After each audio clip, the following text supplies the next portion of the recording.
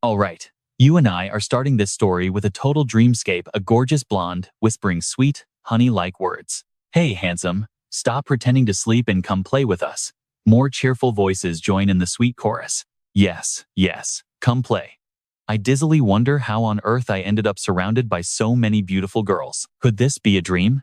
Yet, every soft touch feels incredibly real, sending shivers running down my spine. Hey girls, stop licking me, that tickles. Suddenly, I snap awake. No, damn it. Of course it was a dream. There are no beautiful girls here, just two hideous, giant-headed beasts from a living nightmare charging right at me. Stay back. In pure desperation, my hand reaches down and grabs a nearby rock. Without hesitating, I hurl it at the beast, shouting, "Get lost. I am Chu Guang, a lucky survivor in this brutal wasteland. I only came out to scavenge for food and scrap metal, but ended up taking a quick nap. Waking up to this horror makes me want to curse out loud. But right now, I just have to run." Thankfully, this two-headed hyena is not that fast. I finally lose it, but night is already starting to fall. Wandering around a monster-infested wasteland in the pitch black is basically a death sentence. Starving or not, heading home is the only smart move. My base is an abandoned sanatorium called Shelter 404. Don't blink here. Never let its ruined exterior fool you, because this place is absolutely massive. Thinking back to that wild dream, having those girls here would have been amazing. But honestly, I am not entirely alone. You are finally back. Administrator, buzzes a robotic voice. That is Xiao Qi, my assistant robot, number 777. I calmly reply. Relax, Xiao Qi. I was only gone for half a day, you know. But Xiao Qi insists I was gone too long, and still have urgent missions to complete. She is the shelter assistant, and I am the official administrator of this place. As the administrator, I get a safe bunker to survive this harsh world, plus some basic food to keep from starving. But this title comes with major responsibility. My job is using Earth's internet to recruit players to rebuild this ruined world. As a guy who transmigrated from Earth 5 months ago, I am perfect for this job. Without any delay, the Wasteland Online project officially begins. Let's pause for a second. Would you believe a game could actually be 100% realistic? In the private Cattle Club chat room, I drop a message, claiming that I just joined an advanced tech company developing an ultra-immersive virtual reality online game with limitless future potential. Instantly, the replies blow up, asking, "Is this real? Sign me up." Handsome brother Ma responds jokingly, "Nice try, brother. You almost had me fooled there." Category 8 Gale scoffs, saying if such tech existed, it would be used elsewhere, not for games. Yellow Raincoat pipes up, laughing that my stories are getting wilder by the second. Brother Gale snorts, arguing that the military would definitely use this tech first to train elite special forces. Meanwhile, a blonde gamer enthusiastically starts typing away on his keyboard. With a smirk on my face, I post a link. If it exists, do you guys want to try? The internet is a wild place. That cute online girl could easily be a middle-aged dude behind the screen. But my account, Chu Guang, is actually logged in directly from Shelter 404. I record a voice message and share the link. Try it if you are interested. As you can see, I am baiting Earth players with a promise of a 100% realistic game. Wasteland Online now has 11 pre-registrations, which is enough to complete the quest and claim rewards. Suddenly, a familiar robotic voice rings in my ear. Quest completed. Rewards granted. A carbon nano bulletproof vest plus 5 bonus points. Spending only 5 months here, I still remember my past life on Earth as a regular sales manager. That day, I closed a massive deal. But at the celebratory dinner, a single glass of wine made my chest tighten. A sharp ringing echoed in my ears. My head spun, and I blacked out before waking up in intense pain. Opening my eyes, I was greeted by a completely unfamiliar ruin, collapsed skyscrapers, thick smog, and an incredibly heavy, suffocating atmosphere. I quickly realized I had transmigrated straight into a brutal, desolate wasteland. At first, I thought some film crew dumped me on a reality show set. I ran like hell, but this place was infinitely massive. Even worse, my physical body had completely changed into someone else. And trust me, you and I are about to see a high-tech system screen flash before his eyes. Let's dive into a crazy story as the system welcomes scavenger Chu Guang to Wasteland Online. Apparently, I'm the very first scavenger in this world. My first instinct was to call the police, but I didn't even have a phone, let alone a single stitch of clothing on me. After struggling in this desolate wasteland for an entire day, my stomach was growling with hunger. To survive, I had to accept reality and look for food. By some miracle, I actually spotted smoke rising in the distance and stumbled upon a survivor camp known as Bet Street. Draped in rags, they wandered around aimlessly like brainless zombies. I sneaked in, hoping to scavenge some food and gather intel. Suddenly, a freezing cold gun barrel was pressed right against my skull. "Don't move, or I'll feed you a lead salad." "Which shelter did you crawl out from?" He spoke a completely foreign language, unlike anything back on Earth. Yet, miraculously, I didn't just understand him, I could actually talk right back. Staring coldly, Bet kept his double-barrel shotgun trained right on me. Chu Guang forced an awkward laugh. "Take it easy, man. I'm just passing by, trying to find directions." Suddenly, a massive bang went off, leaving my ears ringing violently. The bullet grazed past my head, slamming into a giant bear charging from behind. Everyone around us went into a total panic. Old Bet scowled and let out a cold snort, his sharp gaze locking onto me. "This wasteland is no playground, kid. You don't have a single piece of gear. Stop wandering around, or you'll end up as Monster Chow in no time." He mumbled to himself as he bent down to inspect the mutated bear carcass. I silently thanked him, because honestly, the old man was right. I survived here for 5 months while gathering information. Now, pay attention, because this wasteland, it's a parallel universe. Back in 2019, over 211 years ago, a devastating war nearly wiped out human civilization completely. Since then, the world entered a brutal glacial era. Mutated beasts are everywhere, and their combat power has multiplied insanely.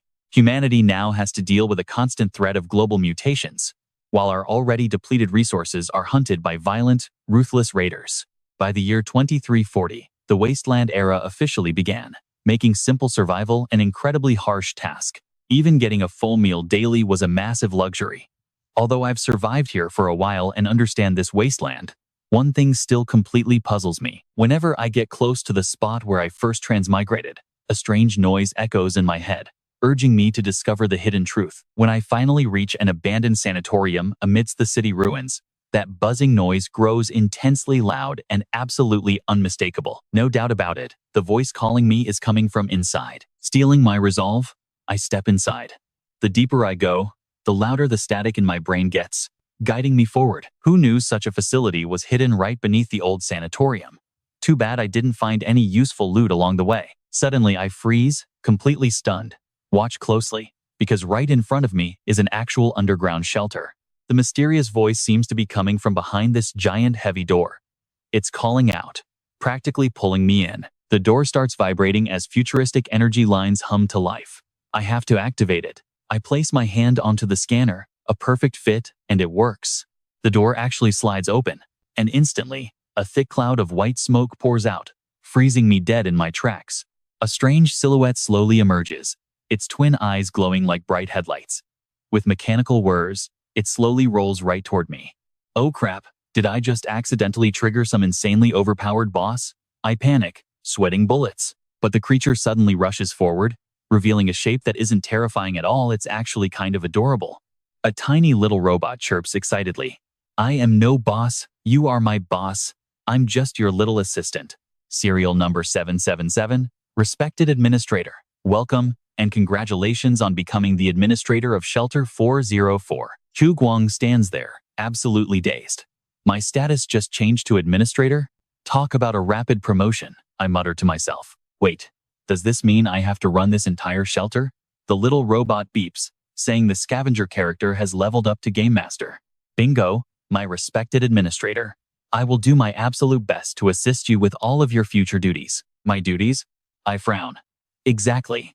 You need to use Earth's internet to summon beings called players over here, so they can complete missions to rebuild this home. Once missions are completed, both you and the players receive rewards, constantly leveling up and growing incredibly strong. Hearing the explanation, Chu Guang feels a massive wave of excitement. So I can actually connect with Earth from down here? Of course. This shelter doesn't just link to Earth's parallel world internet, it even has its own official website. Pre-registered players will automatically receive a unique number and be registered directly into the shelter's resident database inside your administrator panel. You can also manually select specific ID numbers to grant them game access. The system will then use a highly classified method to deliver virtual reality helmets directly to those players. They'll officially log into this brutal wasteland. Trust me, you and I are about to witness the ultimate virtual reality gaming era. Alright, you and I are about to see how a simple helmet connects players to clone bodies in an underground shelter. The more Chu Guang hears, the more hyped he gets. The heavens haven't abandoned him, his cheat code has finally arrived. Laughing, I look at my robot. Calling it by a serial number feels too weird. From now on, your name is Little 7. Hearing this, Little 7 leaps up in pure joy. I have a name. Oh boy. It starts spinning in circles, making me panic. Hey, what are you doing? Did you glitch out or something? Little 7 repeats, chirping excitedly. My name is Little 7. My name is Little 7. Respected administrator, please guide me well. I can't help but sigh. Why on earth does this thing act like a little child? Even if this assistant is a bit silly, this player summoning system is an absolute cheat code. Not only does it help me level up and get stronger, but it also lets me contact humans back on Earth. Maybe I can even find a way to go back to my old world. Beep. Mission completed. To unlock Shelter 404, the system requires a minimum of 4 pre-registered players to join. Type: Main Quest. Reward: a carbon nanotube bulletproof vest plus 5 bonus points. Wait, already? The system is throwing new quests at me. Let's see how I recruit our very first batch of players. Back in the real world, inside a university dorm. Ye Wei, whose online nickname literally claims he can do 10 rounds a night, gets added to a chat group discussing new video games. He stares in shock at the intro for Wasteland Online. What the heck? Since when did a game like this exist? Inside this self-proclaimed pro gamers chat group, excited players from across Earth are furiously debating about this bizarre game. And as the admin, Chu Guang, I drop the most tempting ads: sight, sound, touch, taste, and every single human sense absolutely identical to reality. Experience a fully immersive world with 100% realism. The in-game timeline runs at a perfect 1-to-1 ratio with real life, only offset by 12 hours by using advanced dream intervention technology that counts gaming as actual sleep. A chat moderator named Galeforce8 immediately comments, "What kind of delusional sci-fi setup is this? Plus, this sounds exactly like those old-school copy-pastes about virtual reality gaming from back in the day." Handsome brother Ma sends a laughing face. Haha, are you talking about virtual reality dreams? I used to binge read that stuff in school too. Yellow Raincoat gives a big thumbs up and tries to talk logic. This setup makes zero sense, right? Aren't developers supposed to make money while keeping players happy? With 100% realism, where's the prestige for pay-to-win players? Are we all just leeching for free here? An immersive game with 100% realism? Just how real can it actually be? Dude, seriously, what year is it? Using such an outdated, tacky format for ads won't attract anyone. Yi Wei types furiously, acting as the ultimate model of a modern keyboard warrior. Meanwhile, back inside Shelter 404 in the Wasteland, I am furiously typing away on my computer. As the bait, I immediately drop a legendary, Ultra HD link that nobody on Earth can resist. Ye Wei is skeptical but secretly intrigued. He thinks, if this game is actually real, then his hundreds of custom-made wives from Elder Scrolls V might literally come to life right before his eyes. He imagines them saying, "Honey, are you tired? Let me give you a massage. Hubby, are you hot? Let me fan you. Honey, open wide. Let me feed you some melon." That would be absolutely heaven. Who cares? Let's do this. You and I both know a curious college kid cannot resist a challenge. Let's see if he actually dares to click that link. Let me see just how realistic this thing is. Later, at the college cafeteria, he stuffs his face with delicious spicy fried chicken. Yi Wei heads back to his dorm, completely full. Opening the door, he stops dead. There is a package sitting neatly on his desk. Huh? A delivery? His roommate asks curiously. Wei, what did you buy that is so huge? I didn't buy anything. Who sent this? Ye Wei is completely baffled. His second roommate shrugs. No clue. Roommate shakes his head. Don't look at me, I have absolutely no idea. Ye Wei frowns, muttering, "This is super weird." He carefully slices open the heavy cardboard box sitting on his bed. Inside lies a sleek black helmet with an ultra-modern, high-tech design. His eyes widen in pure disbelief. Is this the gaming helmet? Without hesitating, Ye Wei decides to try it on. The moment it boots up, Mechanical sounds whir and bright lights flash vividly. Whoa, that is blinding. Is the game actually starting right now? He excitedly thinks, bring it on. Fully immersive game, with 100% realism. My virtual harem, your husband is finally here. I am about to live like a total king. If this game is as realistic as they claim, the fan service is going to be absolutely insane. To all the female players, to my future harem, here I come. But suddenly, Ye Wei's face freezes as a cold system notification blares. Please wait 72 hours for activation. He screams, losing his mind. No, no way. I already got fully prepared for this. And now you tell me I have to wait 3 days? Hearing him, his roommate scowls. Ye Wei, are you out of your mind? What are you screaming about in the middle of the night? Yeah, seriously. Someone go shut him up right now. Another roommate joins in. Ye Wei turns around, sounding totally defeated. Brother Liu, chill out. Just let me check this thing first. We leave off with his clueless roommates. But trust me, the real chaos is just beginning. Alright, you and I are diving into this crazy story. Over at Shelter 404, Chu Guang is still busy cooking up his player recruitment scheme. In their cattle and horse group chat, Night 10 drops an emoji, asking if the little fairy is online. Handsome Brother Ma instantly replies, saying he received it. The thing is super bizarre, literally appearing right at his front door. Ample Time adds that the whole thing is absolutely terrifying. He found it by his garage door. Level 8 Gale chimes in, saying he found his on his desk, thinking a coworker left it. Ye Wei refuses to be outdone, claiming his situation is way creepier. The package literally materialized right on his bed. His 3 roommates were right there, yet nobody saw how the box got in. Plus, there is an even weirder mystery they might have missed. Once he puts the helmet on, a countdown timer appears, but to everyone else, it is completely invisible. Another group member gasps, admitting how incredibly bizarre that is. They wonder what kind of god-level game company is actually behind this. They did not just find their addresses. They delivered the package right to them. Sneaky, seamless, and absolutely undetected. Handsome Brother Ma agrees, saying that this is the most alarming part of all. Tracking an IP to find a physical address is theoretically possible, but delivering the hardware like this? I have no idea how they pulled it off. He is over in Jinling, while Night 10 is in Zhangcheng, 500 kilometers away. Yet they both received their helmets simultaneously, right after clicking that web link. Ye Wei nods in agreement, realizing it happened mere minutes after clicking. He pauses, then speaks up with growing curiosity. Here is where it gets interesting. He suggests a wild idea to disassemble the helmet and peek inside. Gale quickly warns him it is way too risky. He has no clue how to dismantle it, and force would destroy it. Another buddy chimes in, wondering what kind of powerful game studio could do this. Tracking down their physical addresses and dropping off the equipment so easily? Should they call the police? Handsome Brother Ma shakes his head, noting there is no financial loss, so officers probably won't help. Besides, what would they even say?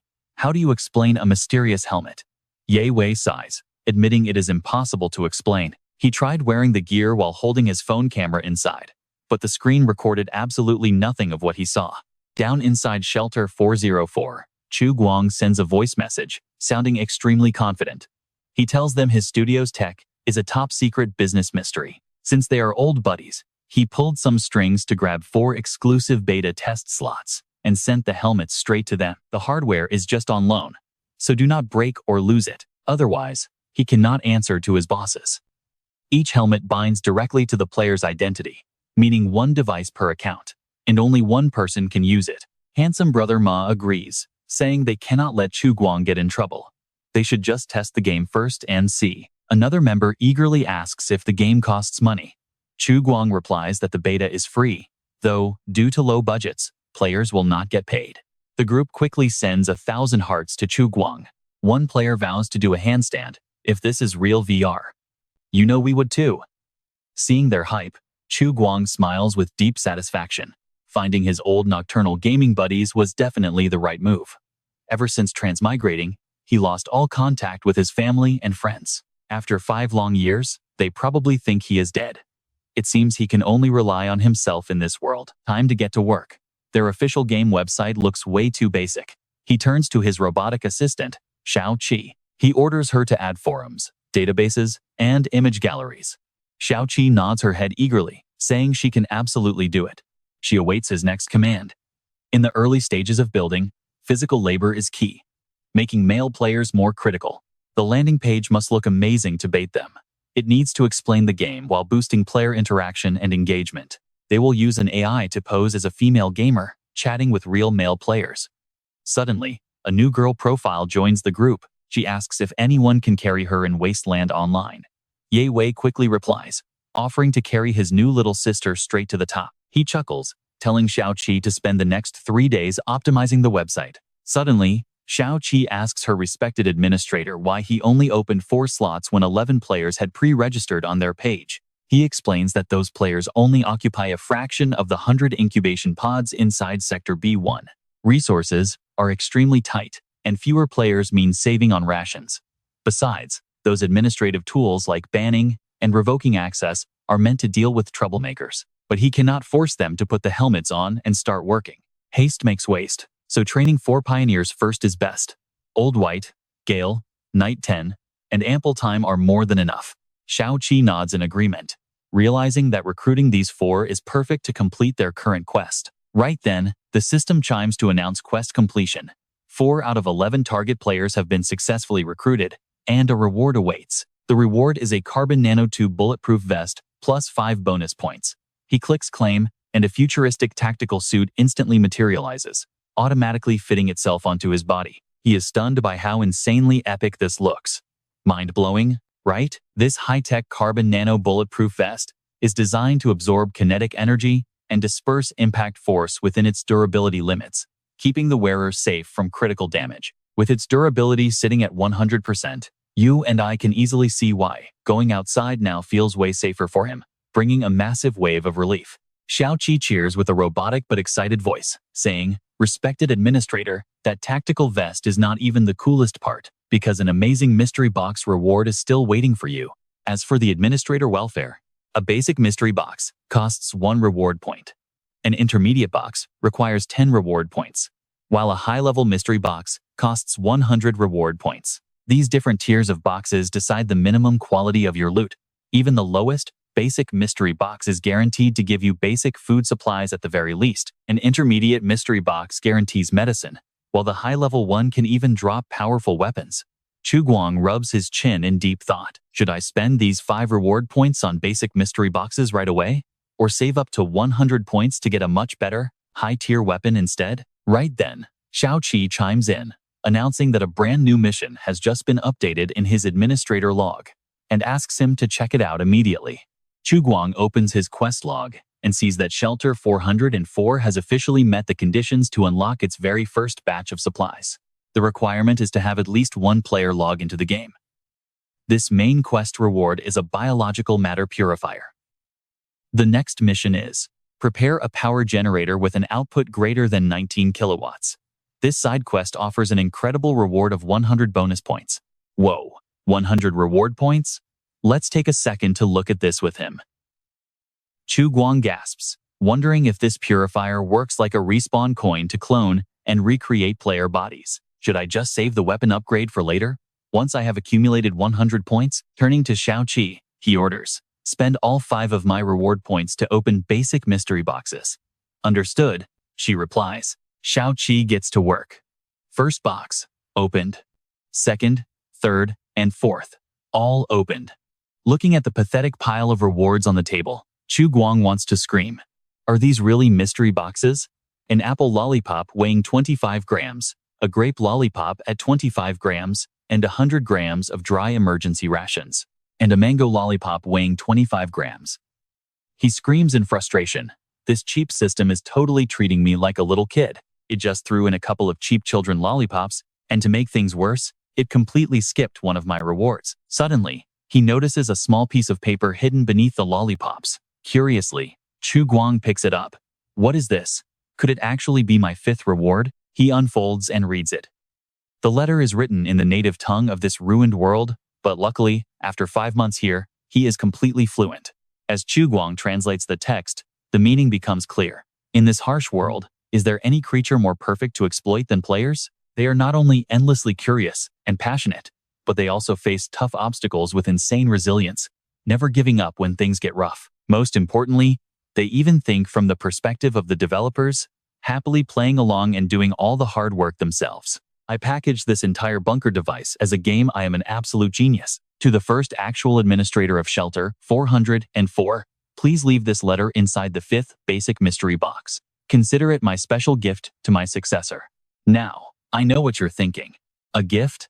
Yeah, right. Chu Guang shakes with pure rage that Jerk literally wasted one of his precious basic mystery boxes. Xiao Qi quickly waves her hands, saying, "Respected administrator, please calm down. Do not get upset." She tries to comfort him, pointing out that inventing such insane black technology in a fallen civilization and wrapping it into a game means the first administrator was way more than just a regular genius. Chu Guang narrows his eyes. Xiao Qi, do you know anything about the first administrator? Respected administrator, I do not have him in my database. My system programming only activated the moment you entered this shelter. He shrugs, saying, "It is fine. It is not your fault." Chu Guang nods. But if that guy really was the first administrator, the local database should have some records about him stored somewhere, right? Xiao Qi promises to look it up immediately. After searching for a moment, she reports that according to Shelter 404 records, the previous administrator transferred authority over a century ago on May 1st, 2057. This once incredibly prosperous planet had undergone a completely devastating war of total, absolute destruction.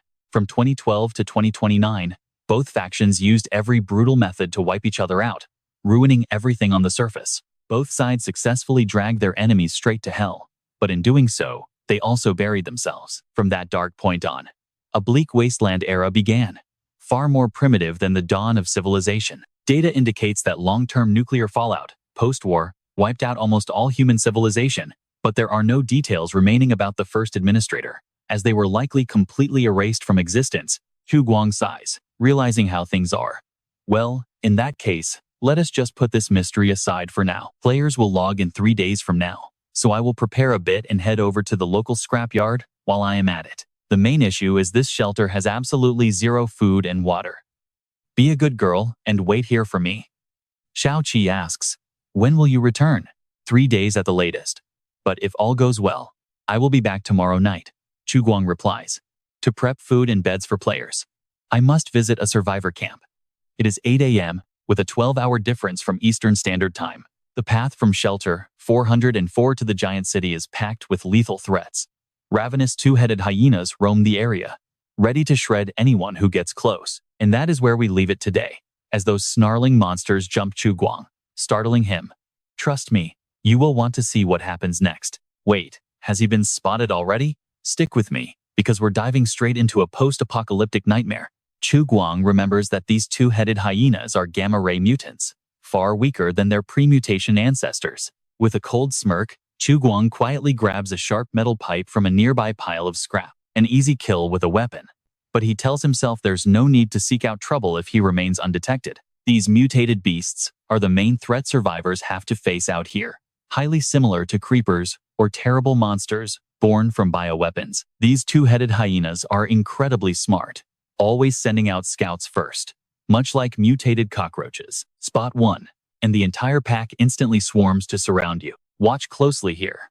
In these pitch-black shadows, you never know how many are waiting. A single mistake could easily cost you everything, even your life. Bet Street, a survivor outpost. At the salvage station on Bet Street, under Boulder City, the largest survivor hub in Qingquan City, Chu Guang arrives to exchange survival supplies. Otherwise, when the players arrive at the shelter, there'll be nothing to eat.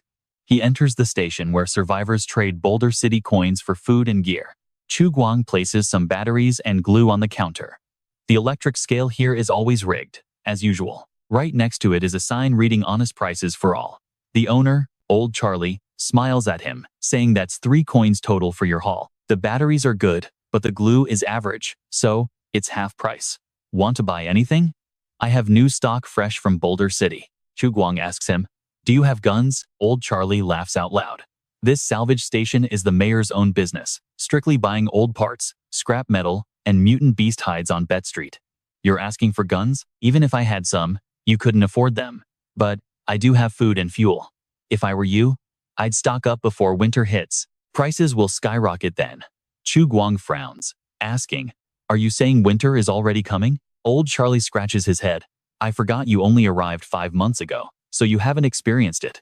Last year, the temperature dropped by now. This year, winter is arriving early. It might even start snowing by October. During that time, the mutants outside will become hyperactive as they prepare for winter, growing far more aggressive and bloodthirsty. Under the snow, you never know if it's just ruins or a mutant rat with razor-sharp teeth waiting for you.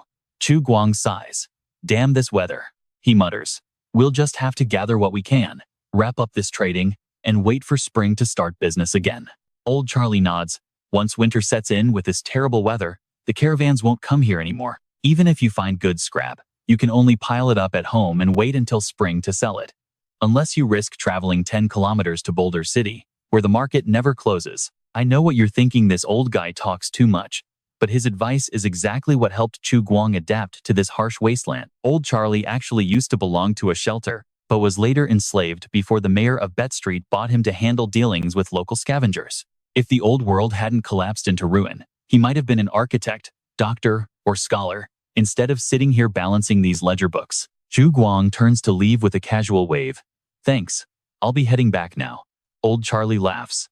Don't mention it, just stay safe, and bring me whatever good stuff you salvage. Walking slowly down the dusty road, Chu Guang figures that since they both came from shelters, that's probably why old Charlie looks out for him like this. He counts his money.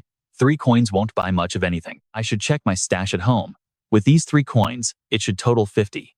That's my entire net worth. This tiny budget is just barely enough to keep Shelter 404 running in the beginning.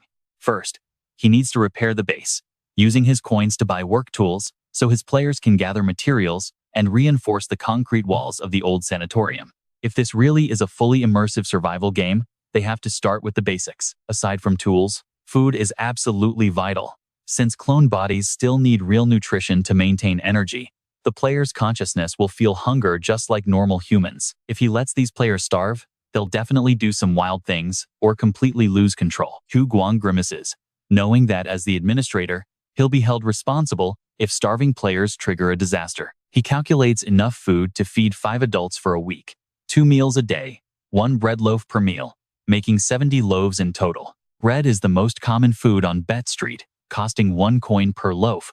But since these players are basically free labor, they don't need fancy meals. He recalls the words of the first shelter administrator in this wasteland. No creature makes better free labor than a gamer. With a sly grin, he plans to feed them cheap green wheat from a nearby farm. 3 coins buy 1 kilogram, and 5 kilograms feed a person for 2 weeks. He'll stock up on that first, then figure out the rest at the station. Let us dive right into the action, as Chu Guang accidentally bumps into a little girl. Ouch. She looks up shyly. Sorry, big brother, I did not mean to. Chu Guang instantly recognizes her. You are Yu Xiaoyu, the youngest daughter of the Yu family, right? Trust me on this one, our story starts with a very sweet encounter. Xiaoyu timidly nods, saying she heard noises and feared thieves, while Chu Guang awkwardly coughs in response. Xiaoyu immediately flashes a bright, radiant smile. It is nothing. When you are not home, I can watch the house for you. Besides, I am totally free with absolutely nothing to do.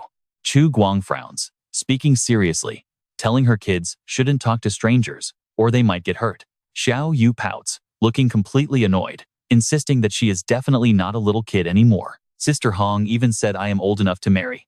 Plus, you aren't bad.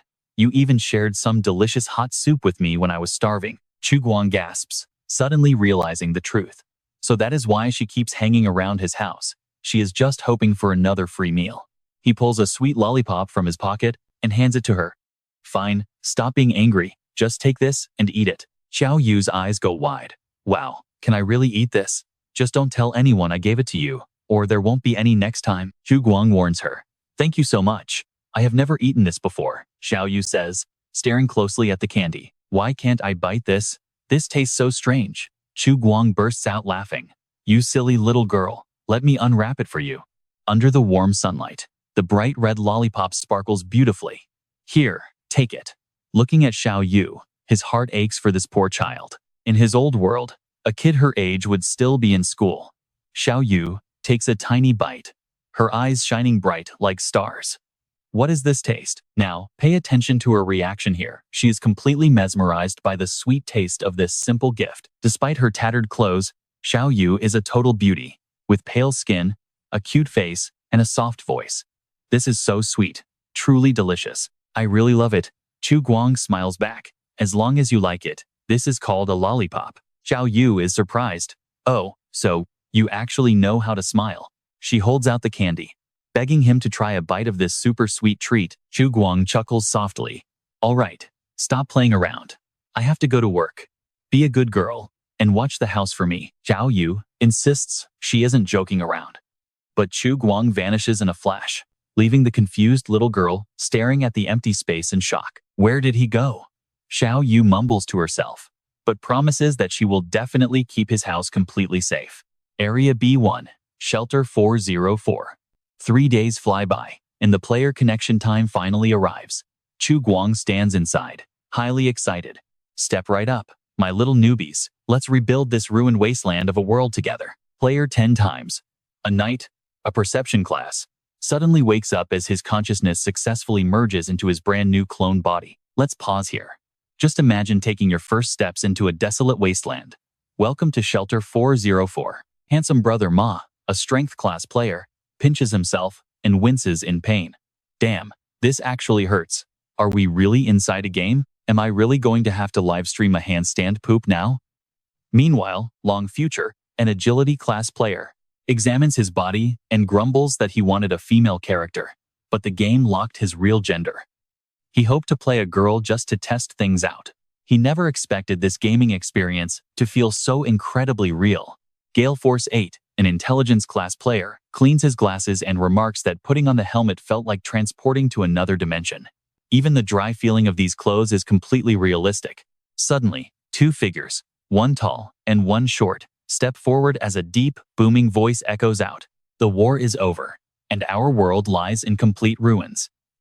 But because of this, you players must now work together to rebuild human civilization from scratch. Chu Guang stands proudly in front of the 4 players, announcing himself as the administrator, codenamed Chu Guang. This is my assistant, Xiao Qi. Feel free to ask her any questions you have. Let us work well together. The players stand jaw-dropped, unable to hide their pure shock as the system announces their successful login to this incredible world. Stepping into this wasteland, they are blown away by its extreme realism. Chu Guang smirks inwardly, proud that his dominant presence has controlled the room. Handsome brother Ma speaks up with deep confusion, wondering if this administrator is just an in-game NPC. He acts exactly like a real human. Long Future interrupts, asking where Guang is and about their quest. How do we log out of the game? And by the way, can we change our character gender in this system? Chu Guang waves his hand, demanding absolute order, explaining they just need to lie down in their incubation pods to log out. For now, simply shut your mouths and read this guide. Leading the confused group outside, he hands them the official Shelter Handbook, version 1.01. The administrator's orders are absolute, and every single resident must obey them without question. If you break rules, I can force you into hibernation or ban you. Forced hibernation means logging out, while a ban cuts off your access completely. The administrator holds the absolute final authority over all terms and rules inside this game. Gale Force 8 mutters in shock. What? This NPC administrator literally has full system privileges to ban players. What kind of crazy, terrifying gaming experience is this? Handsome brother Ma nods. Yeah, Guang went through absolute hell to secure these accounts for us.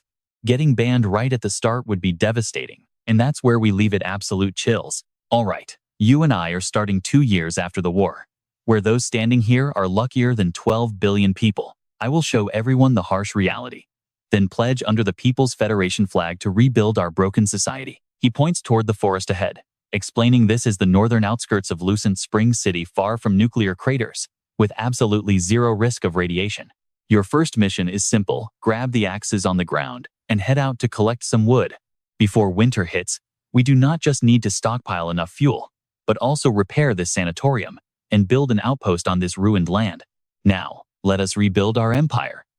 Get to work, and remember, do not venture too far away. Oh, and if you encounter mutated beasts, do not be reckless, retreat immediately. With that, the 4 eager players head into the woods. Xiao Qi asks anxiously, Master, are you absolutely sure these people will not cause any trouble? Chu Guang smirks. Of course they will, which is why I need you to watch them from the 3rd floor north window. Report immediately if there is danger or if someone wanders off. I am heading to the control center to check our rewards. Xiao Qi hesitates. Honored administrator, there is a slight problem. I do not have legs, so how do I get upstairs? Chu Guang sighs and picks Xiao Qi up. Fine, I will carry you. Meanwhile, near the sanatorium, the 4 players hard at work, axes ringing out. Suddenly, a massive tree crashes down, shaking the ground.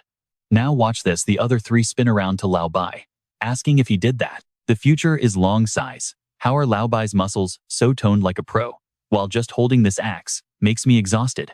Lao Bai laughs. What use is this buff body anyway? My in-game strength is higher than real life, but Ye Shi cuts in, teasing. Wow, brother Ye Shi, your shoulders are so broad, I feel so safe. Brother Ye Shi, please protect me.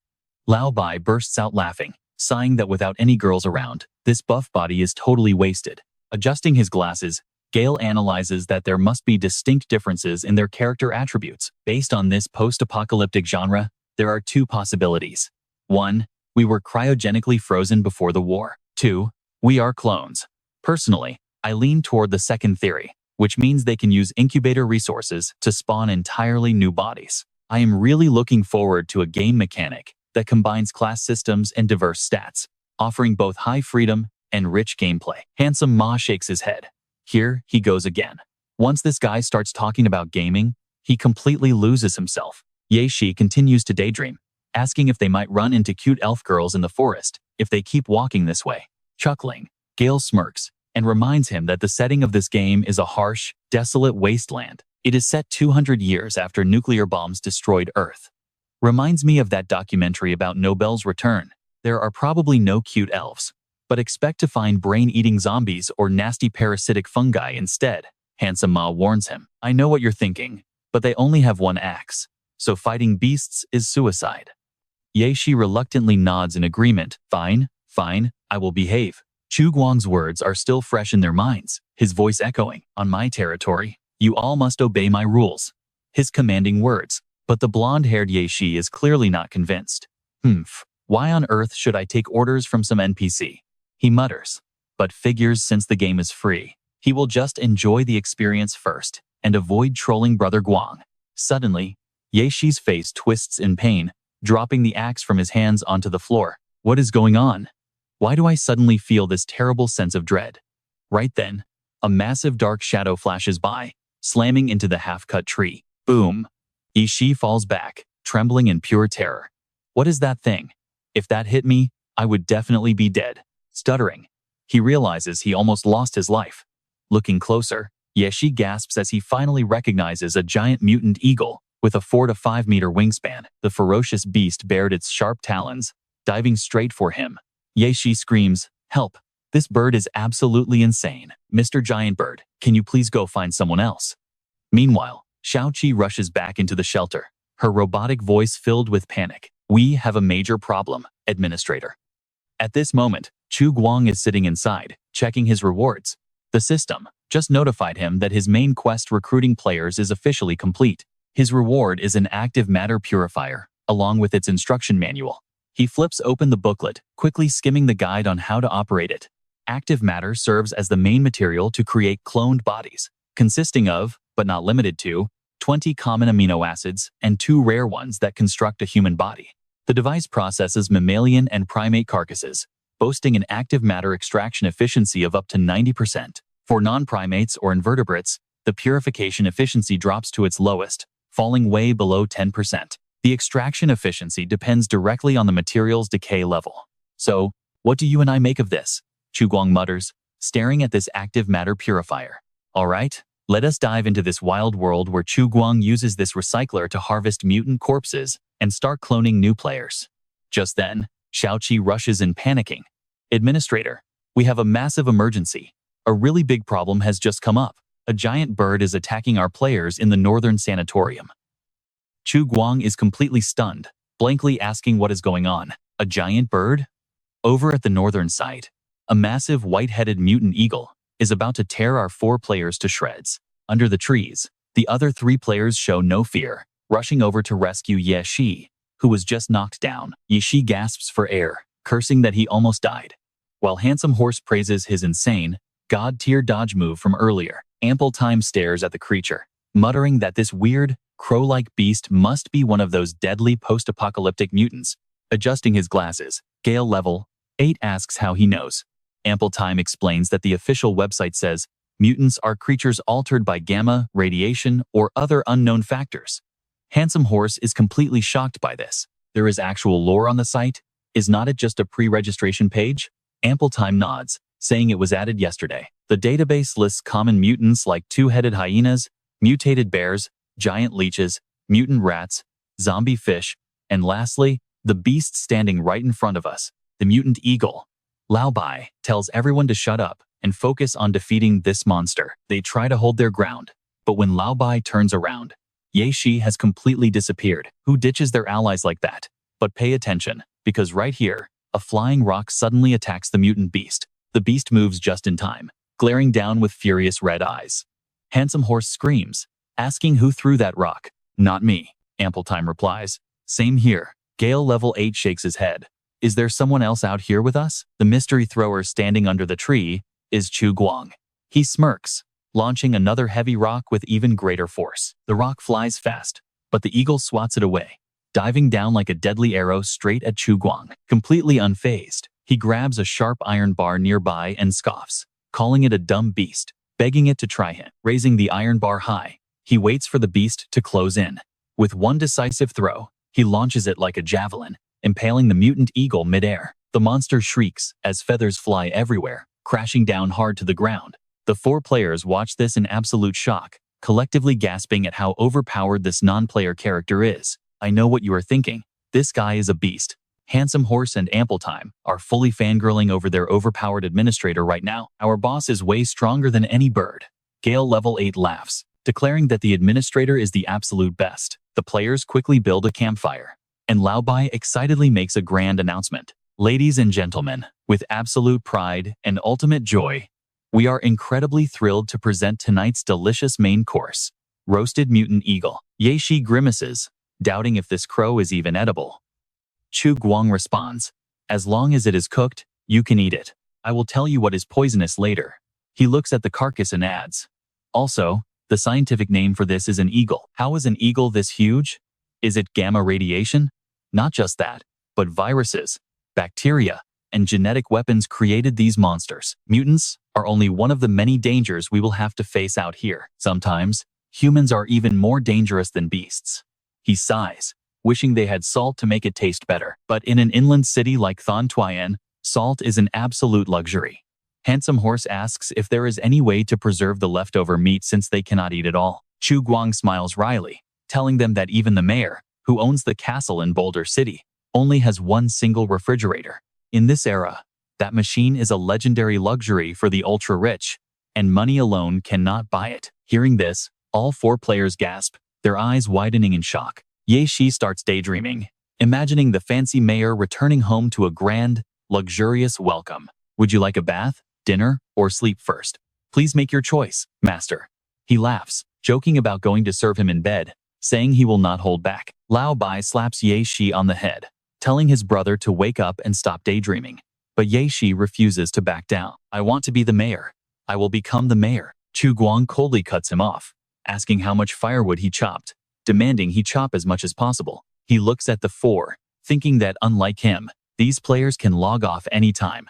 With no survival pressure, he needs to motivate them to work hard. He announces a new rule: 1 contribution point per meter of large branches, and 2 points per meter of thick trunks. Points can buy limited rewards. For example, 1 roasted eagle leg costs 5 contribution points, while 2 legs will cost you 8 points. Ye Shi immediately speaks up, claiming that he suddenly does not feel very hungry anymore. Chu Guang smiles warmly, saying he is not hungry either, while Handsome Horse agrees. Trust me, you and I are in for an absolute ride. Let's dive into this crazy game world where players literally scramble to chop trees just to win a roasted bird leg. Suddenly, everyone is struck by a sudden urge to cut down more wood. After intensive manual labor, they return completely wiped out. Chu Guang stands before them, speaking in an official voice. You've all worked incredibly hard. Now, let's announce the final results of your mission. In total, you've earned over 2,000 contribution points. Lao Bai, a real-life brick kiln owner and strength-focused player, dominates with a spectacular performance. He laughs boisterously. Haha, a score like this is practically nothing but pocket change to a guy like me. Back at my busy brick kiln, carrying actual bricks is way more intense than doing this. Fang Chang from the perception system and Ye Shi from the agility system each earned over 400 contribution points. Fang Chang pats Ye Shi on the shoulder and says, "My brother, outstanding job." Ye Shi smirks. "Thanks, you weren't half bad either." Meanwhile, Gale, a level 8 intelligence-type player, receives 300 contribution points. He sighs while pushing up his glasses, realizing this virtual reality game just painfully exposed his weak, real-world stamina. Lao Bai comforts him. "Take a bird leg, brother. It's only a game. Don't take it to heart." The rest of the group quickly chimes in with agreement. Chu Guang stands on the side, quietly observing them. He's genuinely surprised by how impressively these players are performing. He chuckles inwardly, glad he used roasted birds as rewards to keep them quiet. If he'd ordered them to chop down 100 trees for lollipops, he'd be the one getting chopped. He clears his throat and continues. "Ahem. You can check your official contribution points on our main website. And pay attention here, beside rewards, contribution points can buy resurrection coins." But Ye Shi is still disappointed, asking if that's all. Level 8, Gale nods in agreement. That's actually quite decent. Since it's only in closed beta, the game content is bound to be limited. Handsome Brother Ma adds, "Exactly. As long as our data isn't wiped, we can hoard wealth and spend it when the official servers launch." Chu Guang rubs his forehead with a mild headache. He originally wanted to distribute some coins, but his entire net worth is literally only 50 coins. Additionally, since they didn't transmigrate like him, they don't understand the local language. He must invent a translation tool to solve this communication barrier. He plans ahead. Lao Bai speaks up. "Hey administrator, I noticed our living quarters have zero electricity. Why don't we find a way to build a power generator?" Chu Guang explains. "Our resources are scarce, and the shelter's energy supply isn't infinite. Relying on makeshift generators might work temporarily, but it creates massive hazards in the long run." Checking his watch, he says in a serious tone, "It's already 5 p.m. Time is running short, so everyone should log off now." He is fully aware of the massive time difference between these two worlds, even though it's not fully dark here. Morning is breaking in their real world, and staying longer would seriously mess up their daily lives. Let's check out how hyped they are returning to their gaming pods. Fang Chang marvels at how fast time flies when a virtual experience feels this incredibly real. Handsome Brother Ma nods in agreement. "Too true, man. I honestly don't even want to go offline right now." Ye Shi sighs. "Well, I certainly don't miss my weak real-world body. I'm exhausted." Seeing the 4 players log off, Chu Guang plans his next moves. He needs to recruit players who are free during daytime or live in different time zones. Otherwise, guarding this outpost alone at night is too risky. Xiao Qi chimes in. "Honorable Administrator, the clone experience reports have just been updated. Would you like to review them?" Surprised, Chu Guang asks if such reports even exist. Xiao Qi explains that once players log off, the incubation pod automatically scans their clone bodies.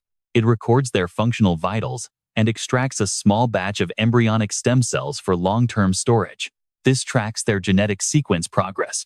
Chu Guang frowns, wondering what a genetic sequence and development progress actually mean. Xiao Qi replies, "Each clone is made of different DNA sequences. Genetic sequence refers to the unique identification codes of those DNA variants. For instance, strength-focused genetic sequences grant superior power.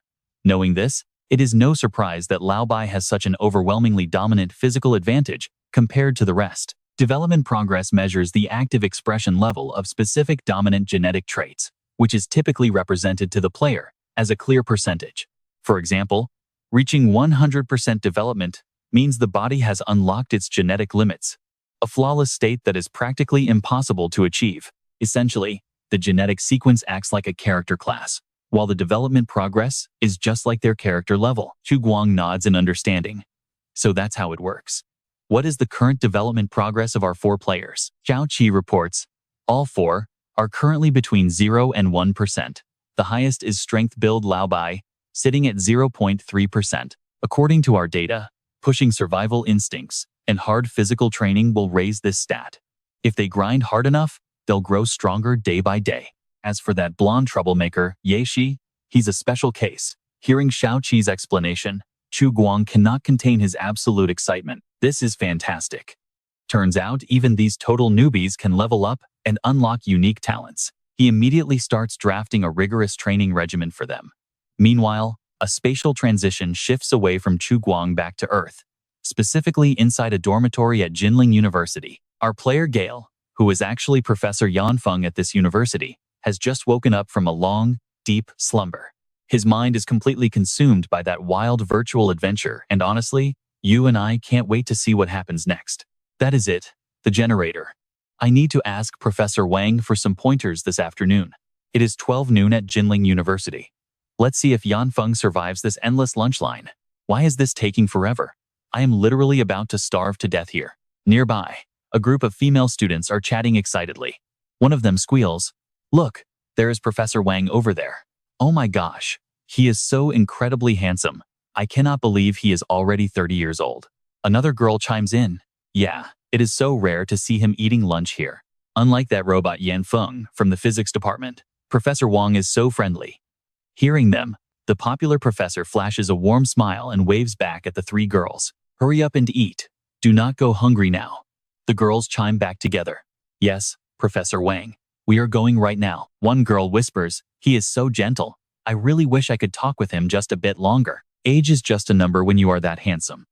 Meanwhile, Yanfeng sits quietly, completely absorbed in a textbook about advanced generator principles. Suddenly, he mutters, "Generators? Is Professor Yanfeng actually researching something like this these days?" Just then, Professor Wang approaches. Yanfeng quickly shuts the book and says excitedly, "Lately, I have been reading this post-apocalyptic novel." Professor Wang raises an eyebrow, looking completely baffled. "Huh? So what of it?" Yanfeng continues, "I want to know if that actually happened. How would a survivor solve their electricity problems?" Professor Wang lets out a forced laugh. "This morning you said you wanted my advice. Was it really for this?" Yanfeng nods firmly. "Yes, exactly that." Professor Wang leans in closer, a playful look in his eyes. "Wait, pay attention to his words. Does he actually suspect that Yanfeng can travel to a real post-apocalyptic world?" Yanfeng calmly pushes up his glasses, though he is secretly sweating bullets. How could this guy know the beta testers are not just 4 players? He quickly tries to play it off. "Oh, do not take it seriously. I was just joking. How could anything so absurd be real?" Internally, he breathes a massive sigh of relief. Thank goodness, it seems he is not a player of Wasteland Online. Coughing lightly, Yanfeng regains his composure to steer the conversation. "I usually read cultivation fantasy. Rarely anything about the actual apocalypse. Could you explain the apocalypse setting of that book?" Professor Wang nods, immediately switching into serious mode. The novel is set 200 years after a nuclear war. If that is the case, things would be incredibly difficult. Unshielded electronics would be fried by electromagnetic pulses from nuclear blasts. The more sophisticated the device, the harder it is to salvage. Yanfeng nods along. So, backup gasoline generators in residential areas or local restaurants are not too sophisticated, right? Even if they were not looted, being left without maintenance for so long means they are likely broken. Not to mention fuel is a major issue. You cannot expect gas stations to still have fuel after 200 years. Professor Wang nods and continues. But it is not entirely hopeless. You can easily harvest an alternator from a car.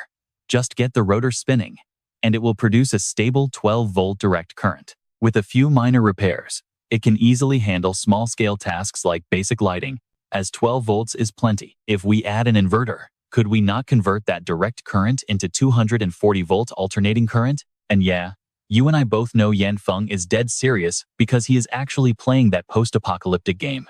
I used to hear that physics majors are absolute weirdos, especially the robot Yanfeng, and those rumors are clearly true. Yanfeng just smiles without replying. Professor Wang stands up. "I have a class to teach, so feel free to ask me if you need anything else." The 3 girls from earlier were waiting, and the moment Professor Wang leaves, they immediately rush over. "Professor, I have so many questions I do not understand." Me too. Me too. Sorry girls, but I have class. Why don't you ask Professor Yanfeng instead? One girl begs, "But can you please tutor us later, please, Professor? Just for a moment." Another chimes in. "I will hold this for you, if you agree to tutor us." Yanfeng pays absolutely no attention to the chatter, his mind already drifting back into the world of Wasteland Online. "Once I log in tonight, I must ask the administrator NPC where to find cars. Why is my phone vibrating constantly? Could there be an update? He unlocks his phone and scrolls past a post about Wasteland Online by a player named Fang Chang. Wow, this post is incredibly long. This kid just plays games all day without working. Yet he wrote such an impressive, detailed strategy guide. Chu Guang mutters, recalling that Fang Chang is actually a retired pro esports athlete with a room full of championship trophies. In the post, Fang Chang writes, "So far, we met 2 different NPCs in the game. The human NPC is Chu Guang, acting as the outpost's administrator. Trust me, you and I will definitely be amazed by his advanced robot assistant, Xiao Qi, and their incredibly smooth player interactions. Alright, you and I are diving into a game where non-playable characters have hidden affection systems, and there is even a built-in pain protection mechanic. At its limit, the brain's nerve center feels 0 pain. I tried cutting my hand with a rock, no pain at all. Though pinching still hurts slightly." The chat room immediately explodes. Holy crap, is this game seriously that insane? Oh my god, I need to buy 10 accounts right now. I do not believe it, unless they let me play the beta test. Another user comments that it would be better if the game allowed custom sensory adjustments to make it more realistic. I am happy with the pain block, but others might not feel the same way. Fang Chang continues. What happens if we die? I am honestly curious. How many times did you die, bro? When are you streaming this? He replies that if he streams, he must ask the game planner, Brother Guang, first. As for the respawn mechanic, a pro player like me has not died yet. The rule is that dying costs contribution points earned from quests. But the biggest headache is that respawning takes 3 days. So, I do not want to test it. If anyone is curious, go try it yourself. Another viewer asks if Brother Guang is actually watching the stream. And here's where it gets crazy. While viewers beg for custom genders, inside Shelter 404, our main character Chu Guang is actually watching them live. He mutters to himself, "Humph, this brat. Respected administrator, look at this. Our pre-registrations have reached 25, beating our target of 11 by 14. Should we increase the player limit now?" Chu Guang replies calmly, "No rush. Next I need to arrange the setup for the alpha test." That kid Fang Chang was once a top 20 player in Asia in PUBG, climbing to the strongest rank in the Alliance. Thanks to his free live streams, he recruited many players. But for the next pre-registration, we cannot just send a link. So write a hype intro, turn on voice to text, and send it to the Cow Club. He opens the group chat and skims the content, which looks like what Future Eyes Long posted. Representing the development team, let me add this, please quit smoking. Netizens instantly go wild. Great God, Chu Guang, we love you. Who wants to carry us? Chu Guang continues, saying the game will start alpha test signups with new rules on the official website. Here is the link. You can answer the website questionnaire to set your affinity for the 5 attributes: strength, perception, intelligence, constitution, or agility. For example, do you prefer A, working out, B, deductive reasoning, C, reading, or D, eating, or E, singing and dancing? Please answer honestly to get your best matching stats.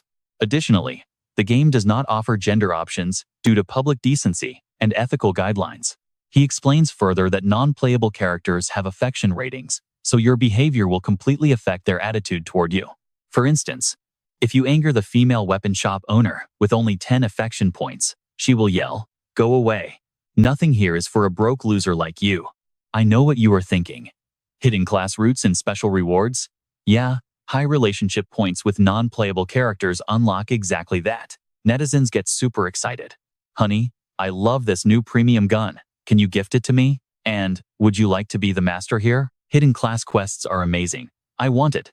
And I want to be that gorgeous lady's boss too. Chu Guang smiles and mutters that Future Eislong wrote a really good review, which should definitely be pinned on the forum. He reads on. In-game players must wear the developer's helmet to clone themselves in the culture pod. Xiao Qi, if players can clone, can I do it too? After all, I transmigrated here, without needing any helmet. Xiao Qi replies, "My respected administrator, let me look that up for you. I am so sorry. There is no genetic sequence information for you in the database, meaning no sequence is linked to the culture pod." Chu Guang nods. "That is fine. If it is not there, you can just use my physical exam results and the first administrator's formula to calculate my attributes instead." Xiao Qi replies, "Yes, of course we can." After a moment, it reports, Administrator Chu Guang, genetic sequence level 5, base attributes, strength 8, Agility 5, Constitution 6, Perception 7, Intelligence 8. Level 5 is just 5% of the first administrator's genetic sequence development progress. He is truly a genius for simplifying over 120 complex body stats into 5 basic attributes. Chu Guang requests, adjust the attribute boards of the other 4 players for me. Xiao Qi nods. Yes, sir. Your data panel is actually 1 full rank stronger than the other players. They probably just arrived in this world, so their genes have not developed much yet, and they remain weak. Chu Guang ponders. My stats are high, yet my genetic sequence is missing from the database. Could I be in existence that completely bypassed the first administrator's calculations? How incredibly interesting. Compared to my boring, repetitive life back on Earth, adventuring through this mysterious post-apocalyptic wasteland is infinitely more exciting. Suddenly, a notification rings out. Ding. Congratulations, host, on unlocking the achievement, Novice Guide. Requirement: a player's first day online time exceeds 8 hours. Reward: plus 10 points. Current points: 10. Xiao Qi cheers. Respected administrator, you now have enough points to exchange for a media mystery box. Chu Guang nods. Sure. Let's pull. Just hope it is not cough syrup. Xiao Qi cheers as the prize drops. And you and I have to see what he gets. The system notified, you and I would definitely love this drop. Congratulations on receiving a muscle cell strengthening syringe, permanently boosting muscle density slightly. Usable every 24 hours, though repeated use reduces its effectiveness. Chu Guang raised an eyebrow, a permanent muscle boost. At least it was better than cough syrup. But could this 200-year-old thing actually still be safe? Feels a bit risky. Xiao Qi reassured him. Respected administrator, please rest assured. All items from our base are top-tier quality products. Chu Guang nodded, grabbing the syringe and injecting it straight into his left arm. It was just a minor boost, so nothing should go wrong. The liquid rapidly spread through his bloodstream, flowing all over his body. He threw a few experimental punches, but frowned. Is that really all? Nothing seems to have changed. Is this stuff expired? Xiao Qi quickly chimed in. Administrator, please be patient and wait just a moment. Chu Guang muttered. Expired drugs, doing nothing is better than them causing trouble. Suddenly, a sharp, icy sting erupted from deep within him.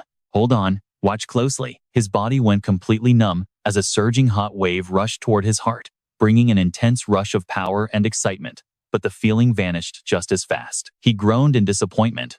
Why did his strength suddenly fade? Maybe it really was expired. It was a 200-year-old drug, after all, and his body felt exactly the same. Well, at least there were no bad side effects. He ordered, Xiao Qi, run a full diagnostic scan on my body, inside and out. Xiao Qi complied and reported back after a moment. Though your genetic development progress remains unchanged, your strength and constitution have both increased by 1 point. Respected administrator, now you only need 1 more point of strength to have double the power of a normal, fully grown adult male. Usually, an untrained 20-year-old male has an average strength and constitution score of 5 points. Currently, your strength is 9 and constitution is 7. Your agility, perception, and intelligence are also above average, since 5 is the standard baseline. Chu Guang nodded. Interesting. Xiao Qi, what time is it? Xiao Qi replied, 4 a.m., sir. There is only half an hour left until the players log in. Please get ready. Receiving Chu Guang's orders and a gentle head pat, Xiao Qi beamed happily like a child, humming a tune as she went to work. Suddenly, a system interface popped up in front of Chu Guang. The missions had updated. Yesterday, there was only 1, but now there were 2. He checked, but the main story quest was still locked, likely because conditions weren't met yet. Beep. The administrator's log updated, displaying 20 active quests. The list included a side quest to prepare a 10-kilowatt generator for 100 points. Daily quest: hunt down 1 mutated insect for a reward of 2 points. Daily quest: gather 5 tons of wood for 2 points. Daily quest: collect 100 liters of fresh water for 2.5 points. Daily quest: repair the exterior wall for 3 points. Daily quest: repair the second floor walls for a reward of 3 points. Chu Guang scrolled through, murmuring, 20 quests, with a total of 150 reward points. Doing this alone would kill me. I should spend some contribution points to get those newbies to handle these daily tasks. Right now, finding a generator for the side quest is priority number 1. Without electricity, The players' lives would be no different from a primitive tribe. But with power, this shelter will instantly feel like a royal palace. But wait, thinking won't solve it. Let's see if you and I can find some useful talent among these new players. Checking the pre-registrations, the count hit 35, an increase of 10 more rookies. Looks like last night's group chat discussion actually paid off. Still, he frowned. The community group only had 100 members total. These 35 pre-orders might represent every active user they had. Other games hire influencers and pretty girls for marketing. If he wanted to reel in more rookies, he'd definitely need a brand new approach. Yet, running ads was unrealistic. The Wasteland Online website wasn't officially registered, and one wrong move could get their entire server completely shut down. He shook his head. Besides, if the game gets too popular, toxic players will just ruin the game's atmosphere. He imagined players whining, "Oh my god, these starting clothes are hideous. How could anyone wear this? Administrator, how do you expect me to meet anyone looking like this? Also, I want rice, not porridge." Dealing with those casual gamers would be so tedious. Chu Guang muttered unenthusiastically, imitating them. "I'm going on a date." He stood up, but immediately snapped back to a serious expression. "They can take their time, but we must raise the pre-registration requirements." He ordered Xiao Qi. "I have an idea. Update the website to move the registration process from a basic page to a multi-step form. Players must register an official account, providing a verified phone number and home address just to pre-order. This will easily filter out uncommitted players and invalid registrations." He nodded, pleased. Combining this with the strict questionnaire from earlier, this new screening function would make attracting highly dedicated, quality gamers who love real challenges a breeze. As time flies, you and I are about to witness 3 notifications buzz in the group chat, causing Chu Guang to look up from his screen. Fortunately, it wasn't business partners demanding orders. He let out a sigh and scrolled through the messages. A female member of the group, who was a design director for a fashion company, lamented that she had zero design inspiration, unable to think of anything, leaving her head spinning. All right. Let's jump into a story about a girl too busy for games until she sees her group chat blowing up over Wasteland Online. She decides to pause her hectic fashion design work just to check out what they're saying. One member screams, "Even if I'm dead and nailed inside a coffin, I'll still use my rotting voice to shout it out loud. This game, Brother Ma, is absolutely insane." Another player immediately jumps in, saying, "No cap. If this game doesn't blow up, I'll do handstands to quit smoking." The group leader hyped up, "Wait, you're all playing? Carry me too." The player Feng Chang comments, "No exaggeration. The realism of this game easily surpasses every other virtual reality game I have ever played before. Even 50 years from now, I can confidently predict that nothing will ever top this masterpiece. Whether it's the dynamic lighting, sensory feedback, or the actual textured feel of touching surfaces, everything truly makes you believe you've stepped into a real world, an immersive experience that is guaranteed to feel 100% real." Reading this, the girl falls deep into thought. Wasteland Online, total sensory immersion? She wonders if these guys were just hired by the developers to write fake reviews. How could a game like that even exist? Yet, she murmurs, what's the harm in trying? What if it's actually real? Recalling the new administrator named Chu Guang, whom even the expert player Fang Chang respects, she mutters, this game might be worth a shot. Now pay attention, because as she clicks that link, she's about to make a decision that changes her life forever. A notification pops up on screen. Dear player, thank you for pre-registering for Wasteland Online's alpha test phase. This registration will determine your 5 in-game attribute tendencies: strength, agility, constitution, perception, and intelligence through a series of setup questions. For instance, choosing strength gives you a higher chance of unlocking physical talents, granting your starting character incredible, overpowering might. If you don't have a preference, you can choose a balanced build. The website details that strength represents muscle and bone density, directly determining your overall carrying capacity, deadly melee damage, and weapon throwing power as well. Agility relates directly to your neural reflexes, reaction speed, and overall motor coordination control. High agility players move much faster in battle, easily dodging incoming attacks, slipping away from danger, or executing swift maneuvers. Constitution represents endurance and vitality, affecting your health, regeneration, speed, disease immunity, and overall resistance to negative status effects. Intelligence is not about raw IQ or logical thinking, but instead determines your learning speed, mental recovery, and overall neural device connection compatibility. Players with high intelligence can operate multiple complex devices at once. Perception reflects your natural intuition and keen observation skills. High perception players sense danger instantly, easily spotting hidden clues and deadly traps. The girl mutters that it sounds like a typical game, but suddenly, an unexpected section catches her eye, leaving her completely stunned. Just like a reincarnation, your virtual body is fully determined by your choices. If you dislike your starting appearance, you can choose facial reconstruction or full body modification. She gasps. Facial surgery and cyborg modifications? That's the hottest trend in high fashion right now. Just like that, a massive spark of design inspiration hits her. Watch her excitement explode as she rushes to pre-register for Wasteland Online. Time to play. She quickly fills out her registration info, hoping this gameplay experience will spark ideas for her next fashion lineup. A system beep confirms a new pre-registration request for the alpha test. Chu Guang glances at the screen and realizes the alpha registrations are skyrocketing. Marketing really is key. Even gold needs a spotlight. Checking his watch, 6 a.m. isn't the time to handle registrations. It's time for the players to spawn at Shelter 404. Night 10, a perception-type player, is the final one to log into the game. Xiao Qi steps forward to welcome the 4 players, announcing it's exactly 6 a.m., welcoming them back to the wasteland. One player shouts, "Whoa, my gene sequence is strength-based." Another groans, "Wait, only 3 stars in intelligence? I don't feel stupid, do I?" Xiao Qi replies, "Just asking that proves you are extremely smart, master." Another gasps, "I got agility. Why wasn't I assigned intelligence?" The third player brags, "You wanted intelligence? That's me. 7 points in intelligence, but only 3 in strength." Suddenly, a blonde girl clutches her stomach, grimacing. "I'm not gonna make it. Hurry. Tell me where the bathroom is?" Xiao Qi shakes her head. "Apologies. B1 only has incubation pods. No living facilities exist here. Although I know perception-type players have highly sensitive organs, please try to stay calm." The girl holds it in with all her might.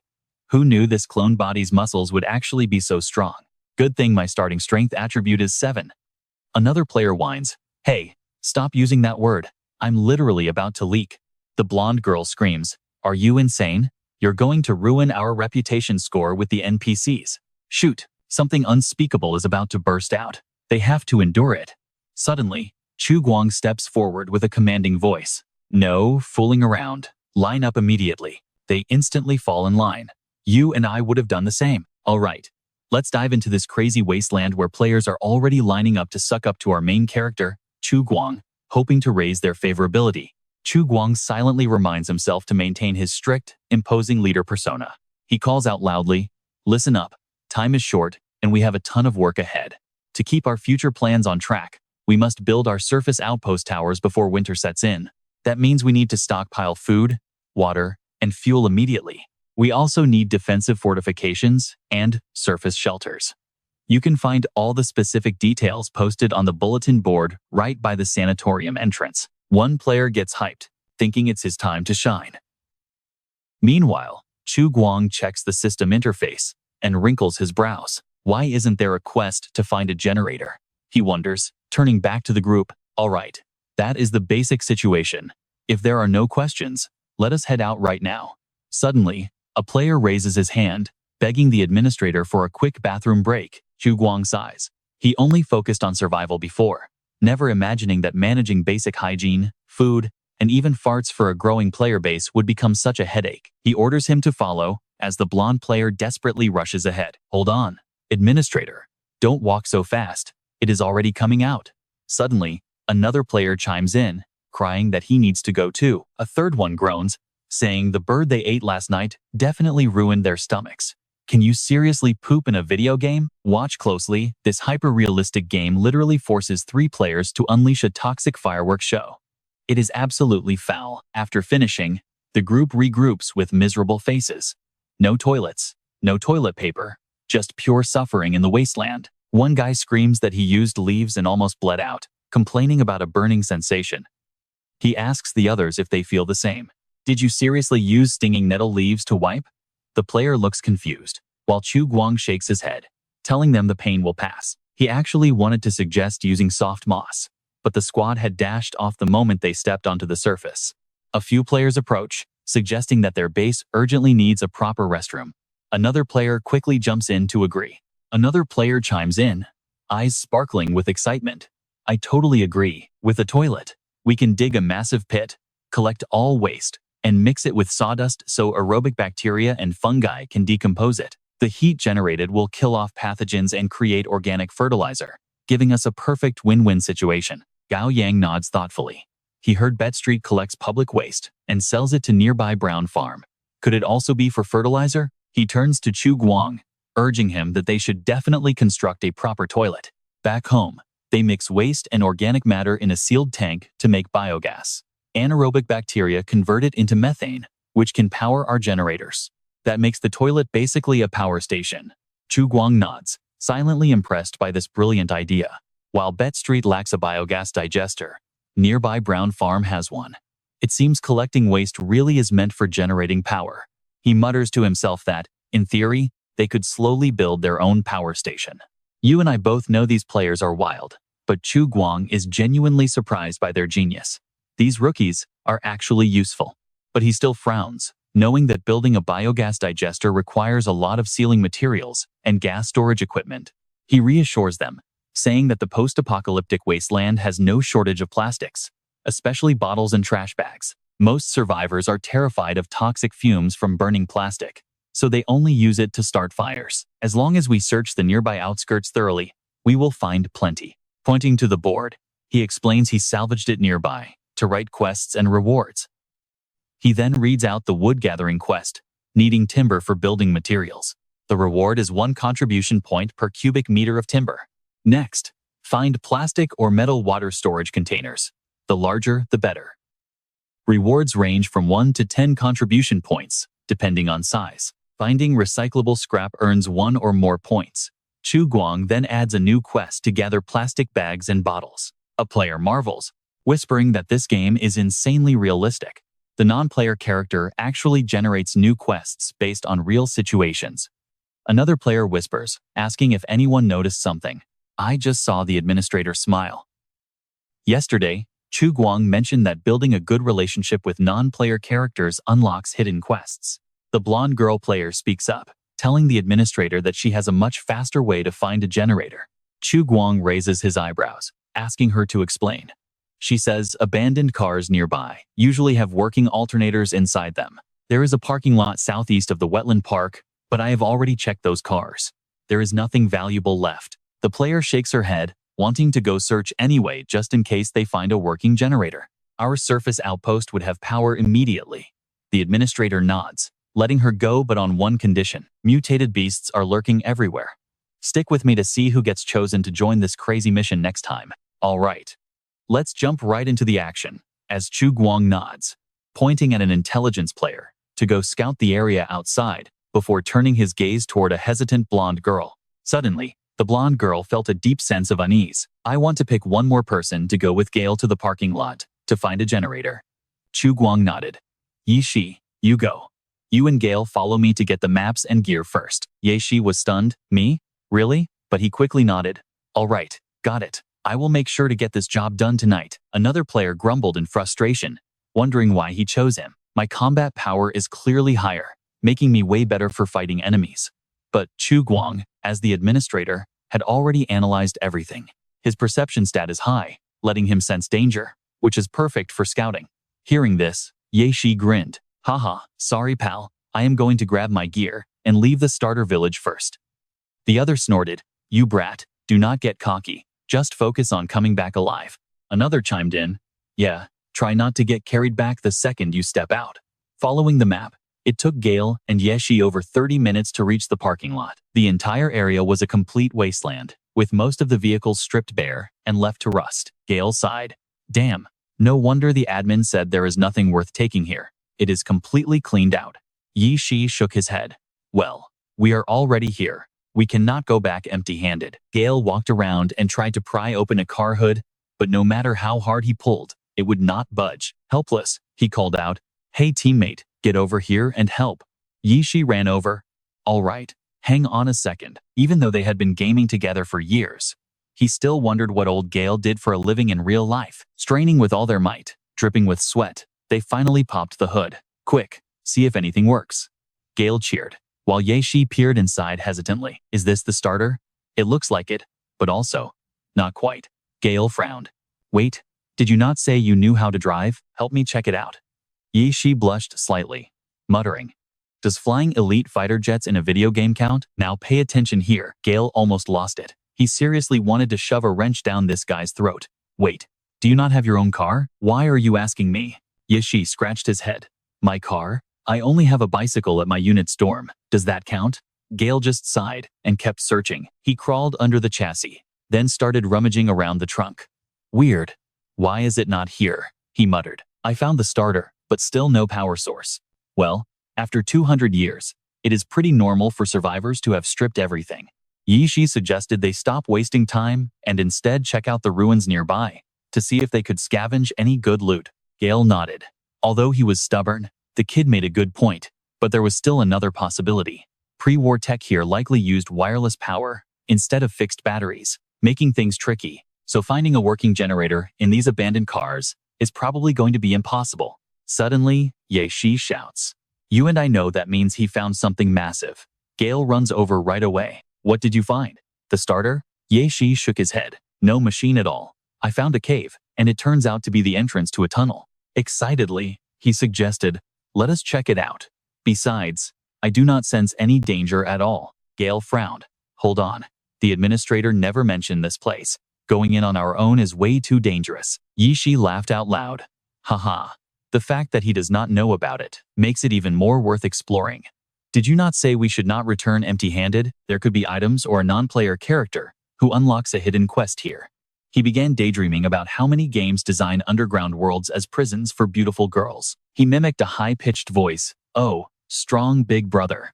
Please, you have to save me. Thank you so much for saving us from this dark prison. Gale burst out laughing. Ye you are back at it again with your wild fantasies of rescuing damsels. I do good deeds without needing rewards. You ladies can just follow me from now on. He pondered.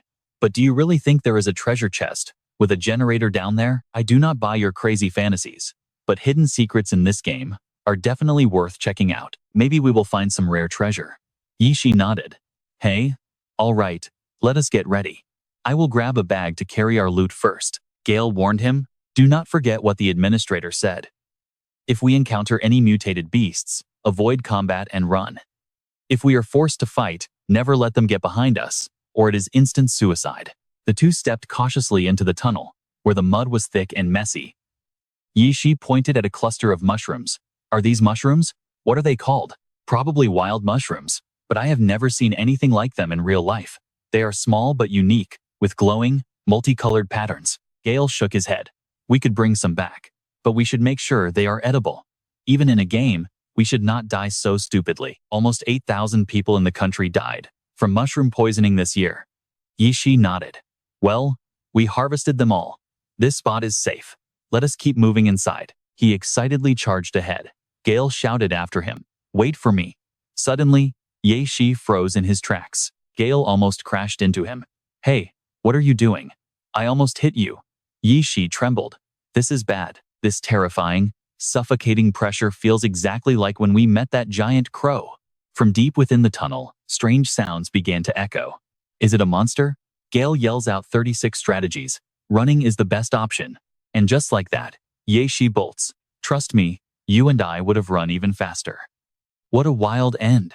Run, Gale, run. Night 10 screams. Stop talking nonsense and move. Just then, a hideous monster with a circular mouth of sharp teeth lunges out at them, growling fiercely. As the scene shifts to ample time and handsome horse panting, trust me, you and I are about to see just how exhausting base building gets. Man, even carrying bricks at a construction site wasn't this exhausting. Chu Guang appears and nods in approval. Great job, you two. Your reward is 200 contribution points each. He advises them to separate the waste, otherwise it will just turn into sludge. Sterile urine can fertilize crops. But that is enough for today. Pointing into the distance, he says there is water within 1 kilometer. They can bathe there, but must watch out for hostile creatures. Managing hygiene for over 100 players in the future will be a nightmare. Without stockpiling medical herbs, Any infectious disease could easily wipe them out. One player suggests, "Hey administrator, how about we build a bathhouse? Who knows? Maybe female players will join us later." Another laughs. "Exactly. We can't let girls bathe outdoors. We've got to make them comfortable." His buddy nods eagerly, agreeing with every word. A hot shower would feel absolutely amazing right now. He starts daydreaming about adding a sauna to bring everyone closer. Just the thought of it gets his degenerate heart pumping. Chu Guang is speechless at these perverts. But don't blink, because this quiet moment is about to get completely shattered. "Save us." The blonde girl screams as they sprint back. She spots the newly dug pit and brakes, but Gale can't stop and crashes right into her. They smash straight through the wooden fence and plunge headfirst into the hole. "Help!" she yells, as glowing mushrooms fly everywhere. Chu Guang walks over to check on them. "Are you two okay?" He bends down and picks up a mushroom, his face instantly lighting up. "Excellent work, everyone. Go wash up and take a break." He smiles, realizing they have stumbled upon something incredibly valuable. Chu Guang cooks up a pot of hot porridge, and they devour it like starving beasts. "Why does this taste like unsweetened green bean soup? Is it really that good? Is our administrator secretly a master chef?" Gale coughs. "So, where on earth did you guys find these?" Night 10 replies, "We couldn't find the generator, but we found a sewer entrance in the parking lot packed with blue mushrooms." The blonde explains, "Wait, administrator, I was actually the one who spotted it." Chu Guang raises an eyebrow. "Can we eat these wild mushrooms? Or are they for medicine? Can we cook them with corn?" Another player laughs. "Yeah, add some corn." Chu Guang shakes his head. "I know what you're thinking. They look delicious, right? But unless you're immune to poison, eating these will make you see real angels in an hour." He explains, "These blue angels contain a special polypeptide that heals non-lethal wounds caused by gamma radiation. The Boulder City Caravan buys them for a hefty price to resell to local factories. That is what Old Man Lee told me. Even though they are inedible, these mushrooms are key to making anti-radiation vaccines." Chu Guang explains, his eyes gleaming. "You're lucky you didn't go deeper. These mushrooms always grow near mutant leech nests." Gale gasps. "Mutant leeches?" Chu Guang nods. "Yes. Young ones are only about the size of your palm. Other than their circular suckers, they look like normal leeches. But fully grown, they can reach up to 3 meters long. They can swallow a grown adult whole." Night 10 turns pale. "Wow, we literally just escaped the jaws of death." Gale nods. "So, that sound was a mutant leech. Our ancestors must have been watching over us." Chu Guang looks at them. "I assume you still remember the exact location of that sewer entrance?" Night 10 nods confidently. "Of course. I left a mark." Chu Guang smiles. "Good to know." He thinks to himself, "These newbies are actually starting to become quite reliable." He awards Gale and Night 10 220 contribution points for finding the leech nest and the mushrooms. Both shout, "Awesome. Thank you, administrator." Chu Guang feels deeply satisfied. He didn't expect such a massive, unexpected haul today. These rare resources are usually incredibly hard to find. Still, he must keep rewards reasonable. If they get greedy, they might risk their lives for mushrooms and get killed. To think a mutant leech nest was right nearby, he warns them seriously. "Until we find a generator to power our shelter, everyone needs to remain highly cautious." Pointing at the pile, he calculates, "This is about 1 kilogram of blue angels. Market rate is 1 coin per 50 grams. This batch alone is worth 40 coins, which is basically my entire 5 months of savings. Plus, that's just the merchant's lowball price. The real value is double." You and I will see what supplies he gets in the next part. Stay tuned. The 4 of you stay here. Don't wander off. Xiao Qi opens the gate at 5 p.m. Return to the shelter on time for him to calculate your results. Trust me, you and I are in for a wild ride. If you don't understand, just ask him. All 4 of them shout, in unison, "Understood, administrator." After finishing their porridge, the group starts chatting. One player wonders why harvesting blue angel mushrooms, a key ingredient for radiation vaccines, only rewards 20 contribution points, the same as chopping down just 2 trees. Is there a problem? The blonde girl nods. Of course there's a problem. Usually, quest rewards must be based on the actual difficulty level. You two unlocked a new dungeon and gathered high-value resources. Logically, the reward shouldn't be this low. Ample time suddenly chimes in. "So why do you think that is?" The girl replies, "Priority levels, obviously." Another player looks confused. What on earth is a priority level? Ample Time explains that based on the previous storyline, The administrator once mentioned that their absolute most important task right now is survival. The blonde girl giggles and nods, saying she usually skips all cutscenes and dialogues anyway when playing games. I bet the billboard quests aren't everything. This game gives us massive freedom, letting us actively trigger hidden quests instead of just taking them from NPCs. Someone asks, "What makes you say that?" The girl answers, "And watch closely here, our afternoon tasks were actually custom quests triggered after we gave the administrator our feedback. Even though you didn't find the generator, you discovered mutant leeches and gathered mushrooms, earning contribution points, just like old Bai and me." Ample Time nods, saying he gets it, but completing billboard quests also awards a solid amount of contribution points. The girl continues, "Exactly. And that brings me to my second point. Remember our favorability strategy?" Another player gets impatient, asking, "What on earth did you guys figure out? Just tell us. The suspense is killing me." Ample Time chuckles and says, "Listen, those fixed billboard quests only offer low basic rewards. By comparison, actively triggering new quests proves our capabilities much better. Theoretically, this boosts how the administrator evaluates us."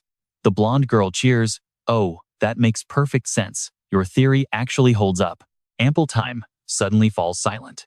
But all these theories depend on Wasteland Online being a fully immersive virtual reality game. The administrator's actions are driven by programming logic. If his artificial intelligence isn't as advanced as we think, this theory falls apart. Someone interrupts. "What do you mean? Our administrator is way more lifelike than Xiao Qi. Maybe he's actually a real person role-playing." The blonde girl gasps. "You and I are probably thinking the same thing. Is he deceiving us to use us?" Ample Time shakes his head. "Don't worry. It's just a wild guess. Plus, he hasn't harmed us at all. He even saved our lives. Honestly, I care more about building favorability with NPCs, so we can get a massive head start during the test phase." The group agrees in unison. "Sounds good. Count me in. I've got no objections." Ample Time nods. "But since you brought it up, let's talk about forming our team. From now on, we are a squad. We share intel, support each other, and make sure to maximize everyone's unique strengths. You guys follow Gale to the wetland park to investigate the distribution of mutated creatures and track their movements. If you find a nest, mark the area, but keep your distance. Avoid combat at all costs. We just need a safe water source." Someone grumbles. "Fine. Does this guy think he's our team leader now?" The blonde girl laughs. "Let's keep chopping wood.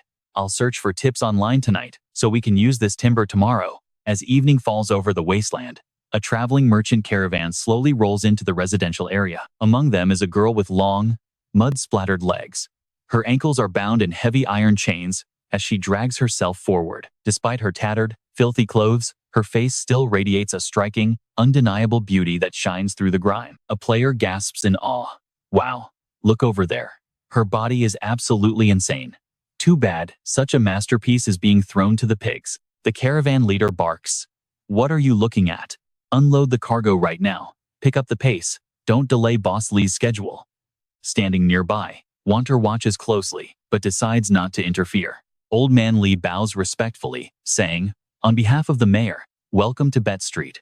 This girl is the cargo your mayor requested." The caravan leader, Boss Lee, nods, "Hand her over, and be careful. Also, tell your boss that premium goods like this are hard to find. Tell him to treat her gently and not break her in a few days." Old Man Lee nods.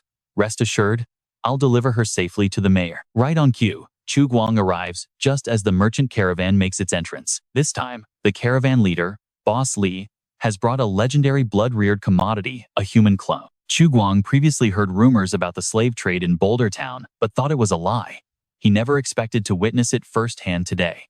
Still, he thinks to himself, only a wealthy mayor could possibly afford such an expensive luxury. In his mind, the mayor is a fat, cigar-puffing tyrant on a luxury chair. He mutters, "This is our perfect chance. Stick around to see what happens next. Let's see if our main character can strike a sweet deal with Boulder City's caravan." Meanwhile, Oldie pays off his workers, saying, "All right, cargo's unloaded. You guys are done for the day. Take your pay." The laborers thank him in unison. "Appreciate it, Boss Lee. Make sure to call us again next time you need unloading."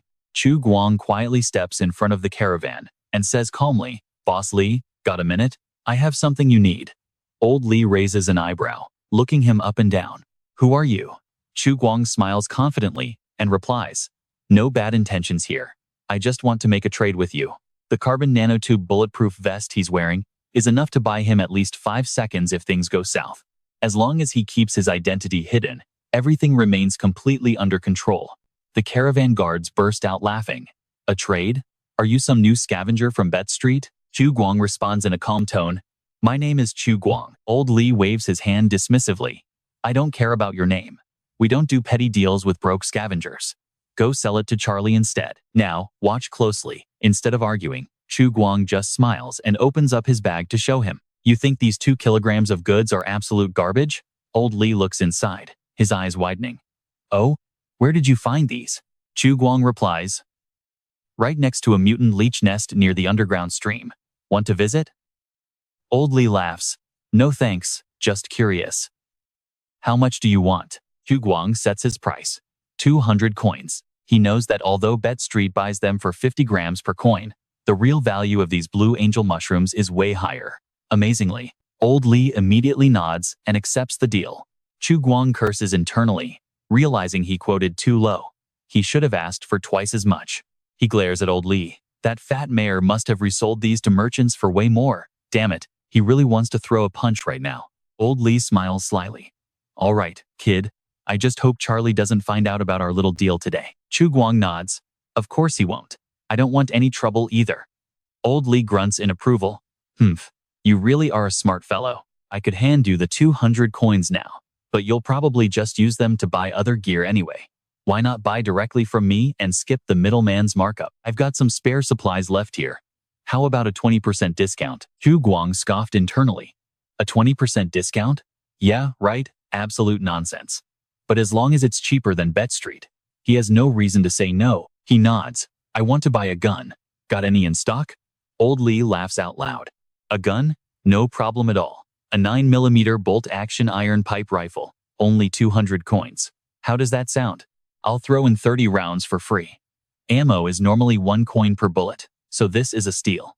Chu Guang inspects the rifle, finding it fits perfectly. I know what you're thinking. 20% off. And it's still this pricey? Old Li just nods. If that's too expensive, pick something cheaper. This 5mm iron pipe pistol right here is only 100 coins. Good enough for dealing with bandits, but I wouldn't recommend it against mutant beasts. Chu Guang grumbles to himself. Even with the discount, this old capitalist is still bleeding him dry. He proposes, how about we do this? The 9mm rifle, 60 rounds of ammo, plus 25 coins back so I can buy food and other supplies. Old Li raises an eyebrow. Are you trying to bargain with me? Chu Guang nods. Indeed, that mutant leech nest holds way more than just 2 kilograms of mushrooms. You get my drift, Boss Li? Old Li laughs heartily. You want me to invest in you? Why not? Chu Guang counters. I bet you'll still make a massive profit even at this price. Chu Guang adds, if you agree, my next shipment will be 10 times this amount. Old Li's eyes gleam with greed. Oh, 10 times? Now that is a tempting offer. 20 kilograms of blue angel mushrooms brought to Boulder City could produce an insane amount of anti-radiation vaccines. By then, you could buy 100 of these rifles, not just one. He pats Chu Guang's shoulder. Let's be friends, kid. Just call me Li. I rarely deal directly with scavengers, but you're an exception. You've definitely caught my interest. Chu Guang smiles. Thanks, I'm Chu Guang. Old Li frowns. I know that. You just told me. Chu Guang nods. Here's to a great partnership. He thinks to himself, I'm glad to work with you too, Boss Li. Enjoy your little victory today, because I'll make sure to get it back tenfold later. Old Li hands over the brand new iron pipe rifle, 60 rounds of ammo, and some extra supplies. Appreciated, Boss Li. Old Li holds the mushrooms with a satisfied grin. It's nothing. The best treasures are always hidden near bomb craters. Chu Guang wraps the rifle in a cloth. This weapon is too eye-catching. Better keep it low profile. He pockets the cash, knowing it's rare for anyone to squeeze money out of this old merchant. You're definitely a rare case. Old Li chuckles. Well, looks like I'm lucky, but I hope your luck holds out too. After all, our partnership is just getting started. Chu Guang nods, but remains alert. Trust me. We both know he's right. Those blue angel mushrooms grow near mutant leech nests. Just the name alone makes my skin crawl. Not to mention how many mutant leeches are in those nests. Normal firepower won't pierce their super thick hides, and their extreme regeneration is terrifying, even if sliced in half. They quickly split into two new monsters. A few bullet holes won't do anything, you basically have to burn them down. All right, you and I are back. And even if we light a fire, those valuable mushrooms will just burn. Old Li speaks up. Chu Guang, here is some news. I will return at the end of the month for the last time this year, and I hope to see you with 20 kilograms of blue angel mushrooms. Chu Guang frowns as Old Li adds, for those 20 kilograms, I will pay you 2,000 coins. You can pre-order from me, instead of scavenging leftover scrap. Chu Guang sneers. Oh really? Is that so? How do I even know what you have? He knows this greedy merchant is trying to scam him again. Old Li snaps his fingers, and an assistant immediately brings over a tablet displaying a full catalog of goods to choose from. Chu Guang scrolls through, seeing flight goggles for 50 coins, bulletproof armor for 600, and night vision goggles. This merchant has some seriously high-grade gear. Surprised that a scavenger knows how to use a tablet, Old Li chuckles. Excellent. I guarantee the items look exactly like the picture's absolute top tier. Suddenly, Chu Guang's eyes light up. Right there, he spots a highly valuable wood-fire generator, a 10-kilowatt wood-burning generator that produces electricity from scrap timber, priced at 1,200 coins. Right below it is a Tier 1 exoskeleton, designed to provide basic protection, while boosting carrying capacity and mobility across rough wasteland terrain, costing 800 coins. Now, watch closely. Old Li asks if he has chosen yet. Chu Guang nods, handing over his selection for approval, and the merchant nods back. Wow, you have a sharp eye. The Tier 1 exoskeleton may be basic, but it is easily the most practical model. And for that generator, if you worry about running dry, just buy extra power cells. I offer a trade-in service that is dirt cheap. A standard chemical battery is only 150 coins, and upgrading to a larger one costs under 1,000. Chu Guang calculates quickly. The exoskeleton can be hidden under clothes, but that generator is way out of a regular scavenger's budget. He says, don't worry, I won't bring it back to the market street. He needs to clear the merchant's doubts first. Old Li waves his hand. Forget it. Whatever you do with it is none of my business. Even if you claim I sold it, I will deny everything. In the end, you will be the only one in trouble. Chu Guang sneers. It is getting late. See you around. Old Li nods, but Chu Guang halts him. Wait, these items I ordered get a 20% discount, right? Old Li laughs. Haha, those prices already included the discount. Chu Guang raises his middle finger in a warm farewell to the caravan. I know what you're thinking, this merchant is a parasite. Chu Guang swears to teach him a lesson, but with night falling, heading back to base is too risky. He decides to bunk in his tent for the night. On his way, he passes a bustling market stall. A vendor shouts, Boulder City soap, only 30 bars left, just 3 coins a bar to wash away that wasteland stench. Another calls out, cooking oil from Brown Farm, 10 coins per liter. If it is too pricey, split it with a friend. Players crowd around eagerly. Let me see. I want a bar of soap. Do you have coarse salt? What about salted tobacco leaves? I am exhausted. Choose for yourselves while I rest. Suddenly, a booming shout echoes, instantly silencing the noisy crowd. The town mayor's conscription order blares with authority. All of you, stand in line and listen up. Before the end of the month, every household must hand over 100 pounds of firewood and 2 furs. The dread quickly spreads through the crowd as anxious whispers break out. They conscript us every August and September. How are we supposed to survive this harsh winter? Another sighs. If we do not meet the quota, we get exiled. Where on earth would we find shelter in the freezing cold? A bitter voice replies. At least we have some freedom here. It is still way better than being slaves at Brown Farm. It seems the town mayor wants to hoard assets before the final caravan arrives to secure his own luxury. He wants resources to trade for a lavish lifestyle. But none of this political drama matters to Chu Guang. Remaining calm, he figures he will be long gone before winter hits anyway. But as he nears his shack, he hears Xiao Yu in a heated screaming match with some brat. You damn brat, get out of my way before I make you regret it. The kid sneers. My brother begged me to help him out. Why guard a dead man's shack anyway? This arrogant brat is Wang Defu, the 3rd son of the Wang family. Hearing this, Xiao Yu's blood boils. She screams at the top of her lungs. He is not dead. He is not dead. He is not dead. He points right back in her face. Stop lying to yourself. That outlander has been gone for 4 or 5 days now. Your family wants to split his belongings too, right? I do not plan to keep it all for myself. I just want the roof beams and this door. You guys can take the rest. Furious, Xiao Yu screams, "Get lost," making Wang Defu turn red with rage. "Get lost right now before I beat you up. I am not leaving. You would not dare lay a finger on me." Xiao Yu stands her ground defiantly. Wang Defu scoffs. Why wouldn't he dare? Her father and brothers are far away, so there is no one left to protect her. Just in time, Chu Guang steps in, cutting through the shouting match with a calm, heavy voice. And that's where we leave them, with Chu Guang asking who declared him dead, as Xiao Yu's face instantly lights up with joy. "Stick with me, you and I are starting this mid-crisis."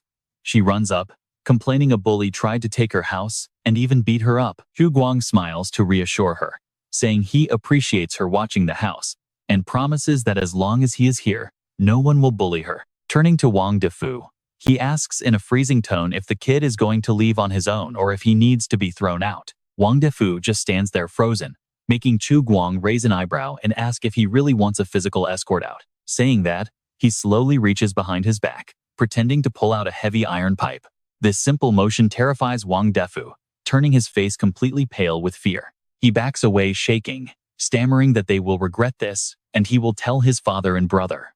Then, he runs away in absolute panic like he is about to wet himself. Xiao Yu smiles brightly and thanks him happily, but Chu Guang just waves it off with a grin, calling it a simple act of helping each other. But then he notices the little girl staring at him with a strange, sparkling look in her eyes. Wondering why she is staring, he pulls out a lollipop and hands it over, thanking her for taking care of his place over the past few days. Xiao Yu happily takes the candy, peeling it eagerly as her eyes light up, saying she had nothing else to do anyway. She offers to watch his place whenever he goes out, making Chu Guang laugh, teasing that she just wants more lollipops. Watch closely here. Just as they're bonding, a deep, booming voice echoes from the distance, making the poor girl freeze up. It is her father and brothers. They have returned, calling out to ask what she is doing over there. From left to right are Yu Xiong, Yu Hu, and Yu Lao, her father. The girl quickly runs back to them, leaving Chu Guang standing there a bit awkward. He wonders if the Yu family wants to keep her away from him, though he doubts it would go that far. After all, Yu Hu used to initiate conversations with him. As the family walks past, one of them suddenly stops. Yu Hu, the second brother, turns to look directly at Chu Guang and laughs, saying he thought Chu Guang had died since he had not seen him. Chuckling, Chu Guang replies that the younger generation always assumes people are dead, proving that his intuition is definitely off. Yu Hu nods, admitting with a chuckle that his gut feeling is indeed a bit lacking. He mentions that the mayor just issued a tax demand, requiring each household to submit 100 caddies of firewood and 2 square meters of fur. Since they have 3 people, they must pay 300 caddies of firewood and 6 square meters of fur. Chu Guang nods, having heard of this. To get 6 square meters of fur, one would have to hunt at least 4 to 5 mutated hyenas. Yu Hu excitedly asks if Chu Guang has a plan yet, suggesting they team up and head to the northern forest to try their luck. The Li family mentioned seeing a migrating herd of deer there, meaning they could get both fur and meat. But Chu Guang politely declines the offer. But pay attention to what Chu Guang is thinking. He refuses, realizing they are heading north to hunt where his secret base is. His shelter at Linghu Wetland Park is located to the north and west, so he hopes they do not cross paths. Yu Hu persists, continuing to argue that while Chu Guang is highly capable, a lone hunter always has his limits out in the wasteland. He adds that the Wang kid only bullied him because of his family's local influence. He then casually suggests that his sister will be of age next year, but they could marry tonight if he is in a hurry. Chu Guang quickly declines. He rushes inside his house, while Yu Hu scratches his head in confusion, wondering what he said wrong. It is a shame, because if Chu Guang married his sister, they might raise a prominent figure like Mayor Li. To the people of Beta Town, anyone coming from an underground shelter is a genius. Mayor Li helped rebuild everything, becoming an incredibly massive legend. Inside, Chu Guang catches his breath, completely shocked that Yu Hu actually wanted him to marry young Xiao Yu. He jokingly imagines her smiling and saying good morning, asking if he wants breakfast, a hot bath, or her first. The thought turns his face bright red. No way. Even if she is technically at marriageable age here, he cannot accept that. The next day, back at the sanatorium outpost, Chu Guang inspects the newly logged timber. Without proper treatment, the fresh wood will crack and warp terribly. He ponders the drying options, like painting the ends for natural drying or soaking them in water, though retrieving them is a hassle. He just hopes it does not rain soon. The wood collected over the past 2 days is cut into logs, enough to build the northern and western walls of the outpost. However, this untreated wood will quickly rot if it gets hit by just a few heavy rains. Suddenly, Brother Ma speaks up with excitement, suggesting they use concrete instead. This catches Chu Guang completely by surprise. He asks where they would find cement, but Brother Ma laughs, pointing out the abundance of concrete debris scattered all over this wasteland. Of course, those broken concrete chunks cannot be used directly. And that is where we leave things. If they can pull off this concrete fortification, their wasteland survival is about to get a massive upgrade. Alright, you and I are diving back into this crazy wasteland, where even bad concrete is better than wood. But to rebuild, we need cement first. And making cement means we need plenty of coal and a high-temperature kiln that can hit 1450 degrees Celsius. Just then, two players return, sounding totally hyped. Hey, we are finally back. Huge discovery. To the east of Linghu Lake, there is a river not even on the map. It probably formed over 200 years ago. One of them, Gale, throws his bucket down and says excitedly, "Hold on, let me get the map out so you guys can see. These cross lines are the territories and nests of mutated beasts, while the circles are relatively safe zones." Chu Guang looks into the bucket, asking curiously, "Wait, what is in this container? Is it cement?" Gale answers proudly, "We actually stumbled upon this stuff right by the riverbank." Lao Shi originally hoped they would run into a beautiful non-player character taking a bath, but instead, they just found this mud. Thankfully, Gale is way more reliable. He was the one who realized this mud could be used as a building material. So he brought it back. Lao Bai squats down, inspecting the buckets thoughtfully. "Let me check this out first. We cannot use this directly for building. Water will just wash it away. But this is great stuff.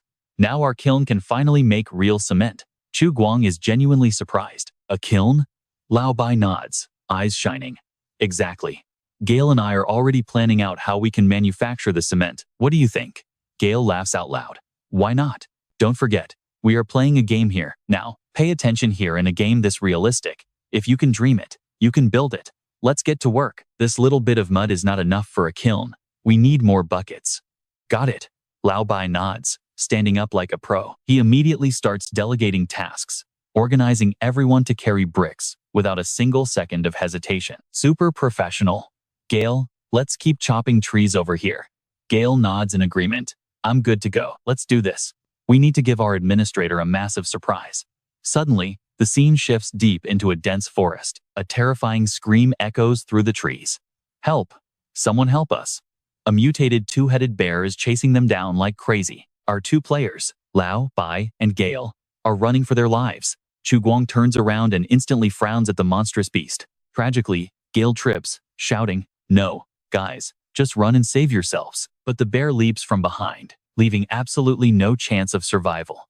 Chu Guang suddenly snaps awake, his hand instinctively grabbing the cold steel gun sitting right next to him. You and I can breathe a sigh of relief. It was just a nightmare. He's safe in his Beta Street shack, dreaming about those greedy players. He mutters, filled with anxiety. With 4 players around, the game meat he saved over the last 5 months is almost completely gone. He wonders how they are doing. Even with Xiao Qi managing the base, he still can't shake his uneasiness. Suddenly, a knock sounds at the door. "Big brother, it is Xiao Yu from next door. Are you home?" Her young voice is bright and full of life. What is going on? Why is she here so early? Chu Guang wonders as he opens the door. Xiao Yu smiles warmly, offering a biscuit. "Here, this is for you." Chu Guang is stunned. "For me?" He takes it, feeling a bit suspicious. Suddenly, Xiao Yu waves her hand, motioning him closer. She leans in and whispers, "Let me tell you a secret. This cookie is actually from my second brother, Yu Hu. He wanted me to lie and say I made it myself." Chu Guang laughs. Is he trying to play mind games with me? Who knew Yu Hu would pull a trick like this? He looks at Xiao Yu. "Then why are you telling me this secret?" Xiao Yu giggles playfully. "Hehe. Because I don't want to lie to you." Suddenly, a cold, harsh voice cuts in. "Hey outsider, are you planning to go hunting too?" Xiao Yu gasps, quickly hiding behind Chu Guang. Oh, no. It is Wang Defu and his older brother, a massive, muscular man, with his head completely covered. He is the eldest son of the powerful Wang family. He stares down at Chu Guang, his tone mocking, "Hey, try not to die out there, or your house is going to be mine." The massive man behind grabs Wang Defu's shoulder to hold him back. Stop talking. Yes, big brother, Defu mutters. He answers quietly, but as he passes, he intentionally bumps Chu Guang's shoulder. They exchange a sharp, cold glare. Chu Guang can tell this guy is bad news. Turning back to Xiao Yu, he comforts her. It is all right. I am heading out now too. Okay, please be careful out there. Xiao Yu smiles. I will guard the house and wait for you to come back. Thanks, little one. Chu Guang replies. He can't help but gently pat the adorable girl's head. He thinks to himself that she is really a sweet girl, but she is just too young right now. Maybe in 2 years. He shakes his head, telling himself. Let us just wait until she grows up first. And that's where we leave it in a world where hunting parties head out daily, risking their lives just to survive. See you next time. Chu Guang heads over to Lao Li's shop to make a trade. Here are 21 chips. I need 7 kilograms of green barley, plus some tobacco leaves to cure meat. How much can I get for 4 chips? Lao Li answers. 1 chip per ounce, so that gets you 4 ounces of tobacco leaves. Let's dive in. These special leaves from Brown Farm are packed with unique compounds like aldehydes and ketones. Even without salt, they can preserve meat for months. Chu Guang nods. His resources are running dry, but now that he has a gun, hunting is going to be so much easier. Any leftover meat will be preserved and stored away to get them through the winter. Old Man Li hands over 7 pounds of green barley, telling him to inspect the goods. He then mentions that Chu Guang just bought 5 pounds a few days ago. Is there a problem? Old Man Li shrugs, keeping his voice totally casual. Nothing really. It is just that having more is always better. Chu Guang freezes. He suddenly realizes he made a careless mistake. Lately, he has not sold any scrap materials, yet he has continuously bought massive amounts of supplies twice in a row. Now, pay attention here. If the mayor compares the reports, he might suspect Chu Guang is secretly building a faction to rebel. One wrong move could get him killed. His mind races with anxiety. In times like this, he really envies those main characters from post-apocalyptic web novels. They are always super cool, sprinting through ruins while carrying mountains of heavy gear on their backs like it is nothing. Reality is never that easy. Chu Guang mutters to himself while staring at the heavy pile of supplies. Carrying all this gear is exhausting, let alone running around. He sighs and tells Old Man Li that he is leaving. Old Man Li chuckles. Well, looking at you now, it seems like you need an ox. Chu Guang raises an eyebrow. An ox? Seriously? These supplies are heavy. I wonder if that 2-headed ox owned by Li is for sale? Old Man Li waves him off, telling him to stay safe. I know, Chu Guang replies, thinking he needs to get out of here as quickly as possible. Even though Old Man Li is nice, he is still the mayor's man, so Chu Guang cannot let his guard down. As he approaches the shelter area, he spots thick columns of smoke rising from afar. The players cheer loudly, shouting to everyone that the administrator has finally returned. Chu Guang mutters in utter shock. What on earth is this? The quest board did not have any mission to build a kiln. Fang Chang quickly runs over to greet him with pure excitement, saying he is so glad he is back after working hard all night. How is everything going here? Did you run into any mutants or other survivors out there? Chu Guang shakes his head. I did not run into anything, but did you guys actually build kilns? Fang Chang nods proudly, explaining that the local clay can produce crude cement. First, tree bark is burned into ash, mixed with water, and then they filter the alkaline water from the top. The remaining sludge is pressed out to extract calcium hydroxide and calcium carbonate. Finally, the raw materials are thrown into the kiln and heated until they turn glowing orange before being mixed with river sand. Add water, stir it up, and you get organic cement. You and I both know survival is tough. Chu Guang previously tried mixing soil and mud to make cement, but completely failed. Turns out, his method was just wrong. No wonder he could never get it to work before. Fang Chang continues, explaining they plan to reinforce the old sanatorium walls with this cement. Along the way, they also saved the filtered alkaline water in containers.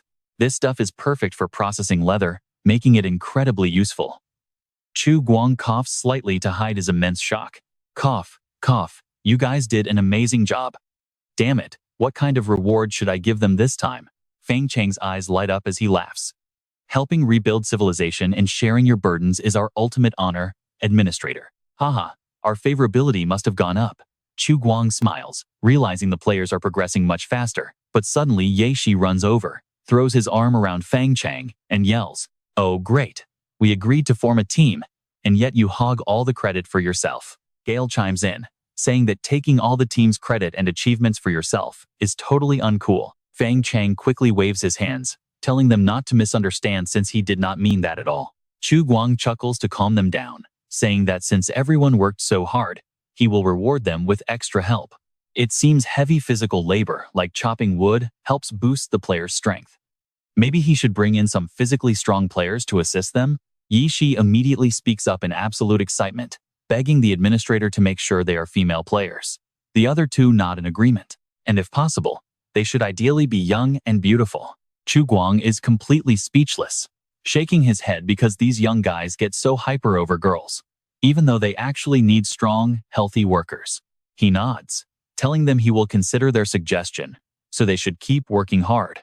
The group salutes in unison, shouting that serving the administrator is their ultimate mission, and they pledge this under the grand banner of the coalition. Chu Guang smirks, thinking how these guys get so wild over girls. Do they even know what the coalition banner looks like before talking so big? The four players immediately fired up with insane energy. Ye Shi shouts that he will chop trees, while Gale refuses to lose and joins in. Fang Chang frowns, demanding to join too. Watching the players get as competitive as fighting roosters, Chu Guang feels quite satisfied. So yeah, you and I will leave them to it while Chu Guang goes to check his gear. You and I are about to see him expand his base. With enough food for a couple more players, Chu Guang hauls his supplies down to the computer room's system board. Suddenly, a notification pops up on the screen, congratulating the administrator for completing his daily mission. Gathering timber awards 2 points, while mixing cement gives 5. Chu Guang is stunned. Did he just trigger a hidden quest reward? The system announces that the administrator has exchanged 7 points for a basic mystery box. The exchange process begins, and it is a complete success. He opens the box, holding his breath.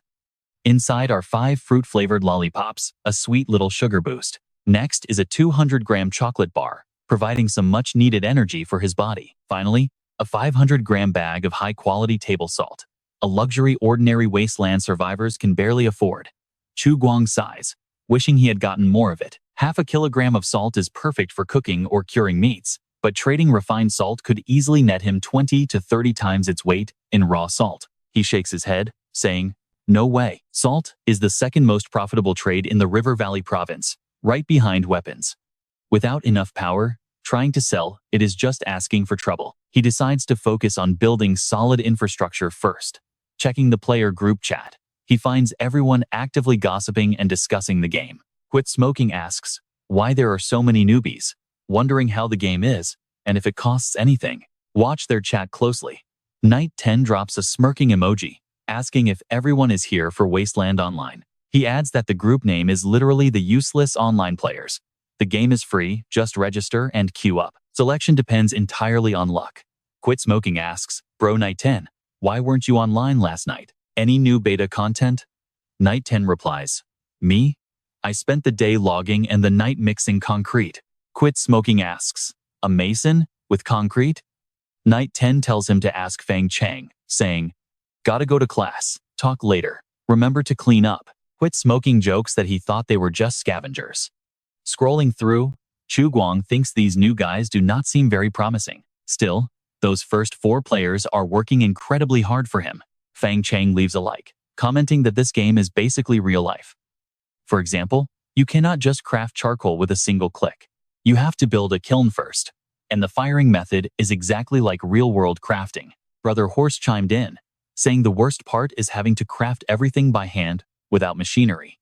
In other games, you can just away from keyboard and farm mobs overnight, but in this game, chopping just a few logs will leave you completely exhausted. Gale agrees. Gale adds that he has experienced this pain deeply. Quit Smoking cries, "Manager Chu, I know you are lurking and reading this. Please give me a chance."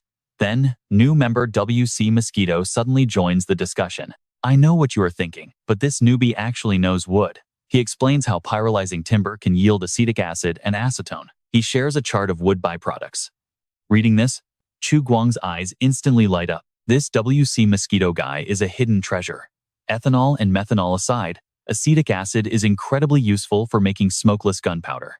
He immediately looks up WC Mosquito's profile, finding an empty group, male gender, no age, and registered on August 7th.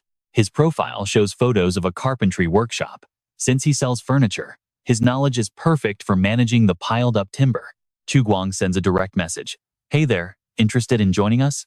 Back on Earth, a man's phone buzzes with a notification. He is indeed the real-life owner of the WC Mosquito account. Opening the message, he asks in surprise, "Who are you?" Chu Guang replies, "I am the game planner for Wasteland Online. Call me Guang." The man is completely stunned, thinking, "Holy crap, did the actual game developer just message me?" He replies, "I am interested, but how do you prove you are the developer?" Chu Guang sends a link, saying, "Click this for your answer." WC Mosquito asks if the game is pay to play. Staring at his phone, he decides to give it a shot. Sure, the internet is full of online scams, but what if this immersive game is actually the real deal? Sitting before his screen, Chu Guang closely watches the player chat group buzzing with excitement. On the other side of the screen, the player's hype is real. One user asks, "I pre-registered. Are there any other steps?" Chu Guang replies, "Nope, just send me your registration number, and I will manually approve you on the back end." 3 days later, logging in, Chu Guang wonders, "We have a carpenter now. What other talents does our outpost need?" The chat explodes instantly. WC Mosquito leaps into the chat to brag. "Ha ha ha. Brothers, I got chosen for the closed beta slot. Quit smoking, loses it." Typing, "What the hell? Seriously? No way. I clearly registered before him." Frowning, Chu Guang murmurs, "Man, this guy got his beta slot," and immediately started bragging. "I cannot just stay quiet now. You and I will have to wait and see how he pacifies them." Chu Guang texts the raging group, "Everyone, please be patient. All right, let's dive in together as our hero explains the closed beta phase. We need to check if the game's various mechanics are complete. Because of that, we require players with highly specialized real-world skills to act as our beta test guinea pigs." User 4. "Hey, I can be a guinea pig too. I have 7 years of driving experience. Hold the blade. 7 years of driving is for noobs. I can literally operate a giant heavy excavator." Stop arguing, guys. Don't you realize this new user, Mosquito in Toilet, only joined our group chat yesterday? User 6. "That's probably just the dog admin's alt account. What a total scam of a fully immersive virtual reality game. It's all fake." User 7. "He doesn't look like an alt to me. Brother Guang, I beg of you, give me a chance." Chu Guang calmly replied, telling everyone to relax. In just a few days, hundreds of closed beta slots will be officially released. Trust me, everyone gets a shot. But internally, he wondered if he should actually invite a few more players. After all, the shelter still has 10 kilograms of food left. With a rifle, he could easily hunt. 2 extra mouths wouldn't hurt. Suddenly, he realizes something. Pay attention here, our survival outpost is desperately missing a proper chef. Chu Guang texted the group chat. "By the way, we still need a chef to test out the game's cooking mechanics. Pick me, pick me." User 8 boasted, "I can cook Kung Pao chicken with my eyes closed. Come learn from me, Blade. My dog can cook better spicy chicken." User 9. "Eating is a serious job, but cooking terribly is a talent. Leech. My braised pork belly is crispy but not burnt, tender but not greasy. Don't fall in love with me yet." User 10. "My family literally specializes in ancient imperial feasts, so in theory, I can cook absolutely any dish." Chu Guang frowned, deeply wondering who he should choose. Who doesn't know how to whip up a simple 2-course meal nowadays?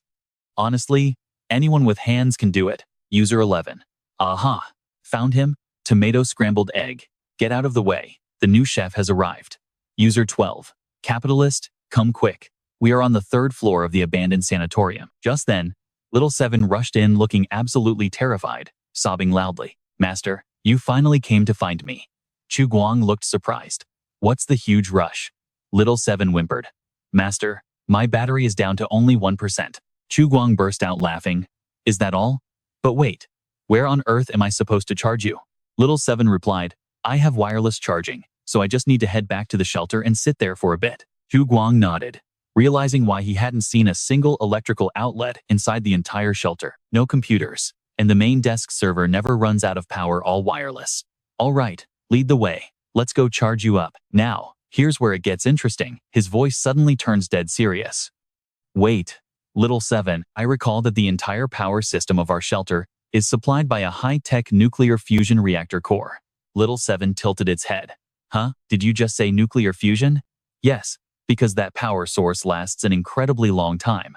The smile on Chu Guang's face slowly began to fade. Well, that's good news. He secretly thought about siphoning some power, but the overall situation was far from ideal. It is already the year 2340. Based on when the shelter was built, it's been a very long time, right? What happens if we completely run out of power then? Little Seven admitted, I don't know, Master. According to the original plan, this shelter was supposed to open 100 years ago, but it was somehow delayed for an entire century. Chu Guang tried to reassure it optimistically. Actually, we don't need to worry. Shelter 404's power room should be on the 3rd basement floor. As long as you unlock that floor and replace the fuel rods in time, we'll be totally fine. Chu Guang sighed. Easy to say, but where am I going to find nuclear fusion fuel rods? Just go get charged first. We'll worry about this later. Little Seven chirped. Thank you, Master. See you later. Chu Guang knew that power wouldn't be an issue in the short term. Even with a century-long delay, the shelter had been running on power-saving mode. Frankly, the remaining electricity could easily keep them powered for several more decades. But what worried him far more was the brutal freezing winter creeping closer. With precious little time to prepare, Chu Guang stood up and headed outside to check on the player's progress. He was slightly startled to see 8 burning charcoal kilns already built. Manager, here are the 8 kilns they finished constructing. Dear Manager, you've arrived. Chu Guang nodded. Yes, I just got back. Was this entire project your idea? User 13 replied, no, it was a collective effort. Chu Guang smiled. No need to be modest. I saw everything. The organization will remember your hard work and contribution. In addition, on behalf of the shelter, I am rewarding each of you with 100 contribution points for successfully unlocking cement. Effective immediately, you are appointed as construction captain of Shelter 404's outpost, earning a bonus of 1,000 contribution points. Feel free to use your creativity to design and build our outpost. And that's where we leave it now. Let's watch them build inside those designated boundaries. Respected Administrator, I will do my absolute best to help build our brand new post-apocalyptic home together. Nearby, Xi was burning with envy. Let's be real, who wouldn't hate seeing someone else get an extra reward? With an encouraging tone and in high spirits, Chu Guang smiled. Now, Captain, I need you to tell me your plan. Yes, respected Administrator. After logging off yesterday, I did some deep real-world research on the cement manufacturing industry. Adding iron powder to cement on-site creates a much stronger, durable mix. Luckily, iron slag is literally everywhere in our area. So, I mixed the iron slag with charcoal as a reducing agent and successfully managed to produce iron powder. Firing this iron powder together with raw materials gets us some absolutely top-tier, ultra-durable cement. But we cannot produce cement in large quantities using just these basic, clay-built kilns.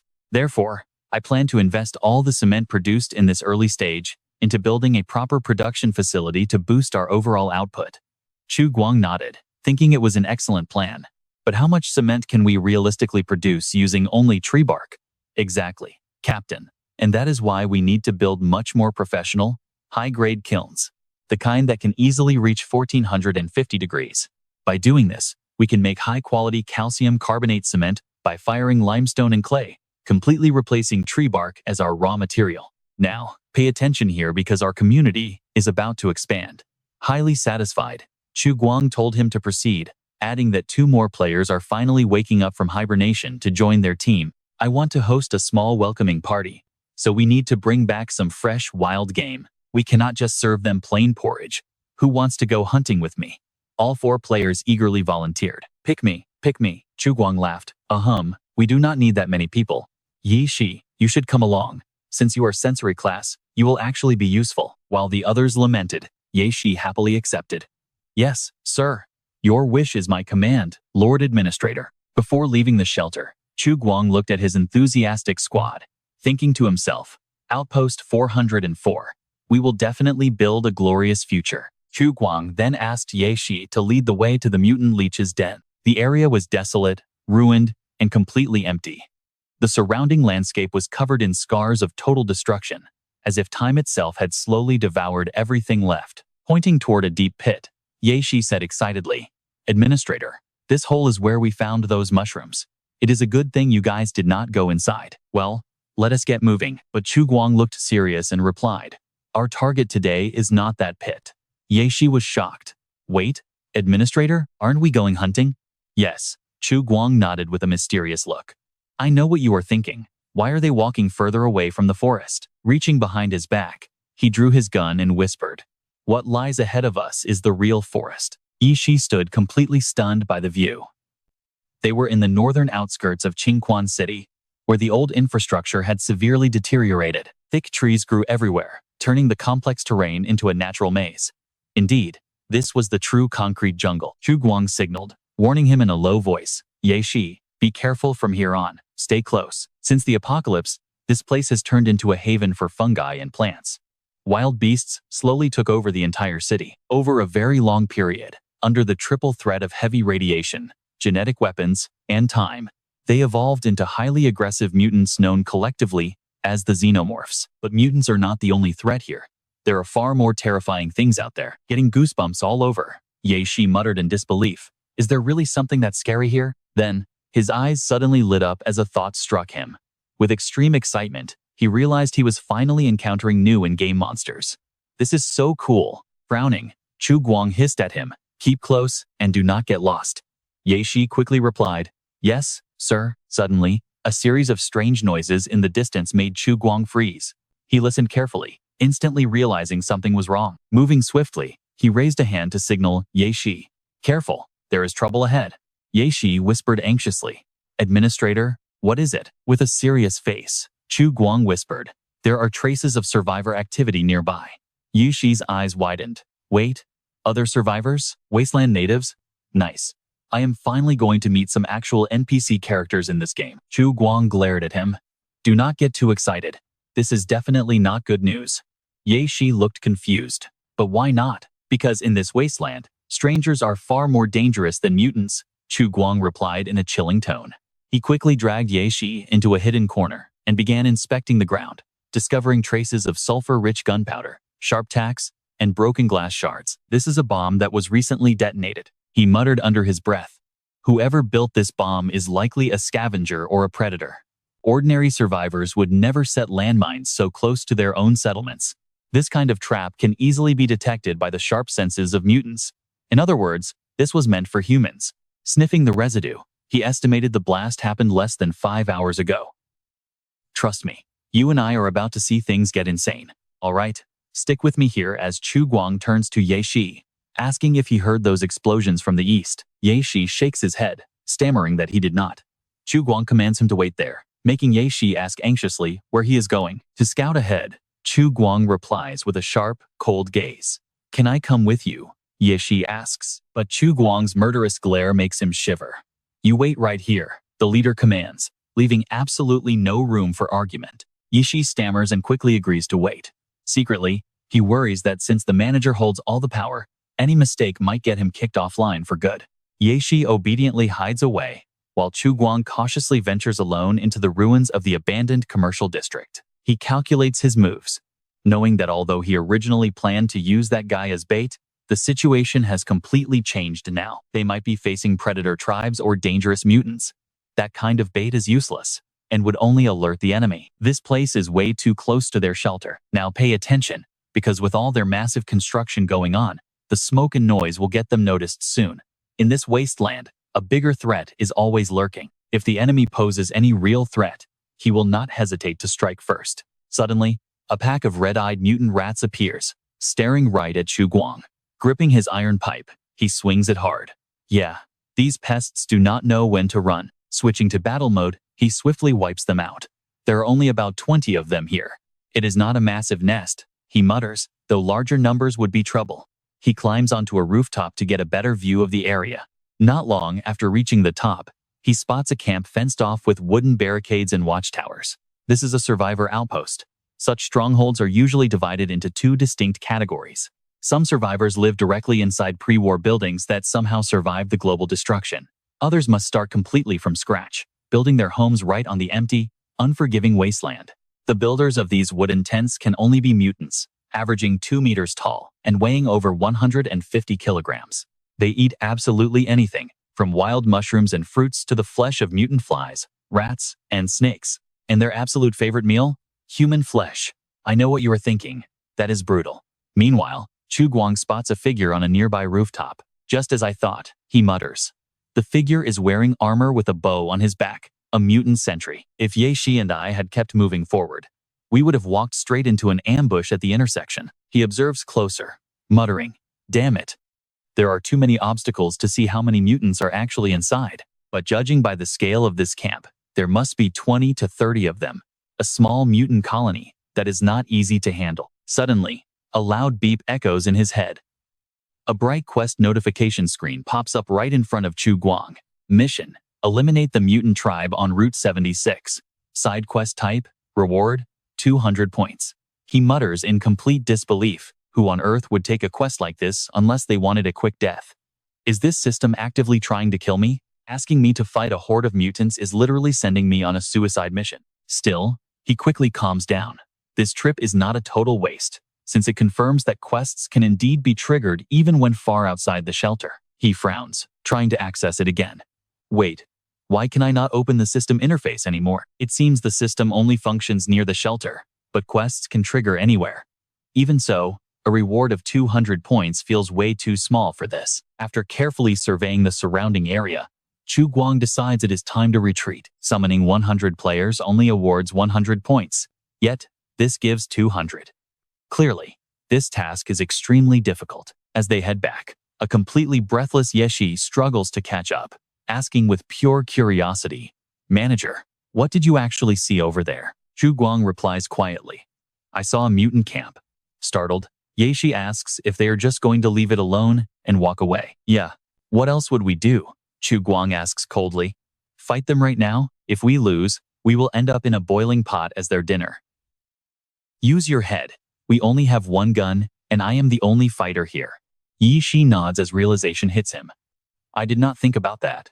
I just assumed mutants were just regular non-player characters in this game. But if they are a hostile, cannibalistic faction, that is absolutely terrifying. Let us get out of here as fast as possible. Messing with those beasts right now is definitely a bad idea." Chu Guang nods firmly. "We need better preparation to gather our strength and wipe them out once and for all." Damn it. Those mutants chose a highly strategic spot right on Route 76, directly facing the park's east gate. No matter what, we must stay extremely careful. On their way back, they pass through an area resembling an abandoned construction site. Chu Guang suddenly stops, his eyes lighting up. "Is this limestone?" Ye Shi nods excitedly. "Yes, it really is limestone. What an incredible and totally unexpected find." Chu Guang smiles. "Refining this limestone into cement to build their base will be easy. And that is where we leave them, gearing up for what is next." "All right, you and I are back as Old Bai unlocks calcium carbonate cement tech, meaning we never have to worry about concrete resources again." They head back to the Shelter 404 outpost. As they enter, a player shouts, "Administrator Chu Guang, you are back. What on earth are those two beasts?" Chu Guang answers calmly, saying these are mutated hyenas that can feed them for days. But more importantly, he has some massive news to share, consisting of one good thing and one bad thing. Old Bai curiously asks about the good news, and Chu Guang explains there is an unfinished construction site located northeast of the wetland park, just along the northern highway. Chu Guang explains, "We found tons of limestone there, and it seems to have already been desulfurized. There are also several abandoned handcarts that just need a few quick repairs to be usable again." Old Bai cheers, his eyes sparkling. "That is absolutely perfect. I was actually worried about finding resources for our calcium carbonate cement, but this solved the problem instantly. Now here is the part we need to watch out for the bad news." Chu Guang points out that heading east past Route 76 leads straight into mutant territory. Chu Guang estimates that there are probably more than 20 mutants camping out there. Looking visibly shaken, Ye Shi quickly warns them that mutants are highly hostile, possess insane combat power, and worse of all, they eat humans, so they must be extremely careful. Chu Guang nods slowly. Ye Shi continues, "Exactly. Mutants are way beyond our current level to fight. Even their absolute weakest fighters are rank 10 or above, meaning reckless contact will only expose our base location to them. From this moment on, everyone is strictly banned from Route 76, and no one should go near the east gate of the wetland park, at least until this dangerous mutant threat is completely dealt with." Another player steps up, asking, "Respected administrator, how should we handle these two wild beasts next?" Chu Guang ponders, noting that while he has eaten this meat before at street barbecues, he has actually never prepared it himself. 5 months ago, he mainly earned chips by scavenging, with zero hunting experience. He only knows that freshly caught prey must be drained of blood to avoid a foul smell. But the exact process remains a mystery. Gale suddenly raises his hand, prompting a surprised Chu Guang to ask what he plans to do with the beast's blood. Gale explains he needs it to test a theory. So Chu Guang immediately draws his blade, cuts off a hyena leg, and hands it over. Here, take this. This swift action startles Gale on the inside, though he keeps his composure perfectly. Thanks, boss. Nearby, several kilns have been burning continuously from morning until late evening. I know what you're thinking, old Bai is working way too hard here. But his new title has sparked a massive wave of responsibility as he runs over excitedly. Administrator, there you are. Respected leader, under your brilliant guidance, our outpost cement kiln is basically fully constructed and ready. Once the mortar dries tomorrow, we can fire up our very first batch of cement. Chu Guang is thrilled. Excellent job. Thanks to you guys, we are taking a massive step closer to our ultimate goal of rebuilding the human alliance. Keep up the amazing work, and the organization will surely remember your great contributions. Old Bai bows with pure determination, promising to give his absolute best before heading right back to work. Watching Old Bai's endless passion, Chu Guang chuckles internally, thinking he is getting way too good at giving empty motivational speeches. But he quickly realizes the players do not actually care about hollow promises, as they have found genuine joy in the process of rebuilding their new home. To be honest, is not this just like those farming simulator games? Seeing your base slowly improve is half the fun, and he is absolutely glad that they can enjoy this experience so much. The shelter is currently too poor to give actual rewards, so he can only hand out imaginary coins and empty promises for now. After planning how to handle the Wasteland mutants, Chu Guang decides to check the player group chat. As soon as he opens it, Ye Shi's urgent message catches his eye, warning everyone that the administrator discovered a mutant outpost on Route 76, confirming they are indeed a hostile faction. Chu Guang shakes his head, muttering, "Are these players seriously this enthusiastic? They just went offline and are already bragging." Noob Fan asks, "Mutants, what do they look like?" Hostile factions are finally here, so the beta must be coming soon. I am so hyped for this. Another player asks if they can play yet. They are desperate to play.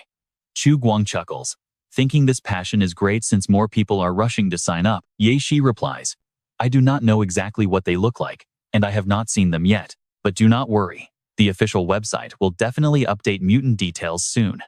Chu Guang continues scrolling through the lively chat while waiting for more info. He mutters to himself, "Well, I am waiting for news too." And that's where we leave it today. Trust me, things are about to get wild as he realizes only one player is online. Where did everyone else go? Let's dive into this crazy game world, where Old G is busy researching cement, and Gale is likely in class. Feng Cheng, though, he's still a complete mystery. Meanwhile, Player 2, Handsome Brother Ma, just muted that annoying troll user 10 times a night 1 minute, for 60 seconds. Call me Old G one more time and see what happens. Player 3, Merciful Blade, laughs and says it was a great ban, while the user Toilet Mosquito gets hyped up. Just 2 more days, and this granddaddy can join the test. Player 4, Tomato Scrambled Eggs, agrees, saying he is even quitting smoking for this. Ban those 2 bragging show-offs as well. Player 5 is honestly so annoying. I was clearly the one who reserved a spot first. What can you even do to my proud face?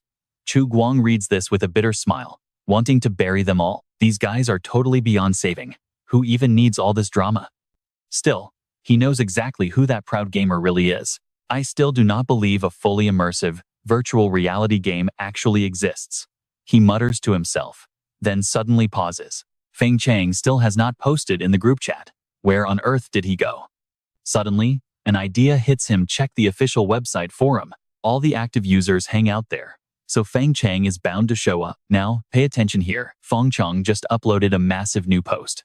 This guy is a total pro, updating fast and pulling in views. His catchy title reads, "Why has this game not entered open beta testing yet? This game feels incredibly real, and I hope it gets adapted into a comic soon." He writes about version 1.01 of the 3rd closed beta, saying they have secured a massive supply of charcoal. With their successful attempt at making plant-based cement, they built an even larger cement kiln under the leadership of Old G. If tomorrow's trial run succeeds, they will have plenty of reliable building materials to construct sturdy houses and expand the base. I have to admit, The developers of this game have delivered a mind-blowing experience unlike anything else on the market right now. Completing that cement kiln gave me such a massive rush of accomplishment. It is highly addictive, and I am completely hooked. There is not much content to test today. Mostly just experimenting with the game's physics and chemistry systems for cement crafting. However, the game administrator warned us that a mutant tribe living at the end of Street 76 has been confirmed as a hostile faction. All players must be extremely careful and avoid them. The game master has not revealed any further details about these mutants yet. As of right now, there are still no official concept art or images of these mutants posted on the website. Maybe the main storyline just hasn't reached that point yet. Once new details drop, I will share them immediately. Keep following this thread, guys. Beneath his post, the comment section is absolutely blowing up with praises and hyped up thumbs ups from everyone. I know what you are thinking, this Fang Chang is an absolute legend. Chu Guang nods along, deciding to recruit these active forum users first. When it is time to invite new players, they will get priority. After working hard all day, it is finally time to claim his rewards. Opening up the game system, he murmurs, "Did we really complete so few quests today? Just chopping down trees and slaying beasts, yielding barely any points. I might as well try my luck on a blind box instead." Open system. What on earth is this? 5 lollipops, 2 big and 3 small. Chu Guang is annoyed. Damn, did my system just trade 6 points for candy? But wait, what the hell is this? Is this candy actually glowing? He holds it up to inspect, and it looks surprisingly powerful. Examining it closely, his eyes widen as the system notification pops up. Chocolate lollipop increases strength by 10% for 10 hours. Chu Guang is shocked. This crazy system finally dropped something useful. Gaining a 10% buff just by eating a lollipop? Is this a cheat code? But seriously, is this actually sweet candy or some kind of super stimulant? The system immediately replies, "Beep beep, this candy boosts your strength by 10% for 10 hours with 0 side effects. Please use with absolute confidence." Chu Guang nods, muttering, a 10% strength boost is actually pretty solid, especially since it lasts for a full 10 hours. In tight situations, even a small boost can turn the tide of battle. But eating a lollipop mid-fight? What? Am I supposed to ask my enemies to stand still while I eat it? Well, whatever. I will take it anyway. Having another trump card in my back pocket is always a good thing. Early the next morning, inside the ruined wasteland, all 4 players log on at the exact same time, ready to work. They yell out in excitement, "We are back. We gathered all the raw materials, so we can finally start making real cement. Awesome. First, we need to crush down the limestone. This is the hardest part. Then we mix in iron, slag, and clay. Let us mix it up. Finally, we heat the kiln up to 1450 degrees Celsius to bake it." Everyone shouts, "Let me help." Pump the air, stoke the flames. Let that fire roar. But suddenly, Lao Bai pauses. Wait a minute. Something feels way off here. How are we even supposed to measure the temperature inside the kiln? Does player 6 know? Come on, you dummy. Why are you acting like you know when you clearly do not? What now? Lao Bai is completely lost. Do you have an industrial thermometer on you? Or are you just talking nonsense? Just pump the fan with some muscle. Player 7 wishes for a generator, and trust me, you and I need to see if they succeed. Old Bai frowned, muttering, "Damn, ever since that guy became the construction team captain, he has really been putting on a massive show." Suddenly he realized, wait a second, feels like something is missing. Where did those 2 pets, Gale and Night 10, run off to? Just then, Chu Guang stepped out of the shelter, finding them waiting. Stick with me to see what happens next. Surprised, he wondered what these 2 chives were planning. Gale and Night 10 cheered, "Lord Manager, come look at what we caught." Curious, Chu Guang asked where they went. Gale replied, "We went to a nearby mutated leech nest." Chu Guang frowned, his voice turning strict. "What? Didn't I tell you not to go there?" Night 10 waved his hands. "No, we didn't go inside. Just set traps nearby." Gale added, "Exactly. Look, baby mutated leeches." Chu Guang peered into the bucket, seeing sealed glass jars filled with squirming little leeches. He muttered, "They actually are baby mutated leeches. These look absolutely disgusting, but they are quite interesting. How did you 2 even catch them?" Back on Baitella Street, I never heard of anyone catching these pests for any reason. Night 10 remarked mutated bugs are rich in protein but packed with nasty parasites. Gale added they used animal blood to lure them into the jars. The big leeches cannot get in, and the small ones can't get out. They must come out at night to feed. During the day, they hide in caves. Aside from a few broken jars, we trapped them all in here. Now, pay attention to this clever plan, because Chu Guang realized it was actually a brilliant idea. No wonder Gale asked for raw meat yesterday. Turns out he wanted to catch these baby mutated leeches. He turned to Gale, asking, "What do you even plan to do with them?" "I do not know much about leeches, but these mutated ones are definitely not edible." Gale laughed. "I am not planning to eat them. I want to use them as bait for fishing." Chu Guang gasped. "Fishing? Actually, that is not a bad idea at all." Night 10 nodded. Chu Guang suddenly recalled walking by the lake recently, where he saw massive black birds hunting for fish. He muttered, "Since there are fish, we should totally catch them for food. It is a brilliant idea." He turned to Gale. "I once tried fishing too. It is much safer than diving in, but my skills are, well, hard to describe. Even with proper gear and bait, I caught nothing. And right now, we literally have absolutely nothing." He sighed. "Actually, it is not my fault. If fishing was that easy, why do not all survivors just live by the lake? The lake fish are dangerous mutants, but with these mutated leeches as bait, you and I know the game is going to change." Looking at Gale and Night 10, he said excitedly, "These leeches should definitely have a paralyzing effect on the fish. Do you guys even know how to fish?" Gale shook his head. "No, but I plan to build some fish traps." Chu Guang nodded in satisfaction. "Excellent. Since you have a solid plan, I will leave the fishing to you guys." He walked away, muttering, "With them on that task, I need to figure out how to preserve the mutated hyena meat." Yesterday, using a traditional method from the Baitella Street survivors, he crushed tobacco leaves over the meat, slow roasting it over wood fire, to drain the moisture so the tar could kill all harmful parasites. But taking a sniff, he frowned. It smelled rotten, though he initially hoped he was mistaken. Under the firelight, the meat lacked that golden charred look. Instead, the leg was deep red, cooked on the outside, but completely raw inside, giving off a horrific, foul stench. Could this method be entirely wrong? He muttered, pinching his nose. It still smelled absolutely awful. In the end, he had to toss it away since the meat was completely inedible. If only we had a working fridge, I would not have to stress over this. Sighing, he realized he desperately needed a generator. But it was only early September, and List's merchant caravan would not arrive until the end of the month. But dwelling on this was pointless. He could not just wait until the end of the month to stockpile food. Besides, with the shelter's poor economy, buying a luxury like a refrigerator was totally out of the question. For the next 3 days, Chu Guang hunted from dawn till dusk, bringing back meat for the players. They devoured it like starving beasts, likely due to their exhausting daily labor. He kept trying to figure out how to smoke meat properly, but made zero progress. Thankfully, his players performed brilliantly.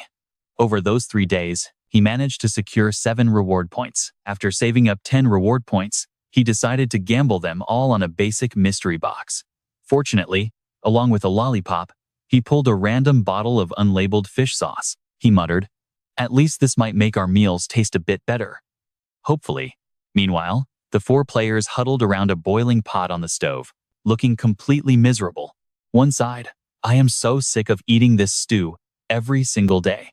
When I first realized we could taste food in this game, I was thrilled. But now, I finally understand that eating can actually be pure torture."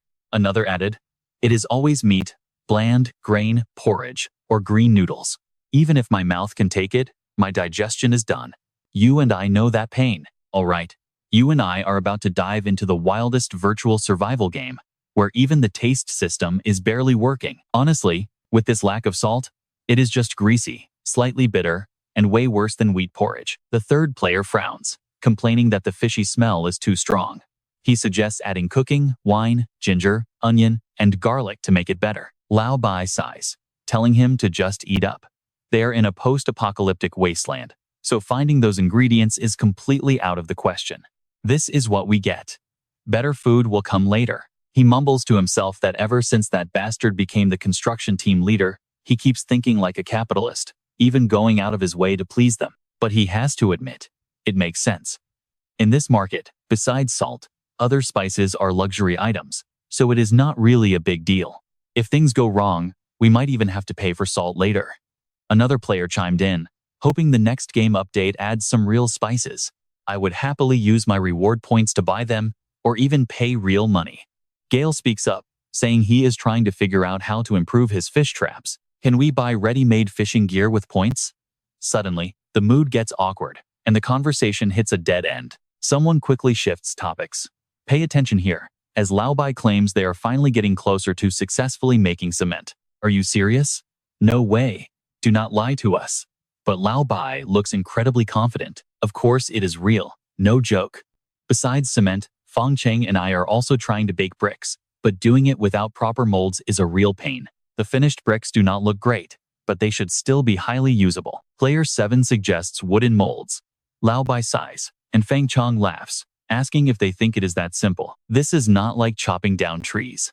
Making a perfectly square mold requires a massive amount of craftsmanship and delicate handiwork. Who knew a top-tier legendary gamer like me would struggle with this? I am a survival master who can build a cabin in the forest in 30 minutes. Yet, I am completely stumped by this basic in-game issue. The other two players remain silent, silently agreeing that Feng Chang has a very valid point. One of them mumbles, sighing at how incredibly difficult the settings are in this online wasteland game. Gale agrees, admitting he copied island survival traps from short videos online for days, but has not managed to catch a single fish yet. It makes sense though. The lake is crawling with predatory birds, so all the stupid fish got eaten long ago. The survivors are too smart to be tricked, stealing the bait and escaping. Ye Shi nods. Annoyed they ate almost all his mutant leeches. Whatever. Let's just fatten them up first. Once they let their guard down, we will catch them easily. Let's pause here. Another player excitedly asks if it is true that 2 new members are joining today. They hope for female players to liven things up. Yeshi daydreamingly adds that his beast affinity senses tell him some gorgeous beauties are on their way.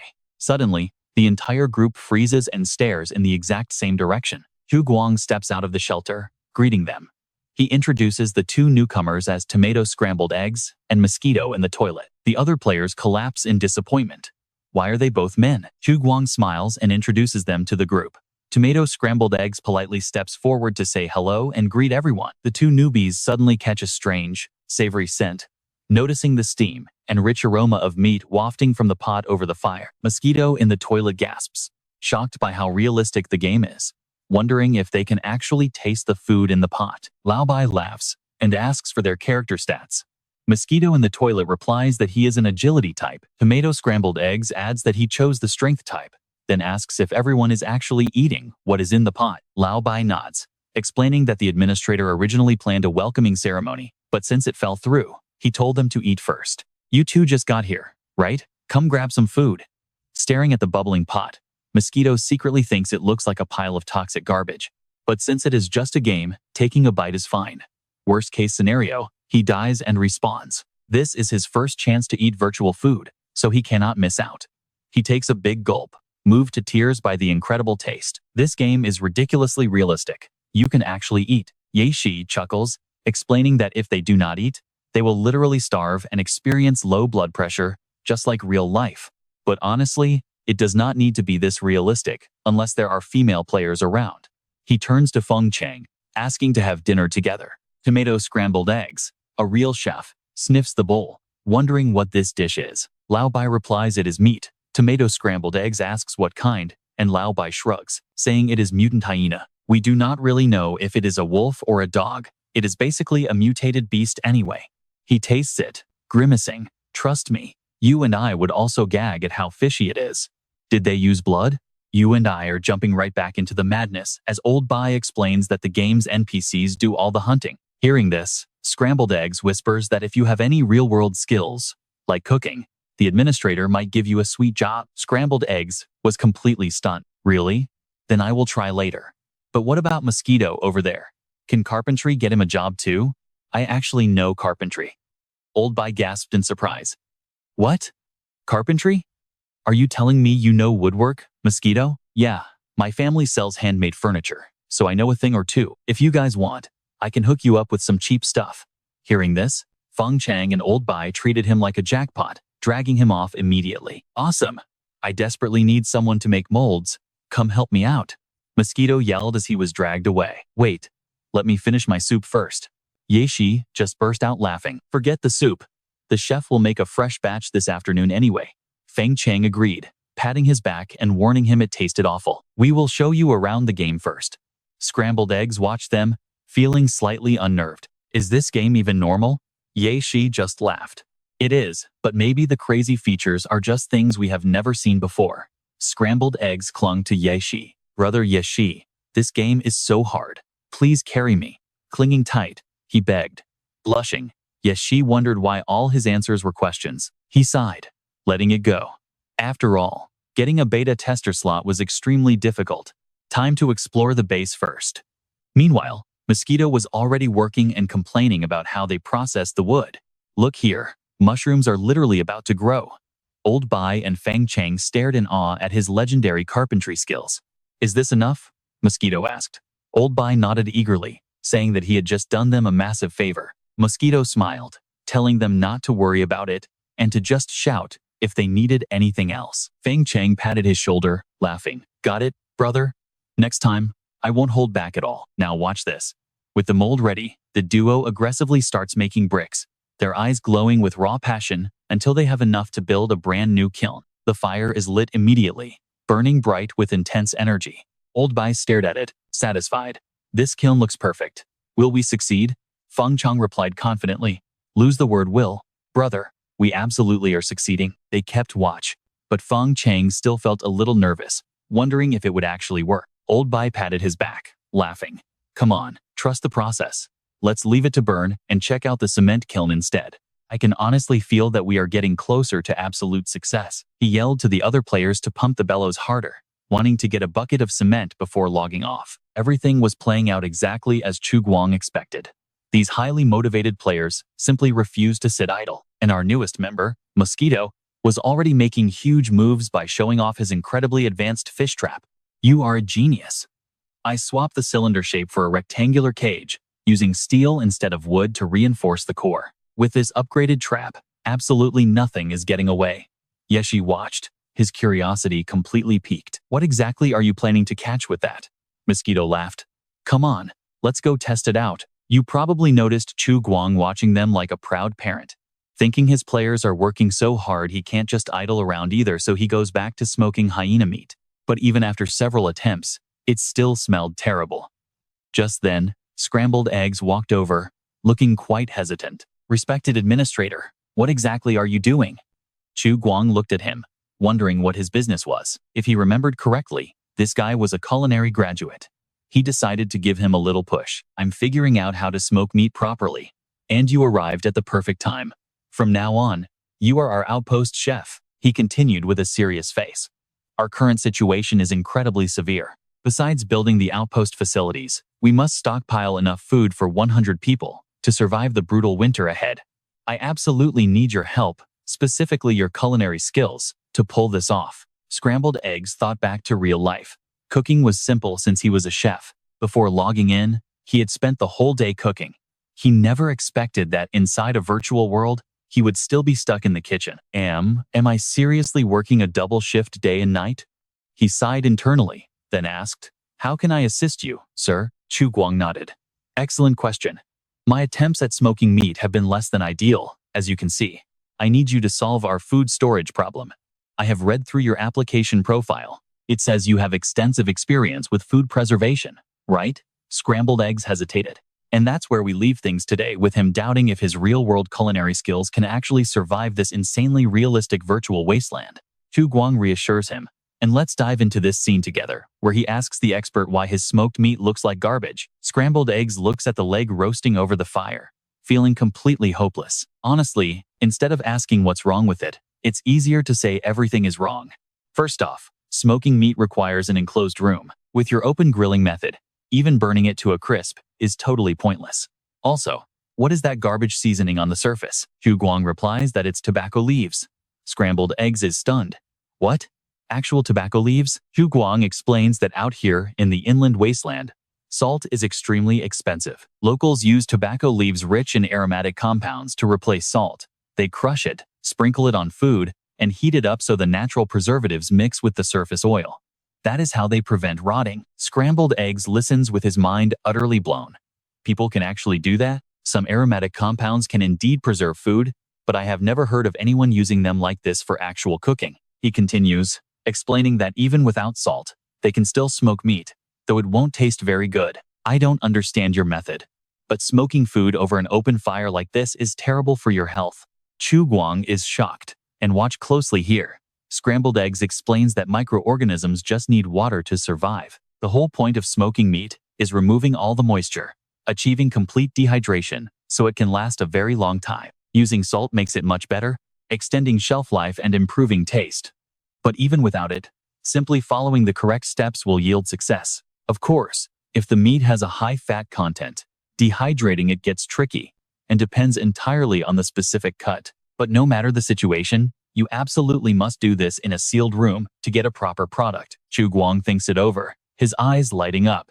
Skipping this bizarre tobacco leaf seasoning is fantastic news for the outpost. He realizes that even if the wasteland survivors seem simple, they have survived out here, so their life skills aren't bad. Whatever, no need to overthink. If non-player characters do everything, why even have players? He pats Scrambled Eggs on the shoulder, praising him. Great job. This glorious, tough mission is yours. Awesome. Another problem solved. These guys are useful. He smiles, and you can probably guess his next move. Now that the food issue is officially solved, maybe it's time to recruit more players? Forget about population growth for now. The most urgent task is definitely construction. The outpost only has 6 players. At this grueling pace, they won't even finish the sanatorium wall by the end of the month. Suddenly, a frantic shout echoes from a distance. Holy crap, we finally did it. Esteemed manager, look over here. Chu Guang walks over as Old Bai excitedly points at the kiln. Yes, we successfully made cement. What do you think, respected administrator? This is what we have been working on for days. Since this was just a trial run, our output is quite small. But judging by the volume of the kiln feed gate, processing half a ton a day won't be an issue. It isn't professional grade, but it gets the job done. Fang Chang chimes in, explaining they had to hand crank the kiln for hours to get the temperature above 1450 degrees, shoveling coal nonstop until our arms were about to fall off completely. Chu Guang nods gently. I am impressed. You all did great. With this cement, we have made a giant leap in our initial plan. The shelter will remember your service, and each of you will receive 1,000 contribution points as a reward. Old Bai and Fang Chang cheer. 1,000 contribution points? Totally awesome. Those days of hard labor paid off. Chu Guang smiles, but secretly laughs about their dream of making 100 million for financial freedom in a game. I definitely don't plan on letting that happen. Honestly, giving them too much currency too fast will ruin the game's lifespan. I need cash grab items like limited edition gear, VIP meal packages, virtual villas, or rare sports cars. I must drain those points back from these players to keep things sustainable. He gets an idea to introduce a gacha system. 1,000 contribution points per spin, with a 5% chance to win a virtual girlfriend. Hehe. With this, I can squeeze as much as I want from my loyal cash crops. Fang Chang interrupts his train of thought. Oh right, administrator, there is one more thing I need to report. Now that the cement is ready, we need more labor to start building the outpost. Chu Guang nods, asking how many workers they require. Old Bai excitedly requests at least 10 people, though more is always better. The kiln blower requires manual cranking by 2 people, and we will build a second one soon. So that takes 4 players. We will definitely need at least 8 extra hands to haul stone, build walls, and get this outpost running. Let's dive into this crazy story where our main character, Chu Guang, is already facing a massive headache. The outpost's food reserves can only feed 7 people for a week, doubling the population out of nowhere. If their logistics can't handle this, everyone is going to starve. Just thinking about it gives him a headache. He sighs, realizing it is already the 9th, almost 1/3 of the month is gone. Without extra effort, they will never finish the outpost before winter. Turning to Old Bai, he says, all right, I will submit a request to the higher-ups for more support. In 3 days, a brand new batch of players will awaken from hibernation to join our grand construction efforts. Old Bai and Fang Chang immediately cheer, imagining their massive workforce. Sweet, now we finally have enough hands on deck. This is perfect. Adding more people means building this base will be a breeze compared to what we are facing now. With proper planning and efficient construction, we can definitely get this entire place fully completed before the winter cold hits. But the scheming Fang Chang thinks otherwise. He figured this non-playable character has way too much power for a normal guide, and might even control the game's actual update schedule. Could that really be true? It feels exactly like those virtual reality gaming novels. This whole world must be running on some insane quantum supercomputer with unlimited processing power. The developers probably just built the basic lore, leaving the artificial intelligence to dynamically generate everything else in real time. He mutters to himself, if we mess up, we will end up as total trash tier players. Yep, my theory is totally spot on. Watch closely as Old Bai sighs, thinking Feng Cheng has officially lost his mind from eating too much junk food. The players get right back to hard labor. Meanwhile, Mosquito, the designated carpenter, is putting his building skills to excellent use. He cheers, wiping his brow. Phew, finally finished. A masterpiece is born. This wooden toilet built from a tree stump guarantees maximum comfort. Fried Egg literally cries tears of joy, celebrating that his legs won't break from squatting anymore. Suddenly, Gale rushes in from the woods, clutching his backside and screaming for everyone to get out of the way before he explodes. Mosquito smirks and teases him. Oh, your timing is absolutely perfect. Our VIP luxury wooden throne is ready for action. Give it a spin. But Gale hesitates, realizing, wait, is this a public toilet? If other players use this, it is way too dirty. I cannot do it. Thanks, but no thanks. I would honestly rather squat outside. Fried Egg is completely speechless, wondering why this guy is being so picky about using a virtual bathroom. Right at that moment, a loud shout echoes from the distance. Fried Egg looks up, and you won't believe what is heading their way.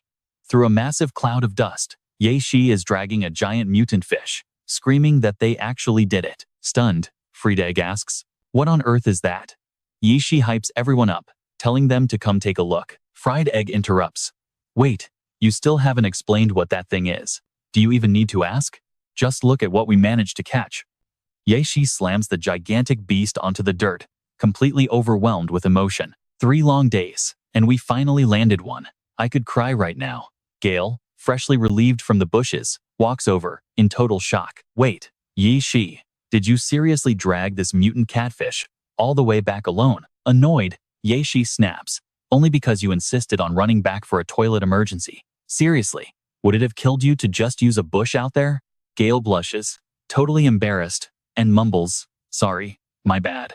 Fried Egg squints at the prize, noting that after 3 days they only caught a single dead fish. Annoyed, Xiao Qi fires back. What do you know about fishing anyway? Complaining about a dead fish. Do you have any idea what kind of torture we endured out there for 3 days? We waited for 3 nights straight, our legs going completely numb without getting a single bite. We wondered if this new trap would even work, but decided to hold out. Finally, the rope starts twitching. Both of us instantly snap to attention, staring at the water. Racing to the water, we yell that we hooked it. The wooden cage actually shattered, meaning whatever is inside has to be an absolute monster of a fish. He screams to pull the net, but suddenly a bright red exclamation mark appears over his head, making him freeze. Wait, that danger sense is kicking in again. Out of nowhere, a massive bird swoops down from the sky, attacking the 2 players. Luckily, Xiao Qi reacts in time, tackling Gale to the ground to dodge. He warns that there are whole flocks of giant black birds hunting up there. Once the predator flies away, they scramble to pull the giant catfish onto the shore. But the struggle isn't over. This beast of a fish leaps up, putting up a massive fight to escape.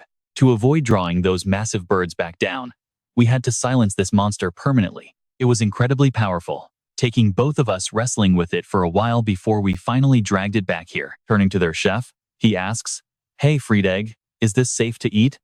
Staring at the monster, Fried Egg is completely blown away. I have been a chef for half my life, but trust me, you and I have never seen a catfish this colossal. All right, you and I are diving back into our favorite wasteland.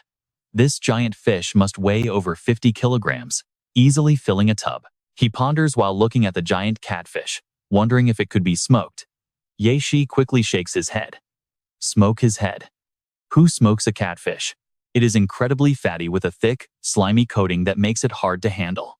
I wonder if we can dehydrate it instead. Tomato Eggs nods, asking if there is a workaround. Xiao Qi shrugs, admitting he has never tried, but says they should give it a shot now. Tomato Eggs mutters, saying that putting a 50-kilogram mutant catfish straight onto the grill would absolutely ruin it. Soon, a rich aroma fills the air. He thinks it over and decides there is only one real option here. A hearty mutant catfish head stew, with no tofu, cooking wine, green onions, ginger, or garlic to mask the fishy odor. They only use salt and soy sauce for seasoning. Time to eat, guys. Xiao Qi gulps. He has been drooling ever since the rich aroma started wafting from the stove. It smells amazing, so nobody hesitates. The team digs in, and their tired, blank expressions instantly turn into looks of pure joy. So delicious. We finally get a normal meal. It has not been easy at all. This tastes way better than what the non-player characters cook. After eating, they rest. It is now 6 p.m. in the Wasteland, meaning 6 a.m. on Earth. All players must log off. Chu Guang mutters to himself, saying it is time to recruit some new players. Actually, let's call them fresh labor to rebuild the shelter. Watch closely because our favorite capitalist is about to harvest some new leaks. An official announcement reveals a massive update for Alpha 0.2. Soon, the website will release 24 additional closed beta slots. The beta test size is expanding to 30 players. Over in the Bull and Horse Club chat room, the group chat instantly explodes with excitement. Player 1 asks if they still have not given up, wondering what is on the site. Player 2 mentions a major update for Alpha 0.2. The official website is releasing 24 more beta slots. The player count is expanding to 30. Player 3 laughs, telling them to start harvesting the leaks and asking what the price is. Let me see if I can afford it, or if I need to report a scam. Player 4 says it is likely free. The notice does not mention any fees at all. Player 5 laughs, saying he does not believe it and probably will not even get a spot. You are overthinking it. Pre-registrations already exceeded 100. Getting one of the 24 extra slots is a 1 in 5 chance. Player 6 is shocked. Over 100? What on earth? Are there even that many active members left in our group chat? Player 7 replies that they are not all from here. Last night, several other gaming groups were buzzing about this game too. Are there really that many? Player 8 says he checked, and registrations reached 111.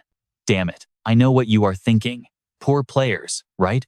Chu Guang is thrilled, wondering which of these hundreds of applicants he should harvest first.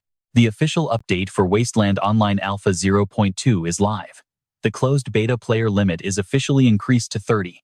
The winter expansion pack is coming. Winter starts in 30 days, and by day 60, the temperature will drop to -10 degrees. If players successfully survive this extreme cold, all active players who average over 4 hours of daily playtime during the closed beta will receive a limited edition Winter Warrior title. If this community challenge fails, the game server will temporarily shut down and relaunch for beta testing later once the developers adjust the overall difficulty. They are also optimizing the physics engine, adding a wider variety of mutant creatures, increasing player freedom, and fixing several minor bugs. The player handbook has been updated to version 2.0. Please review it immediately. Player 9 notices that the total number of pre-registrations has suddenly jumped from 111 to 113. Incredible, 2 new signups in just 1 page refresh. Where on earth are these people coming from? Player 10 claims there cannot be this many active members. Are they using alt accounts? No way. Nobody can make alt accounts on the official Wasteland Online website. Changing your IP address or hardware is useless because registration slots are tied to unique individuals rather than computers. Chu Guang checks the official forum, telling himself that a flood of new players is definitely on the way. Quit Smoking asks why there are suddenly so many new users on the forum today. Player 11 asks where they all came from.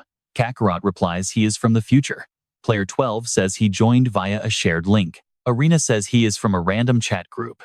Player 13, named All Good Names Went to Dogs, asks a question. He tells everyone to speak up, while a user named Slight Remembrance sends an icon, asking what kind of game this is. Everyday Great Demon King seconds the question. Quit Smoking replies that it does not look legit at all, asking if anyone looks serious. Do not pre-register. This game is completely fake. Everyday Great Demon King bids farewell, telling them to stay worried. Is Quit Smoking crazy? Chu Guang scrolls through the forum, happy that the official website is finally gaining some serious popularity. He already scared off a few pre-transmigration acquaintances. Well, that's where we leave it today. See you guys in the next epic update. Let's find out why the new player count is suddenly spiking. Someone from the Cattle and Horse Club leaked screenshots of their chat, and the official website linked directly into other gaming groups. Thanks to that, Wasteland Online suddenly blew up and became crazy popular among gamers. Curious players scrambled to try it, and tons of people jumped on the trend from other groups, but barely anyone actually discussed the game's actual content. He wonders if he should appoint some moderators to clean up the forum since the community is getting way too rowdy today. He has no idea if they are even discussing the actual gameplay. Player 14 asks how a game still in closed beta is already releasing an expansion pack. It makes absolutely no sense. Damn it. So anyone who did not get into the closed beta is just left out? That is brutal. Player 15 asks if anyone wants to make a plan. Recruiting more players. I do not need your money, I will pay you. Player 16 says anyone who follows that planner named Guang is a fool. Why does it always have to be this guy anyway? Now pay attention, our boy Feng Cheng just received a message on his screen. What could he be writing? Feng Cheng asks if Brother Guang is there. Ah, he replied. I just finished my work. So, what is up? Feng Cheng wants to know if the NPC administrator is played by a real company employee or if it is an AI. He quickly adds that he is just asking out of curiosity, and if it is a company secret, just ignore it. Brother Guang replies that it is not a secret at all. Plus, a low-level programmer like him cannot access secret files anyway. Feng Cheng tells him to go ahead, and Brother Guang explains that this administrator's existence is very unique. Feng Cheng gets excited. This NPC is definitely special. Can you share some more details? Brother Guang reveals it is the very first fully complete artificial intelligence developed by their company. Feng Cheng gulps in pure shock. Wow, a fully complete AI? That is insane. He realizes this is way beyond his understanding, but it is incredibly cool. It feels absolutely amazing. Brother Guang agrees, saying it is an AI that is almost identical to a real human. It has its own personality, memories, way of thinking, values, and even behavior motivations. So they gave it the power to restrict players and the duty to guide them. Feng Cheng cheers, realizing he guessed it right. He really is a genius. He continues, saying he finally gets it. No wonder its decisions have such a massive impact on the testing progress. In fact, he has noticed that the game's actual content is already incredibly well developed. You and I both know a fully immersive world like this is basically like living a whole second life. It is no exaggeration to say that even a nitpicker like him cannot find a single bug in it. The only flaw is that there are too few NPCs. So he wondered if they are actually testing the game's AI rather than the game itself. Are they using players to see how advanced this AI can truly get? The new version even includes the Winter is Coming expansion, updating the entire game online to Alpha 0.2. It is all for this specific purpose, right? Feng Cheng types furiously on his keyboard, confident that he has completely figured out the developer's master plan. Meanwhile, other group members are debating why Wasteland Online is releasing a winter expansion during a closed beta phase. But in his eyes, all their random theories and conclusions are extremely shallow. He texts Brother Guang, saying that on the surface it looks like a game test, but in reality, they are running data on a complete game framework to train their advanced AI. The Winter is Coming expansion is the mysterious company's ultimate test for this first-generation fully complete AI. On the other side, Chu Guang reads the text and is totally shocked.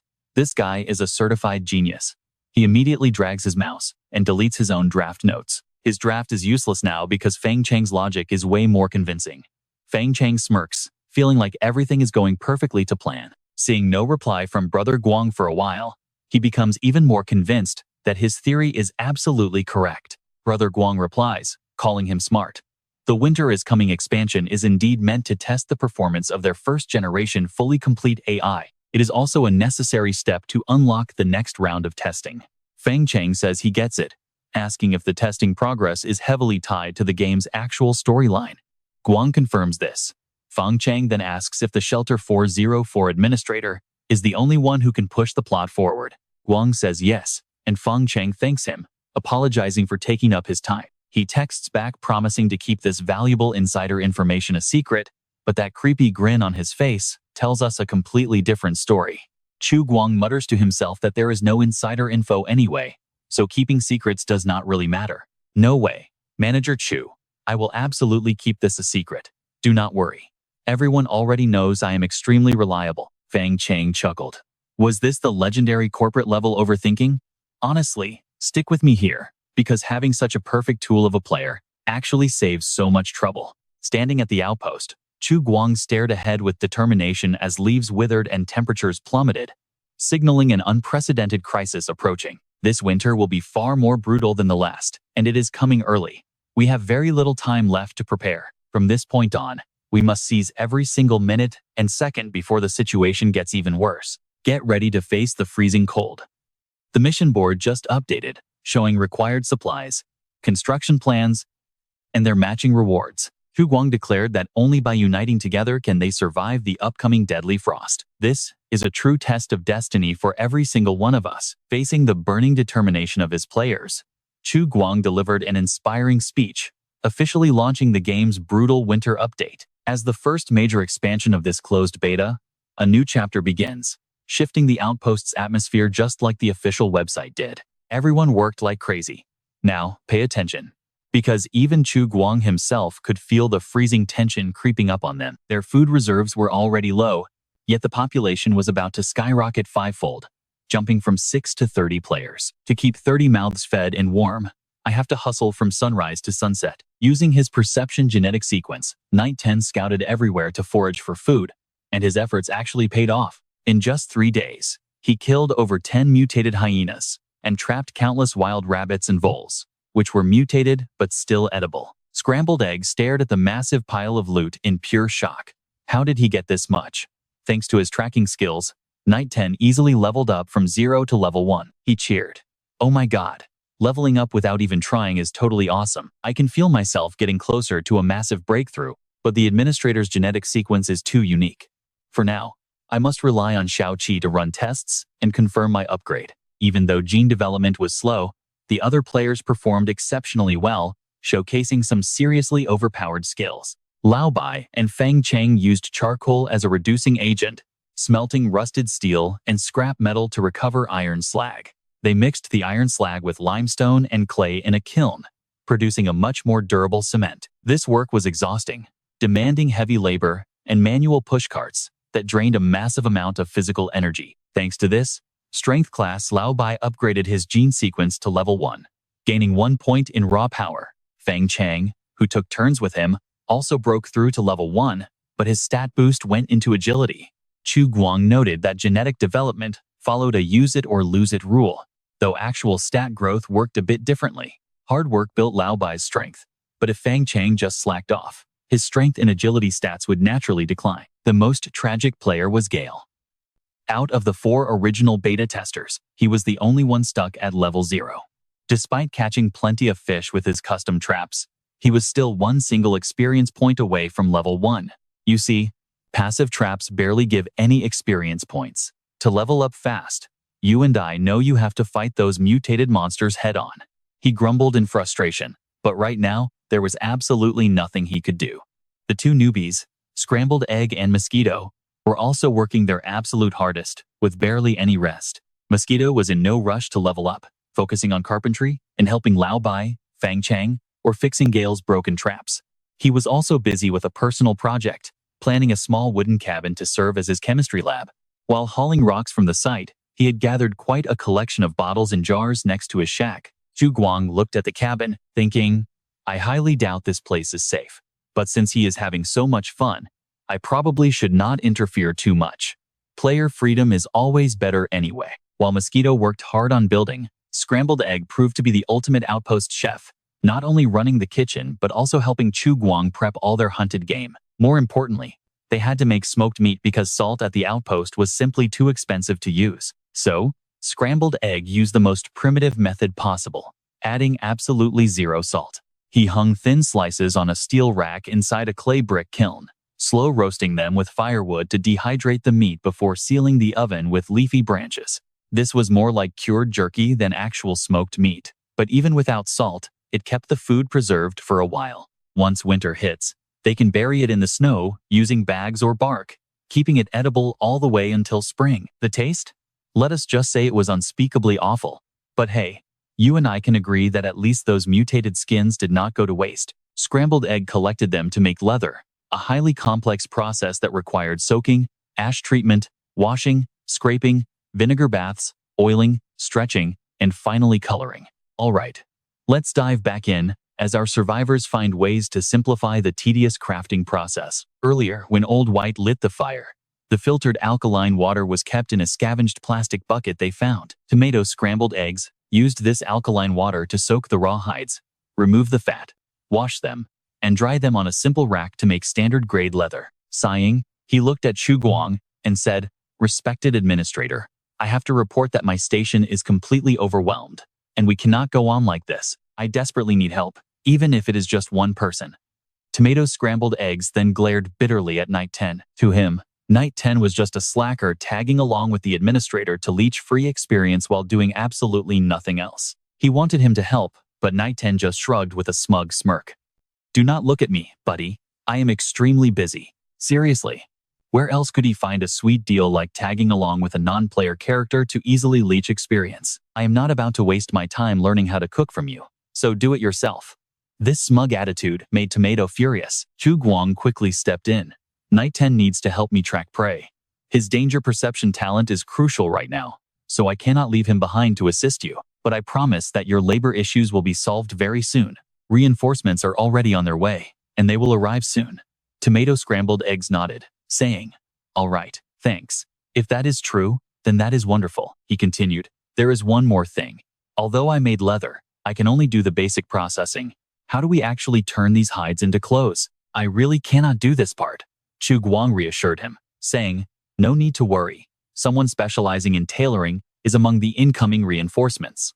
I will assign the leatherwork and clothing craft to them, and trust me, this next recruit is perfect." Hearing this, Tomato scrambled eggs felt relieved. "Great. I will hand it over to them so I can finally focus entirely on being the chef."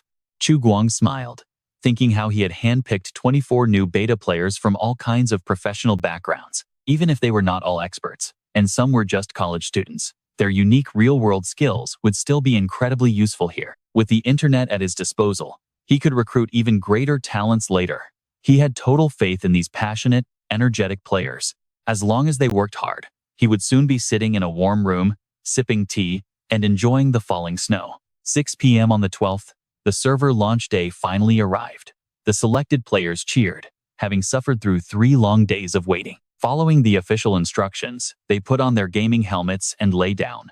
A new player named Blade Mercy muttered, "Is it really this simple to log in?" But as he closed his eyes, you and I can see him getting sucked right into a massive vortex of energy. When he regained control of his body, he was inside a fluid-filled glass capsule. Is this actually the game world? The immersion was absolutely insane.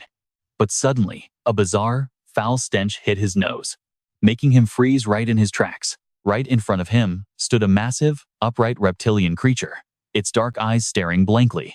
Blade Mercy panicked completely, shouting, "What on earth is this thing?" The beast suddenly roared back. "What are you screaming for? What is wrong with you anyway?" Blade Mercy stuttered.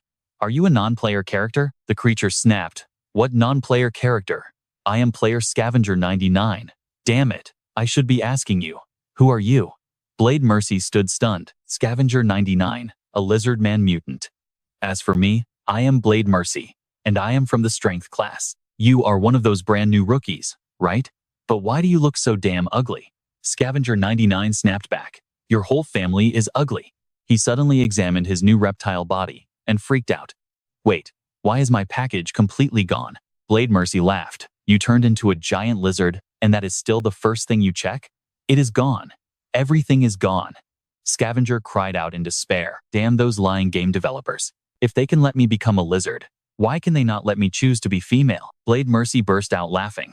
"Hey, if you do not want to be a lizard, we can always swap bodies." Scavenger 99 grumbled. "No way in hell." The official website mentioned that these pod chambers scan our bodies, allowing us to view all of our starting levels and attributes. Let me check my interface. Player profile for Scavenger 99. Showing level 0. Genetic sequence, Mutant Lizardman, level 0.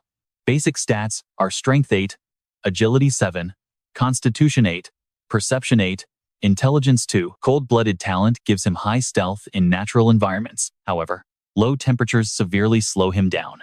He can stand upright with great endurance, but struggles with highly complex movements. Scavenger 99 nodded in approval. "Nice. These stats are actually pretty interesting." He stared at his screen, completely thrilled.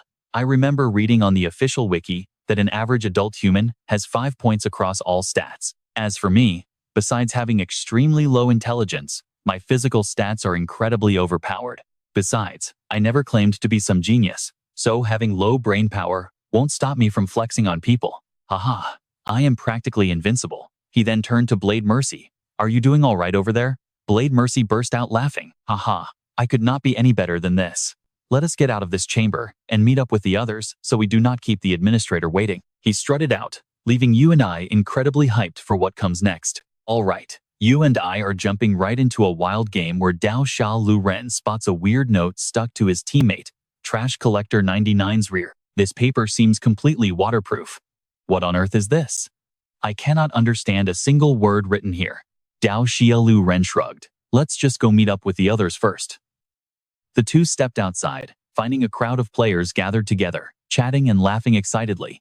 Some players still looked lost, looking around in confusion, but they were quickly drawn in by a loud shout. Oh my god, look over there. A lizard man? Can we actually choose different races? Let's get closer. Could it be a hidden class? Dao Xiao Ren sighed, feeling completely plain. It seemed like having a hidden class really was the ultimate flex. He patted Trash Collector 99's shoulder. Hey brother, do not worry. Just follow me, and I will protect you. Trash Collector 99 growled. Get your snout away from me. This lizard's sense of smell is way too overwhelming. Aside from Trash Collector 99 being a lizardman, everyone else there was just a normal human.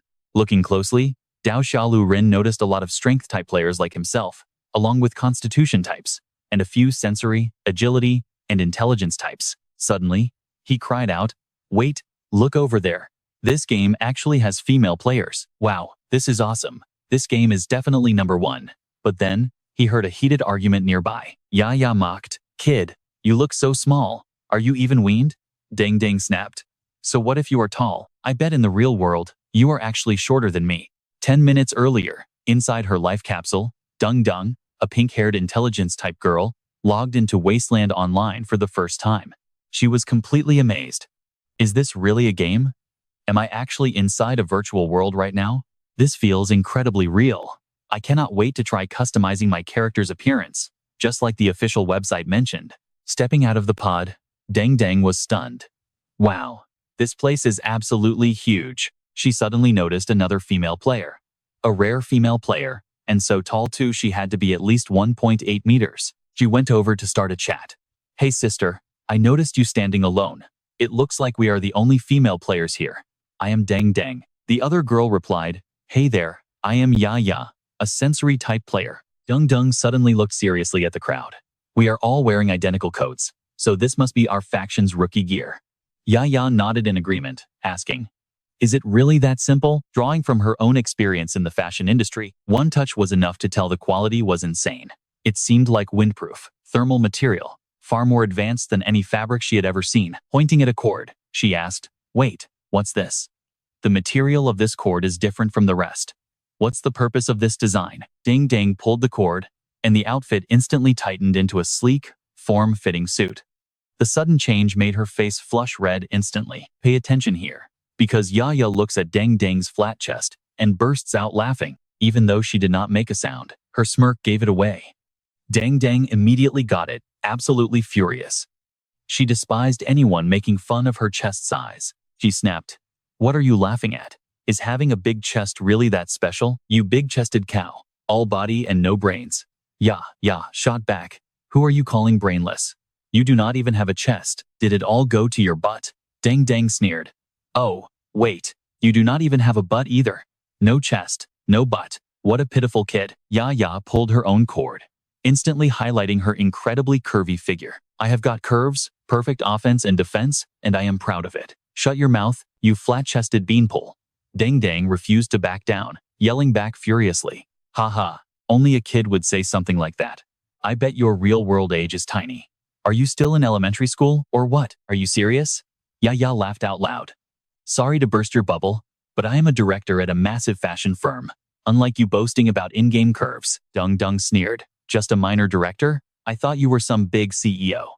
I wonder which company is unfortunate enough to have you in charge." The surrounding crowd watched, utterly speechless. You and I both know MMO launches get crazy, but these two starting a catfight immediately?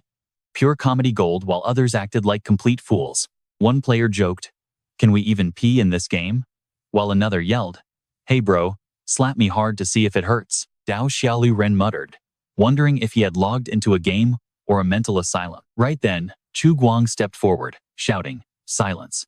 Instantly, the noisy crowd went dead quiet, turning their eyes toward him. This must be the rumored game administrator. someone whispered. Dung Dung agreed silently, since she had spent days reading all the official beta lore posts on the website, making her quite familiar with the world setup. Chu Guang spoke up, welcoming them all to Shelter 404. I am the administrator, Chu Guang. First of all, I need everyone to listen to me very carefully. Nobody dared to make a sound, knowing the official site warned that this NPC could kick them out of the game instantly. His gaze swept across the players, pausing right on Trash Collector 99. Why was there a mutant standing here? But seeing his goofy look, he realized it was just a player inside. Chu Guang only feared the real threats, lurking in the wasteland, and trust me, you and I will have a blast watching what happens next. Trust me, you have never seen an administrator ban players in under a minute. What can they even do in 1 minute? Later, he will study this lizard player to see what happened. With an incredibly firm voice, he continues, I have some good news for everyone. The war has finally ended. But the bad news is that our entire world has completely changed. If you expect to just pack your bags and go exploring immediately, think again. It has already been 200 years since the apocalypse. Fortunately, we have survived the hardest times. Everyone standing here is much luckier than 12 billion other people. Now, you all must face the harsh reality. Under the banner of the People's Federation, we will fulfill our vow to rebuild this nation. This is my assistant, Xiao Qi. If you have any questions about the shelter or anything you do not understand, just ask her. He thinks to himself that this is his usual opening speech. He will repeat it word for word when the next batch of players arrives. Since there are no bugs or glitches, no need to change anything. Chu Guang pulls out a stack of documents, announcing that the Resident Handbook has officially been updated to version 2.0. It covers the Resident Covenant, Code of Conduct, and public safety rules. Everyone must review this immediately. Violators will face detention, while serious offenders will be permanently exiled back underground and stripped of their citizenship. Your name will be deleted forever, so please take these rules very seriously. Hearing this, the players break out in a cold sweat, whispering about how ridiculously overpowered this non-player character is. Chu Guang knows he has to set boundaries to prevent chaos. Besides these rules, things are not too strict, so normal players will easily comply. Now pay attention, because these new rules are designed to stop players from constantly harassing each other. Illegal trades, toxic behavior, and destroying game facilities are strictly prohibited. These rules protect the average player, and many of them were actually taken straight from discussions on the online forums. It was a great suggestion, because absolute freedom shouldn't allow one bad apple to ruin everyone else's gaming experience. He emphasizes that he didn't just apply their suggestions, but also designed even more detailed regulations. For example, intentionally vandalizing game facilities will result in forced labor, while stealing leads to having your crime tools permanently confiscated. Talk about a harsh punishment. After explaining, Chu Guang leads the 24 players out of the shelter, splitting them into 2 groups to take the elevator up to the surface. The view outside completely blows them away. One player shouts in disbelief, asking if this is actually just a video game. Another player comments on how terrifying and hyper-realistic everything looks. But Chu Guang secretly smiles, knowing it is far too early to celebrate. He shows the rookies around the outpost, making sure to emphasize that relieving themselves near the station is strictly forbidden. Next, he hands them over to Lao Bai, who is waiting at the construction site, where there is absolutely no shortage of work to do. Some players are assigned to haul bricks for building walls, while others are sent northeast to transport heavy bags of cement. Chu Guang announces that the pay rate is 10 contribution points per hour. You and I both know they have no idea what these points do, but they are still extremely hyped to start working. One player yells to work harder, since the developers promised there will not be a data wipe after the beta test ends. Another player tells him to stop overthinking and just enjoy himself.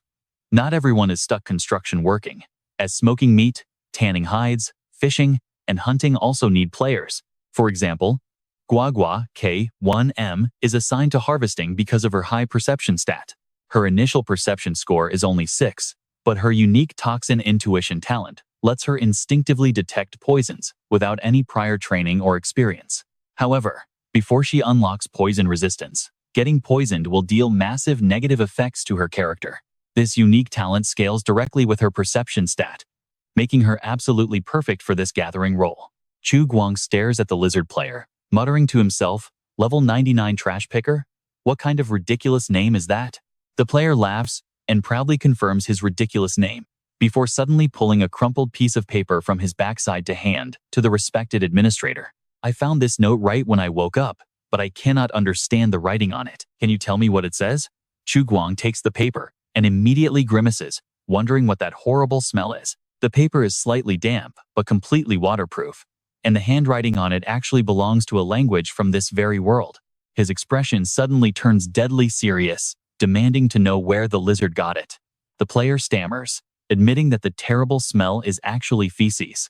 Well, it was just inside my incubation pod when I woke up.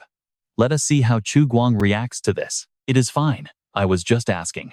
He looks down at the paper, and the translation reads, "Congratulations, you have won. This is an Easter egg that I left behind for you. Not every single gene sequence in the archive belongs to humans. A few special gene sequences were honestly my own doing.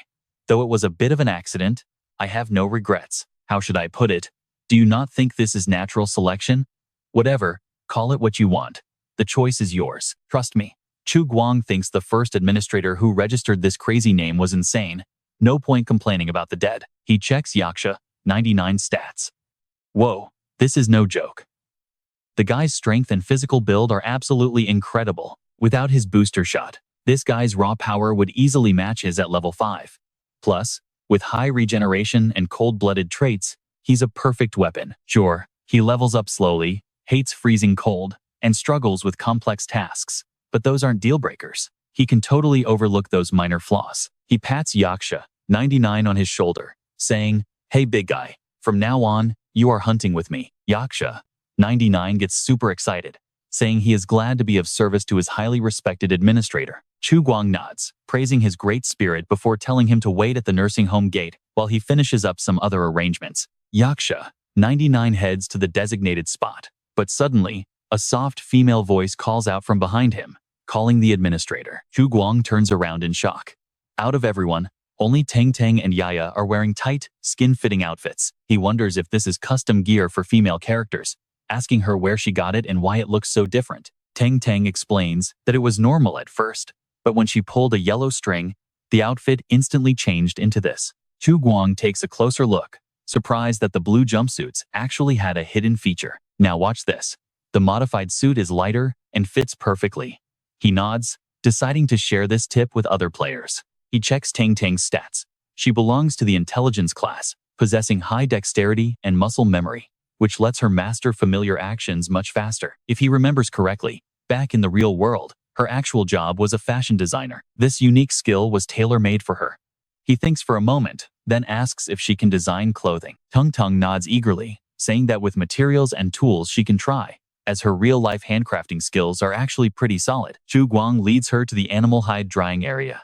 Raw materials are not an issue, and they can easily find tools. Asking her if this is enough, Teng Teng's eyes light up at the hides. The creature's fur actually glows, showing its exceptionally high quality. It looks incredibly expensive.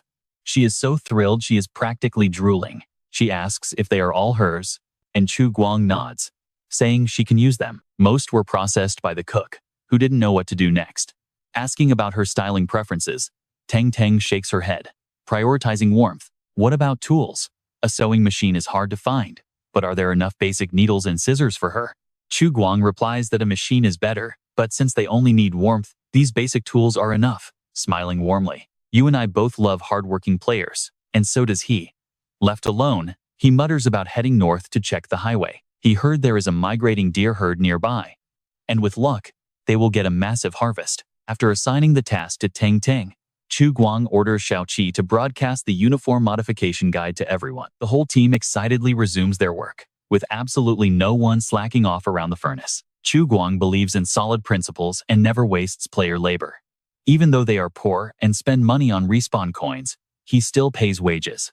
Each finished outfit adds 50 contribution points, requiring nothing fancy, just keeping them warm. Chu Guang announces to the players that once the shop is ready, he will sell these custom outfits for 100 to 500 points. He quietly realizes he needs to find a non-player character merchant. Word is the nearby farm sells freezing slaves with frostbitten feet in winter to save food and fuel, then buys them back cheap in spring. He decides to try his luck, while Yaksha, 99, stands nearby, impatiently asking when they are finally heading out. Chu Guang waves his hand, saying there is no rush, and tells him to follow him to get weapons. He leads him to the small wooden cabin outside the nursing home, built by W.C. Real Mosquito, which now serves as a carpentry workshop. Here, Mosquito showcases his talent, crafting amazing things. Due to a lack of iron tools, he substituted wood using highly creative methods. He turns scrap metal and waste into masterpieces, a feat only an expert woodworker could achieve. Pointing at a shield, he shows how wood and stainless steel combine using simple mechanical hinges. The bowstring is made from specially treated hyena tendon. As Yaksha 99 reaches for a crossbow, Chu Guang stops him. He notes his gun has only 20 bullets left, meaning they must conserve ammo and use bows. Before pointing to his weapon, he points to a dark corner where several long, metal-tipped spears are standing. Yaksha 99 hesitates, arguing that a ranged weapon would make him much more efficient. But Chu Guang immediately snorts, asking how a giant like him could possibly stay in the back and shoot. Aren't you supposed to charge ahead for me? This spear is a basic hunting tool, highly effective at close, medium, and long range. I'll teach you to hunt today. After that, you and I will see what weapon you choose, alright? You and I are about to dive into one of the wildest virtual world survival stories yet. Manager, I was just looking for you. Tell me, can we actually make smokeless gunpowder with this? Look at this. Is it not cool? Chu Guang and Sensation turned around in absolute shock. Mosquito stood there holding an acid bottle with a proud smirk. Chu Guang asked, "Is that gunpowder?" Mosquito laughed and said, "Not yet. Heh, this won't explode without an open flame, so do not worry." Sensation stared at him, his eyes wide with amazement. "Now, let us build up some tension right here." Chu Guang introduced the new player as Sensation. Mosquito gasped, "Wow, a newbie? I am so jealous. And hidden class right from the start? That is insane." Sensation pointed at the acid bottle in total awe. "Quick, tell me, how did you make that stuff?" Mosquito explained that the process was actually very simple. He dry distilled wood in a sealed metal pipe, burned it, and ran the vapor through cold water to condense it. The condensed liquid separated into wood vinegar and a thick black tar, which was incredibly easy to extract. The liquid portion contained crude wood vinegar, consisting mainly of acetic acid, and methanol. By utilizing their different boiling points, he could distill them further. Acetic acid can react with alkaline compounds to create various useful salts. This bottle in my right hand is acid, and it is highly effective. Sensation muttered, "Man, if only we had sulfuric acid." With sulfuric acid, they could make a solution of hydrogen peroxide and acetone to synthesize triacetone triperoxide, basically the highly explosive TATP. Sensation listened until his head was about to explode. What on earth did this guy do for a living in the real world? Chu Guang was also stunned. Making this stuff was incredibly dangerous, and one wrong move would blow them to pieces. Only players with more courage than brains would dare to try this. So you mean we cannot make high explosives just yet, right? Mosquito nodded in agreement. Yes, high explosives are out for now, but black powder is easy. Give me some time. I am working on other methods. Sometimes you do not even need real explosives to cause damage. This is a mixture of pine resin and acid. Add some plant fiber, light it up, throw it, and it burns for a long time. It works like a Molotov cocktail, but lasts slightly less. Chu Guang's eyes widened. Wide-area incendiary weapons were incredibly useful in this era. An incendiary bottle? That is great stuff. Have you tested its power yet? Mosquito shook his head. Well, there are too many trees around here, and I was afraid I could not put out the fire. Chu Guang thought to himself. So this guy is not completely reckless after all. He warned him that doing chemical experiments here was very dangerous. The temporary shelter is not equipped to store hazardous materials. I will reward you with 1,000 contribution points, but I do not recommend expanding production right now. However, I suggest you try making chemical products for construction, like catalysts or fireproof foaming agents, to create real value for the outpost. Mosquito nodded, thinking, so we need to make things that actually have practical value? That is a good approach. I will try it. You can talk to other shelter residents and see if they have any suggestions. Maybe you will get some unexpected ideas. Chu Guang nodded. Acetic acid can be used for binders and paint. Acetone can be used as explosives, thinners, and cleaning solvents. Methanol is great for adhesives, pesticides, and antifreeze. If the outpost wants to start an industrial revolution, these chemical raw materials are absolutely essential. Even if they are not useful yet, I must praise your incredible contribution of successfully making acetic acid, acetone, and methanol from wood. Chu Guang wondered if this deserved a server-wide announcement, like in web novels. Looking at Mosquito's proud face and the admiring gazes of the others, Chu Guang decided to keep this tradition alive on the official website. Later on, he would create a Hall of Fame entry. On this date, player Mosquito achieved a breakthrough by using wood to synthesize acetic acid, acetone, and methanol. He smiled, realizing he was a rather broke leader. Cheap glory is the most valuable reward I can offer these players. After arranging the work at the base, Chu Guang led Ye Shi and Sensation north toward the outskirts of Wetland Park. The group searched for prey, while scavenging for any valuable items among the ruined industrial zones. In Jingguan City, the industrial factories were mostly concentrated in the southeast corner, spreading out in a fan shape from the second ring road to the third ring road. Meanwhile, the lake area and Wand Park were mostly residential zones, stretching along the national highway leading out of the city. They even spotted many half-finished, abandoned construction projects along the way. Apart from schools, hospitals, transportation, and public infrastructure, this area had no large-scale industrial complexes. On the northern outskirts map of Qingquan City, there were office buildings, a hospital, a fire department, supermarkets, schools, a garment factory, a waste incineration plant, and a food factory standing out in the wilderness, though only a few light industrial factories were scattered near the waste plant. Now, most of this area was completely swallowed by dense green forests, the aftermath of a devastating nuclear war. And that is where we leave them, with the northern outskirts having a large population but low strategic value, meaning it was spared from direct nuclear strikes. All right, you and I are about to dive into a world where societal collapse brought a massive wave of refugees and a new disaster. Supermarkets, convenience stores, and shopping malls were completely looted and stripped bare in no time. Next came hospitals, schools, offices, and even tiny roadside shops. Not a single home refrigerator or storage cabinet escaped the desperate hands of those hungry refugees. Amidst this absolute chaos, not a single government agency dared to open its doors to shelter them. With transport completely dead, these people were hopelessly trapped. Even after 200 years, the scars of this horrific tragedy are still plain as day. Bullet holes riddle the walls, shattered glass litters windows, shelves stand bare, and skeletal remains that haven't fully decayed still lie there, whispering their tragic stories. Ye Shi stares in absolute horror, goosebumps breaking out all over her skin. Oh my god, this is so tragic. Two skeletons, one big and one small, are holding each other. They must have died in this exact posture, while hiding in a trash bin, Ye Shi says, her voice shaking. Honestly, this game's world design is incredibly detailed. It looks exactly like a real post-apocalyptic wasteland. Well, because this actually is a real post-apocalyptic world, Chu Guang replies while taking notes in his book, scanning the ruins. This place was probably once a clothing store, but now the empty shelves hold nothing but a few torn rags. It's obvious that other scavengers have swept through this place more than once already. I'm afraid we're wasting our time here. This spot has been picked clean, Chu Guang mutters with a frown. Still, he manages to find an unopened sewing kit and a small cutting tool set. At least these are useful. Our outpost is desperate for basic little tools like this. Dang Dang will definitely love this.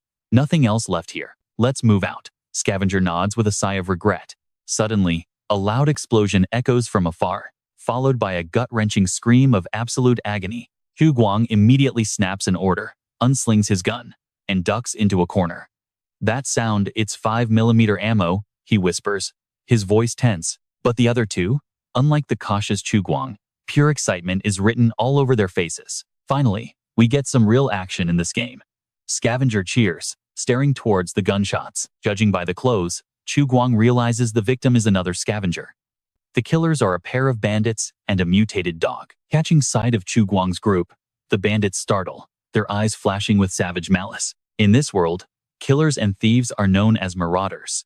Talk about bad luck. I can't believe we ran into these bloodthirsty killers. Chu Guang mutters, cold sweat dripping down his face as he tensely watches their every move. Curious, Ye Shi creeps closer and whispers, "Manager, what's happening out there?" Chu Guang instantly covers the blonde girl's mouth, gesturing for her to be quiet. Now, pay attention here, because that mutated dog has insane hearing and spots them instantly. It turns, barking fiercely, locking its eyes right onto our trio. Damn it. Did this beast dump all its skill points into sensory stats? How is it so sharp? Chu Guang grits his teeth in frustration. Alerted by the noise, the two bandits swing around and open fire without a second thought. In seconds, dozens of bullets whiz past. The suppressing fire is so heavy, Chu Guang can only stay pinned down, but he quickly notices their spent bullets scattering everywhere, and not a single shot is actually hitting them. They don't even have scopes, they're just spraying blindly. Chu Guang mutters, trying to stay calm despite the tense standoff. Totally unfazed, Ye grabs the spear from Scavenger and shouts excitedly, "Don't panic, guys, let me go check them out." Chu Guang snaps back, completely stressed out. "Check what?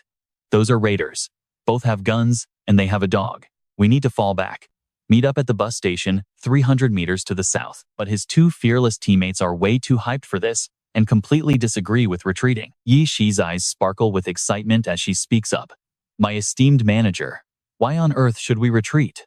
Against just two guys and a beast. We aren't outnumbered at all." Scavenger chimed in, his voice buzzing with excitement. "You and I both know these two players are absolute crackheads, right?" "Yeah." They eagerly beg the manager to let them fight since their stats are amazing. Ye Shi agrees, speaking with absolute confidence. "Exactly. We can take them. Sure, we only have one gun, a Molotov, a crossbow, and a spear, but we also have this giant 2-meter-tall lizard. There is no way it loses to a dog. Let's do this, manager. Show them what real destructive power looks like." Hearing this, Chu Guang pauses, his eyes lighting up as if having a sudden epiphany. Why run? Indeed, back when he was surviving alone, running was his only option against bandits like these. But now, things are completely different. He has an armed squad, loyal troops, and a giant lizard. So why run? Staring down two bandits and a dog, he thinks, "You bastards. I've been waiting for this exact moment." Maintaining his composure, Chu Guang barks out orders. "Ye Shi, take the Molotov and flank them diagonally. Wait for my signal. I'll cover you with my crossbow. Trust me, you'll want to see what happens next. Stick with me, our crew is hoping the enemy doesn't know their numbers, and will chase anyone who dashes out." Ye Shi was thrilled but suddenly got cold feet, asking, "How do I even cross?" Chu Guang smirked and jokingly replied, "Just run like hell. Unless you want a piggyback ride? Relax. Those bandits don't have scopes on their guns. They can't aim for shit. Even if you do get hit, you'll only lose a bit of health. Now, go." "Ye Shi, I choose you." Trembling, Ye Shi gritted his teeth. "I'm shaking. Holy crap. Just do it.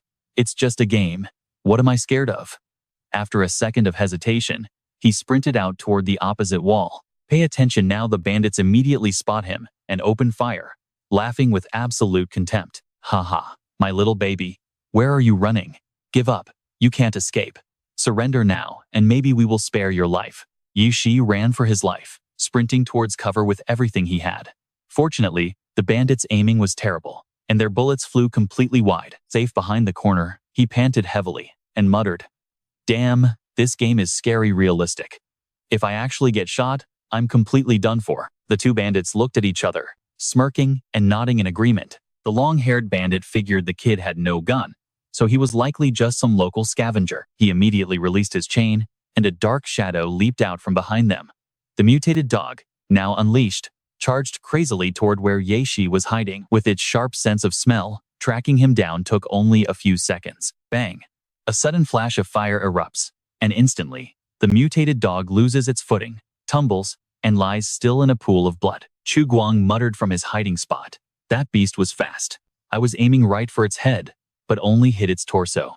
Seeing his pet taken down, the long-haired owner lost his mind and charged, screaming, "You bastard, I'm going to skin you alive."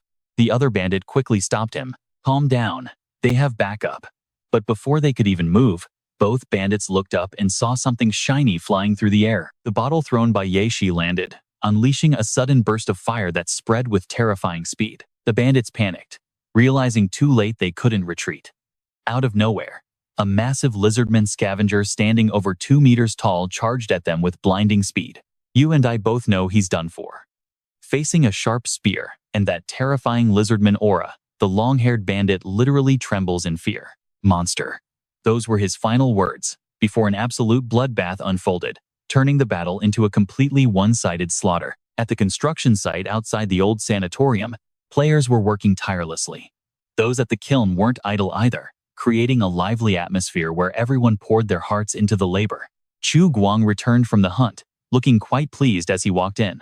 A player approached, respectfully asking, "Lord Administrator, everyone looks so busy. What are we working on here?" Chu Guang nodded as the player reported, "Lord Administrator, we are researching homemade steel production over at that construction site. We handed it to Spare the Blade, who is an engineer by trade. Has Gale made any progress on his end?" The player excitedly replied, "Gale upgraded the fish traps, using mutated leeches as bait to catch them. He can easily catch dozens of fish a day now, way more than we can eat, so he sends them to Brother Snakeegg to make dried fish. The only catch is the trap scent shouldn't be too strong, and the water can't be too deep, or big fish will come and break the trap." Chu Guang nodded with a smile. "Well, those are minor issues. Once you master the trick, it gets easy. The whole process is quite fun. You guys keep working on the homemade steel.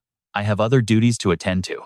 "Understood, Lord Administrator." "Safe travels, Lord Administrator." Cheers echoed from the new players, who were so bursting with energy they worked tirelessly, without needing a single break. To them, everything here was incredibly fresh, unlike the boring corporate offices of their past lives. Day after day of repetitive work, feeling easily replaceable, and completely losing themselves in endless trivial tasks. But here, everything is completely different. The joy isn't just a temporary thrill, but a profound satisfaction of finally discovering their true self-worth. One player cheered with excitement, "We finally succeeded. Brothers, we actually pulled it off." At the worksite, back in the real world, working year after year rarely gets you promoted to a manager. But here in this virtual world, simply shouting, "I'm an engineer," instantly turns you into a boss respected by other players and trusted with crucial projects. Most players are just ordinary people in real life, stuck in unremarkable day jobs. But in this world, if you have actual skills, even basic ones, you can easily earn everyone's trust and respect. One player shouted out in pure excitement, "The new bellows is finished. I'm completely done." Another player laughed and replied, "Wow, thanks, boss." Thanks to everyone's nonstop efforts, Chu Guang's outpost was changing rapidly, showing a massive transformation that anyone could easily see. Even Maslow, a veteran player, proved to us that finding deep satisfaction in your hard work here easily beats any cheap, everyday real-world thrill. Let's dive into a mental high that is completely unmatched, especially since you don't have to pay a steep price. Even if your character's muscles get totally exhausted in the game, they are just virtual, leaving you completely fine the next day. On the contrary, finishing the work brings a surge of energy, especially when they go to sleep early after a productive day. But as the main administrator, Chu Guang did not really care about any of those details. He only needed to ensure that the pre-registration numbers always exceeded the active player list. Otherwise, his little leaks wouldn't sweat. He muttered firmly, "Did you say log out? Like I always say, please hand over your virtual reality helmet and account to players who actually need them, and go play some trash game instead." Another player laughed, saying, "Hey, if you quit the game, that sweet helmet of yours is basically mine." Chu Guang just smirked without replying, thinking to himself, "All right, enough stalling, time to take care of business." Inside the wooden cabin, Yashi and Lizardhead were already waiting patiently. Chu Guang calmly ordered them, "All right guys, go ahead and sort out this round of loot. Back to business." This hunt was a massive success, bringing in 2 5mm guns, 62 5mm bullets, and 3 handy backpacks. Chu Guang continued with a sharp gaze, "I haven't checked them yet. I hate wasting things, so I even kept that mutated dog and threw the snake eggs to you." Yishi started checking the inventory. "Watch closely here. We've got matches, a compass, a map, jerky, and some random plastic pieces. What is written on this thing? It looks kind of like casino chips." Chu Guang grinned from behind, his eyes shining. He said, "That plastic piece is useful to me. Hand it over." "Yes, boss." Yishi handed over the plastic piece without a second thought. What really caught his eye was that dried meat. He picked up a piece with curiosity. Chu Guang frowned, warning him, "Throw those pieces of meat away. I highly advise you not to eat them." "Why not?" Yashi answered naively. "Why?" "Well, because those marauders will eat absolutely anything, without any hesitation. You have no idea what kind of meat that actually is. It could literally be dried human meat." Chu Guang then quickly changed the subject, his eyes flashing with curiosity. "So, how did it feel killing someone for the first time? Tell me." Yashi scratched his head, hesitating. "Well, honestly, I didn't even pay attention. It all happened too fast. Plus, those guys barely had any strength to fight back anyway. How can a game make you feel anything anyway? I've played way bloodier games than this before." Lizardhead chimed in, his voice full of excitement. Except for the moment I rammed my spear into that raider, and blood splattered everywhere. At that exact moment, a rush of pure bloodlust hit me. I know what you're thinking, but this raw reaction actually took Chu Guang completely by surprise. He didn't expect these players to adapt so easily. Could it be that this dreamlike state reduces their fear of death? After all, he wasn't the creator of this technology. Having never used their gaming helmets, he couldn't know if the world they saw was the same as what he experienced. He thought to himself, "It looks like I should adopt my role as the founder when communicating with them from now on." By 5 p.m., the northern wall of the sanatorium was basically fully repaired. Honestly, these players were absolute geniuses. Chu Guang even started to feel like his role as an NPC was completely useless at times. Some of their talents weren't even listed on the character sheet, yet they seemed deeply engraved in their very bones. Just hand them a piece of land, and by the next day, they would turn it into a fertile farm or a solid structure. At the old construction site, besides the gray-blue stones, they discovered piles of abandoned cement sacks. These bags were too heavy for average survivors to scavenge, meaning they had remained untouched ever since the nuclear war first broke out. Even though the cement had hardened over time and couldn't be mixed normally, it was still useful if they got creative. Led by Dao, Xia, Lu Ren, the players chopped pine trees into 4 or 5 meter logs, driving them deep into the ground. Next, they transported the cement blocks, stacked them right in the middle, secured everything with steel bars stolen from the site, and poured a calcium carbonate mixture over it all. Once the mixture dried, a simple, yet highly reliable defense wall was officially completed. To fortify the inner side of the wall, Dao Xiao Lu Ren planned to build a slope, using leftover concrete chunks and cement blocks. If an enemy ever attacked, this wall would serve as an unbreakable shield, protecting their outpost from any threat. The players inside would only need to run up the slope, taking cover in the bunkers to easily fight off invaders. Since they planned to expand the outpost in the future, they could build an outer defense system, combining patrol routes and tall watchtowers to provide an early warning. The terrain across this entire wetland park was relatively flat, with the sanatorium itself completely surrounded by a dense forest. Outside of that thick forest, there was absolutely nowhere else to hide. Chu Guang's eyes sharpened as he muttered, "You and I know he could just order them to chop down all these surrounding trees, exposing any approaching target instantly." A player looked at him with curiosity and asked, "Awesome, boss. What do you actually do for a living in the real world?" Chu Guang shrugged, joking that he was just an average civil servant who drank tea and read newspapers all day, with barely anyone in his office even noticing he existed. The other player laughed, eyes sparkling. No, your skills are actually amazing. Honestly, you and I never would have expected them to finish an entire wall today." Chu Guang smiled and humbly replied, "You flatter me, really."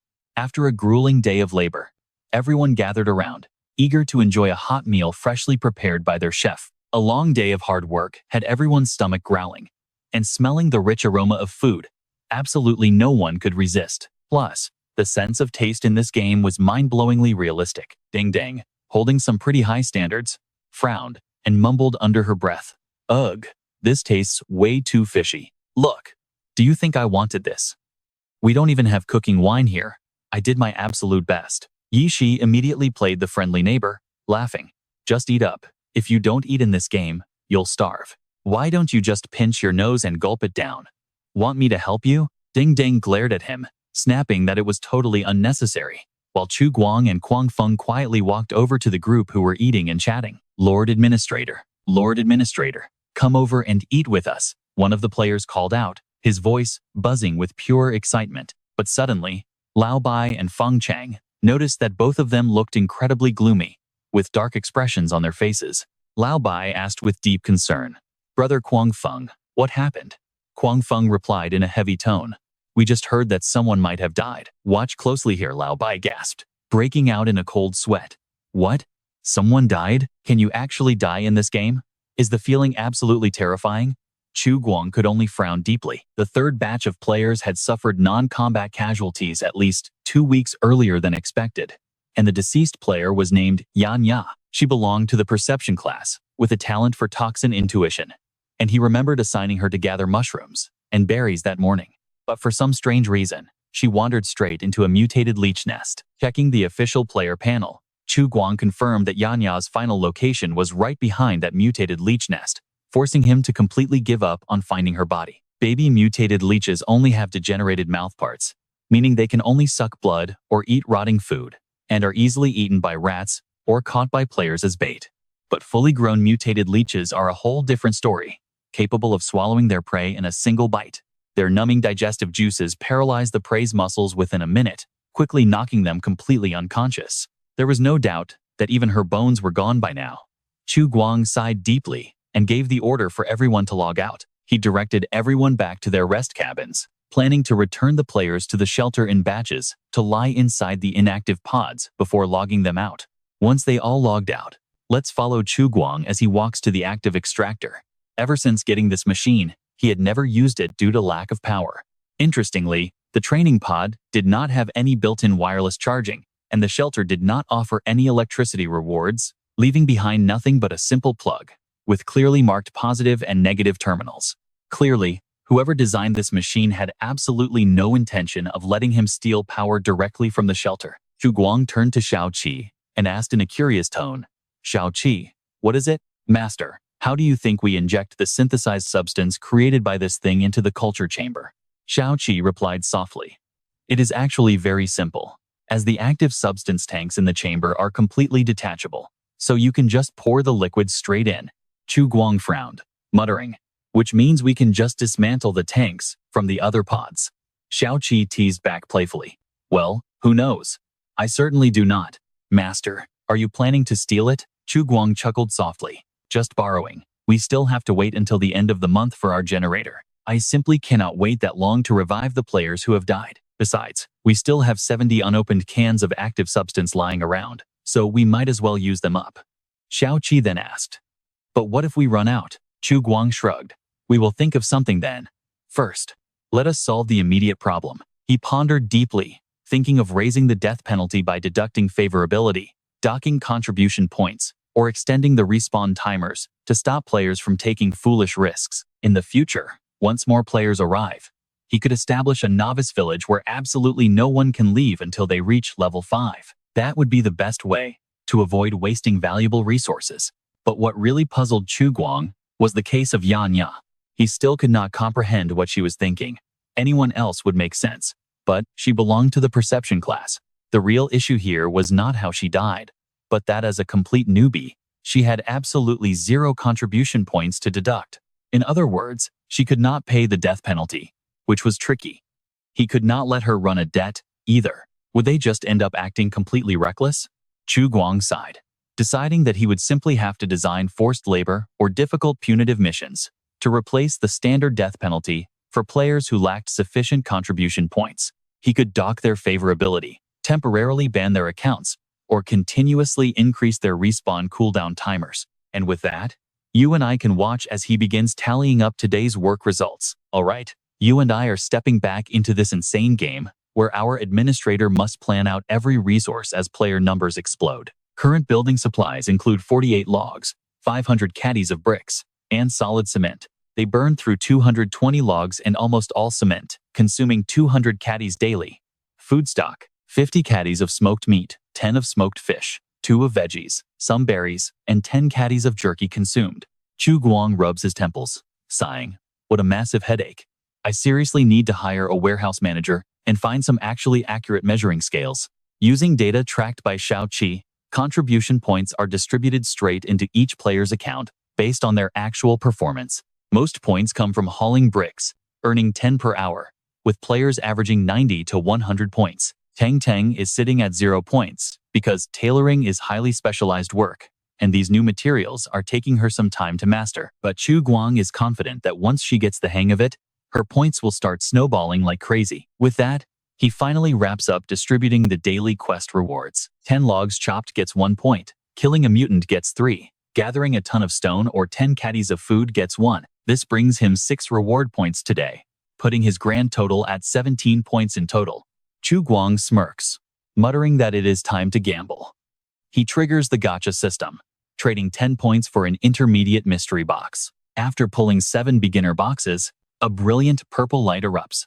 Pay attention here, because we are both holding our breath to see what drops. Here is what he gets from the lucky draw: 8 nano healing needles designed to rapidly repair tissue, and accelerate the recovery of non-fatal injuries in a very short amount of time. Classified as intermediate items, they have no listed side effects or instructions, bearing only a simple stamp just like those enhancement needles from before. Classic sketchy mystery products. Since he is currently uninjured, he stores them away. Checking the remaining rewards, he is highly disappointed to find nothing but fruit-flavored candies and cheap chocolates. These snacks offer temporary stat boosts that enhance physical strength for about 10 hours after they are consumed. The remaining 2 items are a pack of compressed biscuits and a can of beef.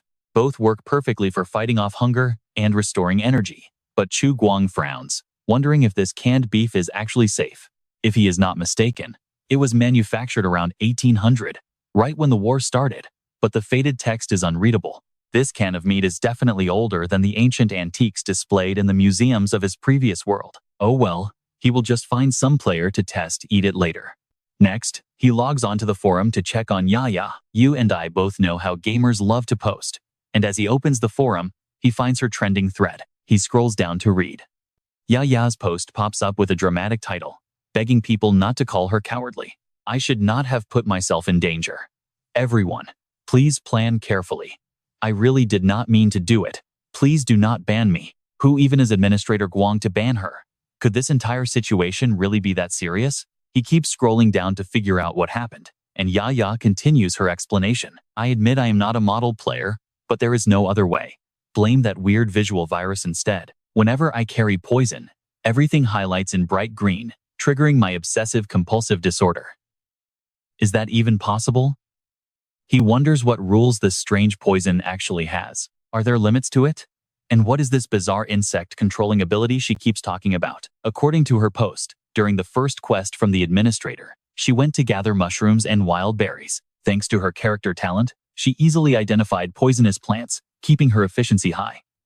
I gathered several buckets already, she wrote. I assumed the area near the outpost was completely cleared, so I decided to venture deeper to find more. He eventually stumbled upon a concrete area that looked like a parking lot, covered in wild mushrooms. She harvested a bunch and was about to head back when she spotted a massive concrete cylinder that looked like a flooded tunnel, glowing with eerie blue lights. I did not think much of it since there were so many mushrooms.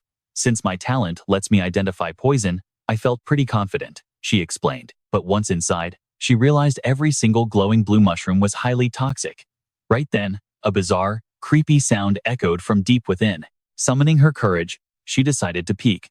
I swear, I only wanted to take one quick look, she posted. She wrote in absolute panic, but horror struck instantly.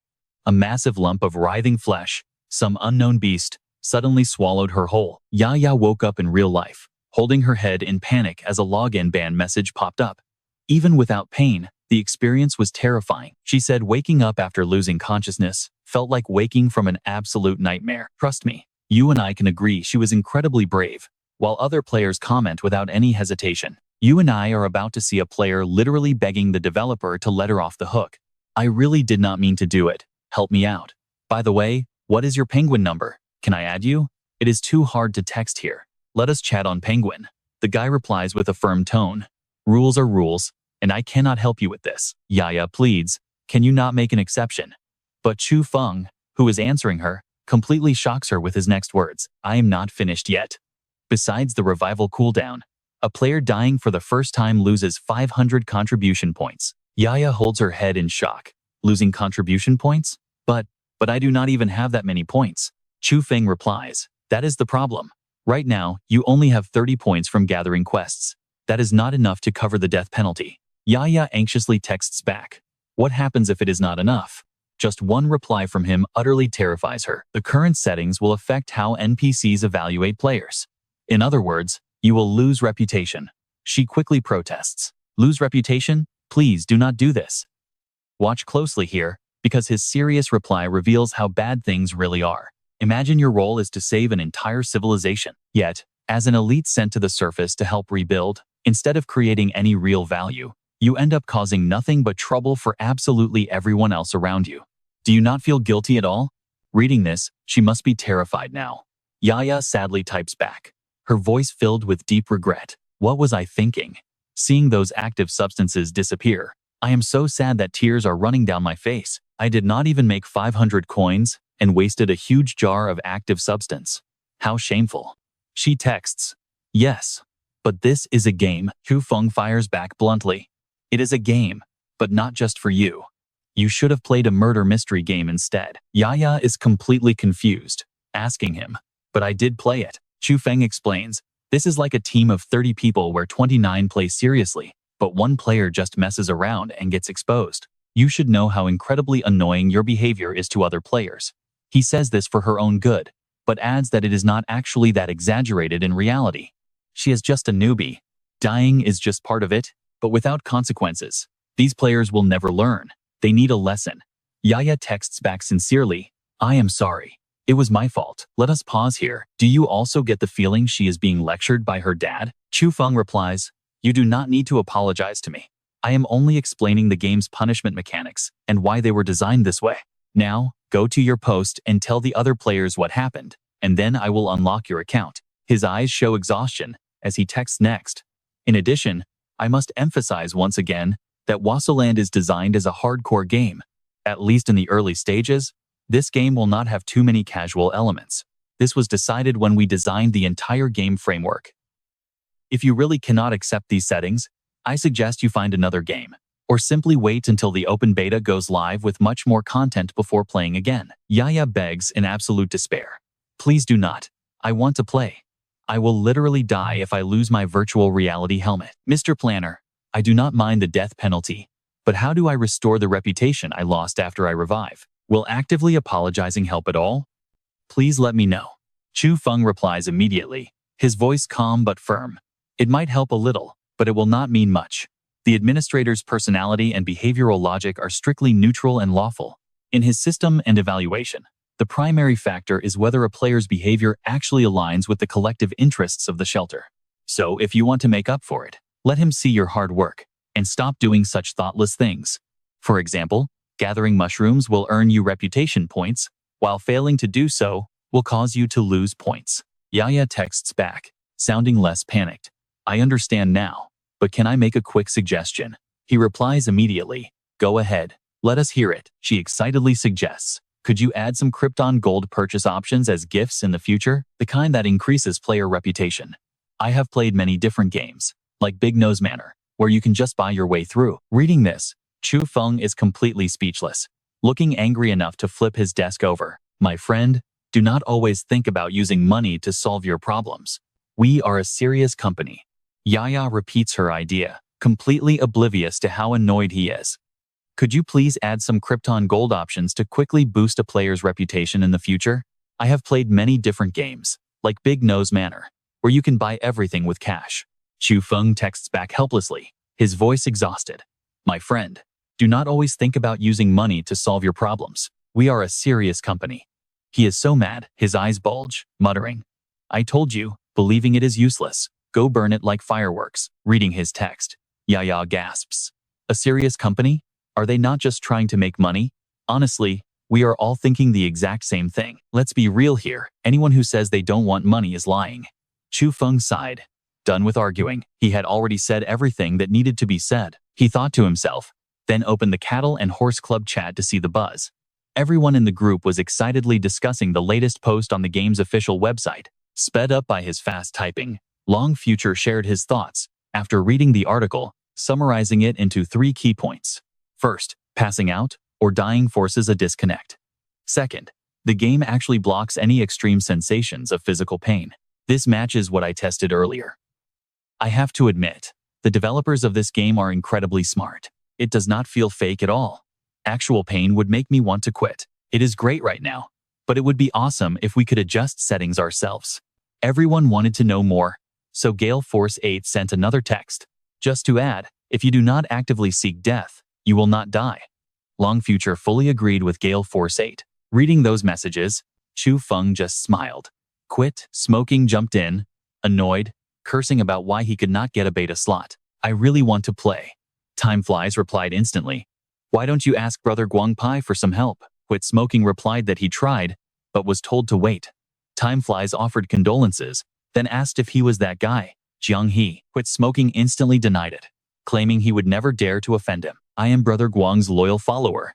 Time Flies laughed and replied, How strange. I will ask you about it another time. Watch closely here. Long Future asked curiously if scavenger level 99 was online. Meanwhile, Maiden with 10 enemies asked if she could help out. Time Flies immediately tagged scavenger level 99.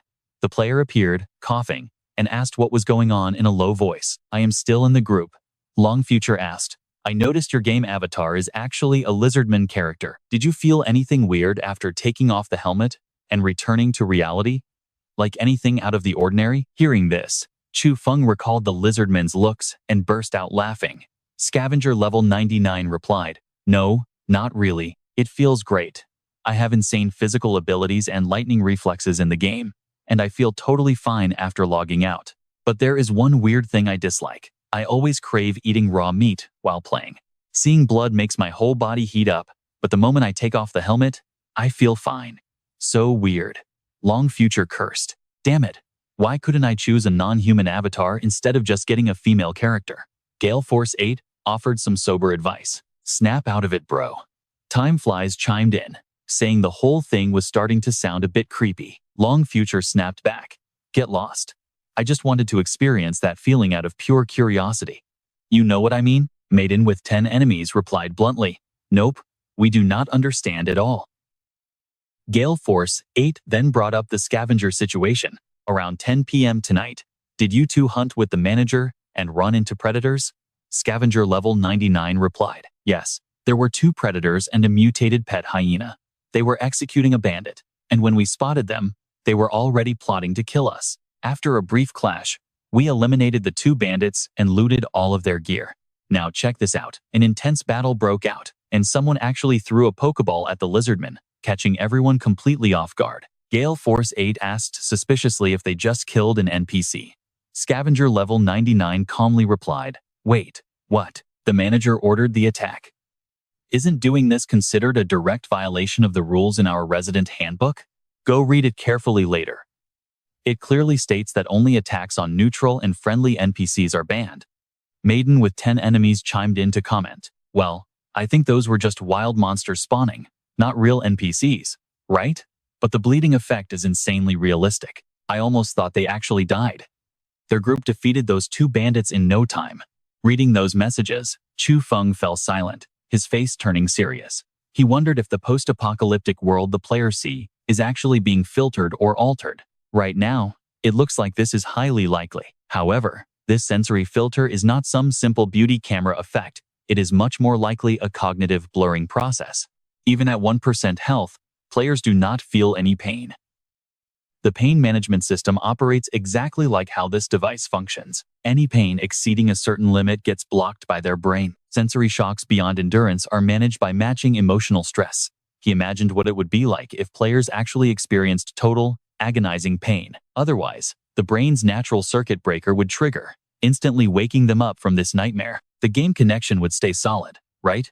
He wondered, recalling the image of a rotting mutated beast he once stabbed, making him gag. Damn. Honestly, you and I might even feel a little jealous of them. When I first arrived in this wasteland, it took me forever to overcome my psychological barriers. Let's dive into this crazy chat room, where the players are going absolutely wild, convinced the brutal bleeding effects in the game were actually real. Gale Force 8 asked, Do they speak Mandarin? And Ye Shi replied, They're saying weird words, with an accent that sounds somewhat like Chinese, but isn't actually Chinese at all. Well, I couldn't understand them anyway. It's probably just randomly generated by the program. Future is Long suggested. Wow, the setup of this storyline is actually incredibly interesting. I think it's meant to remind us of the hidden dangers in this wasteland, just like the mutant tribe we discovered earlier. The goal is definitely to build up a constant sense of crisis. Immediately, the terrifying images of those 3 raiders popped into everyone's minds. Girls Public Enemy 10 chimed in. Wait, isn't this just a completely randomly generated storyline? Future is Long replied, Everything you see in this game is pre-programmed. There's no real randomness at all. Time Flies agreed, typing, I think what Fang Chang said makes a lot of sense. Since this happened right on the day new players logged in, it's definitely a deliberate setup. They recalled the entire gameplay sequence, arriving in the wasteland, encountering a mutant blackbird, scouting the mutant tribe, building an outpost shelter, and finally facing off against ruthless raider predators. Future is Long messaged again, writing, But this is still just a guess on my part. Now, watch closely, because he's explaining that as our outpost expands, and our overall player strength reaches new heights, players will gradually interact more with other factions and native humanoids across this harsh wasteland. Competing for resources, basic survival, and territory will likely be the main focus of the next game phase. He concluded with sheer excitement. Brothers, we can officially start preparing for an all-out war now. The winter expansion is probably ending, and the next update will be about stronghold conflicts. Having sent that, he grinned with absolute pride. Gale Force 8 texted, "Makes sense." Yi Shi added, 666, solid analysis, and girl's public enemy. 10 gasped, in admiration. Amazing. Fang Cheng's flexing is off the charts right now, leaving quit smoking with nothing to do but curse helplessly. Damn it, I want to play. Meanwhile, Chu Guang finished reading, completely stunned by their brilliant theories. Even though he hadn't even thought about these future updates, these top-tier players had already figured it all out. Absolute geniuses. He grinned, thinking, I'm totally copying this pro player's analysis. If anyone asks later, I can just repeat this exact explanation. I'm a total genius. Having wrapped up his work, Chu Guang leaned back and drifted off into a deep sleep, drool slowly leaking out. Suddenly, a loud notification ping blared, waking him up with a jolt. So annoying, he muttered. Who the hell is spamming me? It turned out to be Ye Shi, constantly messaging him. Brother Guang, when are you finally going to log online? You saw that, right? This guy is literally begging to be let back in just so he can carry virtual bricks. Chu Guang could only stare, wondering what is wrong with him. He quickly replied, I was just taking a quick nap. Don't you have to go to work during the day? Yi Shi immediately replied, come on, what's your deal? We can definitely make a fortune off of this game in the future. Why aren't you spending your time leveling up instead? Reading his reply, Chu Guang was left completely speechless. Seriously, boasting about exploiting the game right in front of its actual developer? He chose to ignore the comment and simply typed back a calm warning, saying, you really need to calm down. The open beta release hasn't even been announced, and the closed beta could easily last for another 3 to 5 years. Yi Shi instantly messaged back, overflowing with supreme confidence. No problem at all. If a massive company like yours isn't worried about going bankrupt, why the hell should I care? Ha ha. Chu Guang rolled his eyes, but secretly admitted this guy's logic was incredibly sharp. Honestly, far more perceptive than most other closed beta players. Compared to the current market, no other title could even hope to compete with this masterpiece. They were all just absolute trash. He fantasized about standing at the absolute peak of glory, bathed in the shocked and admiring gazes of countless players. Chu Guang continued to ponder. Even if you ignored everything else, just being able to play during the night made this game totally broken, right? Players just put on the helmet, fall asleep, and let their brains run the game. Who, in their right mind, would refuse an extra 8 hours in their day? He texted Ye Shi back with a completely casual shrug. Well, suit yourself. Ye Shi quickly typed, come on, just schedule me to get online. Developer, I promise I'll thoroughly test whatever you need me to. Slightly annoyed, Chu Guang replied, I don't care what you do as long as you follow the rules, but logging in this late isn't ideal. The in-game time is fully synced with real time, meaning it's currently the dead of night in the wasteland. He adopted a serious expression, thinking, and this is exactly why I don't encourage players to grind heavily during the night. Even I wouldn't dare spend a night in the wild, surrounded by those terrifying, savage mutant beasts roaming that dark forest. Ye Shi messaged back, since it's late, you might not know, Brother Li, but my in-game gene sequence belongs to a unique mutant species. So, believe me when I say the night is his true playground, while the daytime is for sleeping. Alright, you and I are about to watch this crazy game plan unfold. Lizardmen sleep by day, but hunt at night. Chu Feng finds this reasonable and texts back, saying he will try. Sunspot level 99 quickly sends over his deepest thanks. Chu Feng stands up with a sigh, realizing he has never seen a player this incredibly enthusiastic. Smiling, he realizes the guy makes a very solid point. To be precise, the dark night really is the home turf for these alien beasts. For a lizard man like Sunspot level 99, the pitch black darkness is not a danger, but the perfect cover. Lizardmen have glowing eyes perfect for hunting in the dark. Suddenly, a blue system screen pops up right before him. Chu Feng immediately selects Sunspot level 99 to unlock him. Inside the chamber, the sleeping lizard man snaps his eyes open instantly. The chamber door slides open, startling him as he turns around and blurts out how incredibly fast it was. Raising his massive arms, the lizardman radiates a powerful, shocking presence. From a distance, Chu Feng announces he has a mission ready. The mission notification chime rings out. Standing tall, with absolute respect, the lizardman loudly asks his esteemed manager for orders. Chu Feng delivers the brief seriously, explaining there is a dangerous mutant tribe on Route 76, right opposite the East Gate. During the day, they spotted clear signs of predator activity in nearby areas along the elevated highway leading north, out of the city. He strongly suspects there is a major predator stronghold waiting for them in the north. He points directly at the map. I need you to scout toward the north, following the elevated highway out of the city, and search for any survivor activity within a 3-kilometer radius. Pay close attention here. He cautions him that if he spots a suspected survivor stronghold, he must mark it on the map and fall back immediately to observe from above. His final warning is to stay completely hidden and avoid any unnecessary battles. Giving the order with absolute authority, Chu Feng adds that if any suitable targets appear along the way, he can hunt them for extra rewards. The lizard man shouts back with burning passion, fully accepting his manager's orders. That booming shout gives Chu Feng a cold sweat, making him realize this guy is way too enthusiastic. At 6 a.m. the next morning, the outpost is bustling with busy players, except for Yaya, who was free yesterday and is still copying. Other players emerge from their training capsules one by one, but Sunspot level 99 is still out there, having not returned. Chu Feng analyzes the situation calmly. He can easily confirm through the active player list that the lizard man is still alive near Wasteland Park. Zhang Bai rubs his hands together, eagerly asking the manager if there are any big plans for today. Are you coming with me to wipe out that mutant tribe? Chu Feng asks with a highly serious look. I know what you're thinking. This seems completely pointless. But Zhang Bai just grins, thinking to himself that even if it's useless, he will keep asking every single day. After all, what if something actually happens? Chu Feng strictly reminds them that today's tasks are posted on the board, but otherwise, they are free to do whatever they want. The outpost urgently needs a lot of food, building materials, and defenses. Resting his chin on his hand, he notes that one wall is already fully repaired. The remaining 3 walls should be finished within the next 2 days. His biggest worry is the growing noise outside, signaling trouble from that mutant tribe over on Route 76 to the east. Suddenly, he completely freezes up thinking about their tiny arsenal. Only 3 guns in total, and 2 of those are just basic 5mm pipe guns. Sure, they can fight back against those massive green-skinned monsters, but they will take heavy casualties. He mutters with deep concern, recalling past battles where players got brutally torn apart.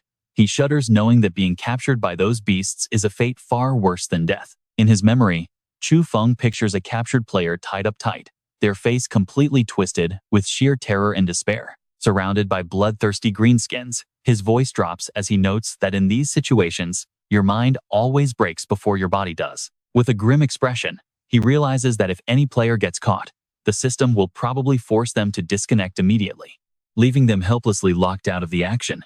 Back at the outpost, Yi Wei looks around and asks where old Sunspot went. Why isn't he here? Chu Feng calmly explains that the lizard man set off on his journey hours ago. I gave him a highly specialized mission. The other players grumble in jealousy, cursing those lucky players who get all the good stuff. Crossing his arms, Chu Feng deals out the duties, telling Fang Chang that he will be joining the upcoming scouting mission. He secretly hopes he picked someone smart this time. Clasping his hands, Fang Chang eagerly accepts, saluting his respected manager. Zhang Bai snarls in an annoyed voice, telling him to get lost and never return before the trio enters the weapon armory. Chu Feng cautions them, pointing out that the safety lock is located right next to the trigger. Get familiar with it, but do not touch it until ordered. As they raise their weapons, their eyes shine with excitement. Trust me. You and I are going to love seeing what they do with these next. Chu Guang points to the map, laying out instructions. Soon, you and I will watch them head to a nearby survivor stronghold, trading for essential outpost gear with the local scavengers. His eyes narrow, his voice carrying absolute authority. No matter what happens out there, you must follow my commands. Remember, never fire your weapons or show hostility without permission. He emphasizes, his voice booming with authority. Remember, we represent the entire Outpost 404. Clear? Fang Chang immediately proves his loyalty, shouting, Understood, manager. Your instructions are our absolute mission. Yi Wei quickly cuts in, eager for credit. Me too. Boss. Chu Guang chuckles helplessly. What cheesy web novel did you guys copy this from? It sounds so cringe. His eyes curve with a mischievous glint, realizing that as their manager, his strong authority directly boosts these players' immersion and overall engagement. Clearing his throat, he speaks in a deep voice. Excellent. Full of energy. He commands firmly, load 50 kilograms of dry bacon, 20 kilograms of smoked fish, 10 mutant hyena hides, and a mutant hand pallet truck for transport. Get ready, both of you. We move out in 10 minutes. They both instantly salute. Understood, manager. Now pay attention here. Building this outpost requires tons of tools, and their journey is about to get incredibly tough. Chu Guang worries about missing small essentials like screwdrivers, screws, and nails. Without vital wrenches, hammers, or wood saws, construction will grind to a halt, destroying their daily efficiency completely. He remembers the crude wooden tools the players currently use to fix the outpost walls. 200 years post-apocalypse, resources in this wasteland are brutally scarce. Sighing, Chu Guang suddenly dreams of finding a working power generator. His eyes gleam with hope. In wasteland trading, you never know what treasures you might uncover. Scavengers usually sell these pre-war relics to nearby settlements, displaying them openly on shelves like trophies for traveling caravans. He plans to lead Ye Wei and Feng Chang, disguised as a merchant caravan, straight to Brown Farm to trade. Consulting his map, he decides they will slip out through the south gate of Wetland Park. Avoiding Highway 76, they take a ruined, dirt road southeast toward Brown Farm. He figures no one there knows them, making it safer. Plus, this route has fewer ruins and is easier to travel. Even so, a 3-kilometer trek across these harsh wastes is brutal. The boys pant heavily while dragging the heavy cart. Let's pause here. Chu Guang knows they must rest constantly, avoiding dangerous ruins by hiding behind shattered boulders. They must watch out for mutated beasts and, worse, other desperate survivors who wouldn't hesitate to kill them for their loot. Finally, just before 9 a.m., Chu Guang's group arrives at the massive gates of Brown Farm. Sharp metal hooks hang from the stone walls, with torture devices and skulls lining the perimeter, creating a terrifying, barbaric vibe. Unlike their base, Brown Farm is ruled by a ruthless landlord. Freedom is completely non-existent in this place. The locals are either armed thugs or literal serfs. A starving farmer clutching a hoe begs desperately, "Please, stop beating her. She hasn't eaten in days." A thug ignores the plea, cracking his whip. "Get up and work." Chu Guang smirked with absolute confidence. Even if these people are hostile, so what? Landowners who actually have valuable crops to protect rarely risk starting a fight with random outsiders. After all, people with everything to lose usually avoid fighting those with absolutely nothing. Suddenly, a gun barrel pokes through the wooden fence, pointing right at them. The trio immediately raise their hands. Lu Zhenggui, the guard, shouts, "Freeze right there. Who are you? And what are you doing here?" Chu Guang calmly replies, "No trouble here. We just want to trade some gear." The guard mutters suspiciously, "Trade gear, huh?" Lu Zhengyue adjusts his goggles, glaring, "Where do you come from?" Chu Guang answers calmly, "Just the wasteland. We migrated here recently." Lu Zhengyue frowns and mutters, "Wasteland nomads." Chu Guang shrugs, smiling, "Call us whatever you want." Wasteland nomads are incredibly common, especially on the outskirts. He keeps his cool as he explains their situation. These wanderers avoid the big ruins, mostly drifting through the empty wilderness between cities. They survive solely by hunting mutated beasts and scavenging relics, constantly drifting from one zone to another. Occasionally, they trade their hunts and scrap metal for basic daily necessities to survive. And that's where we leave it in this harsh wasteland. Absolute good or bad simply doesn't exist. All right, stick with me because under the right conditions, anyone can become an absolute predator. Lu Zhengyue watches them closely, eyeing the 3 armed men while wondering just how big their tribe really is. With a testing tone, he demands to know what they brought to trade, and Chu Guang answers instantly. "We brought 50 kilograms of smoked meat, 20 kilograms of smoked fish, 10 mutated hyena hides, and we need sturdy metal tools and fresh crops." He offers a confident smile, promising they will head out the moment the deal is done, without wasting another single second. Lu Jingyu falls silent as his suspicion begins to fade. It seems these guys genuinely just want to trade. He calls out, telling them to wait while he gets instructions. Dongqing nods, while Ye Wei whispers to Feng Chang with glowing eyes, saying this survivor faction is incredible. I mean, the architectural style here gives off a total post-apocalyptic vibe. Fang Chong nods in agreement, realizing this new update has tons of fresh content. Staring at Lu Zhengyue, he wonders if he is a new non-playable character. Ye Wei pouts, admitting that he might be, though he has absolutely no idea what the guy is talking about. Now watch closely, because here is where the deal goes down. The massive iron gates swing open as they drag out the supplies. Lu Zhengyue steps up to Chu Guang, shaking his hand and introducing himself as Lu Zhengyue. Chu Guang warmly introduces himself back. Lu Zhengyue crosses his arms, asking to know exactly what kind of meat they have loaded on their cart. Chu Guang replies that the smoked meat is mutated hyena, while the fish is catfish and G-fish, inviting him to inspect it. Lu Zhengyue opens a sack, pulls out a piece, slices a chunk off with his knife, and tosses it to a nearby prisoner, ordering him to eat. The terrified prisoner catches it, stammering out a yes. After swallowing, he trembles and confirms to his master that the meat is not poisoned. Liu Zhengyue glances at Chu Guang and nods. He offers 1 kilogram of meat or fish for 2 kilograms of green wheat or potatoes and a direct 1 for 1 swap on the furs. Chu Guang refuses, demanding at least 5 kilograms of grain for each kilogram of meat, split evenly between green wheat and potatoes. Plus, these furs are top quality, so trading just 1 should easily fetch at least 3 metal tools. He smiles confidently, claiming he has been to Boulder City and knows exactly how much these goods are worth. Lu Zhengyue stays silent, making Chu Guang wonder if he set the bar too high. But suddenly, Lu Zhengyue looks up and nods to accept the deal. You and I are probably just as shocked as Chu Guang. Do these guys not even haggle in business? He mutters to himself, wondering how that foolish mayor dares to mess with the food prices like that. 2 of the players watch them nod, guessing a deal has been struck, while Fang Chang whispers to Ye Wei that their manager looks pretty stressed out.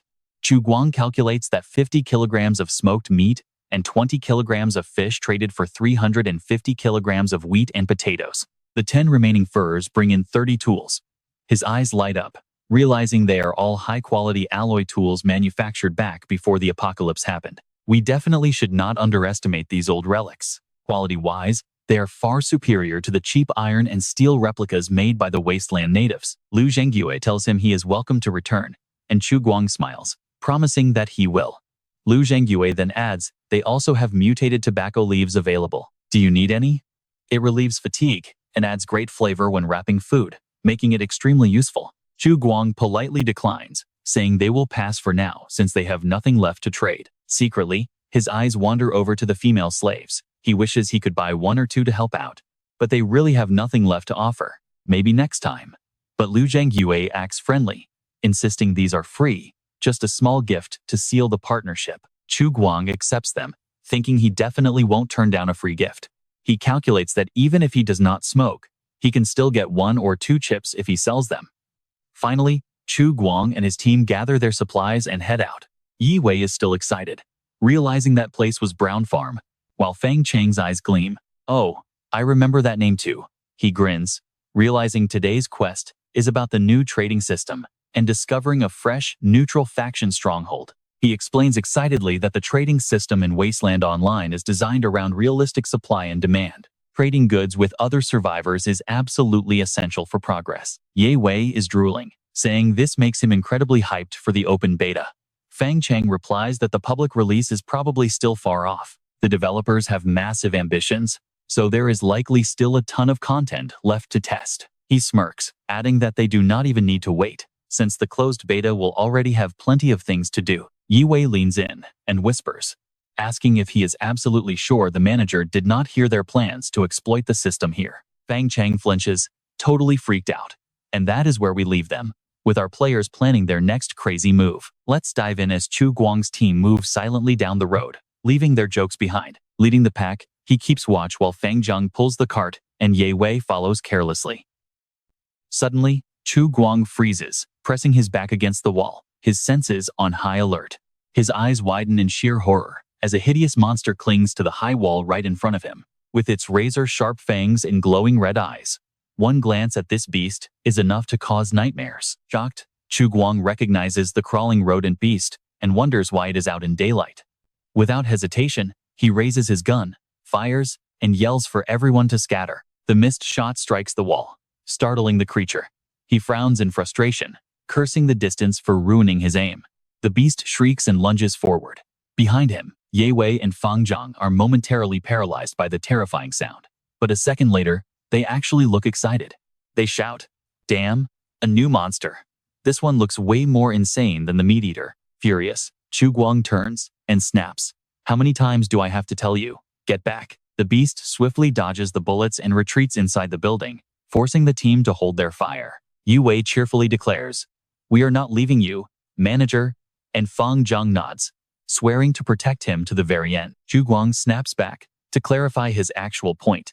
"I am telling you to get away from the food supply." Sweating bullets, he realizes these crawling rodents are actually zombies, but with the terrifying ability to think and hunt, just like living humans. Now, pay attention, this thing is supposed to hate sunlight. So who on earth dragged it out here? Suddenly, the monster crashes through a glass window on another floor, leaping out. Chu Guang braces himself, realizing the beast has dodged every single bullet. He grits his teeth, whispering, "It is too fast." Straining his eyes to track its movement, he struggles to predict its path. Left, no, right. Yet, the hideous thing easily evades his shots. Gritting his teeth, Chu Guang fires his final round. His effort pays off as the bullet hits, sending the monster crashing down right before the trio. Ye Wei screams the signal, prompting Fang Zhang to unleash a hail of gunfire. Yet the monster remains completely unharmed. Ye Wei stands there slack-jawed, muttering, "Damn, we did not even graze it." The monster slowly advances over the rubble, stepping right past Fang Zhang without even glancing at him. He realizes the beast is completely ignoring them to target someone else. And he is right. It stops directly in front of Chu Guang. Sweat pours down Chu Guang's face as he braces himself. In a bloodthirsty frenzy, the beast suddenly lunges straight at him. You might be wondering what he is doing. Throwing his gun for a steel pipe, he uses it to block the monster's claw. Veins pop on his face as he exerts all his strength to hold, their clash shaking the area. He calculates quickly, even with his level 9 strength, his legs are trembling, unable to hold out much longer. He admits the gap in power is just too massive. With a roaring strike, the beast flings Chu Guang backward. He crashes violently into the hard wall, coughing up blood. Gasping for air, he realizes the strength gap is hopeless as the creature looms over him. Chu Guang stares at the incoming beast, terrified by its speed. Before his trembling hand can even lift his weapon, it draws closer. It opens its jaws wide, roaring and spraying saliva as it pins down its target. Chu Guang grits his teeth, shoving the steel bar into the monster's jaws to hold it back. As he stares, a strange question flashes in his mind. His eyes flash as he senses a deep internal shift, feeling a mysterious power suddenly surging to life. Could this be my hidden ability? Chu Guang roars, pouring every ounce of strength into shoving the iron bar forward. Yet, the beast's overwhelming power easily overpowers the steel bar in his grip. The metal bar is bent out of shape by its sharp teeth. Furious, the monster raises its claws to strike. Just as the claws descend, a completely exhausted Chu Guang is left defenseless. But at that exact moment, gunfire tears into the monster's back, piercing its thick hide. It screeches in pain. Ye Wei fiercely fires his weapon, shouting, "So you like it close? Then take this and die." Working together, Ye Wei and Fang Zhang unleash a devastating hail of bullets, leaving the beast writhing in agony. Seizing the moment, Chu Guang grits his teeth. He draws his sharp weapon, focuses his remaining energy, and aims for the kill. With one decisive, powerful slash, Chu Guang pierces the creature's neck, killing it on the spot. The massive beast finally collapses. Panting heavily, Chu Guang stumbles, completely drained. "Thanks guys, I am at my limit." Fang Zhang catches him just in time and suggests, "Manager, let me help you over to the nearby shop to rest for a bit." Ye Wei adds cautiously, "That fight made a ton of noise. It might draw more monsters to our location." Chu Guang nods in agreement. "All right, let's grab the supplies and go take a quick break over there. And trust me, as they walk into the sunset, they suddenly freeze in shock. You will want to see what lies ahead. You and I are starting this crazy scene with a mysterious, red-haired girl. She is panting from sheer exhaustion, her leg badly injured. Even though it is bandaged, fresh blood is still dripping onto the cold floor. She stares back at them, gasping in intense pain. Chu Guang studies her, guessing that with injuries like those, she must be the one who lured the giant reptile. Meanwhile, Ye Wei and Fang Zhang only care about her looks, completely starstruck, whispering that she is definitely a new NPC. As the three men watch her closely, Xia Yan grits her teeth, quietly reaching down her pants leg to draw a weapon. But before she can react, 3 gun barrels are already aimed straight at her head. Chu Guang threatens her, telling her to play nice since his wounds are much lighter than hers. Xiaoyan trembles, shutting her eyes. Yu Xiong watches her closely, whispering to Chu Guang to ask if she is an enemy. Chu Guang replies with a cold shrug. He does not know, and honestly, to him, it does not even matter. Chu Guang orders Ye Wei and Yu Xiong to grab him a chair. Once his lackeys bring one over, he sits down comfortably and starts the interrogation, saying, "Hello, let us have a little chat." Jia Yan struggles to speak, weakly asking what he wants to know. He introduces himself simply as Chu Guang. When asked for her name, she grimaces, replying she is Xia Yan. Under his questioning, she admits she is a mercenary from Boulder City. Chu Guang presses on, asking why she is alone. Xia Yan lowers her head, sadly whispering that her team is dead. He asks how many passed away. She honestly tells him that 3 died, meaning everyone besides her is gone. Pay attention here. Chu Guang quickly orders Ye Wei to go find those dead bodies, so they can scavenge and bring back all of their equipment. Ye Wei happily complies, rushing outside while shouting loudly. While Chu Guang continues to analyze the tense situation, Xia Yan watches in absolute confusion, wondering what these strange people are doing and what they are even saying. With Ye Wei gone, Chu Guang shifts back to business, asking how they managed to anger that giant beast in the first place. Xia Yan remembers the horror, her voice shaking. She explains they had stumbled upon the entrance to Vault 117, and that is when disaster struck her squad. They ran straight into the monster, resulting in a brutal, desperate battle. It chased them out of the subway, and its raw, destructive power practically wiped out her entire team. Hearing this, Chu Guang wonders what this Vault 117 shelter is supposed to be. Thinking back, she admits she does not know, only that it is located near the New World department store in the northern suburbs of Qingquan City. What could possibly be inside that mercenaries like us would want? Chu Guang calculates the risks. Vault 117 definitely holds valuable loot, but it is not worth putting his own neck on the line. He plays the long game, planning to swoop in once he is stronger. Maybe he can turn it into a quest for his players to test out. Why risk his own neck? Let us watch closely as Xia Yan sits in silence, staring directly at him. She suddenly asks if he is not interested, but Chu Guang casually responds, asking why on earth he should care. She tempts him, saying there is high-tech power armor inside. He just scoffs, asking if they even saw it with their own eyes. Xia Yan goes completely silent, stubbornly admitting they did not. Chu Guang challenges her, telling her to come back once she actually has it. He suddenly changes the subject, playfully asking her if her bright red hair is natural or just a dye job. Xia Yan is completely caught off guard, stammering that it is natural. He dryly praises her, saying it is beautiful, but desperately needs a wash. Offended, she blushes and asks if he is mocking her. But their chat is suddenly cut short by a loud, echoing scream. A rough-looking man bursts in, pointing a gun and demanding they release the girl immediately, leaving Xia Yan absolutely stunned. Chu Guang and Yu Xiong instantly raise their weapons, cocking them and preparing for a shootout. The gunman yells at them not to move, claiming he holds their teammate hostage and challenging Chu Guang to see if he is faster than a bullet. Though he keeps a straight face, Chu Guang is slightly annoyed that people always have to test his strength like this. Xia Yan gasps in surprise, realizing Chen Yang is still alive. Meanwhile, Chen Yang presses his gun hard against Ye Wei's head, making him shake. He boasts that he would never die so easily, telling her to hang on while he rescues her from these guys. Ye Wei grits his teeth in pure rage, yelling at his allies to just shoot through him without hesitation. He keeps complaining that this villain's horrible body odor is literally killing him.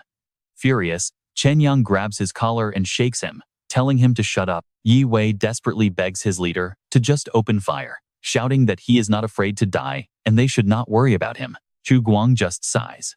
Of course he knows the player won't permanently die, but reviving them still costs precious resources. Turning to face Chen Yang, his voice is cold as he warns him that he absolutely hates being threatened. He commands him to drop the weapon, put his hands on his head, and face the wall if he wants to survive. Chen Yang refuses to back down, yelling that he will pull the trigger. Chu Guang raises his own gun, coldly replying that he is not playing around either. Trust me, you and I are about to see who pulls the trigger first when he counts to 3. Let's jump right into this tense standoff where Xia Yan begs Chen Yang to just leave her behind. Chu Guang coldly started counting.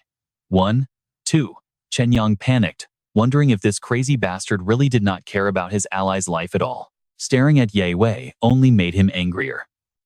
The hostage actually looked excited to die, which made absolutely no sense at all. Quickly, changing his tactics, he shouted, "Wait, stop. I am not threatening you. Just free my teammate. That is all I want." Pointing at her, he demanded, "Give me her key.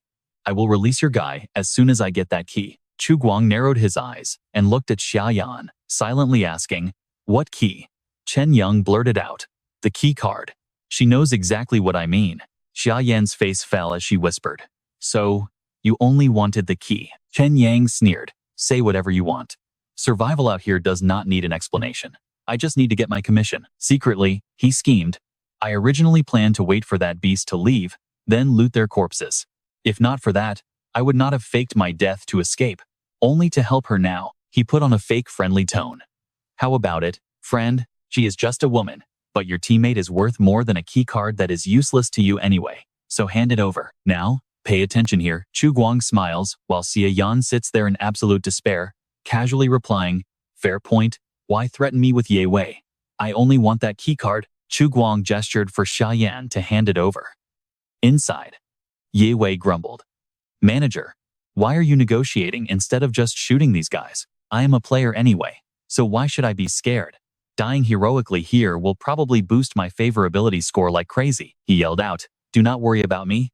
Fang Zhang, are you stupid? Just shoot." Yu Xiong nervously held his gun, muttering, "What is going on? Do not move. Let me aim." He worried, "If the manager is not shooting, how do I dare trigger? What if I miss an important cutscene?" Meanwhile, Xiaoyan stared at the keycard, remembering her captain gave it to her right before he died. There was no way Chen Yang could know she had it, unless he had searched the captain's corpse. Shaking with pure rage, she made her choice and tossed the card toward him, coldly telling him to take it. Grinning, Chen Yang bent down to grab the card, giving Ye Wei a chance to slip free. He glared as the hostage slipped away, but before he could react, a sudden gunshot from Chu Guang blew straight through his head. Chen Yang collapsed lifelessly right in front of them. Shaken to his core, Ye Wei did not even dare to look back. Yu Xiong cheered. Direct hit, a headshot. But Chu Guang immediately ruined his moment, saying, "Your bullet hit the ceiling. Go practice more." Chu Guang quietly reflected on his force logout ability. It was actually his first time forcibly booting a player offline, and the feature worked surprisingly well. Staring in utter disbelief, Xia Yan stammered, You actually killed him." Chu Guang turned to her. "I told him, I despise being threatened. Besides, I gave him a fair chance to walk away." Just then, they noticed Ye Wei still curled up on the floor. He scratched his head blankly, asking, "Sorry, why did I just pass out?" I know what you are thinking. Did he really miss the entire epic fight? Yes, he is totally losing his mind over another skipped cutscene. Yu Xiong patted the confused player on the shoulder.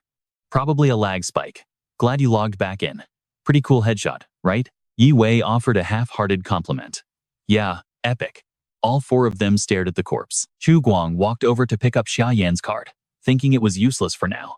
But this gun was a great find. He told her, "We are leaving. Good luck surviving on your own." Xiaoyan whimpered, "Wait, you are not taking me with you?" As they walked away, the two players glanced at each other. Chu Guang kept leading without looking back, saying, "I never said I would." Realizing she would get no pity from him, she watched their departing backs and asked, "Are you guys really not bandits?" Chu Guang turned his head and smirked. "Why? Are you disappointed? Exposed?" Xia Yan trembled and stammered, "I am not begging desperately.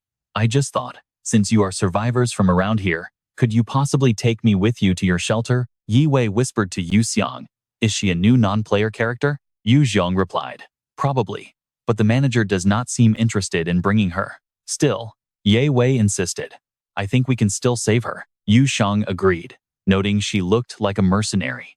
He argued that even with a broken leg, she could still craft guns and customize high-tier weapons for them, right? Chu Guang nodded slightly, thinking their reasoning actually made some sense. Xia Yan trembled, sheer terror written all over her face. Chu Guang spoke up, "Let me be brutally honest. Right now, you are just a burden. Even if I drag you to a nearby shelter, your end will not be any different from dying out here." Xia Yan held back her tears, but Chu Guang suddenly adopted a playful tone. "Of course, if you actually have useful skills, I might take you." He laid down his condition. She had to work for him. The tense conversation suddenly fell into absolute silence. And that is where we leave it. You and I know she has no choice but to work for him if she wants to survive. All right. Let's dive into a world where survival has a massive price tag. Xia Yan tries to find a way to save herself, but bionic prosthetics are way too expensive, leaving her completely cornered. She can either follow these strangers or sit here and starve. Honestly, she has zero options. Facing a completely bleak future, Xia Yan hitches a ride in a wheelbarrow pulled by Ye Wei. Staring at the sunlight ahead, she silently wonders if this journey is her very last taste of freedom. She worries that the leader only wants to bring her back to bear children. She cannot see any other use for herself. Trembling, she wonders if the rumors about the pain are true, until Chu Guang breaks her thoughts by announcing their arrival. Xia Yan snaps out of it. Their shelter turns out to be an active construction site buzzing with busy workers. Getting more anxious, she closely observes the area, noting that such shelters are quite common in Qingquan City, with some operating for years. Looking at the heavy locked iron gate covered in thick wild vines, Xia Yan falls deep into silent thought. She quickly figures out that several of these security gates remain locked, waiting for the right moment to open. Visualizing heavy artillery fire crashing against the cold steel walls, she cannot help but feel skeptical about this outpost's actual defensive capabilities. Can this supposedly reinforced protective wall actually hold up under attack? Now, pay attention here, it looks bulletproof, but can it really match the safety of a real high-tech vault?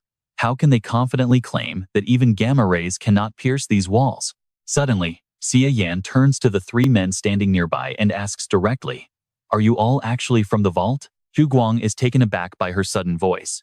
Even though she still sounds incredibly weak, he replies with a surprised chuckle, saying he thought she was knocked out, causing Xia Yan to puff her cheeks in pure annoyance. She snaps back that she is not that weak, allowing Chu Guang to immediately assess her fierce character.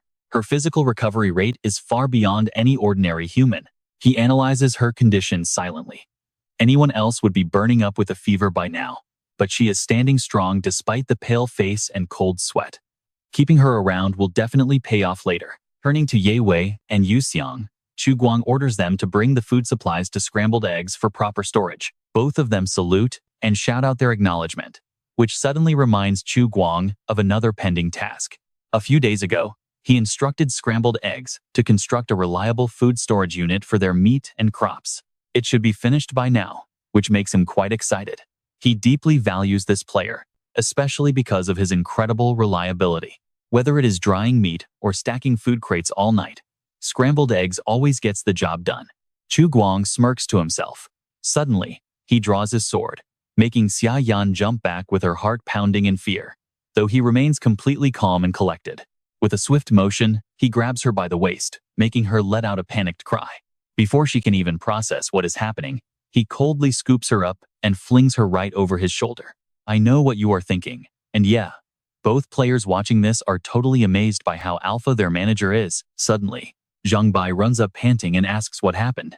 Yu Xiong keeps a straight face and stays silent, while Ye Wei laughs and tells him to ask his buddy who saw the whole thing. Yu Xiong shakes his head and sighs, saying, "Do not look at me. This game does not have subtitles." He explains that he had absolutely no idea what the NPCs were discussing, telling Zhang Bai to just treat her like a newly introduced story character. Zhang Bai scratches his head in confusion, asking why on earth she is so severely injured. Yi Wei chimes in with pure excitement, saying her injuries are nothing compared to almost losing her entire life. He adds dramatically, teasing that they encountered something insane on the way back, instantly making Zhang Bai's eyes light up with curiosity. Yi Wei lowers his voice like he is telling a scary ghost story. "A crawler?" Zhang Bai panics, clutching his head in horror. Cursing, he asks what the creature looks like. Yi Wei clicks his tongue, describing a hideously ugly beast that is waist-high crawling, but reaches 2 meters tall standing up. Hearing this, Zhang Bai shudders, literally imagining the horrific monster creeping up right behind him. Yi Wei adds that the beast was incredibly strong and moved like absolute lightning. 3 of them fired their weapons at once, but completely missed every single shot. Then he excitedly reveals how their hero Chu Guang stepped in, proving the manager is on a completely different level. He just grabbed a metal pipe and stabbed the thing to death. Yu Xiong chimes in, analyzing that according to the patch notes, these crawlers are insanely powerful. He guesses this massive new game expansion does not just add daily events, but also introduces terrifying mutant species, while unlocking major quest lines for them. Lost in his own storytelling, Yu Xiong completely forgets his quest. He quickly grabs the wheelbarrow, bidding them farewell and promising to chat more once they go offline, since he needs to deliver the food to scrambled eggs first. Zhang Bai nods and tells him to go ahead, reminding him to help with building the steel blast furnace once he is finished. Yu Xiong replies, "See you soon. Let's dive into the shelter together," where Chu Guang carries Xia Yan inside as a crowd of whispering players gathers. They cannot help but gossip. "Look, is that the administrator? Who is that woman he is carrying? Is she a new NPC?" Some players are even wondering if she is a 2D anime girl. Finally, we got a new NPC, Brother Meng. We are one step closer to the beta test. Carried like a sack of potatoes, Xia Yan feels utterly humiliated and curses in her mind. Damn it. This position is so embarrassing. How can I ever face anyone again? Tears well up in her eyes. Even though she does not understand their words, she can sense the dirty meaning behind their creepy stares. To her, they look like wasteland hyenas, kissing up to the alpha male. Once the leader finishes with his prey, they expect to be thrown a leftover bone or piece of meat. Tears stream down Xia Yan's face as she weeps silently, mourning her tragic, miserable fate. She feels like helpless prey destined to be violated and thrown to the wolves. She would rather die with dignity than suffer this. She desperately wants to fight back, but her body is completely drained of strength. Meanwhile, Chu Guang remains dead silent. He quietly enters the control room and sets her down on a chair. Feeling his heavy grip, she gasps out, "Hey, loosen your hands a bit." Watching Chu Guang rummage around, Xia Yan nervously asks, "What are you trying to do?" He simply snaps back with 3 words, "Stay still." Now pay attention to this part. Chu Guang pulls out a sealed plastic pouch containing a syringe and opens it silently. Xia Yan panics, desperately asking again, "What are you doing to me?" Chu Guang ignores her, merely instructing her in a calm, steady voice, "It probably won't hurt, so try to bear with it." He produces a high-tech nano-healing syringe, which is designed specifically for treating non-fatal physical injuries. This medical syringe can rapidly boost tissue regeneration in a short time, drastically speeding up the body's natural healing process. Standing inside the shelter filled with white steam, Chu Guang holds the nano syringe, lost in deep thought. He sighs to himself. He originally got this tool from a mysterious blind box. He thought he wouldn't need to use it because her recovery ability was quite decent. But now, looking at the swollen wound on her thigh oozing blood as she shivers in intense pain, he regrets hesitating.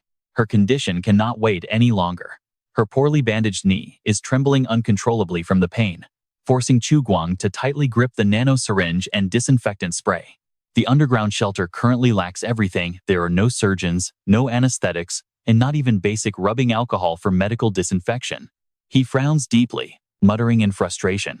How on earth can he create a sterile environment for a major surgery here? It is impossible. Then, he recalls his enthusiastic players. Anesthetics are not an issue right now, but he must order his players to manufacture medical alcohol immediately. Calculating his next move, Chu Guang raises the nano needle, making Xia Yan's face turn bright red as she trembles with fear. Whimpering, she begs in a cracking voice, "Please, don't come any closer." "And yeah, I know what you are thinking, but watch this." Chu Guang calmly plunges the needle into her thigh. She screams and starts crying, but a second later, her face twists into absolute, pure confusion. Wait, it doesn't hurt at all. Looking down at her leg, she is completely stunned. What just happened? Why can't she feel anything? Grimacing, she turns her head to confront him. "What did you do to me?" Chu Guang stands tall, replying coldly, "I just saved your life. No need to thank me."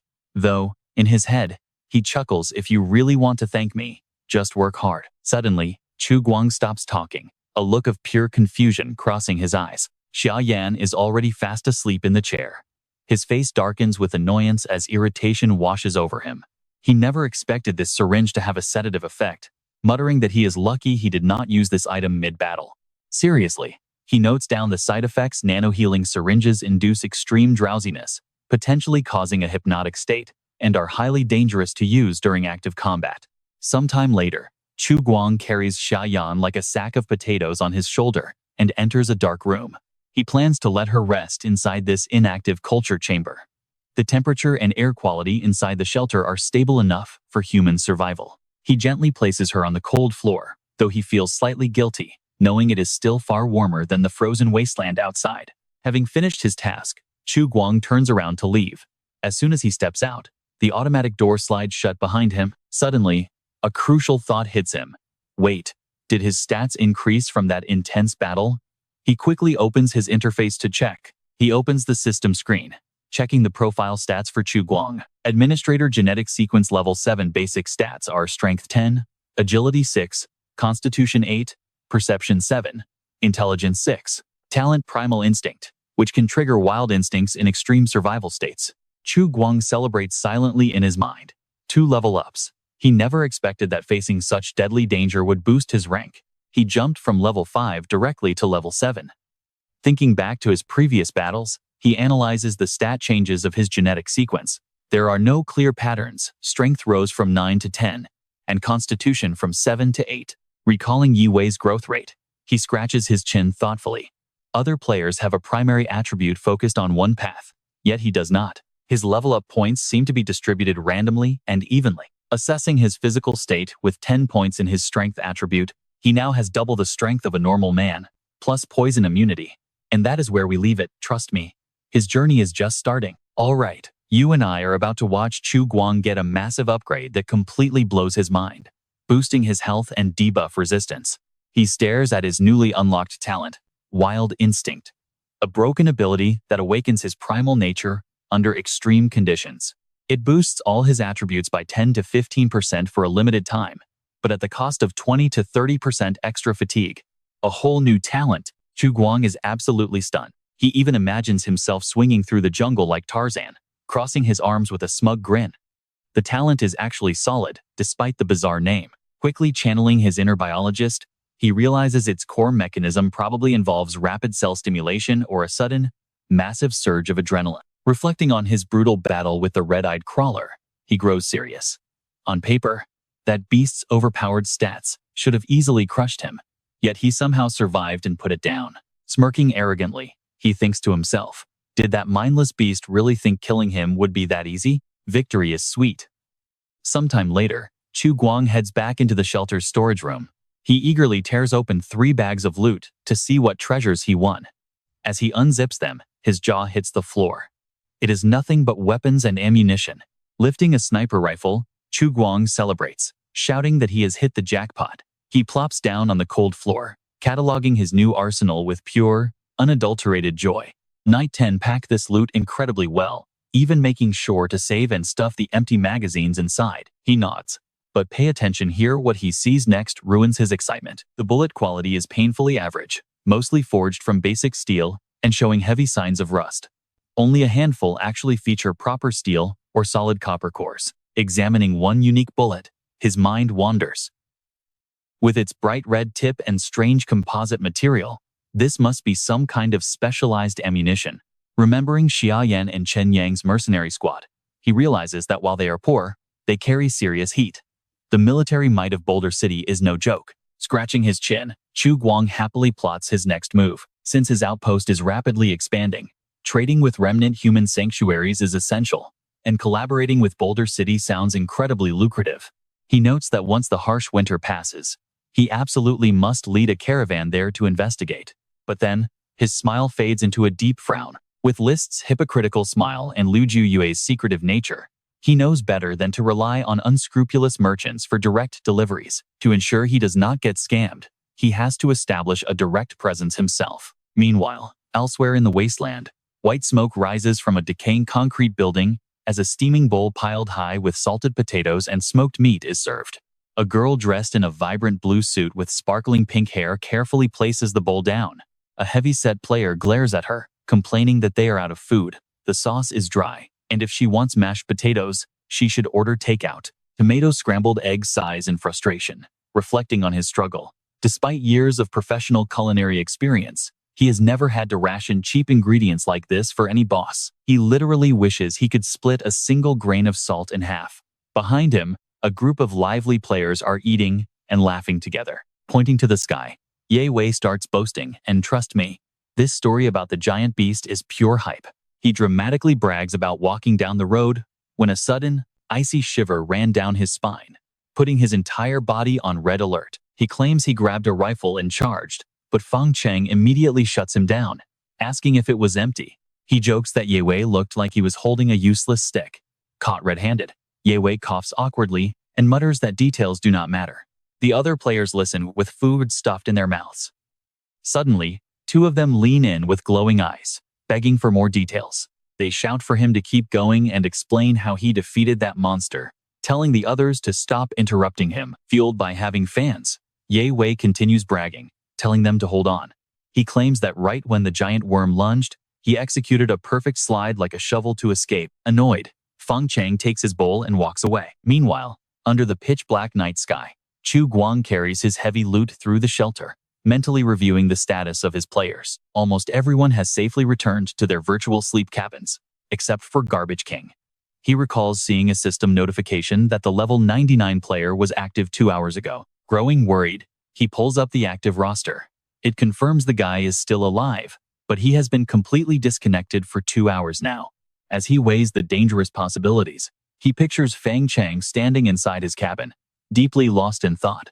Or even worse, Ye Wei accidentally knocking himself out while trying to look cool, like a clumsy sleeping beauty being ambushed in the wild. He realizes something critical. Logging off in this game is not just safely sleeping in a pod. Any event causing unconsciousness, from a heavy blow to the head to falling asleep outside, immediately severs the player's link. If they just sleep in the middle of the open wasteland, the chances of getting ripped apart by wild monsters are dangerously high. Without a mind connected to their physical bodies, these player clones are totally defenseless, unable to react to danger beyond basic involuntary muscle twitches. Standing alone in the dark corridor, a deep sense of unease washes over Chu Guang. Garbage King is smart enough to have found a safe hiding spot, so he is likely fine for now. He mutters, trying to ease his mind. Approaching his console, he sits down to review the day, and that's where we leave it, excited for what comes next. All right, you and I are diving back in, as he opens the outpost's panorama view. The east wall is finally done, he notes. Hai Long nods. Typing away on his keyboard, he checks the latest stats on their resources. Their building inventory has logs: 1 ton of charcoal, 1 ton of Portland cement, 2 tons of clay bricks, and concrete blocks.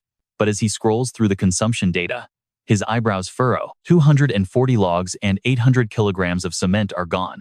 Woodstock keeps dropping, but cement is finally stabilizing. He thinks it over. Maybe they need more woodcutters. Or they should simply double the daily woodcutting quota. Checking the food supplies, Chu Guang gets excited. 350 kilograms of wheat, potatoes, 5 kilograms of bacon, plus some berries and mushrooms. But his joy instantly fades once he spots the consumption numbers. 5 kilograms of bacon, 10 kilograms of croissants, 50 kilograms of pork belly, and 20 kilograms of smoked fish gone. Oh my god, he groans. Still, he keeps auditing, moving on to the first storage where he finds 5 pieces of hide left after materials were used.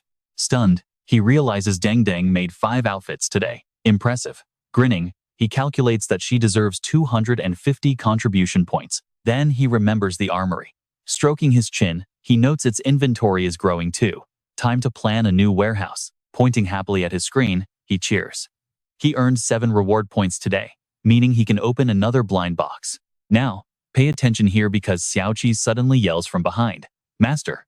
Chu Guang spins around as the little helper rushes over, completely panicked. He swivels his chair. What is it? With wide eyes, Xiao Qi angrily demands why he brought a strange woman back. Nagging like a jealous wife, it asks why on earth he would rescue some random girl from the wasteland. What are you saying? He asks, while Xiao Qi points accusingly. Xiao Qi saw it all. You carried her back. He is totally clueless, making the robot huff.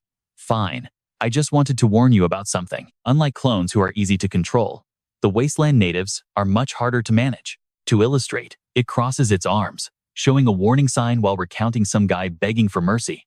But this second case is not that simple. Xiao Qi warns seriously, concluding that he should never trust these outsiders so easily. Chu Guang just smiles, leaning back like a king on his throne, eyes cold. You worry too much. I have never fully trusted anyone, whether players or natives. Hearing this, Xiao Qi pats its chest, sighing in massive relief. But you can trust Xiao Qi forever. No matter what happens, I will always be your most loyal assistant. Chu Guang replies indifferently, turning back to his console, completely ignoring the little robot's disappointed, sulking face. Look at this, guys. He almost drools with excitement, clenching his fists and nearly jumping for joy. Pre-registrations have doubled, hitting nearly 300. The screen displays exactly 275 applicants. His eyes widen.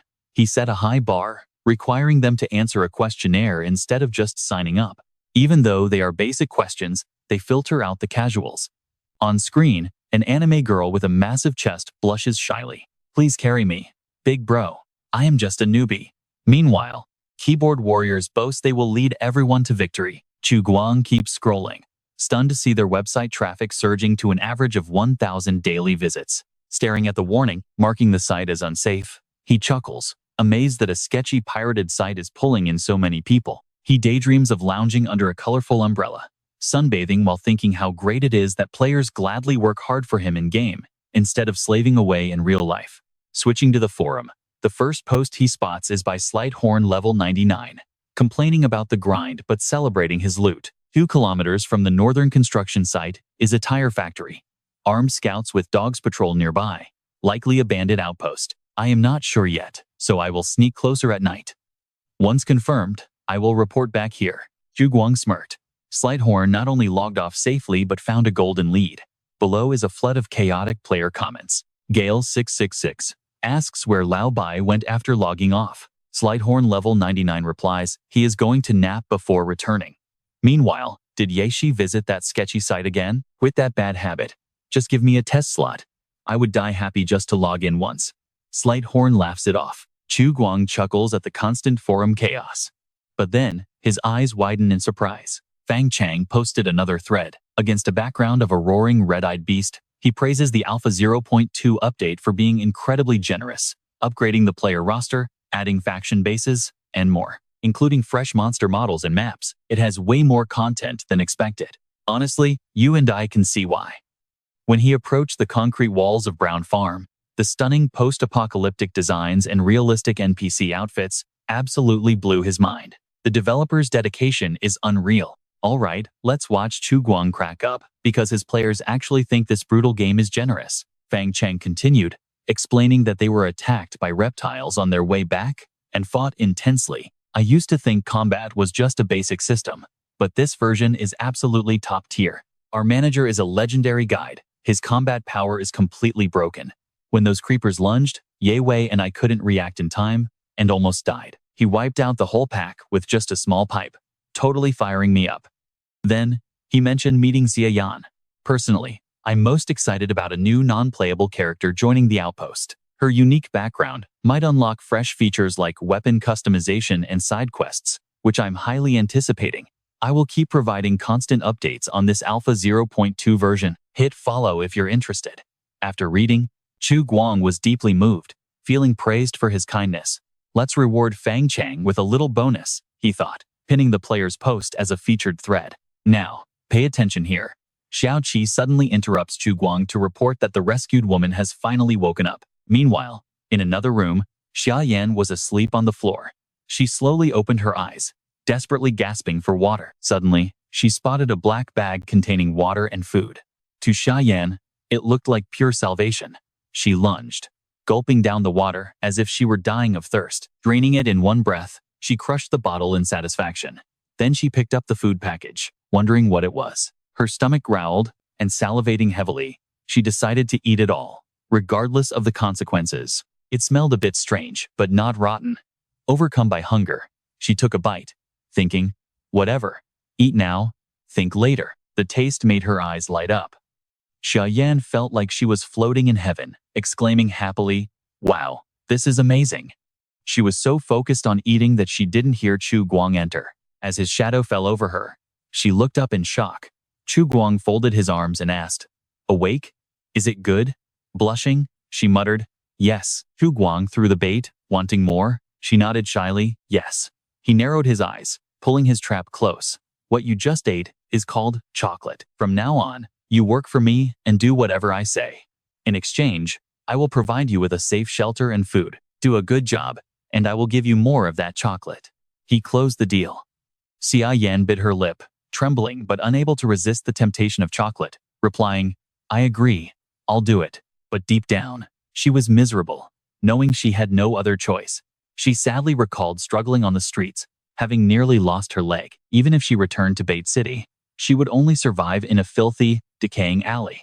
She comforted herself, nobody wants to die if they can live, and she wasn't ready to give up. Accepting her fate, she trembled and mumbled, "Even though I've never done this before, it should be fine."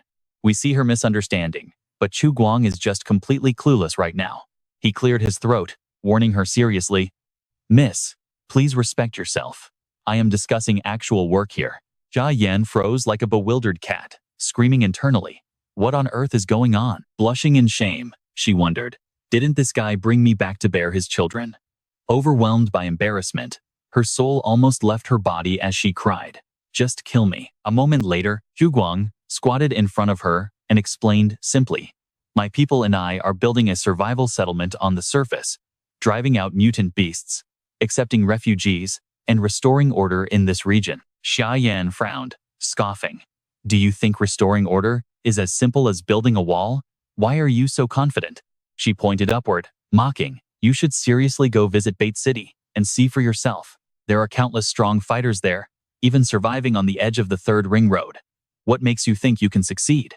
Chu Guang, unfazed, confidently replied, "Of course, I have a plan." But inside, he was cursing in frustration. "So annoying. That's just the game setup. Let me finish my sentence." Thinking of his hard-working players, he knew this goal wouldn't be accomplished in just a few months. This is a long-term struggle, and I am determined to sacrifice generations to achieve it. Hearing this, Xia Yan gasped, "Generations? So you really want kids?" Chu Guang cleared his throat awkwardly, quickly changing the subject. "Do you know how to assemble and maintain guns?" Xia Yan confidently claimed that stripping a gun is as easy as putting on clothes, since it's a basic skill. Chu Guang stood up and instructed, "Great. From now on, you're the weapon shop manager." Xia Yan was completely dumbfounded, utterly clueless. "Huh?" Chu Guang looked at Xia Yan and explained, "That is your new job. Simply put, you will sell guns and maintain them, acting as the store clerk while handling repairs." He emphasized that if anyone asks what she does, she should answer exactly like that. Sitting on the floor, Xia Yan asked curiously, "Selling guns? To whom?" He replied candidly, with a hint of amusement, "The refugees." Xia Yan frowned in confusion.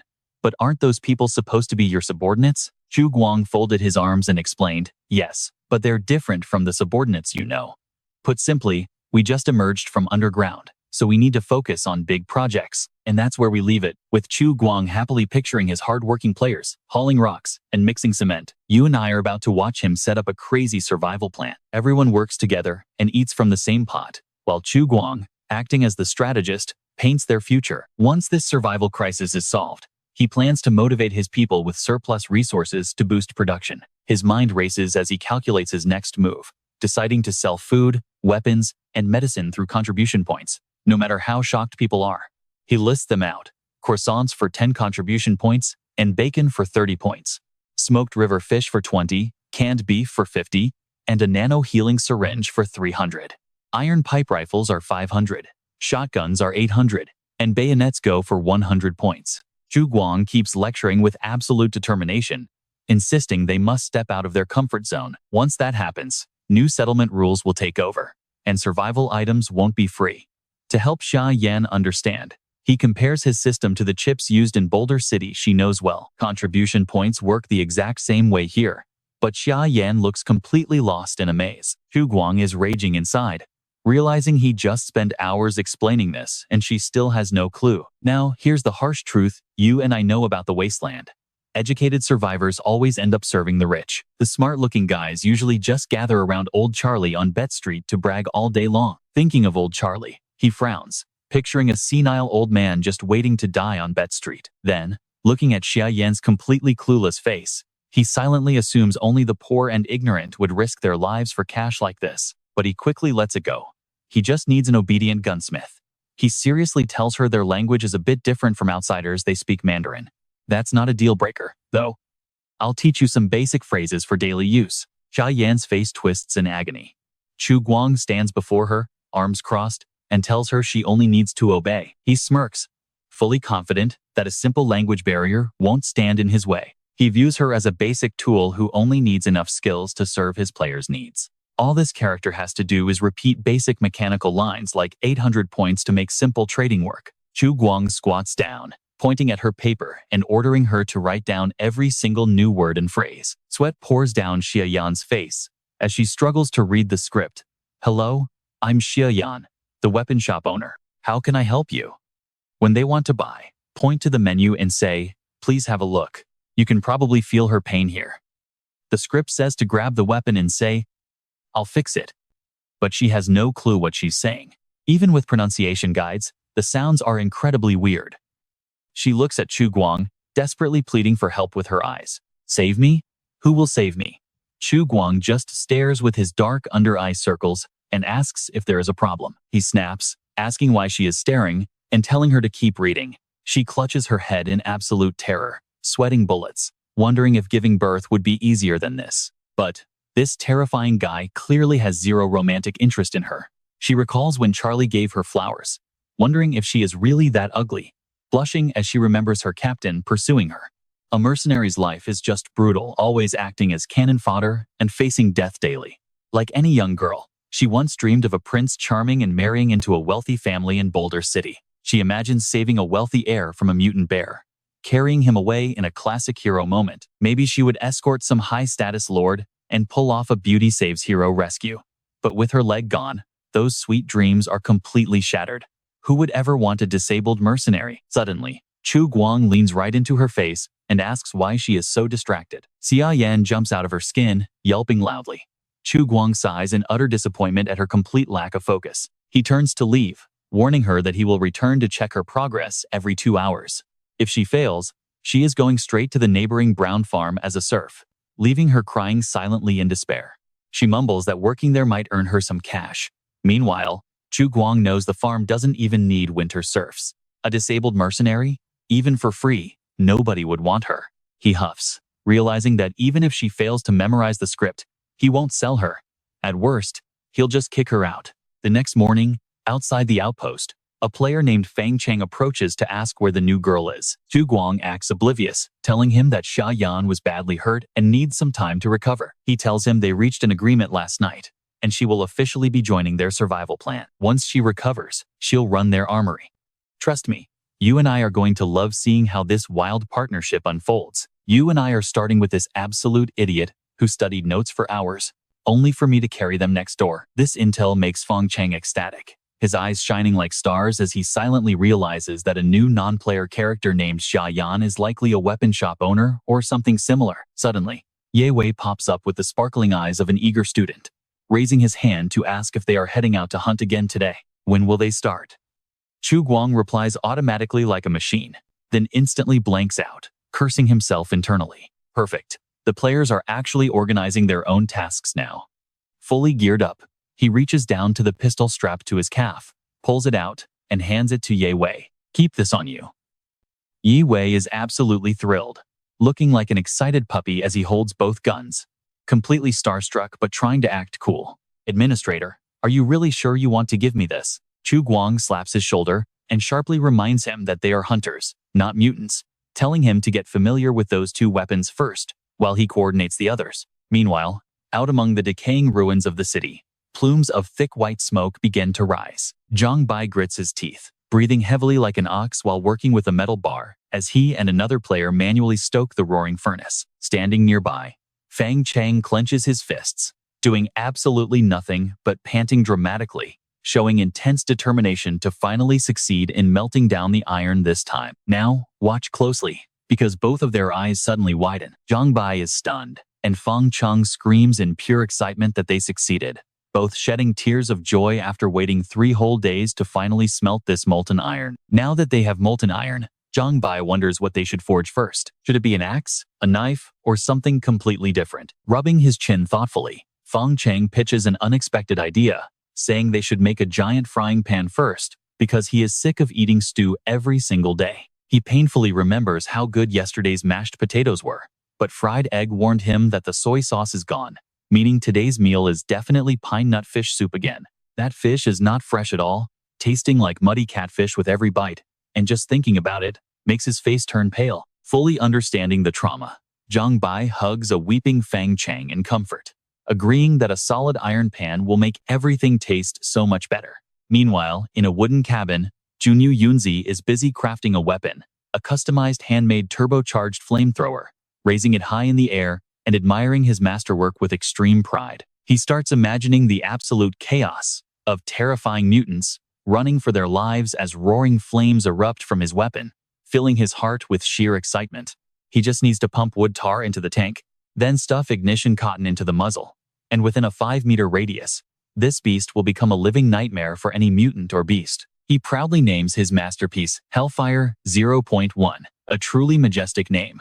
But while he is busy loading materials into the weapon, he notices Yanfeng approaching with a bucket and asks why he is up so early. "Don't tell me our traps got destroyed yet again?" Adjusting his glasses, Yanfeng replies mysteriously that it has nothing to do with traps, inviting him to see his discovery. You and I would probably react the same way as Yu Yun, who stares into the bucket and instantly freezes, wide-eyed to find it piled high with dried bird poop. Instantly, both of them grab the bucket and sprint like madmen into the forest, with Yanfeng yelling excitedly that he should have realized this much sooner. The most abundant resource around the lake is not just fish, as his mind starts racing with thoughts of 3 critical chemical elements. He explains those are nitrogen, phosphorus, and potassium right on the shore, and they sprint ahead as Yanfeng shouts that they are almost there. Just ahead. He stops dead in his tracks, pointing directly toward a hidden area covered in rich, lush vegetation. Whether for humans or wild beasts, this spot is an ideal water source, prompting Yu Yun to drop to one knee, touch the soil, and pinch a piece of dried dung. Without hesitation, he actually puts it in his mouth to taste it. The terrible taste turns his face green as he violently spits it out, while Yanfeng watches him retch in panic, crying out why some of this is still fresh. Despite accidentally eating fresh poop, Yu Yun remains professional, calmly analyzing that the main component of this dung ore is magnesium, ammonium, phosphate, hexahydrate. This orthorhombic crystal structure is incredibly versatile. He explains that as guano fossilizes, nitrifying bacteria oxidize the ammonia into nitric acid, forming potassium nitrate, sodium nitrate, calcium nitrate, and magnesium nitrate. These substances then accumulate in the ground to create rich nitrate soil. He excitedly concludes that by mixing this soil with plant ash, boiling, filtering the alkaline water, and precipitating the calcium and magnesium, they will get crude saltpeter. To put it simply, bird poop means they have saltpeter. And with saltpeter, we can manufacture black gunpowder. Yu Yun feels like he hit a gold mine, but Yanfeng quickly adds that they still need sulfur and asks where they can find it. Hearing this, Yu Yun freezes while Yanfeng keeps talking. Well, without sulfur, the flamethrower still works, but it is way more complicated. Finding sulfur shouldn't be too hard, right? Yu Yun remains utterly speechless, staring blankly ahead, making Yanfeng sigh and say they should just look for it first. An hour later, both are exhausted and defeated with 0 sulfur found. But trust me, you and I are about to see what shocks them next. Let's dive into this wild survival story. Look what Lu Yun just spotted across the stream. Yanfeng, this is it. Yanfeng pushes up his analytical glasses. Under high heat, this calcium sulfate will give us the sulfur we need. Lu Yun is thrilled. It is the sulfur source he wanted. He remembers seeing old Bai use this gypsum powder for cement recently. Definitely calcium sulfate. Yanfeng smiles helplessly. It was right under their noses. Lu Yun shrugs, saying results are all that matter. Meanwhile, a crowd gathers around a 2-headed beast in the ruins. Confused, Lu Yun and Yanfeng walk over. Hey, what is going on here? The closer they get, the louder the arguments sound. Sun Shiqi is babbling in some bizarre language, leaving both Lu Yun and Yanfeng completely dumbfounded. Lu Yun asks who that guy is, wondering if he is a new NPC. Yanfeng approaches another player, asking, "Scrambled eggs, what is happening?" Tomatoes Scrambled Eggs tries to recall. "I am not entirely sure, but apparently our guys ran into him while transporting rocks back." Du Mingdao chimes in, pointing at the creature. "Why does this bull have 2 heads anyway? This guy followed us all the way here. He is definitely up to no good.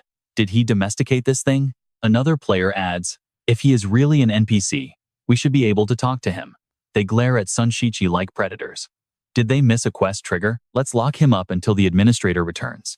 Now watch this. Sun Shiqi is absolutely terrified, sweating bullets. Even with a revolver tucked under his coat, he only has 6 rounds. These crazy refugees would never let him fire them all. 1 punch from each of them, and I am dead. Shivering at the thought of a brutal mob beating, Sun Shiqi screams out his defense. "I will say it again. I mean no harm. I am a merchant. Do you people even know what a merchant is? Damn it. Even 200 years ago, no one was this ignorant. Did you guys sleep so long that you forgot basic commerce?" Taking a deep breath, he tries another angle. I want to trade the goods on my bull for some of your items. But Du Mingdao's group ignores his pleas. Holding ropes, they creepily eye Sun Shiqi, who panics, preparing to fight to the absolute death. Suddenly, a loud voice echoes from the distance. What is all the commotion here? Everyone quickly spins around. Sun Shiqi stares in total shock as Chu Guang approaches, casually carrying a massive deer on one shoulder like it weighs absolutely nothing. This man is definitely no ordinary refugee, Sun Shiqi realizes. Chu Guang throws the heavy carcass down and barks, "Get back to work." Everyone obediently scatters, calling him administrator. Sun Shiqi nervously takes a few hesitant steps closer. Chu Guang cracks his knuckles, demanding, "Who are you? You feel that too, right?" Sun Shiqi gasps in relief that someone speaks his language. Chu Guang's face darkens. "I am the one asking questions here. Who are you?" Sun Shiqi quickly replies, "My name is Sun Shiqi. I am a merchant from Red River Town." Chu Guang rubs his chin, thinking, Red River Town? I only know this is Qingquan City of the Hegu province. I am completely unfamiliar with other cities there. He continues, "What brings you to Qingquan City?" Sun Shiqi answers, "I am a merchant, so I came here to do business." Chu Guang flashes a dangerous smile. "A merchant? Then why did I hear that you were stalking my people?" Sun Shiqi hurriedly stammers. "A misunderstanding. It is definitely a massive misunderstanding. I was heading over to Boulder Town when I saw their blue jackets and realized a shelter was nearby. I only wanted to trade, with absolutely no offense intended." He secretly thinks, "I originally thought a single piece of cheap candy would easily trick these savages, but they are far too sharp to fool." Sun Shiqi groans inwardly. "They dragged me here, surrounded me, and refused to let me speak or even leave." Chu Guang crosses his arms coldly. "Offense or not, you did it. In this harsh wasteland, stalking our people is considered a highly hostile act. Am I wrong?" Unable to argue, Sun Shiqi nods in agreement. "You are right." Chu Guang smiles, pleased. "Good, you admit your mistake. I have convinced my people to let you apologize for your rude actions." Sun Shiqi nods frantically in agreement. Yes, I absolutely agree." Chu Guang smiles confidently. "Excellent.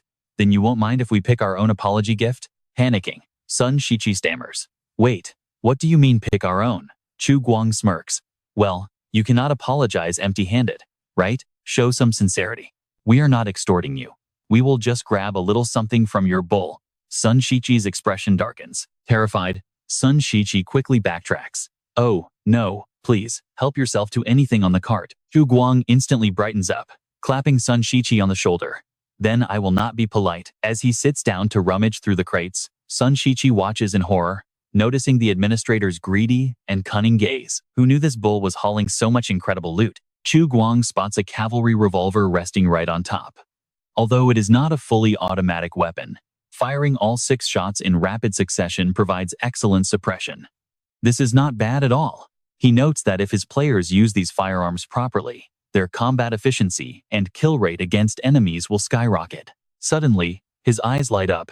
You and I must see what he just found. All right, let's jump right into this scene where he opens the sack, shocked by the endless coins.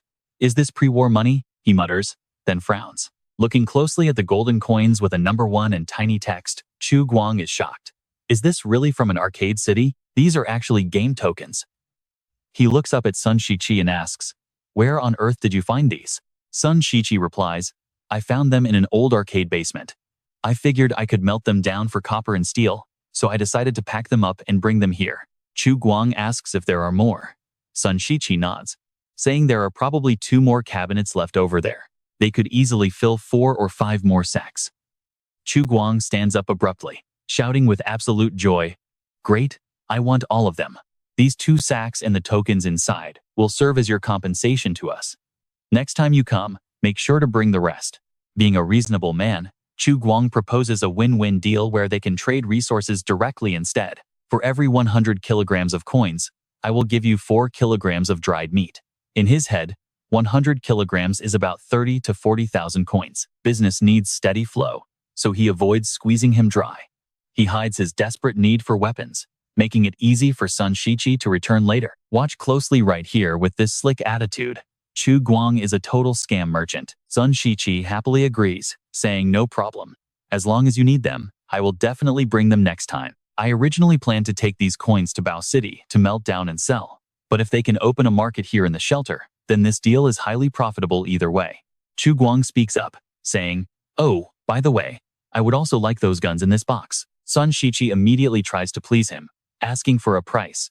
Chu Guang offers 50 kilograms of bacon and 10 kilograms of smoked fish. Sun Shiqi nods without hesitation. "Deal? I will throw in 200 rounds of 7mm ammo for free. Let us be friends." The two sit down to chat. Sun Shiqi explains that people in Qingquan City cannot even begin to imagine how bad things are in Honghe Town. "We have a massive chemical processing plant and a giant landfill site over there. Due to lack of maintenance after the war, chemical inventory leaked, causing severe soil pollution. Heavy metal contamination led to massive desertification and frozen ground. Even now, nature has not fully recovered." He continues, explaining the fragile state of their ecosystem. "The invasive species here are mostly scavenging animals and various crawling arthropods. Such harsh conditions leave survivors with almost no land for farming or hunting to survive. But funny enough, the landfill everyone protested before the war has now become our greatest asset. Buried waste from half a century ago, mostly undecomposed, has formed an unnatural mineral. This unique resource has actually fueled the boom of archaeological mining and local trade." You might be wondering the same thing as Chu Guang. How do they survive? Do they rely entirely on imports? Sun Shiqi explains that they cannot rely completely on imports. While there are no reindeer, rats, or dogs, mutated mole rats are actually edible. Aside from that, we catch less dangerous insects, extracting their protein for animal feed or nutritional powder. He pulls out a glass vial containing a strange liquid and hands it to Chu Guang, saying, "Just like this." Chu Guang is confused, asking what it is made of, like herbal jelly? Sun Shiqi smiles confidently, saying, "Mutated cockroaches." Chu Guang is horrified, thinking, "Damn, he cannot look at it anymore." Sun Shiqi reassures him that despite being protein extracted from mutated bugs, after processing, it has nothing to do with cockroaches. He tempts him, asking if he wants to try some. Looking at the bright red liquid, Chu Guang smiles awkwardly. "No thanks."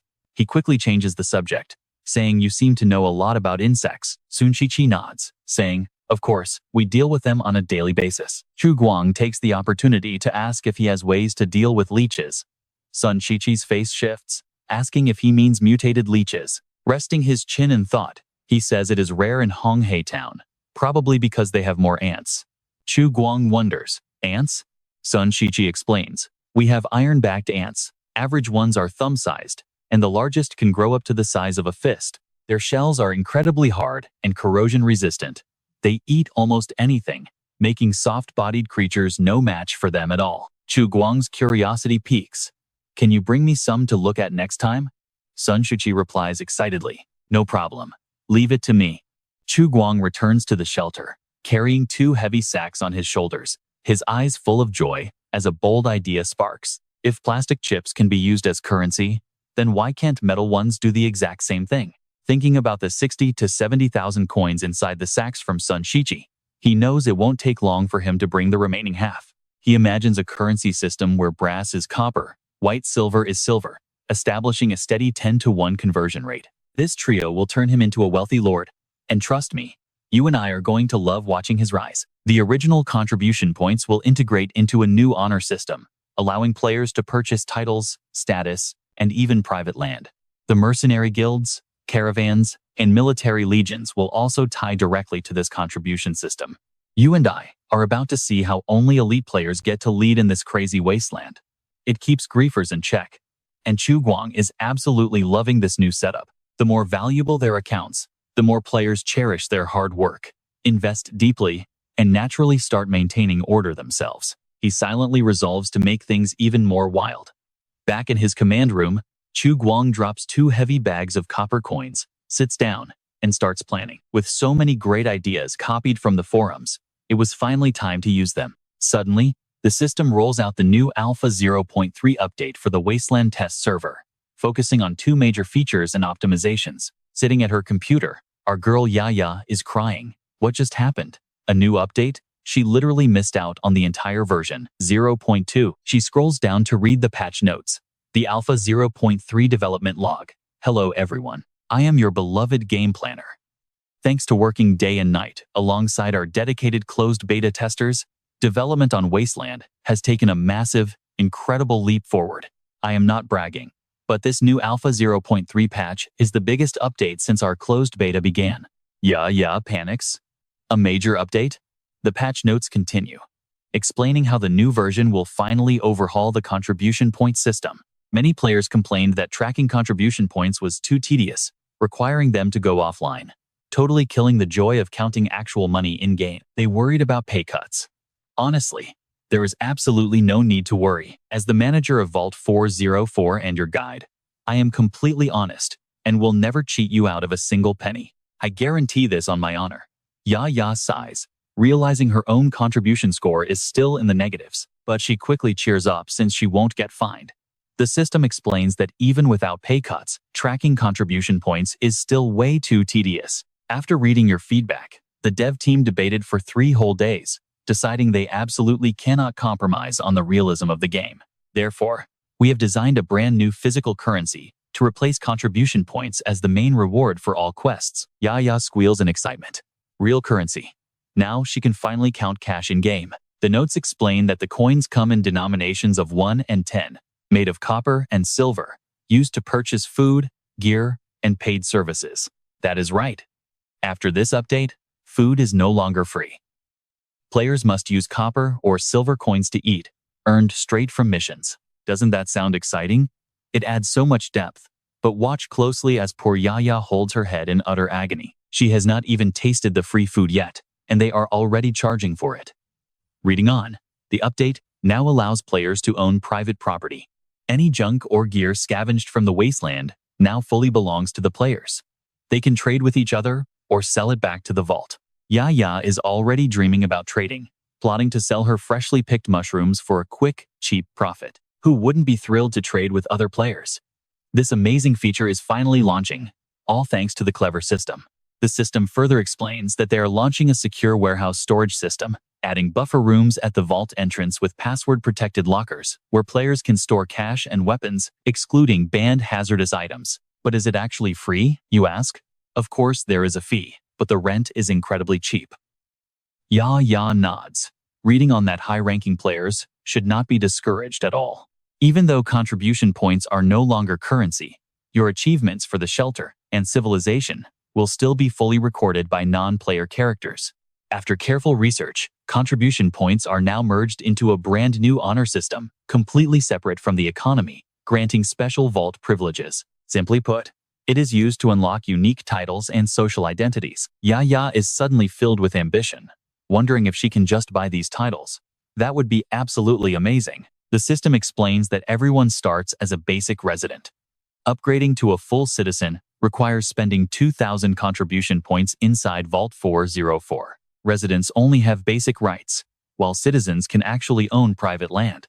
Yaya immediately starts daydreaming about the possibilities. Private land? I know what you are thinking. She can build houses and rent them out, drooling over the passive income. For now, only the basic citizen rank is open.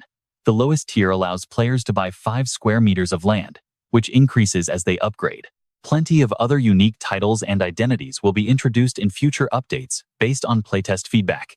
Major systems like mercenaries, merchant caravans, guilds, and legions will also require specific social titles and contribution points. Yaya is thrilled. More contribution points mean more land, and more land means massive profits. The system is driving her crazy. After this Alpha 0.3 update, daily quest rewards will mainly consist of currency. Only major contributions to the outpost, like holding public office, solving emergencies, or making grand inventions, will actually earn you precious contribution points. The system warns players to remember these rules. Yaya nods frantically, desperate to log back into the game immediately. Back in the vault command room, Chu Guang stretches and sighs. Man, this is exhausting, but I absolutely love it. He grabs his backpack and heads out, knowing the players still online are going to get a massive surprise when they finally log off. Everyone looks up as Chu Guang approaches. So what do you think they're doing? Let us find out together. All right, let's dive back in. As Junyu explains, they are building a brand new weapon shop for the new NPC. Chu Guang is completely dumbstruck by their sudden initiative. He did leak info about Xiaoyan to Fang Chang, but he never even hinted at building her a new armory. It turns out their crazy theories were just fueled by pure hype, so he asks why they are digging nearby. and Jun Yu explains it is for a bathhouse, since bathing in the lake has become way too dangerous lately. In fact, just yesterday, a catfish almost bit off old Bai's little earthworm while he was swimming, so they decided to build a public bathhouse.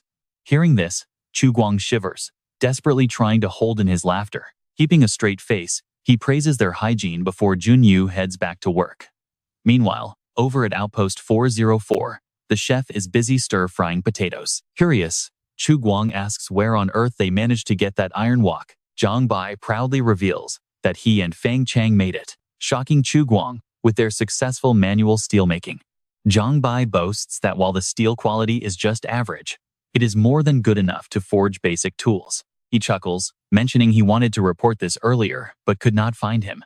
Chu Guang is absolutely thrilled that these players have already mastered local steelmaking tech. Even if the quality is rough, he knows every civilization has to take things one step at a time. He praises them heavily, promising to report this massive contribution to the organization right away. For solving the outpost's steel shortage, they are both rewarded 1,000 contribution points. Hearing this, Zhang Bai and Fang Chang are overjoyed, shouting in unison that easing his burdens is their greatest honor. Chu Guang tells them to keep eating, but then he walks over to the chef and asks for a bowl of rice, which is absolutely earth-shattering. The chef is stunned, realizing this NPC has never eaten with them before. He thought the manager was programmed to never eat. Suddenly, they are both startled by loud shouting of someone claiming they can do it. It is Dang Dang, happily singing as she snatches the hot soup bowl right from the furious chef to sweetly serve the manager herself. With romance suddenly filling the air, Chu Guang just looks at Dang Dang and nods calmly. Pay attention here, because things get interesting. Chu Guang walks over to Xia Yan with the hot soup and tells her to eat. She devours the entire bowl instantly, making him smile at her incredible appetite. He notices her severe wound. Although her severed limb cannot grow back, the skin is already healing nicely, with fresh tissue forming. He feels a bit of regret, realizing the nano treatment needle is incredibly effective and wishing he had another dose. But when he asks how she is holding up, he suddenly catches a very strange expression on her face as her cheeks puff up like she is choking. She spits the soup right out, making Chu Guang flash a very mischievous smile. He tells her to rest tomorrow, before starting work the day after, leaving her wondering what a weapon shop owner actually does. Chu Guang explains it is just her official persona, asking if she even read the notes he gave her. Seeing her completely blank expression, he sighs and tells her to just forget about trying to understand. Assistant Xiao Qi will guide you, so just follow my instructions. But he sets one strict rule. I do not care about other places, but in public, you must call me manager. Understood? Xia Yan obediently agrees, so Chu Guang tells her to give it a try. Blushing shyly, she calls him Lord Manager, immediately earning a very wide, satisfied grin from Chu Guang. He hands her a piece of candy for dessert, telling her to keep it. But as she stares at it, you and I can tell she is totally overthinking his kind gesture. Leaving her to her thoughts, he heads back to the control room, knowing the players have logged off and are now active online. With major updates like this, the game forum is bound to explode. Browsing the lively comments, he sees Lao Bai calling this the most exciting era in history, loving how there is a new update literally every single day. Dao Xiaolu Ren is practically crying tears of joy because quests finally offer salary now, but Ye Shi quickly snaps back at him. Did we not get paid before? Do contribution points and affinity ratings not count as payment to you, you greedy player? Fang Chang chimes in, asking if this means standard daily quests will no longer reward contribution points at all. Immediately, panic spreads across the thread as players scream in horror, begging the game developers not to go through with such a cruel change. Then, seeing a comment from Assorted Hotpot, Chu Guang smirks, knowing that dropping massive, content-rich updates every 3 days is exactly what keeps his player base constantly hooked. Scrolling down, he sees Kakadala analyzing a key detail. Players need 2,000 contribution points to finally upgrade to citizen status. Could certain epic quests be locked to citizens only? Meanwhile, Canyon Runner starts spamming that he just wants to build his own house. Ayana jokes about illegal building permits while Makaba demands farming rights, complaining that 5 square meters is way too small to grow anything. Exhausted by their weird priorities, Chu Guang tells them to calm down. But trust me, you and I are absolutely ready for what comes next. Alright, let's dive into this crazy update where our main character has to deal with a mountain of player complaints. I will explain the personal plots in detail. Blade-sparing people was so grateful, thanking the universe. Tears streaming down his face, he finally got paid. Chu Guang knew he had to steer the players back on track. As the game administrator, he explained that while the alpha testers already know Wasteland is a massive open world with an infinite map, the safe zone within the outpost's walls is actually very limited. The 5-square-meter personal plot is a private space provided by the shelter where players can build houses, as long as they don't exceed the height of the nursing home at the center. He added that to expand personal land, besides earning contribution points to level up, players can team up with friends to co-own plots, just like how the 4 brothers Lao Bai, Yu Xiang, and Ye Wei ended up hugging and crying. Lao Bai said to put all 4 of our names down. Yu Xiang named it Tired Wood Chopper with the slogan Super Free Construction, never deleted. But here is a question you and I would ask. Can you build outside the base fence? The answer is yes. We promise that players can freely build and shape this entire world. The server-saving custom structures is a key gameplay feature, but there are limits, and Chu Guang embodies the law. If I say no building, then no building. Players must answer, yes, administrator, he explained further.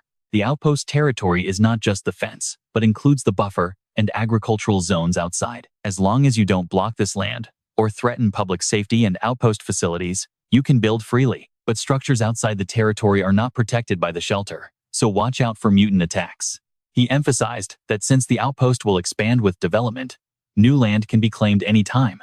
For the best experience, try to build a bit further away from the station. The system further announced that if your building accidentally falls within the outpost territory, don't worry too much. The merciful administrator won't tear it down immediately, but will give the owner 30 days to clear it. Playing the law enforcer, Chu Guang would say your house is illegal and must be demolished after 30 days. But hey, don't panic like that poor guy who lost his mind. If the player does not purchase the land within those 30 days, the administrator will reclaim the plot and confiscate the illegal structure based on shelter rules. During asset processing, the administrator will evaluate the building's use and quality to decide whether to demolish it, use it publicly, or auction it off. Based on the resolution, players who lose land will receive some compensation. Chu Guang, acting as the bad guy, would ask, 30 days have passed. Why is it not sold? This house belongs to me now. Leaving players with nothing but tears. The system added that by the end of the alpha test, we will integrate game currency or electronic debt into the attribute interface, displaying it as visually clear as any traditional PC games. You can check your asset stats at any time. However, this feature isn't easy and involves complex technical issues, so please be patient with the dev team. Ina was so thrilled.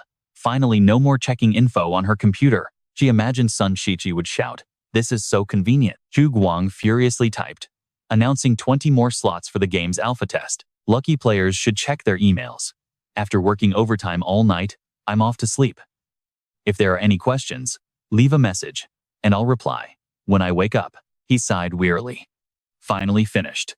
He kept scrolling through the forum, seeing lively comments about how cool the update post was, and discussing game strategies. Master Tai's description of Chu Guang's body made him break a sweat. Users begged on their knees for beta access, pleading for a chance. Jiang Hao chimed in. What can you do to me? Then he criticized, a fully realistic simulation game doesn't exist. Are these accounts just bots? Do you guys literally live on this forum? Don't get fooled by the dog administrator of the Fire Bull gang. They're no good. Ina mocked. Is anyone actually alive on this forum? Or is everyone just my alt account? What a shame. Oh my god, 50 slots are already gone. Why did I get no email? Debt-ridden Big Eyes laughed out loud, rubbing salt in the wound. I got one. Another user agreed, +1. Chu Guang noticed Jia's comment, wondering who this was. Seems like someone from the Fireball gang. He chuckled. Don't make a scene. Didn't you notice this guy has a big nose? Maybe it's the dog admin's alt account. Remembering the past, he figured Jiang Hao had followed him to this forum. Didn't he say the homepage was a black website before? Hypocrite? Yet he joins every single event. He checked and found Jia was a pre-registered player who answered 10 questions after the threshold raised. Drama hunting takes effort. Chu Guang sighed and leaned back wearily in his chair. That's enough for today, but he was still worried. Many forum users don't believe this game actually exists. Out of 300 candidates, I must select 20 reliable players. He remembered Coriander's comment about waiting 3 months, and that's where we leave it. How long would you wait? All right. You and I are about to watch him set up a crazy survey. He plans to track Wasteland users over 180 days, tracking 2,000 forum hours, comment histories, quiz scores, and activity times to map their behavior. Slippery thinks, I am the ultimate salesman. This should be super easy for me. He silently curses those demanding players, thinking they complain about everything being unfair when only they are ever right. After failing in real-life business, he enters the game to be smart, carrying steel at the site. He vows to never lose an argument. The next morning, Fang Chang calls out for strength-type players, looking for a teammate to chop wood, earn coins, upgrade, and haul stones at the site. Our 4-man squad is at 3. Just pay a deposit for 2 wheelbarrows and hop in. So, hurry up. An agility player shouts for a party, prioritizing perception types while intelligence types stand aside. Scavenging at the Northern Alliance building is calling, so let's move fast. One intelligence type player feels totally left out. Damn it. Do we brainiacs get absolutely zero human rights here? A hype pink-haired player shouts, the carpentry workshop is recruiting 10 silver coins and 200 contribution points daily, plus crafting tools and commissions on custom orders. We require carpentry experience, wood processing skills, and the ability to craft high-quality items like bows, arrows, and spears. Chu Guang walks through his passionate, hilarious crew, silently deciding that after the update, he will generously gift every newcomer 5 copper coins. He asks himself, why so bold? What can those coins even buy? Well, you can rent a hammer for 5 hours at the woodshop, or a wheelbarrow at the warehouse. Plus, buy 1 kilogram of potatoes, green wheat, or 100 grams of jerky. Purchasing power is great. Chu Guang is smug. But watch closely. In less than an hour, these geniuses adapt and start breaking down the update. The legendary squad of 4 Feng Chang, Lao Bai, Knight 10, and Yan Feng huddle together to strategize. Fang Chang points out that the biggest changes in the Alpha 0.3 update are the economy and citizenship systems. He continues, I asked the assistant, and to earn contribution points, besides making massive achievements, you must do public tasks. A basic warehouse job pays 100 points daily. Without it, you would need 20 full days to finally reach citizenship. Yan Feng raises his hand to chime in, noting that daily quests also offer a guaranteed base pay. For example, delivering 2 logs to the woodshop pays you 80 contribution points on top of the wood fee, but daily quest points cap at 160, so 2 runs maxes you out. Feng Cheng agrees, totally. By optimizing daily job cooldowns, you can get 260 points a day. Reaching 2,000 points takes 8 days, which is tough for casuals. Yi Wei gets super hype. Man, then isn't my 3,000 points kinda crazy? Lao Bai instantly shuts him down with, I have 5,000. Ye Wei wants to curse. Honestly, I know what you are thinking, but Yan Feng explains the points were based on log length. An arm-thick branch got you 1 point per meter, while thigh-thick trunks scored 2 points per meter. Maybe the early system balance was off. High-strength Lao Bai racked up 800 points, while weak Feng Cheng only got 300. Feng Cheng nods. It makes no sense. Back in Alpha 0.2, logging paid way better. But then Chu Guang told Lao Bai that since wood was stocked, they would only get 2 coins. But now, in Alpha 0.3, logging pays 2 to 3 silver coins depending on length. Yi Wei sighs. Because if you don't own an axe, renting one costs you a whole coin every single hour. Even installment plans hurt. He remembers begging for a loaner. Fine.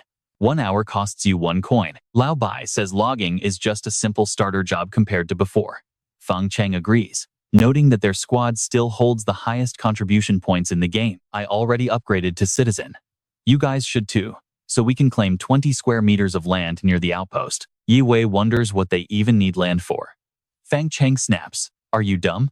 We can build a 3-story house on it, no problem. Keep it lower than the outpost.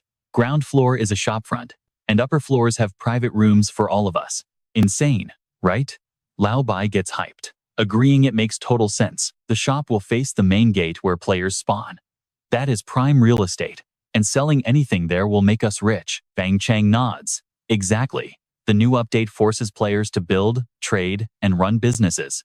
He asks, do you guys remember what the game dev dog emphasized at start? The goal of Wasteland is to mirror a real economy where supply and demand dictate the price of all gear and medicine. Eventually, we'll get almost everything from trading with other players, Fang Cheng points out. Too bad system limitations restrict how much we can buy.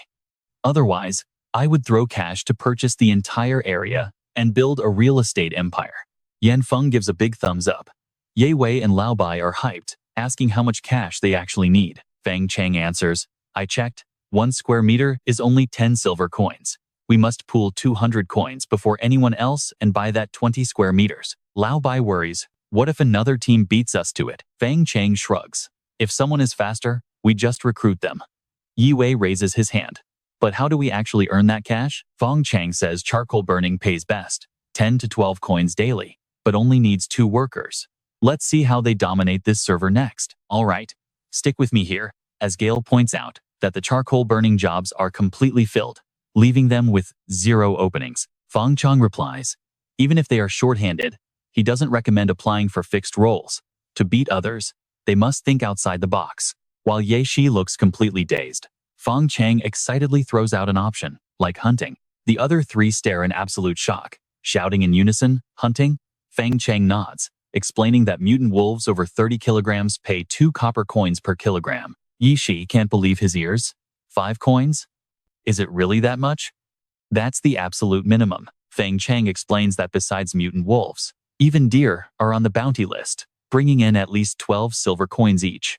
Laying out his plan, if the 4 of them hunt down 8 mutant wolves a day, their income will easily crush charcoal burning. Lao Bai chimes in, but where do we find that many beasts? Zhang Bai adds, the park is crawling with creatures, both livestock and small game. Yi Shi beams with excitement. Don't worry.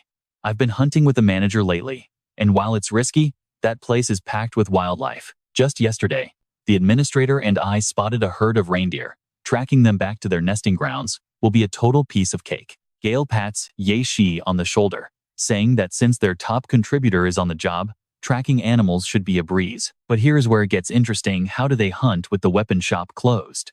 Simple. Feng Chang suggests bows and crossbows. At close range, these weapons are lethal, but Gale is skeptical, asking if he's ever used a bow, since aiming isn't easy. He recalls trying archery during a college club event, claiming he can easily hit wild prey from a range of 20 meters. After firing a whole quiver, he realized he has talent, but then grimaces because they still don't have bows. Feng Chang cuts in, don't worry, leave the bows to me, I have some crafting knowledge. Gale immediately volunteers to handle setting the traps. Lao Bai assigns Ye Shi to scouting and security. Moving together like a unified team, Feng Chang confidently declares they will definitely win this round. Gale and Ye Shi listen intently to Yu Xiang's speech, while nearby, Chu Guang stands with his robot assistant, Xiao Qi. Observing the situation, he quietly asks, Xiao Qi, do you know what the true soul of a game is? The assistant asks back, what is it? Chu Guang answers, mathematics. Xiao Qi stands bewildered, a question mark floating over her head. Repeating, math? Chu Guang explains, more precisely, it's numerical design. This is an art form where great progression mechanics become the gameplay itself. Lore, graphics, and setting only add flavor, but solid balance lets players earn contribution points and in-game cash at a reasonable rate. He points to a tired Zhang Bai carrying heavy logs. I should tell them to stop logging since it is late and they are exhausted. He adds, normally, rising from resident to citizen takes 2 to 3 weeks. 1 week would lack challenge, but 4 weeks is too sluggish, making players lose interest and confidence. But wait, if it's too fast, achievements feel meaningless. So, once players become core citizens, he will introduce a whole new set of goals. For instance, 1 square meter costs 10 silver coins. Buying land is easy for citizens, but they still have to build something, right? Building houses requires bricks and cement, while Western-style villas need steel, meaning massive construction projects will inevitably drive up material prices. Watching Zhang Bai struggle only proves his calculations are correct. He's certain no player will settle for a cheap shack in-game. Xiao Qi then asks why citizens only get 5 square meters. Chu Guang smugly answers that giving 20 square meters would turn the safe zone into a trash-filled slum. Besides, who wants a trashy house? They'll need to buy furniture, beds, tables, cabinets, curtains, rugs, and lights. This jumpstarts the production cycle of timber, furs, and handicrafts. Over time, both local production and player consumption will boom together. He plans to unlock a new mid-tier citizenship once they finish, allowing them to purchase 25 square meters. Chu Guang smiles wickedly. By then, the outer wall will be up, demanding massive amounts of bricks, cement, and steel. They will build larger houses, repeating the entire loop again. revealing more of his master plan. When they get bored, he'll grant veteran players noble titles, giving them distant fiefdoms to independently explore. Weapons, ammo, rations, fuel, and building supplies, they can manufacture everything themselves. If they can't make it, they'll import it from the outpost, creating jobs for newbies. Visualizing this massive future, he sighs, realizing he just unlocked Floor B1 of the shelter and shouldn't overthink. Still, one nagging question bothers him: exactly how many cloning pods are hidden inside Shelter 404? Chu Guang grows pensive, knowing the first administrator must have achieved some monumental engineering feat right here. The system will reveal everything once he unlocks all secrets, so he decides to make a massive gamble. Step 1. Select players with high production potential, completely skipping the agricultural phase to leap straight into full industrialization. Phase 2. Depending on player count, recruit wasteland natives into the outpost to handle basic labor, like logging, burning cement, and planting crops. This frees up player citizens from physical labor, letting them focus entirely on exploration and combat. And that's where we leave it, with the native non-player characters and player clones forming a perfect symbiotic relationship in this insane wasteland world. Think about it: if players play their cards right, they'll own real estate, gear, friends, and even love. Treating Wasteland Online as a second life, they protect the order and build a healthy ecosystem. Chu Guang chuckled, knowing that in the real world, this is simply called maintaining a perfect server environment.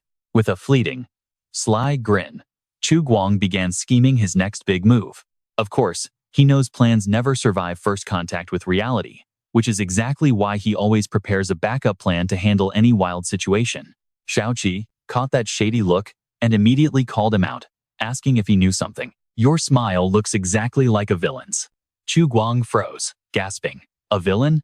Have you ever seen a villain as kind-hearted as me?" He then started listing his good deeds, boasting how he rescued players from their boring daily routines by giving them 12 extra hours of life every single day. And all it cost them was a little sweat and their sleeping hours. Pausing, he emphasized they lost nothing else, not spending a single dime. Meanwhile, our 4-man super squad was fully geared up and ready to roll. Chu Guang watched them with a proud smile. The Pegasus squad was finally on their way. Stretching, he turned around and walked away, muttering that the roof wind was getting way too strong, so he was heading back to the shelter, leaving the rest to others. Thinking about Yashi, he recalled leading the kid on hunts and even showing him where the deer herds roamed. Now, pay attention here: if those 4 return empty-handed after all his guidance, it would be an absolute embarrassment to his efforts. The scene shifts to the cloning chamber, where a young girl lies in a daze. Slowly, her eyes flutter open, burning with a fierce determination and a whole lot of sheer resentment. It's Yaya. She realized she was finally alive again.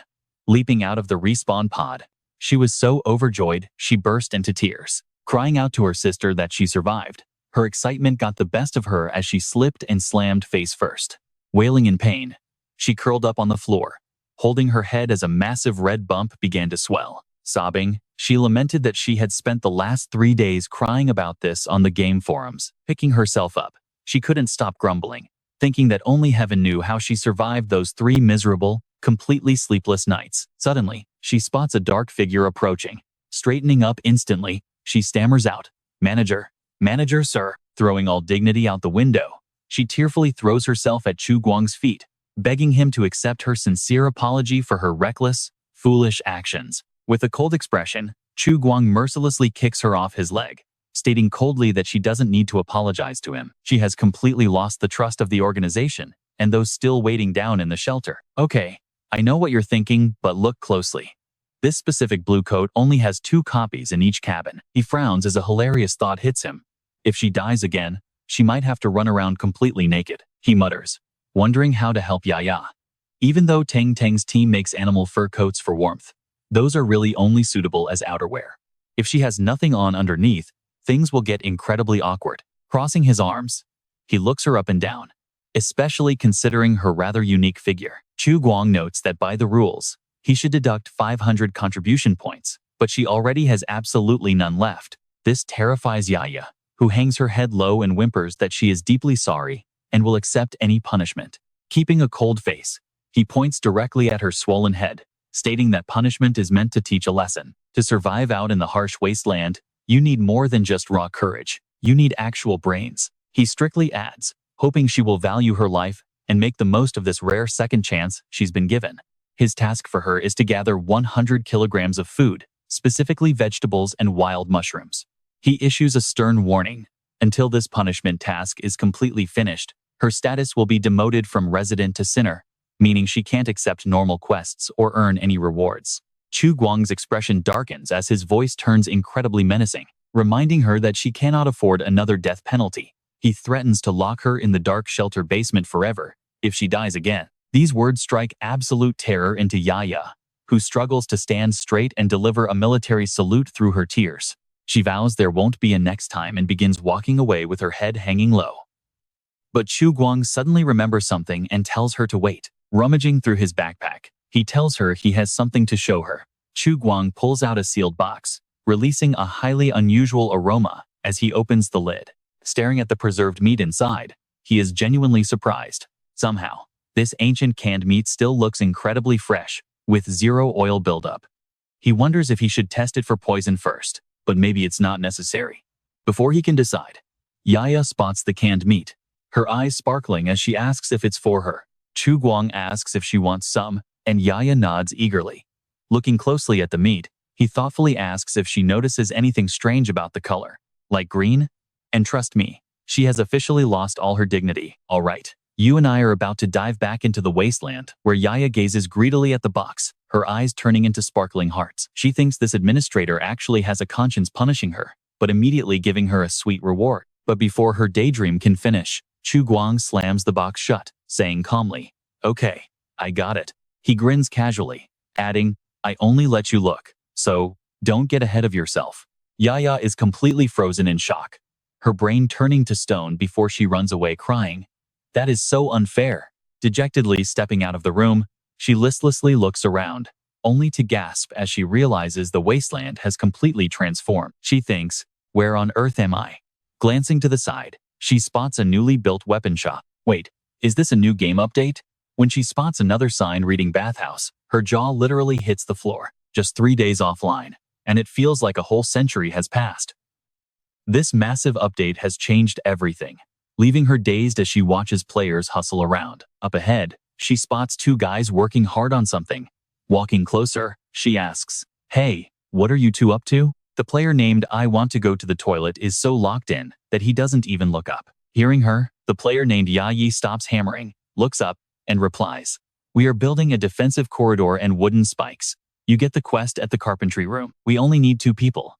So you're too late." Beside him, Feet Sniffer Wonder chimes in with an incredibly excited voice. "Exactly. Placing 1 more row of spikes gets us 5 silver coins and 50 contribution points." He excitedly explains that if enemies attack, they can easily push the barricade corridor right to the door. Even if they breach the windows, we'll trap them with spikes and pick them off with arrows from afar. Still hammering away, Yayi looks up with a frown, asking, "Does it really have to be this complicated?" According to the quest board, we only needed to build 2 basic wooden horizontal racks, right? Feet Sniffer Wonder snaps back angrily. "What do you know? I am a master carpenter who specializes in World War II military defenses."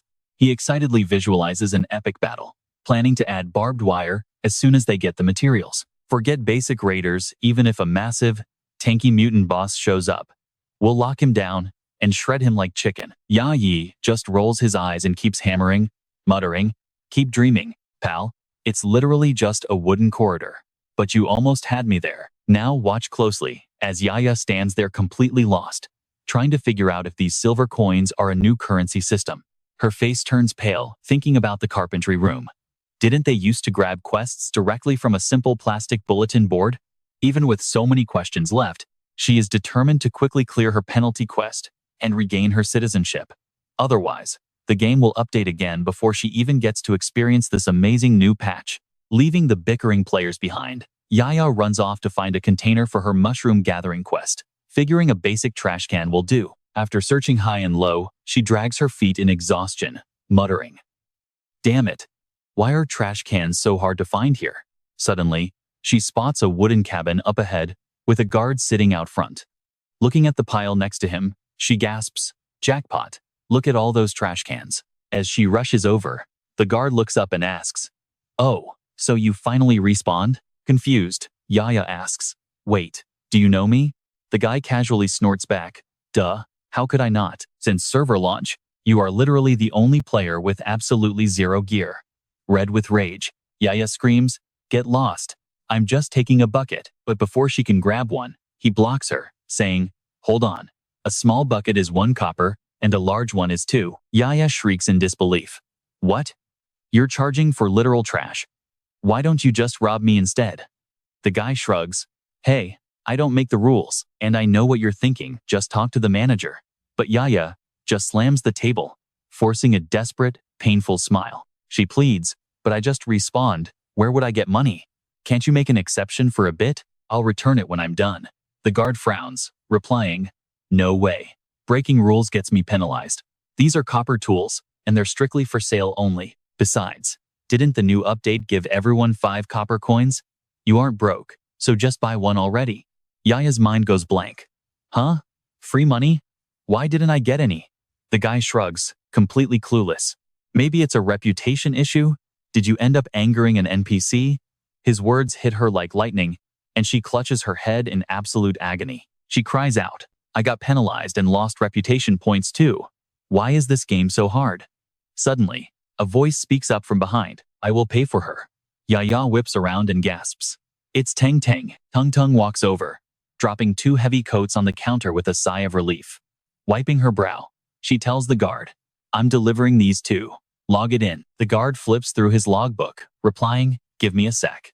He writes down, Tailor Tang Tang completed 2 mink coats. Tung Tung happily crosses her arms, calculating her earnings. Working as a tailor means she gets a base salary, plus an extra bonus of 2 silver coins for every high-quality coat she finishes. And that's where we leave her, dreaming of opening her own shop. Trust me, you and I are going to want to see her build that empire. Stick with me. We are starting with Yaya tearfully grabbing Deng Deng's hand in gratitude. She never imagined her old rival would help her after getting out. She tearfully apologizes, admitting she was wrong before, and praises her kindness. Deng Deng feels shivers. Blushing, she pulls her hand back, telling her not to look at her like that. It was only 1 copper coin, so she can just pay her back later. Yaya agrees earnestly as a guard hands Deng Deng a large crate. She comforts Yaya, saying she will not hold a grudge, telling her to just do her best. Holding the crate happily, she looks up and says she needs to go make clothes now, leaving first. Yaya quickly runs over to grab the crate, offering to help, but Deng Deng tries to take it back, telling her to mind her own business and leave her alone. But Yaya holds the crate high, using her tall height, laughing and asking how she could do that. She asks how she could let someone so small carry so much, walking ahead and offering to deliver it to her workspace. Standing behind, Deng Deng clenches her fists in anger, grinding her teeth and thinking how annoying this girl is. At the carpentry workshop, Junyu Yunzi is crafting a bow. He happily finishes, earning 2 silver coins. Pay attention, because his craft is about to get much crazier. Placing the bow on the wooden wall, he realizes that making a real hunting bow requires much more than these simple steps. He remembers another order requiring 20 wooden bows designed to pierce mutated hounds' heads from 20 meters away. This order might take until the day after tomorrow. He wanted to make black powder today, but the reward is too good to ignore. He calculates that 5 wooden bows daily covers his basic needs, with each extra bow earning 2 silver coins. Time to make money first. He hopes to buy land later and become a weapon designer, which is way more fun than being a simple carpenter. Suddenly, the door bursts open. It is Feng Xiang, covered in blood and gasping for air, shouting for 2 more arrows. Junyu Yunzi is shocked, asking how he used them so quickly, especially since they are reusable. Feng Xiang helplessly empties his basket, asking if these are even usable. A pile of broken arrows falls out as he collapses onto a chair. The quality of these arrows is honestly exhausting. Examining a broken arrow, Junyu Yunzi analyzes that staying embedded in the animal's body was supposed to be a design benefit. He agrees that hunting wear and tear is too high, and promises to improve the design. He trades 2 arrows for 4 silver coins with Feng Xiang. Feng Xiang takes them with a quick thanks. Watching him walk away, Junyu Yunzi calls out bluntly, wishing him a happy hunt. Suddenly recalling something, he calls out, asking if he wants to try a new weapon.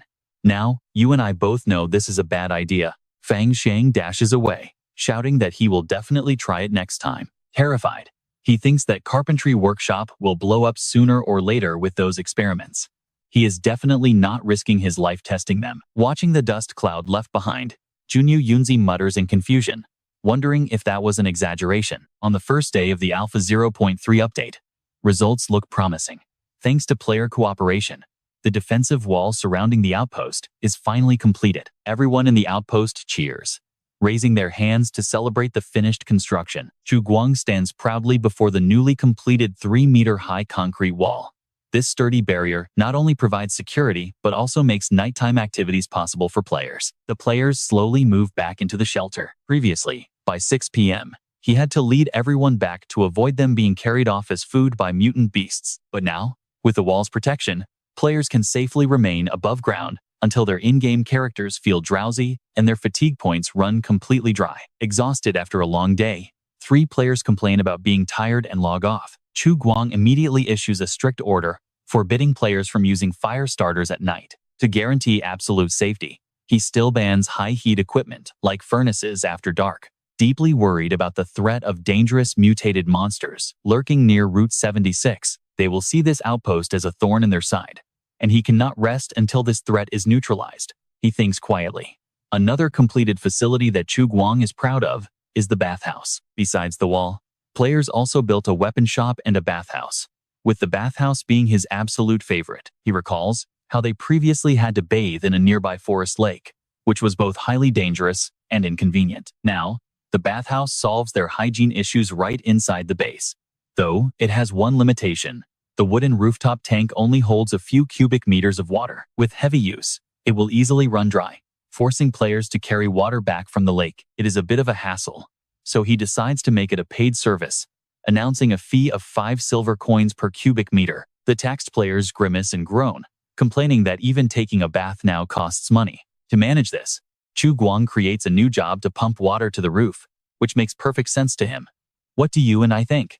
Pure genius. Let's dive into this wasteland where players are already defying our administrator's expectations. Standing out the most is the Cattle and Horse Squad, 4 incredibly seasoned veterans. These 4 hardcore gamers were true experts, running a flawless 4-man squad tactic that seamlessly covered recon, frontline combat, transport, and support, earning silent praise from Chu Guang. Their very first cooperative mission was incredibly impressive.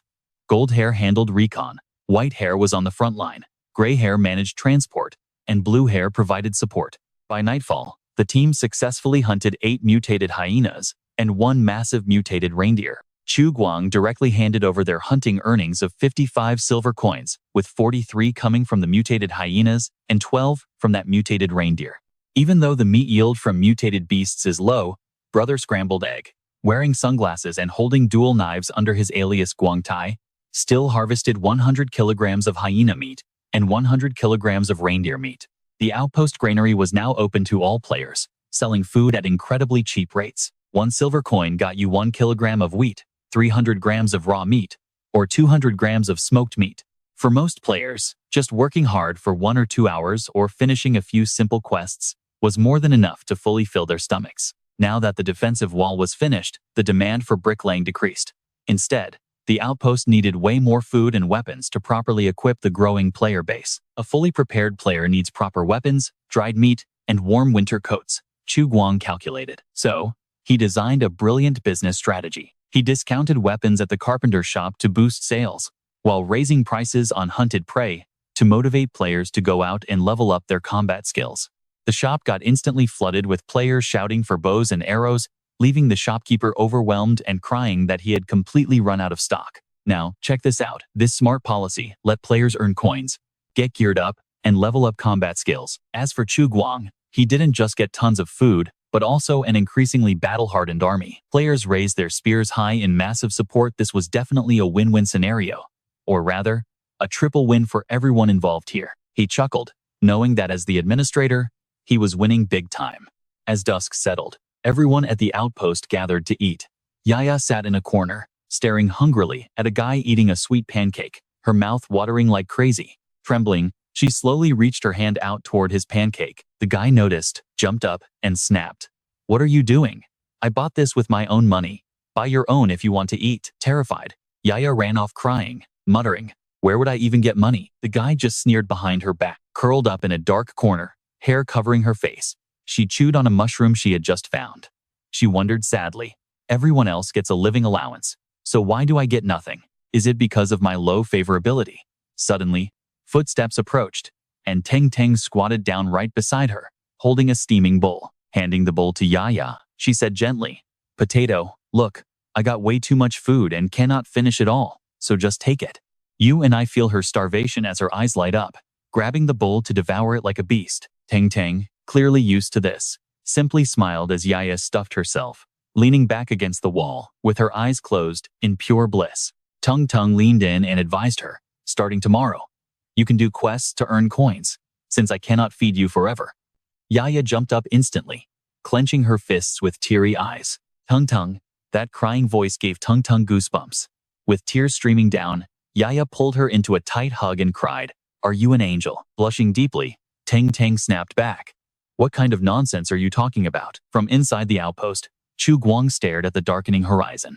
It was getting late, so it was time to gather everyone to distribute their hard-earned coins. As he was thinking, a sudden noise echoed nearby.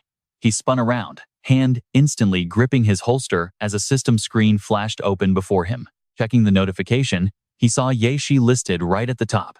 He ordered, "Feng Chang, Lao Bai, open the gates." They quickly replied, "Yes," and threw the gates wide open, with two more players following closely behind Chu Guang. What they saw left Feng Chang and Lao Bai utterly shocked, making them scream, "What the hell?" Staring at the bloody body of Ye Shi, their eyes widened as they yelled, "Brother, what happened to you?"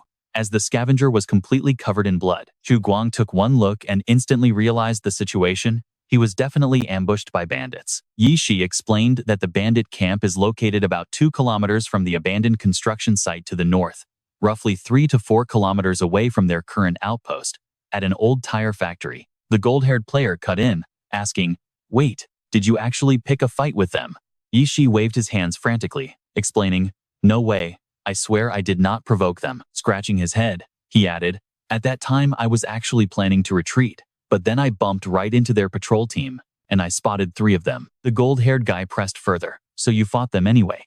With his eyes darting around, Ye Shi replied, "Well, they spotted me, so I had no choice." Chu Guang stroked his chin thoughtfully, thinking to himself, "Looking at this, the kid clearly lost the fight, but it is no surprise, since a 3-man patrol definitely had attack dogs, which explains his nasty wounds." Crossing his arms, he muttered, "The tire factory up north?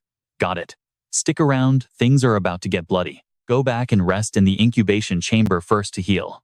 I am very proud of this machine. It regenerates cells incredibly fast. With Not Jiak's special stats, recovery will only take a short while." Level 99 Not Jiak replies happily, "Yes, Master Manager." As he limps away, you and I can see everyone staring in shock at how badly he is hurt, whispering among themselves, "Is the bandit camp getting a new dungeon?" A buff guy with spiky hair swears loudly, saying he needs to save up cash for a gun immediately.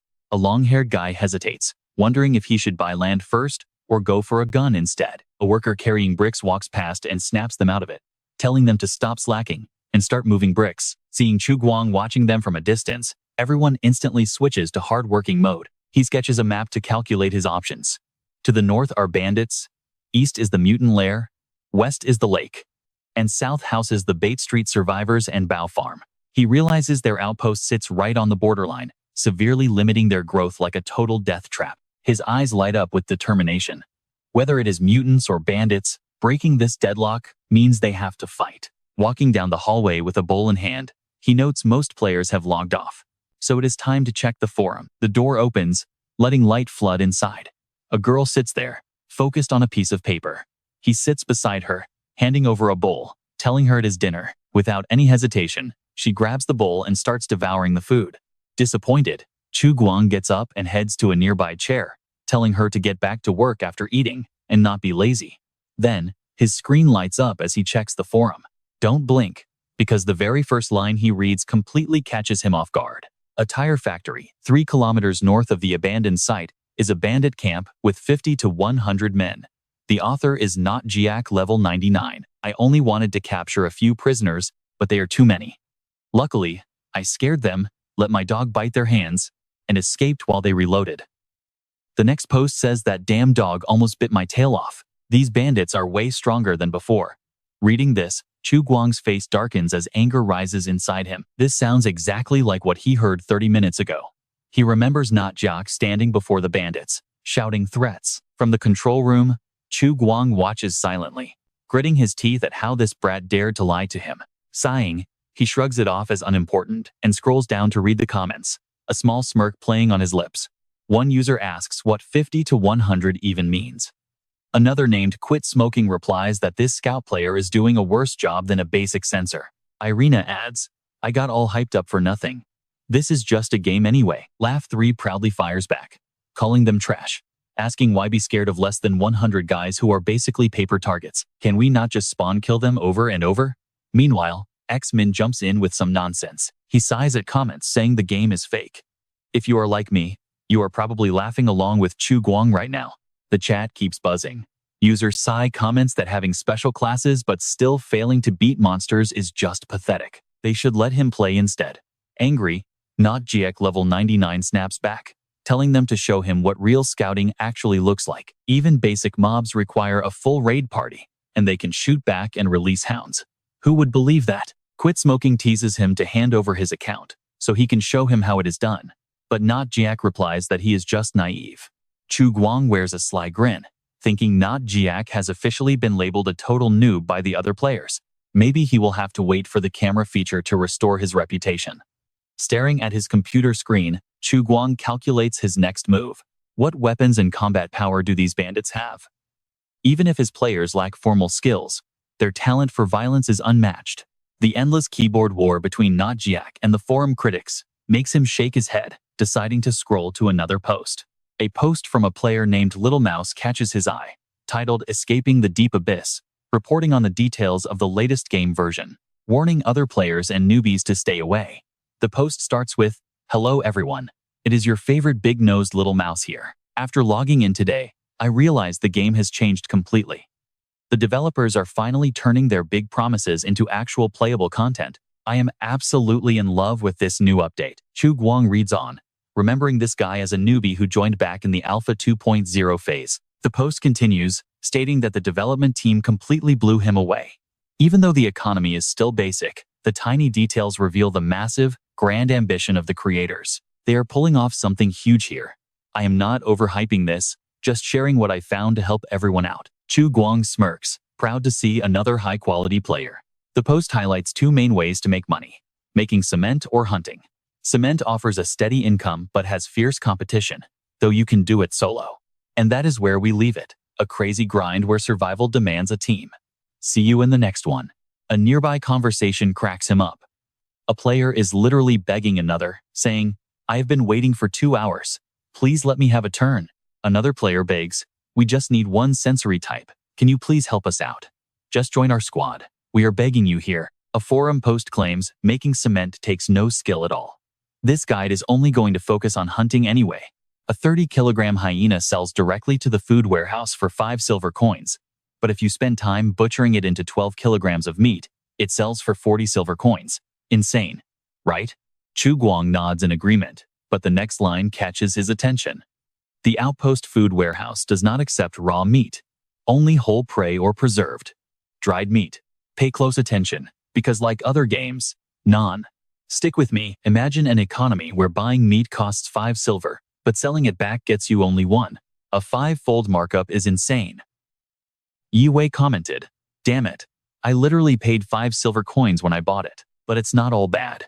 I've dealt with worse in other games. It's nothing new, Hamster continued. The genius of this setup is that it encourages player-to-player trading instead of dealing with NPCs. Selling to NPCs is a total scam. Let's trade directly. Sounds good to me. He suggested that the hunting squad could team up with a few players to butcher the prey themselves, making dried meat and pelts. We can sell dried meat to other players cheaper than the granary, splitting 1 kilogram into 10 portions. Now watch closely. Selling for 1 or 2 silver based on their budget, then dumping leftovers back to the granary means pure profit. Even if butchering takes time, doubling the price of a single hyena is an absolute win, isn't it? He figured, the current update is just a winter is coming patch, meaning the trade system isn't the main focus of this test. I'm seriously hyped for the next patch. Hopefully, The developers will finally put some work into the commercial trade system. A self-sufficient economy is just incomplete. Adding imports and exports with tariffs and price balancing would make the game way more engaging. Please consider it, devs, assuming the server CPU can handle the heavy load. Chu Guang smiled, thinking that from a game designer or player's perspective, this would definitely make things way more exciting.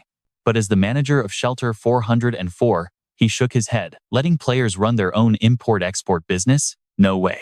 He was still annoyed that the local scavengers on Bait Street had boycotted and suspected him just because of his accent. And besides, this lawless wasteland is a brutal place where thugs and scumbags gather in hostile, anti-social gangs. Trading with local tycoons here? You're better off just robbing them at gunpoint. He recalled Ye-Wei's joke about how robbing someone at gunpoint is way more satisfying. The blonde thug's threat flashed in his mind. Bargain again, and I'll take everything you love.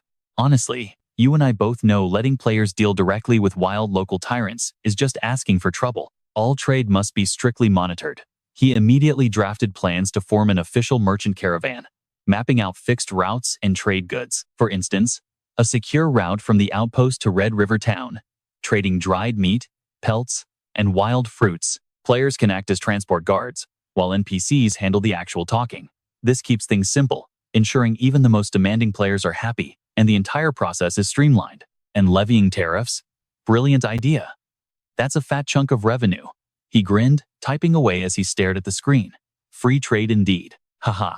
Stick with me, because once he sends these players to fight, they'll learn who's really in charge. Suddenly turning around, he wonders what on earth Xiao is staring at. Chu Guang stretches, exhausted from sitting for so long. Let's see, how many reward points do we have now? He checks the system and gasps. 30 reward points already? He's thrilled. Time to open 2 intermediate mystery boxes and 10 basic ones right now. He hits the button, and the system drops 2 packs of bandages, 1 pack of 12 antibiotic capsules, and a bag of powder. Each 10-gram dose boosts your resistance and adaptive capability by 1 to 5 points. Chu Guang can't believe his luck. He just pulled a legendary item. Watch what happens as he tears it open and dumps it all in.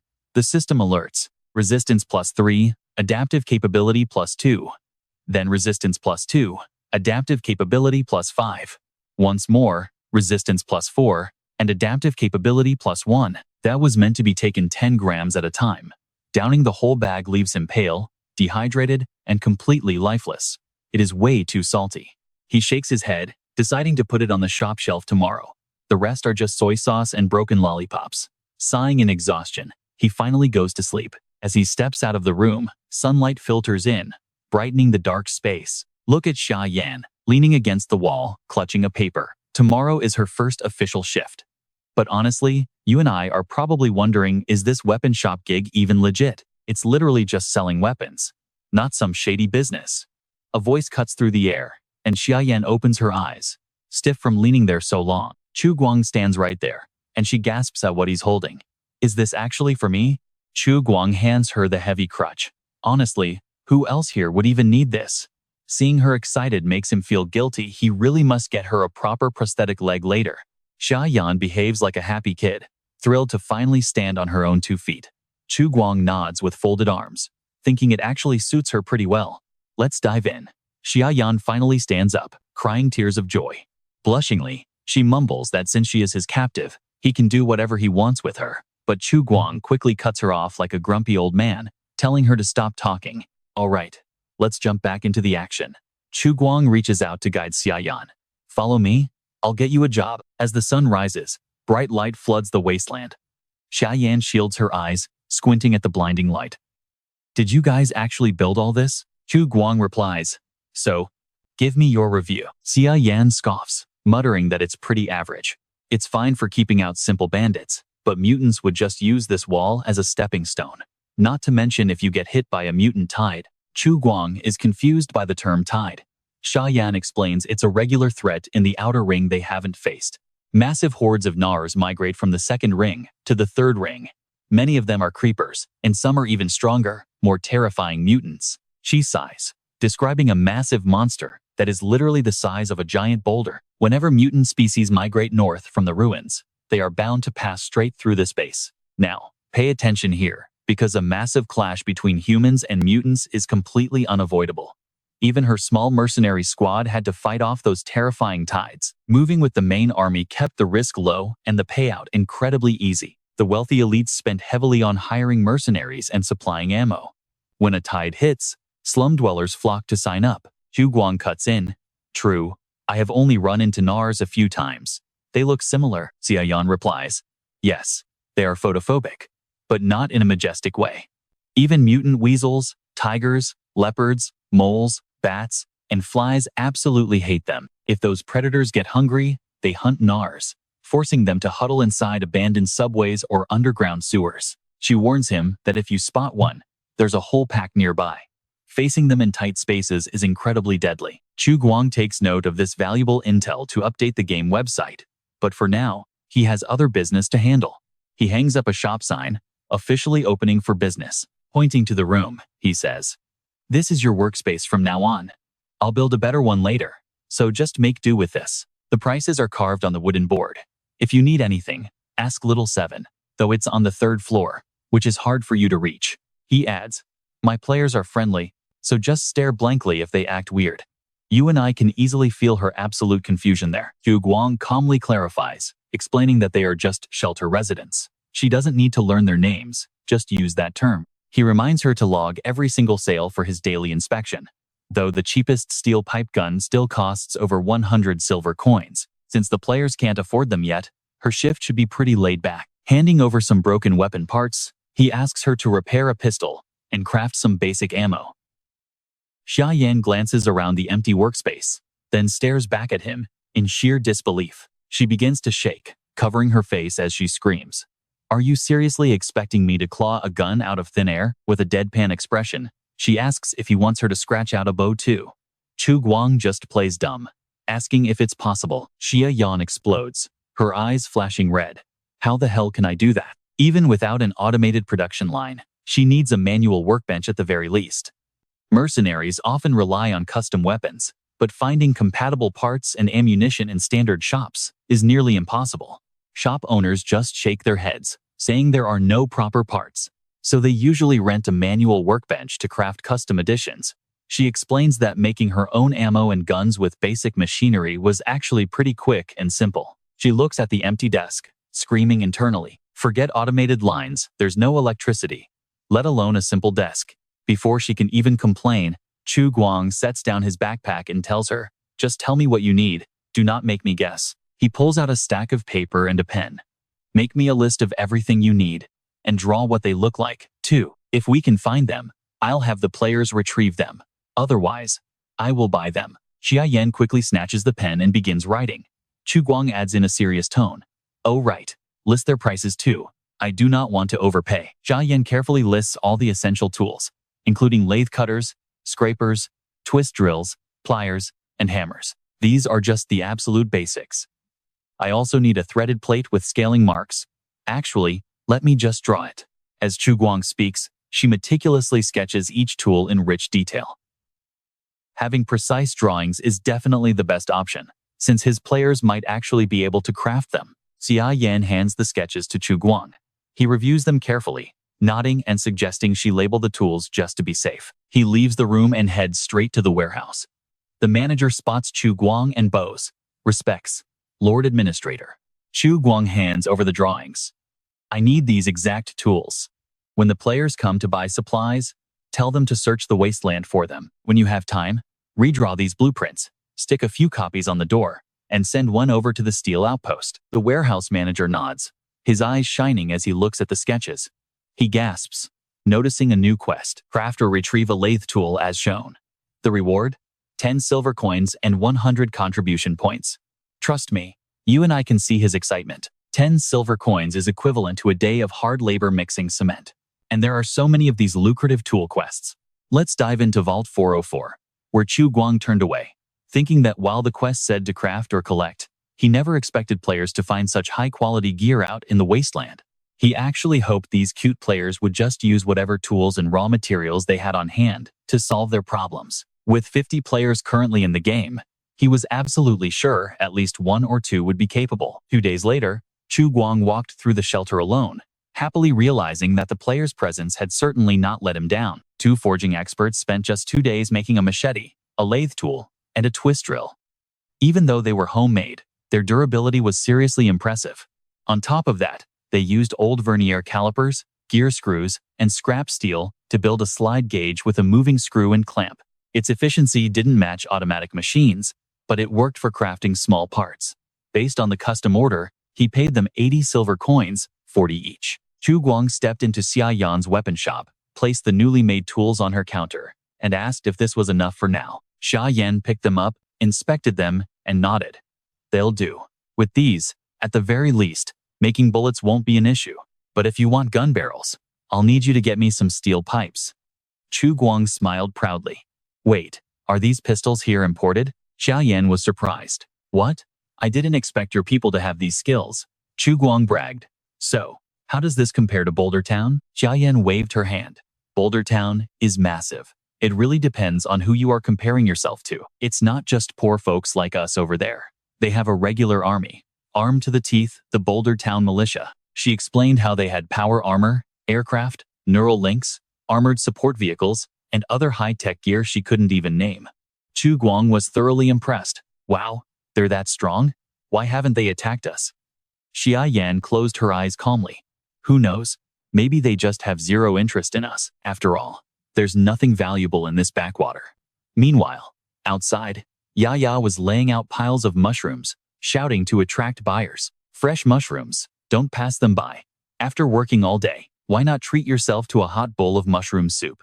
She advertised cheerfully. She brought out piles of mushrooms of all sizes. Intrigued, a crowd quickly gathered and began asking, are these actually edible? Are they cooked? Are they clean? Or toxic? Can sensitive people eat them? Will they make us see tiny people dancing? Bombarded with questions, Yaya panicked. They're edible, totally edible. Seeing things? No, wait. You won't see anything. To settle it quickly, she popped one into her mouth right in front of the skeptical crowd. Seeing Yaya remain perfectly fine, they believed her. We both saw that coming, right? The crowd cheered, instantly ordering half a kilo to cook some fresh mushroom porridge tonight. Give me half a kilo too. If it's bad, I'm returning it. Shame we won't see tiny people. Maybe next time. I want the tiny people to call me husband. Hello, police? We got a creep here. In just minutes, Yaya made a massive profit. Clutching the coins, she shed tears of pure joy, wondering if this was what it finally felt like to be rich. She silently cried, thinking about how hard life had been. Meanwhile, at the weapon shop, players bustled in, asking, are you our heavenly carry? Where's the boss? Oh, she's the mercenary the administrator saved earlier. Wait, where is the boss anyway? Guys, I know, but your serious face is making me look stupid. Xia Yan stared at them, completely clueless about what they were saying. Maintaining a blank expression, she replied, hello, I am Xia Yan from the weapon shop. How can I help you today? They sized her up, thinking this NPC didn't seem very bright. Well, having a couple of flexible NPCs on a server this size was already great. Looking at a gun hanging on the wall, one player read the sign aloud. 5mm steel, pipe rifle, poor quality, price.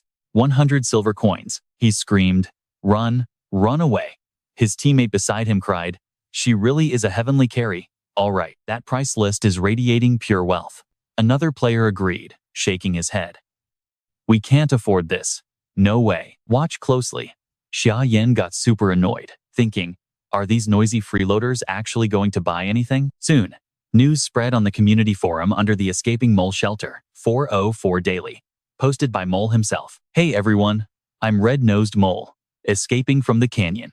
Since my garden is full, I've decided to hide out in the wasteland. Back to business. Today, let's talk about the new NPC, Xia Yan. She went online yesterday, though she was probably being patched. Yesterday, she sat behind her desk with a closed sign. Today, the sign is gone, and prices for guns are on the table. She even got a toolkit. I bet she'll be everyone's future carry. Wonder when we'll get tier 14 steel pipe rifles. This is just my personal research, so don't blindly copy me. Below, the comments exploded with people spamming 666. I'm in love. She is so beautiful and badass. Mole replied to the comments, I actually studied art, but failed the Central Academy of Fine Arts exam, so I switched majors. Just a small suggestion for the author. Add a Z-belt, goggles, white shirt, jeans, and red hair. She'd look way better. Just an opinion. The comments continued. Bro, just draw the boss. I'm way more interested in him.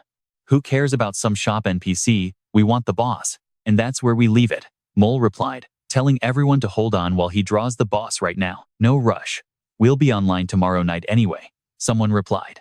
Let's watch as Chu Guang smugly eyes Xia Yan, who is staring thoughtfully at the paper. He secretly thought, the drawing is spot on. But would changing her belt and goggles really look better? Xia Yan suddenly looked up and locked eyes with him, blushing furiously. What are you doing? Chu Guang replied. Nothing. Just realized you haven't changed clothes in days. Xia Yan's face flushed red, panicking over his words. Chu Guang tried to reassure her.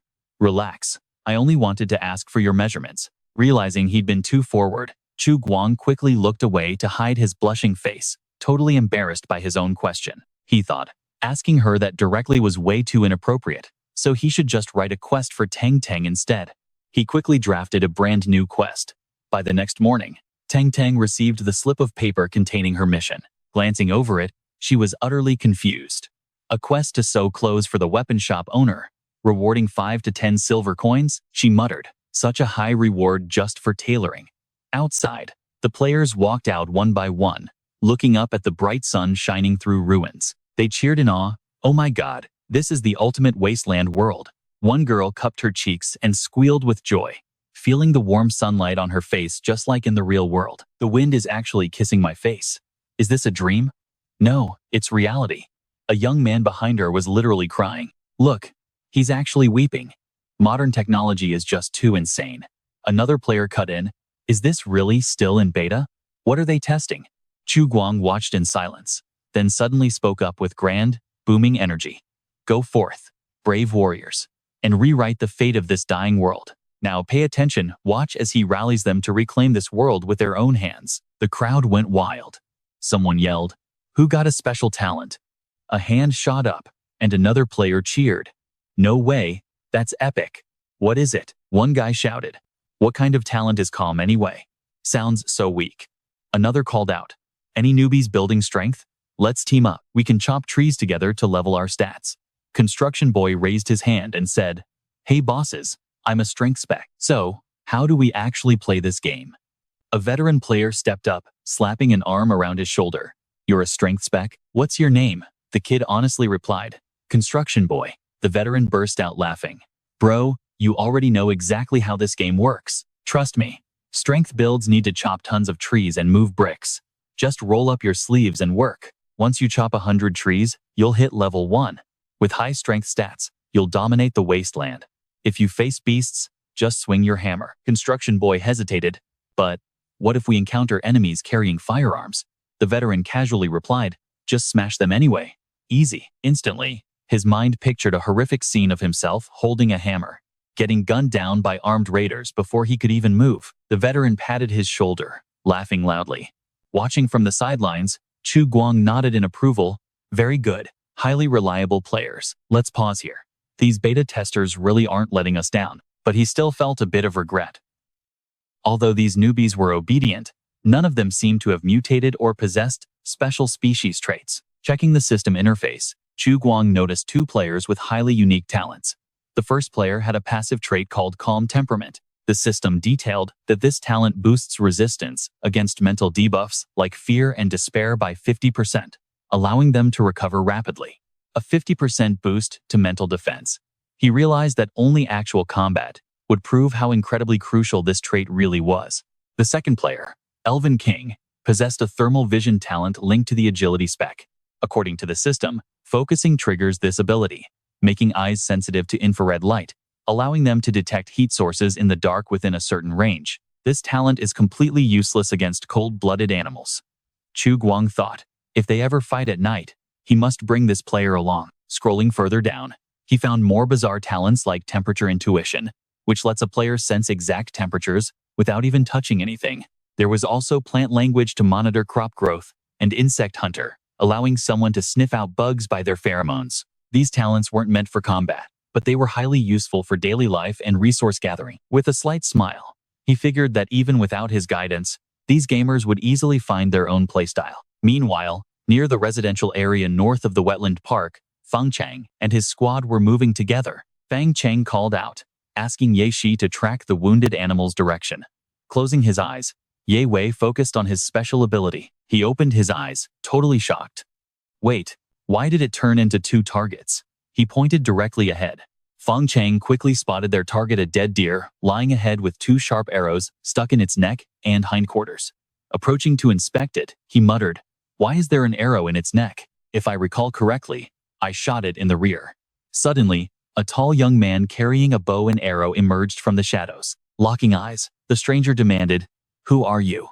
Feng Chang frowned, raising his guard against this NPC. Melon Tiger. Before anyone could react, his teammates blocked the stranger with spears. Feng Chang smirked. "Drop your weapons. You're completely surrounded." Panicked, Melon Tiger muttered, "Are you trying to rob me? But trust me, he isn't going down without a fight." Let's dive into this chaotic scene where our main squad is chasing down a local hunter. Losing his cool, Yu-Hu draws his bow and fires a sharp arrow right at Feng Chang.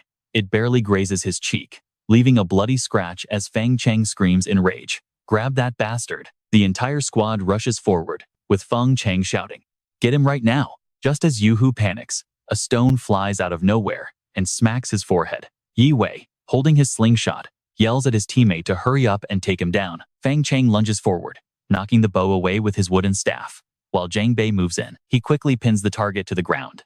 Yu-Hu screams to be released, but Zhang Bei warns him to shut up. Even though they manage to restrain him, Zhang Bei pants heavily, admitting that the kid is incredibly strong. Tying Yu-Hu up, Zhang Bei asks Feng Chang, "What is our next move?" Within seconds, Yu-Hu gets looted.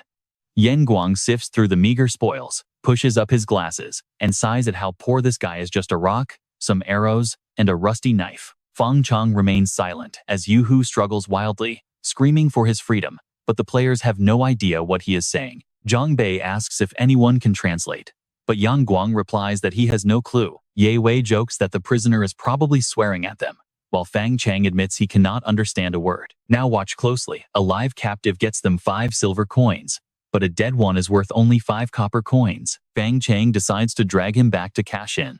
They escort their captive and the deer back to base. Looking at his strange captors, Yu-Hu asks if they are refugees from the shelter. Ye Wei only hears gibberish and wonders what the guy is muttering about. Feng Chang shrugs it off, telling him to ignore it. They carry the massive deer inside, placing it on the table. Feng Chang demands their reward, and Shi Xiaodan flashes 12 fingers, quickly transferring the 12 silver coins over, holding the deer down with a cold glare.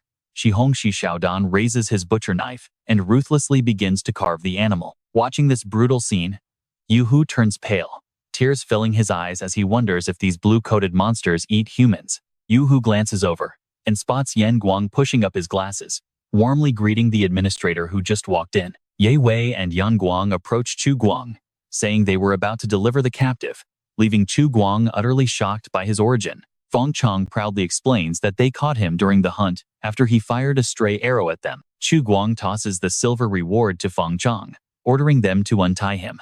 As the ropes fall off, Yu-Hu immediately calls out to him. Chu Guang nods and personally helps him down from the cart, apologizing for his squad's rough behavior. He realizes they accidentally captured Yu-Erhu, his neighbor from Bai Teed Street. Rubbing his sore wrists, Yu-Erhu asks if these people work for him. "I know what you're thinking, but our fierce players are standing behind Chu Guang like total creepers." Their intensely aggressive glares make Chu Guang frown as he mutters that they are just friends, though their wolf-like, bloodthirsty stares absolutely terrify poor Yu-Erhu. "What are they doing here?" Yu-Erhu asks, his voice filled with suspicion. Chu Guang shrugs helplessly, telling him to just assume they came to watch a show. Confused by the phrasing, Yu-Erhu blankly asks, "Watch a show? What is that?" Ignoring his creepy squad, Chu Guang calmly tells him to act like they do not exist, demanding to know why he is wandering out here alone. "Where are your father and brother?" Yu-Erhu lets out a heavy, sorrowful sigh. "A few days ago during a hunt, my father was shot by bandits, and my brother got bitten by their mutant weasel while saving him. We managed to escape, and though my father survived, my brother's leg is badly infected. He is burning up with a fever, unable to move." Looking down in despair, he worries that his brother won't survive the approaching winter, prompting Chu Guang to fall into deep, calculating thought. He knows that mutated weasels, birds, and wolves are scavengers that will eat literally anything. When desperate, they feed on rotting flesh or even attack humans, meaning their teeth are packed with deadly bacteria and terrible infections. If left untreated, A severe infection like that is highly fatal. Sounding completely confident, Chu Guang offers, bring your brother to me. I might be able to save him. Yu Erhu's eyes light up with sudden hope.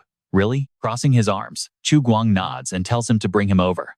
Yu Erhu hesitates, feeling incredibly guilty, and whispering that he is truly kind. We used to think you were a bad guy, he mumbles sheepishly, before adding, actually, I have to apologize to you for something. Curious, Chu Guang asks what it is, and Yu Erhu scratches his head, confessing he dug up and ate the goat horn potatoes planted outside because they weren't sprouting. Chu Guang just laughs it off, saying it is fine and that his own planting method was probably wrong. Yu Erhu nods vigorously, explaining that his method would never yield anything, as simply cutting goat horn potatoes into pieces is not enough. You must let them sprout first, keeping at least 2 buds per slice, then coat the cuts with plant ash before burying them. And that's where we leave it. Who knew a simple hostage could teach our main character how to farm? Let's jump into this scene where Chu Guang pats his shoulder, excitedly promising him a job next spring. Then he gets serious. No more talk. Go carry your brother over here. Yu-Hu nods eagerly. Right, I'm going. Before long, Yu-Hu returns with his brother on his back. Yu Xiong gasps heavily. Chu Guang motions to lay him down, so Yu-Hu places his brother onto a crude bed. Yu Xiong tightly shuts his eyes in agony, breathing heavily. In Beta Street's primitive medical conditions, an infection like this is a death sentence. Chu Guang carefully removes the bandage from Yu Xiong's leg to examine it. Judging by the color and decay, he diagnoses a severe bacterial infection. Unfazed, he pulls out a blister pack of pills, pops one out, and hands it over for Yu Xiong to swallow. Yu-Hu quickly slips the pill into his brother's mouth. Meanwhile, Chu Guang grabs a moss green powder and carefully applies it to the infected wound. Yu-Hu asks anxiously, is it really okay to use plant ash on this? Chu Guang reassures him, saying high-temperature plant ash is perfectly safe to use depending on the situation. I read in a book that plant ash is actually great for killing bacteria. It's listed as Baikao in the Compendium of Materia Medica. Now, pay attention here. Within just 5 minutes, Yu Xiong actually shows signs of recovery.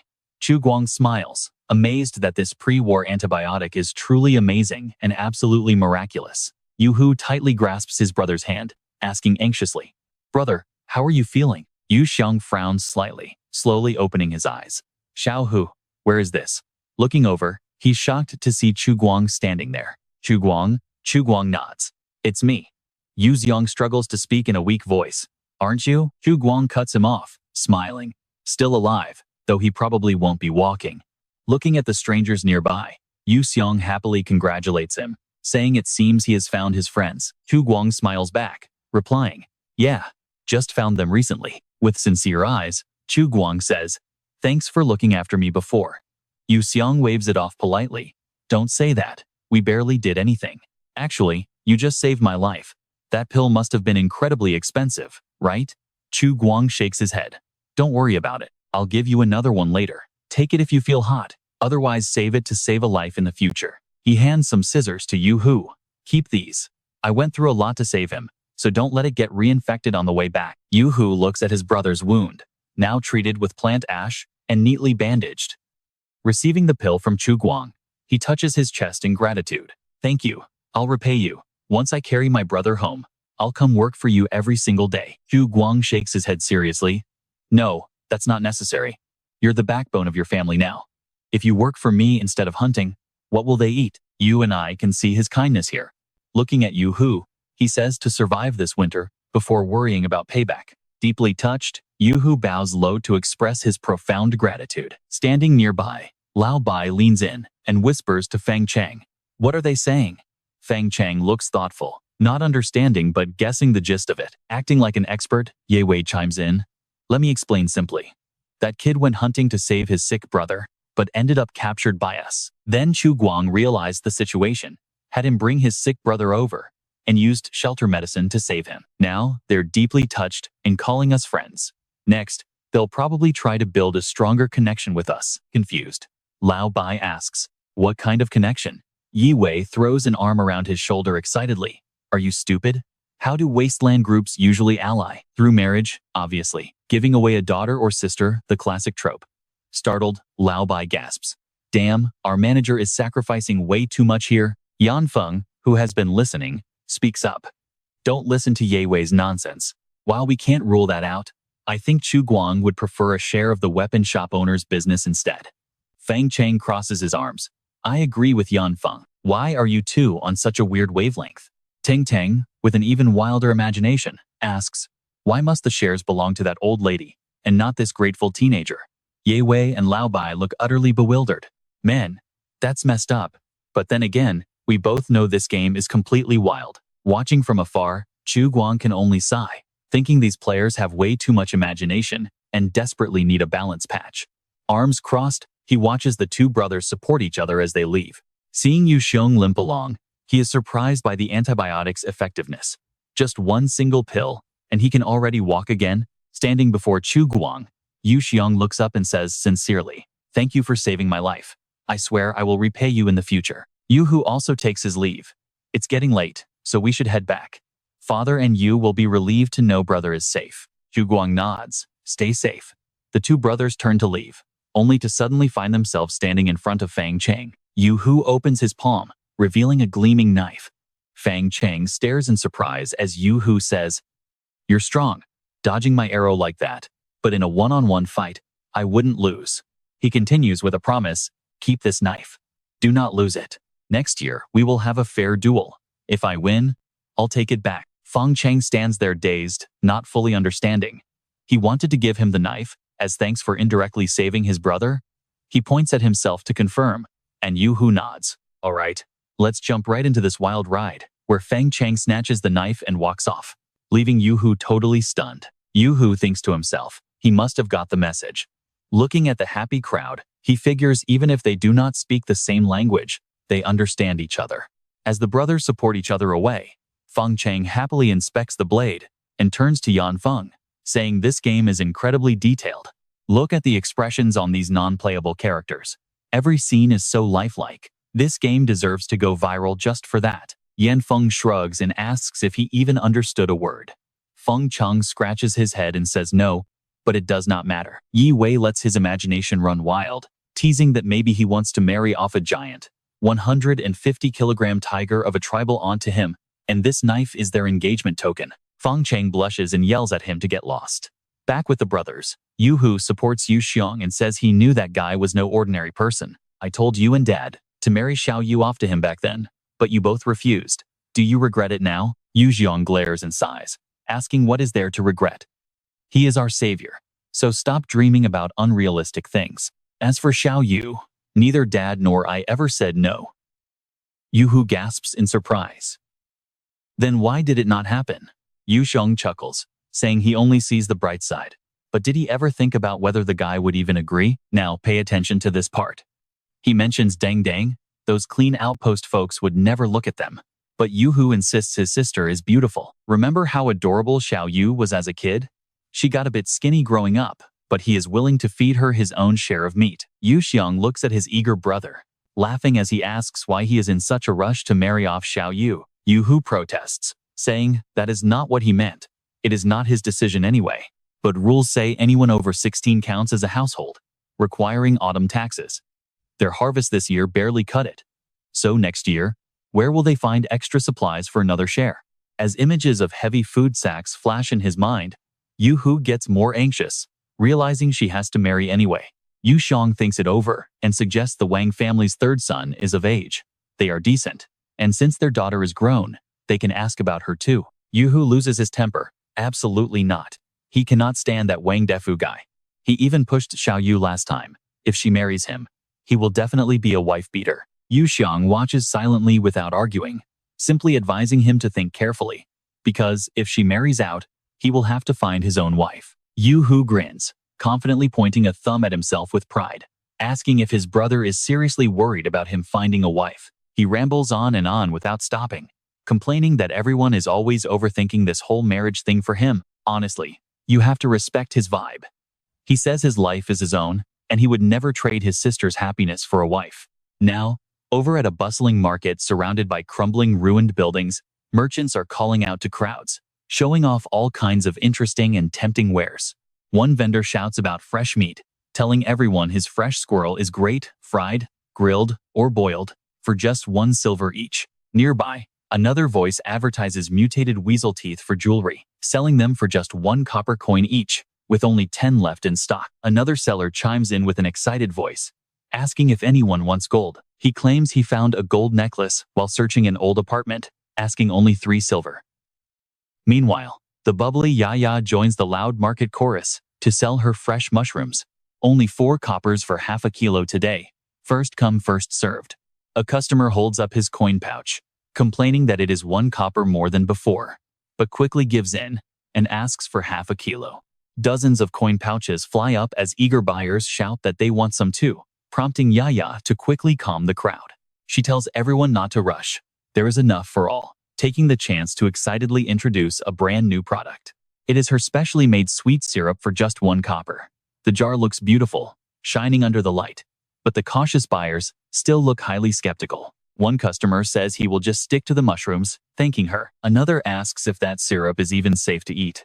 Meanwhile, over at the weapons shop, the icy shopkeeper Callie stands silently behind the counter. A player begs her to say just 1 word, but Callie keeps her face completely blank, totally ignoring his desperate plea. A player sighs, wondering if they are just too poor. Is this game really that realistic? As she watches silently, Xiaoyan notices Callie's gaze toward the administrator seems completely different compared to other players, especially the female ones. Some players agree while others complain, creating a noisy, chaotic atmosphere. A player screams at them to stop shipping them, claiming the handsome Chu Guang is clearly her husband and nobody can steal him. Xiaoyan stares in disbelief, thinking to herself about what they are even dreaming of. Is it those few affection points they earned from carrying bricks? She tries to shake off the thoughts, muttering that it is all nonsense, and she does not care about any of it. Right now, she only has one thought. She is starving and wants to return to the shelter. Suddenly, a figure passes the door. She blinks in surprise, recognizing Chu Guang, and that is where we leave it. What do you and I think he is planning next? Stick with me. Xiaoyan didn't care much, just thinking that sofa looked pretty good. Chu Guang blended into the nearby crowd of players, looking around. He quietly remarked that with the addition of 2 newbies, today's market was way more lively than yesterday's. He smiled, thinking to himself that life was finally getting better. Suddenly, faint tapping sounds began echoing right above his head. Looking up to inspect closely, he reached out a finger to catch it, murmuring, "Snow? Or is it hail? The temperature isn't even 0 yet," he thought in surprise. It's still 10 to 15 degrees. The sky is clear, and there isn't a single rain cloud. Sunset fell, painting the horizon in brilliant colors. Using his knowledge, Chu Guang guessed a cold front was passing, hitting the rising warm air and crystallizing at low altitude. Just a wild guess, though. He flicked a small pebble away, muttering to himself. It seemed old Charlie was right after all. Folding his arms, he stared thoughtfully at the sky as white flakes drifted over the skyscrapers. This winter, he whispered, would arrive much earlier than usual. Yaya noticed the snow and ran excitedly to the porch, catching the sparkling flakes in her hands with a joyful smile. Wait for it. Suddenly, a blue screen flashed with a notice. Experimental weather system update, adding falling snow.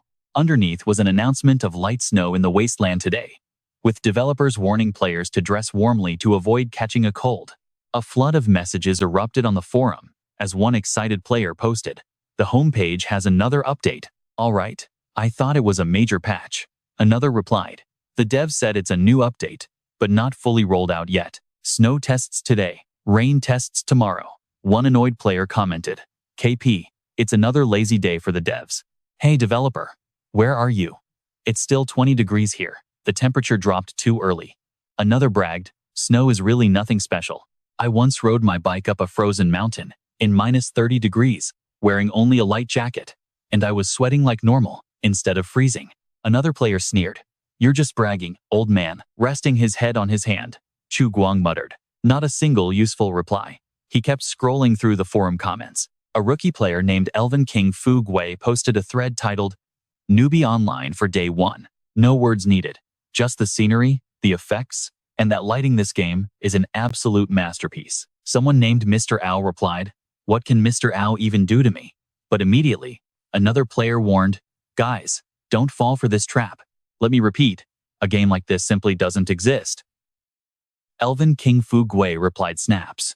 Aren't you getting annoying? Saying it once or twice is enough, but doing this every day?" Meanwhile, WC Real Mosquito rolled his eyes. Chu Guang smiled, thinking that this Mr. All guy was literally everywhere on the forums. The screen continued to refresh with new comments. A level 999 Lizardman player lamented, "Man, does anyone even care about Lizardman's rights? Damn." Right before spawning, I felt a chill down my spine, like they were sparing my life. Another replied, "No one cares. You're the only lizard here." Chu Guang muttered quietly. It seems the temperature drop is even affecting the lizardmen's senses. Suddenly, a proposal from a player named Escaping Mole in the Valley caught his eye, strongly suggesting that developers should set up a dedicated in-game trading zone. Most players have plenty of loot they want to sell. Even if we can't hire NPCs to run shops yet, we should at least have a basic consignment store. Honestly, you and I both know this is way better than players shouting to sell right before logging off. Chu Guang nodded in agreement, thinking that this suggestion was actually quite brilliant. He replied instantly, "Excellent suggestion. I will bring this up in the next developer meeting to plan a free trade zone for players to barter and trade items openly. We'll also add rentable storage lockers in the outpost's resting area, so players can safely store items for consignment." Escaping Mole in the Valley quickly replied, "Sounds perfect." Chu Guang smiled, feeling like an ancient emperor approving royal decrees every time he read these. In the corner, Xia Yan sat staring at him, utterly baffled by his grin. She watched silently, thinking he'd been staring at that screen for an hour, grinning like he was plotting some evil scheme. Realizing she was paying too much attention to him, her face flushed red as she tried to shake off the weird feeling. "Wait, why can't I stop staring at him?" she questioned herself. Defending herself, she insisted it wasn't because he was charming, but rather because he was just so terrifying. Finally, unable to hold back, she asked, "What are you looking at?" Chu Guang replied coldly, "None of your business." Even though she felt slightly annoyed, Xia Yan took a deep breath and asked anyway, "Can I ask you a question?" Keeping his eyes glued to the screen, Chu Guang said flatly, "Go ahead." Xia Yan hesitated, her voice laced with fear. "Why are you so obsessed with going outside? The shelter is perfectly safe, so why build those defensive walls? Can't you just stay here?" Chu Guang didn't turn, leaving us with a chilling response.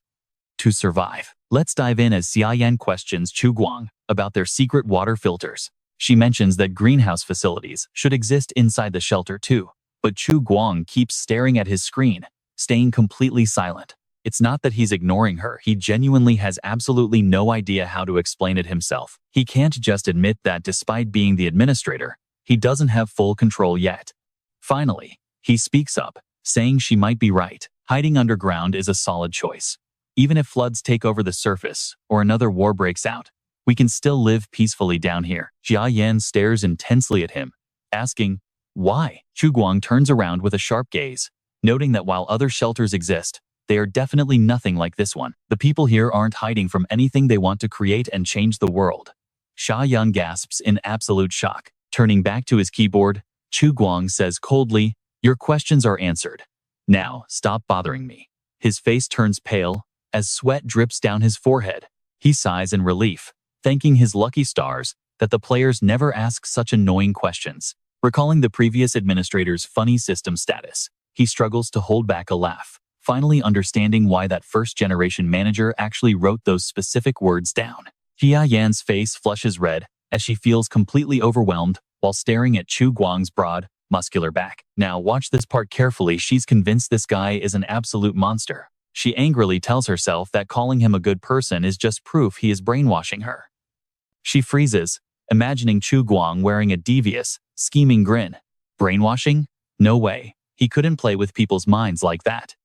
The next morning, a bizarre creature suddenly appears right at the shelter's gate. It looks around cautiously, checking left and right, before stepping forward with the proud, heroic stride of a true warrior. Muttering with massive pride, it whispers, as expected of a true genius, but its face quickly twists in deep thought. "Well, looks like I can only shift the timeline until spring." Shaking it off, the creature starts skipping happily down the road, singing a tune. Whatever, time to hunt. Meanwhile, Chu Guang walks along the terrace, rubbing his chin in deep thought now that the first defensive wall is finally completed. Which area should they excavate next, the north or the south? Suddenly, the loud, rhythmic sound of hammering nearby catches his attention. Walking over, he asks, "What on earth are you two building here?" One player looks up, smiling warmly. "Respected administrator, we are making crosses." Chu Guang's eyes widen in sheer confusion. Crosses? What are these even for?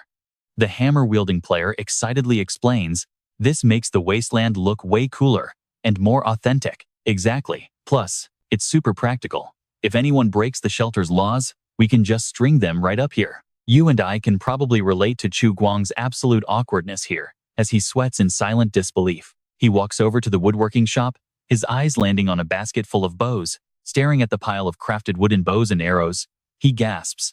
Did Mosquito seriously make all of these already? He smiles with immense satisfaction, realizing this guy is an absolute powerhouse who gets things done with perfect clarity. Suddenly, Mosquito rushes out of the workshop, grinning.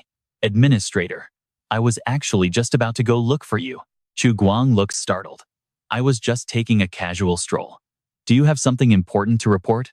Before he can finish, Mosquito dashes off, yelling, hold on. Chu Guang stands there, arms crossed. Moments later, Mosquito runs back, completely out of breath, shouting, I'm back. I'm back. He holds up a crude explosive charge with pride. You told me to make explosives earlier, and look, I actually did it. Chu Guang's face turns pale, terrified to see a live bomb dangling right in front of his nose. Mosquito confidently boasts about his creation again. Seeing Chu Guang's horrified face, he quickly pulls it back, laughing sheepishly. Don't worry, there's no open fire here, so it's completely safe. Haha. Chu Guang slowly collects his thoughts, trying his best to hide how utterly stunned he is by this dangerous development. He praises him calmly, though his voice clearly betrays how impressed he is. Incredible work, but have you actually tested it yet?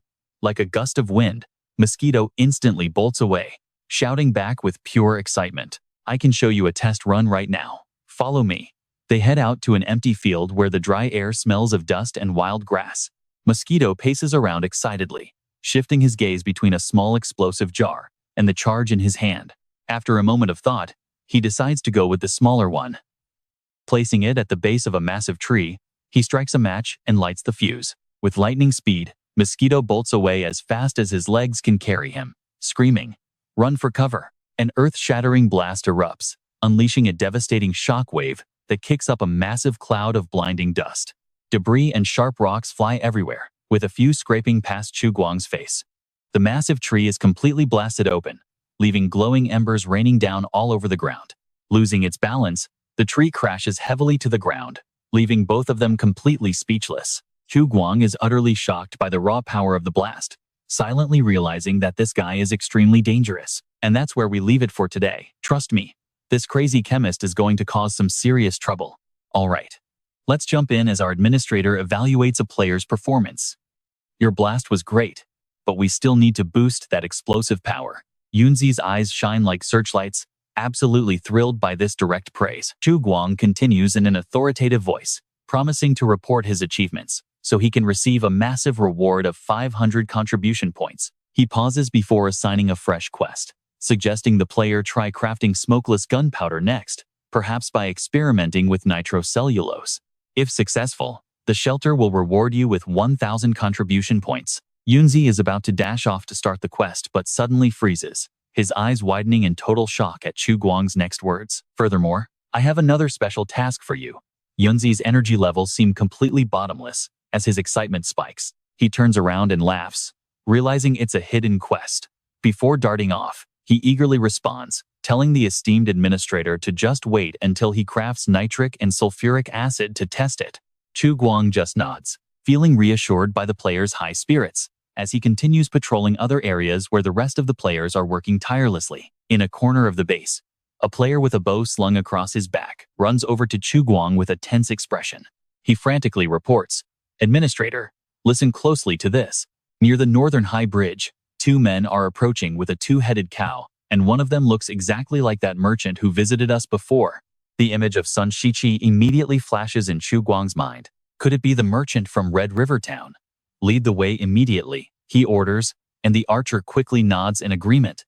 Right outside the shelter's sturdy steel gates, Sun Shiqi is leading a mutant two-headed cow, accompanied by a silent, grim-looking guard who is clutching a rifle tightly under a dusty, worn-out cloak. Sun Shiqi stares intently at the gate while holding the reins. The heavy doors slowly creak open, revealing the distant, hazy ruins of towering high-rises. Chu Guang and his guide step forward, coming face to face with Sun Shiqi and his guard. Spotting Chu Guang, Sun Shiqi opens his arms wide in delight, shouting out about meeting his dear old friend once again. But Chu Guang's cold, expressionless face makes the merchant feel incredibly awkward, forcing him to quickly pull back his smile. Sun Shiqi steps up to shake hands enthusiastically, rambling on. My apologies, I've been on the road for 5 days straight without a shower. Please don't mind the mess. Chu Guang stays silent, glancing coldly at the tall, built man standing nearby. And who is this? Sun Shiqi quickly offers a fake, squinty-eyed smile, explaining he is a hired gun from Red River Town, brought along for road safety. Images of other arrogant mercenaries flash through Chu Guang's mind, causing him to slightly furrow his brows. Sun Shiqi continues flippantly. The mercenary guilds back in Red River Town are actually quite reliable and professional. This guy is solid. And more importantly, they know how to avoid clashes with local raiders. He is just here for safety. You can totally pretend he is not even here. Now, you and I both know his dried meat was a huge hit, and Chu Guang realizes it too. The merchant must have made a fortune last time, earning enough to buy fresh stock and hire a bodyguard.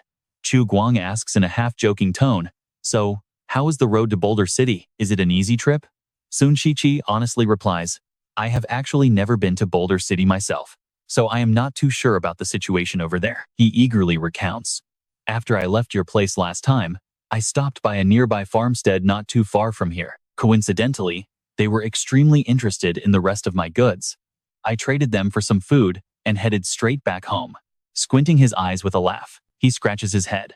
Food prices in Red River Town are skyrocketing, and those wealthy mine owners and slave masters are desperate for goods. The moment I brought my cargo to the trading post, their servants practically fought to buy up everything. Grinning happily, he adds, since business was booming, I figured I should squeeze in another run before the snow blocks the roads entirely, which is why I hired some security and set out. Chu Guang chuckles, half joking. Selling that well, huh? Sounds like I let you have my goods far too cheap last time. Sun Shiqi cups his hands and laughs out loud. Oh, surely you are joking, esteemed administrator. We traveling merchants risk our lives on every deal. While it looks like we make a profit, it barely covers our travel expenses. Seeing right through his act, Chu Guang stops teasing and smiles.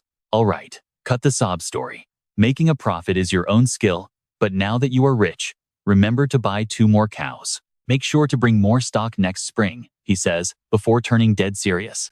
So, did you bring the items I requested? Sun Shiqi waves his hand toward the back. Right here. Don't worry, when you ask for something, I would never forget it. Chu Guang crosses his arms, inspecting the massive pile of cargo, muttering about the hundreds of pounds of copper coins.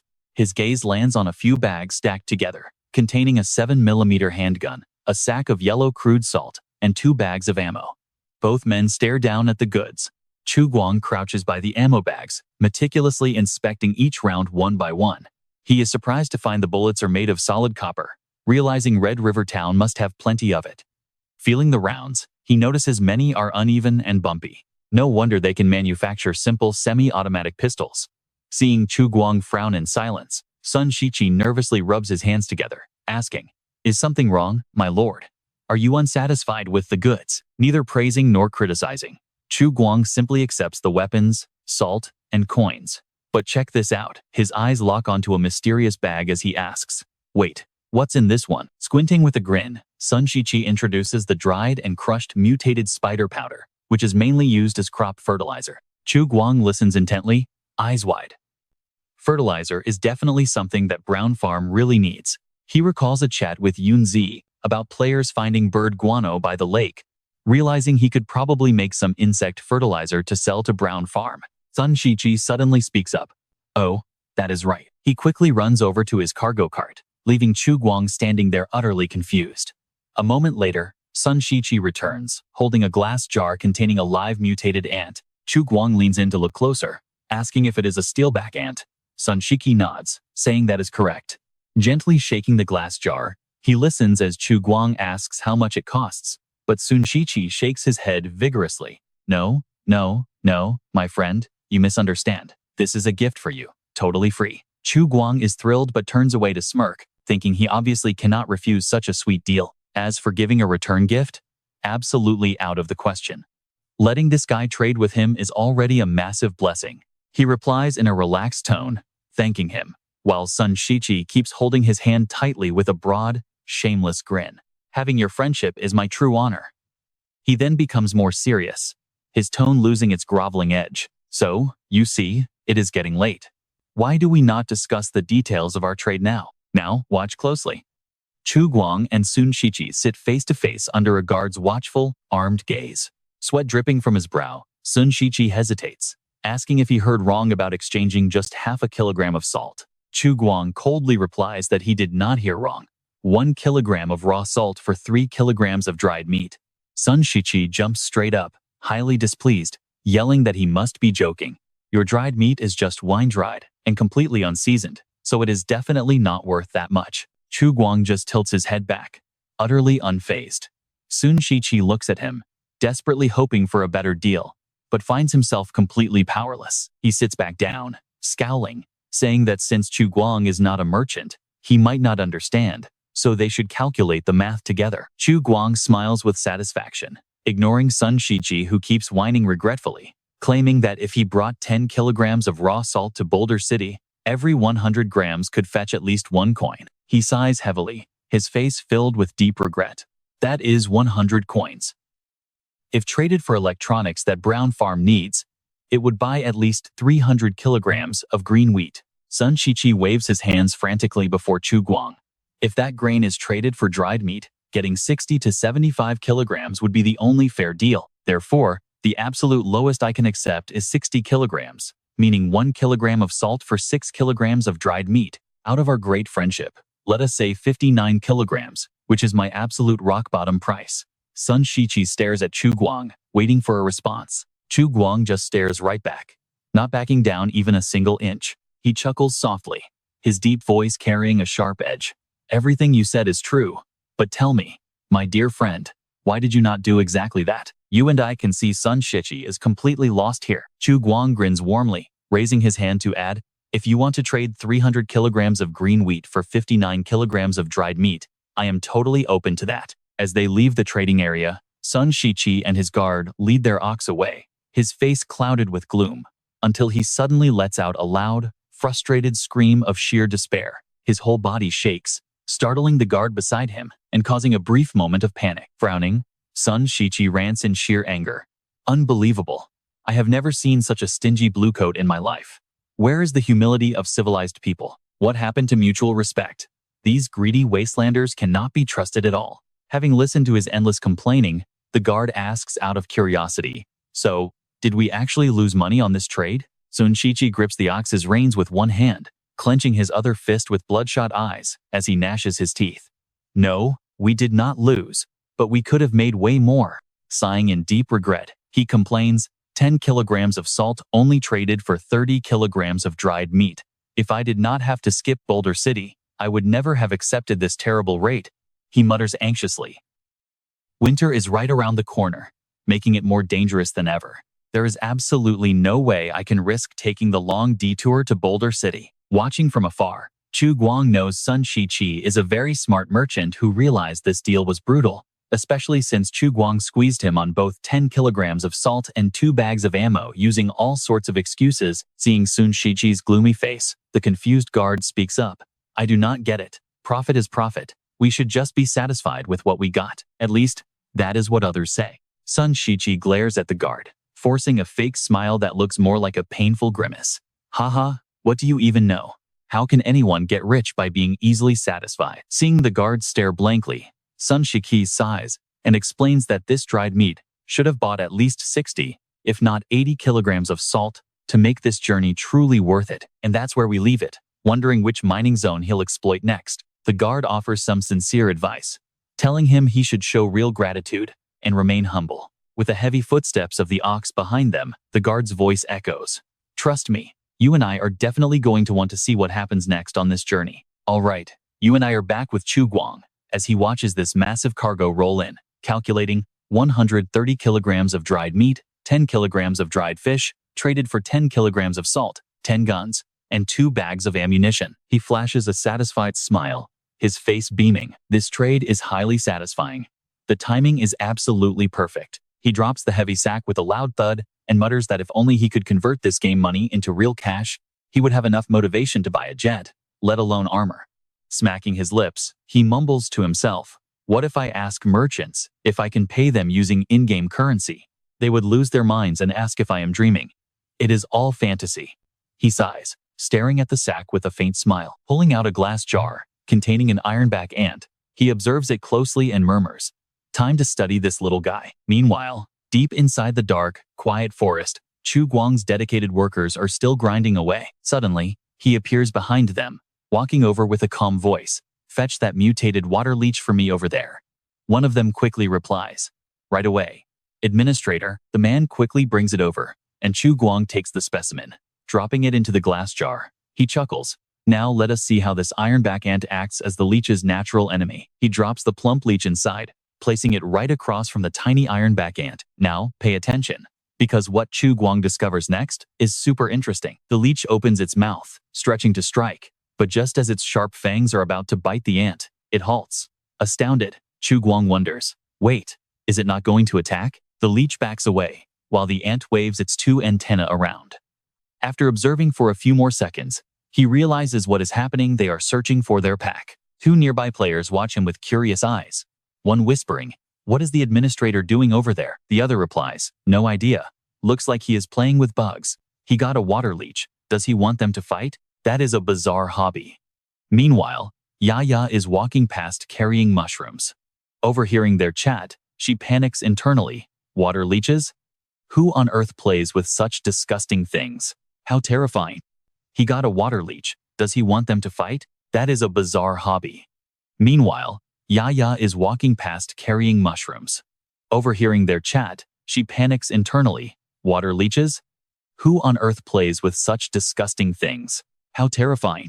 After running a few experiments, Chu Guang reaches a conclusion. These mutated water leeches have no eyes, relying almost entirely on scent to find food. On the other hand, the ironback ant does not strike immediately, instead releasing pheromones to call for backup. While the leech's digestive fluids melt most prey, they are completely useless against this ant. Instead, the ant chews its way out from the inside, terrifying the leech, which instinctively flees whenever it smells the ant's pheromones. Grinning confidently, Chu Guang holds a tiny, black pheromone gland from the ironback ant on his fingertip, whispering, "So, it is all because of this." He deduces, deciding to test it by washing off the ant's pheromones before dropping it back in.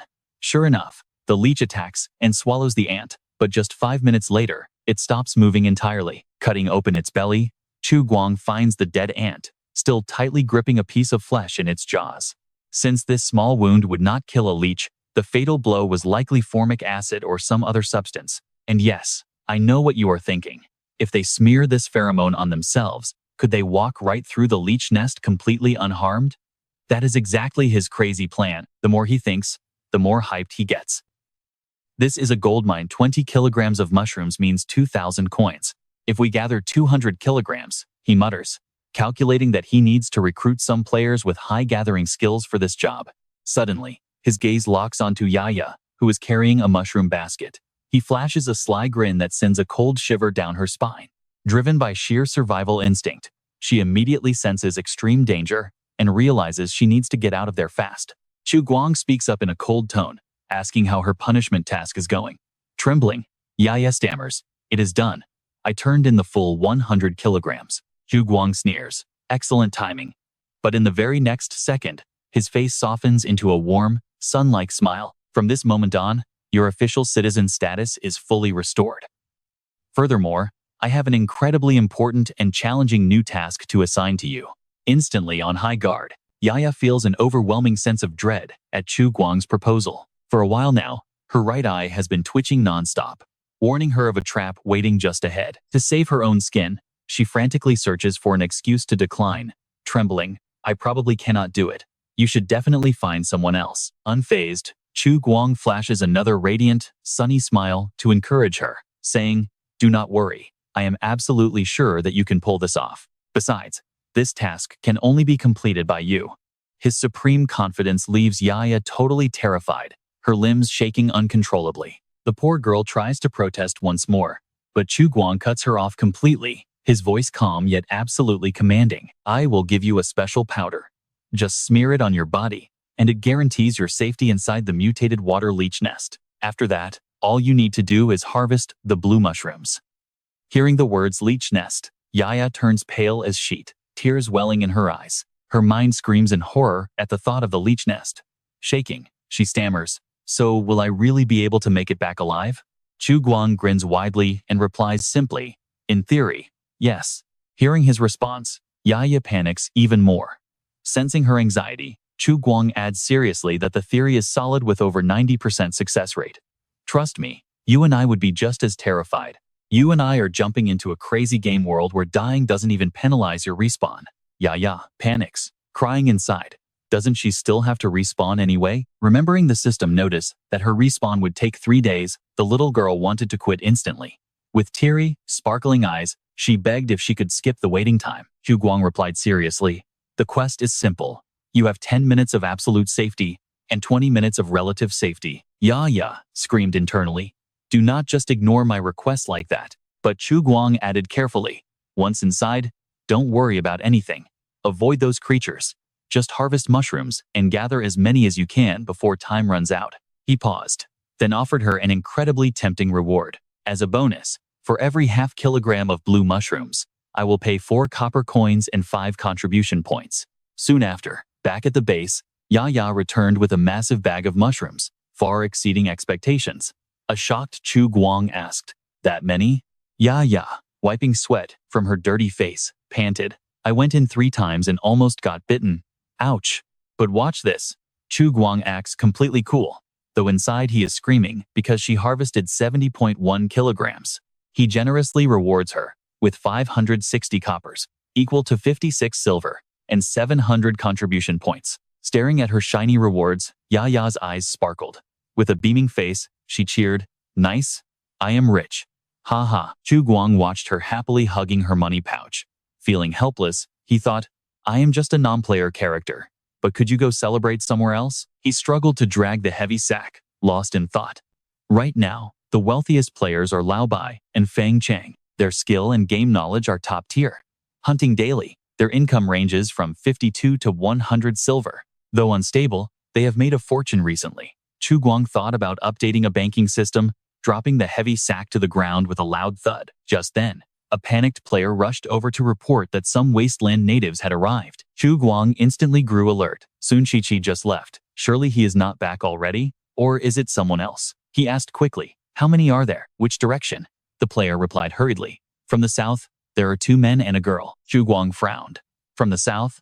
Outside the gate, 3 natives waited, dressed in local rags, looking extremely timid. Let's check out this tense moment as the crowd surrounds them, only to yell, "Administrator." Once Chu Guang appears, Chu Guang approached the group and opened his mouth. But before he could speak, the 3 suddenly fell to their knees, stunning him. "What are you doing? Stand up, please." The middle-aged man looked up with clasped hands, speaking sincerely. "Thank you, sir." He stood up with the help of Chu Guang and added, "You saved my entire family." Chu Guang felt a bit awkward, replying, "Please, this is embarrassing. Just stand up and speak." The man gestured, and the boy behind quickly brought out a large sack. He presented it, saying they are from the Yu family and couldn't waste his precious medicine. "We do not have anything truly valuable. Only these 7 animal furs harvested from mutated martens and deer. I know this is not enough to repay you, but we wouldn't feel right doing nothing. Please accept it." Chu Guang pondered. If this old man brought these furs to Bait Street, he would definitely get ripped off. Accepting them, he turned to his subordinate, "Take these to storage, bring 1 kilogram of salt, and here is 5 copper coins." "Understood," the subordinate replied. Just 2 minutes later, he returned with a bag of salt and handed it to Chu Guang. He warmly handed the bag over, saying, "I accept your gift. Here is 1 kilogram of coarse salt," as a return gesture. Holding the bag, the old man gasped at the sparkling white salt inside. "How can I? You saved us. I cannot possibly take this from you." He sighed. "This much salt, even if low quality, is worth at least 20 copper coins, and this salt is so pure." Chu Guang gently held his hands, saying, "Just take it. Think of this as a discount." He generously added, "Next time you have furs, bring them to me. 1 marten fur for 150 grams of salt, deer skin for 300. I will buy everything." Hearing this, the surrounding players, though unable to understand the local dialect, began whispering excitedly. One player turned and asked, "Did you understand what the administrator just said?" The other bluntly replied, Nope, a busybody chimed in. I got a bit of it. Simply put, we are trading 1 kilogram of coarse salt for 10 furs. Everyone was shocked. One player commented bluntly, God, that is a complete steal. 10 furs can buy 2 guns. This is straight up native exploitation. Yoo-hoo protested, how can that be? Trading like this, are you not losing money? Selling 100 kilograms of salt is better. Chu Guang smiled and explained, have you ever heard of a win-win? Yoo-hoo was dazed. Win-win? Chu Guang continued, I profit, you profit. We are winning together. The concept of winning together was like a bright beam of light illuminating Yoo-hoo's mind. Totally enlightened, he eagerly suggests selling everything to Chu Guang. And that is where we leave them, winning together. Let's dive into this tense negotiation. The father, Yu Fan, warily tells Chu Guang he understands the offer, but Boulder Town bans us from trading with outsiders. If we get caught, it is over. Chu Guang smiled. No worries. You do not need to bring anything. Just bring your raw prey, and we will butcher it for free. Take the meat home to trade for salt or food. It is way better than other places. The old man worried. That is not right. According to Betha Street rules, the butcher gets 30%, so we must give you 30%. Chu Guang laughed. You are too polite. He scratched his head, awkwardly raising 2 fingers. 30% is too much. 20% is fine. As the Yu family turned to leave, Yu Xiaoyu suddenly stopped and ran straight back to Chu Guang, leaving him totally confused. Placing her hand on her chest, she asked, Are you coming back? Chu Guang froze, seeing her sad face as she said her brother promised he was still alive. He said you were alive, but since you never returned, I came to find you. She whispered softly. Xiaoyu just wanted to ask, do you still need that old room of yours? Watch closely here. Chu Guang is completely stunned. Xiaoyu, did you keep the room for me? She smiles firmly. I promised to look after it, and I never break promises. My brother said your house was dusty and you would never return, but I still swept the dust for you. She suddenly got serious. But that Wang family brat kept eyeing your place, trying to sneak in when I was not looking. But my ears are sharp. I hear everything. He did not dare hit me, because my big brother beat him up before. Chu Guang laughed, gently patting her head. Thank you for guarding my home for so long, but you do not need to anymore. That house is my coming-of-age gift to you. If there is anything useful in there, just take it. You do not need to ask me. Xiaoyu asked innocently, Are you really not coming back? Chu Guang replied, Yes, my friends here need me. I will be living here now. Xiaoyu pursed her lips in silence, then replied, Okay then. Thank you so much for your gift. She got an idea and asked, Can I give it to my brother? My own room is fine, but he needs a big room to get married, so he does not have to move far away and can visit us. Chu Guang was completely amused by her confused concepts, laughing out loud. Your big brother? Why would he marry off? He explained. For guys, we call it marrying a wife. But do whatever you want. It is yours now anyway. He pulled out 3 pieces of candy in shiny, eye-catching wrappers and handed them over. Eat these, they are for you. Just peel off the foil first. The 3 candies made Xiaoyu's eyes sparkle. Chu Guang warned, do not stuff them all in at once. Eat them one by one, or the mixed flavors will be too overwhelming. Xiaoyu took the candy, clutching it tightly in her small hand. After their conversation, the Yu family finally left. As the sun sets, everyone heads back. Now, pay attention to the newest notice posted on the wall. Starting today, the area 100 meters from the north gate is the shelter market. Anyone can trade freely or consign items at the main hall. Consigning costs 1 silver coin. Unsold items are removed after 7 days unless you pay to renew. Instantly, the crowd cheers in pure joy. One guy shouts, Wunderhosen, our administrator is so awesome, while a girl beside him says emotionally, this is absolutely amazing. Is this the new game update? The marketplace feature is finally online at last. Right away, someone shouts, anyone buying mutated badger fangs? Now that the market is open, we are all going to be rich. If we do not farm materials now, how else will we get strong? The surrounding crowd gasps. Wait, already? Yeah, quickly jumps in, shouting enthusiastically to catch up. Hey, anyone buying mushrooms? Fresh mushrooms here. I promise no price hikes. It is just 4 copper coins. She attracts a huge crowd of players who joke around. Hey boss, did these mushrooms go to university or what? Can they hatch eggs? Can we release them into the wild? Can we get Adina to spit in my wine? Someone else screams. Oh my god, are you a pervert? Watching this chaotic, lively scene, Chu Guang smiles in pure satisfaction. Meanwhile, the Yu family arrives back at Betha Street. Suddenly, Xiao notices a massive crowd gathering at the main gate. Her sharp, curious eyes scan the crowd as she wonders, what is going on over there? At Betha Street, Old Snail leads out a fully cloaked figure. A gentle breeze blows the hood back, revealing an incredibly gorgeous girl with perfect, sharp features. Xiao gasps in complete surprise. That is a human. The entire Yu family stares, stunned by her breathtaking beauty. Xiao turns to Yu and asks curiously, brother, who is she? Yu responds with a frown. I do not know. The old mayor probably bought her from outside for some experiment. Old Yu warns them with a very stern look. She is a clone. Keep quiet and do not look into her eyes. Her eyes have no soul. Do not look. Xiao still asks curiously, brother, where are they taking her? Yu remains silent and does not answer. He silently thinks to himself that as winter approaches, Betha Street must always send more tribute to the old mayor. And that's where we leave it, a brutal reminder that in this wasteland, it's always big fish eating the small ones. Trust me on this, keeping your little sister out of dangerous wasteland secrets is probably for the best. Xiao pouts and snaps back, claiming she is not a kid anymore. Hugua laughs, patting her head and teasing that she needs to eat more meat to actually grow taller. Suddenly remembering Xiao's lollipops, he asks, by the way, what exactly is that plastic stick you're holding? Is it tasty? Do you have any left? Let me try some.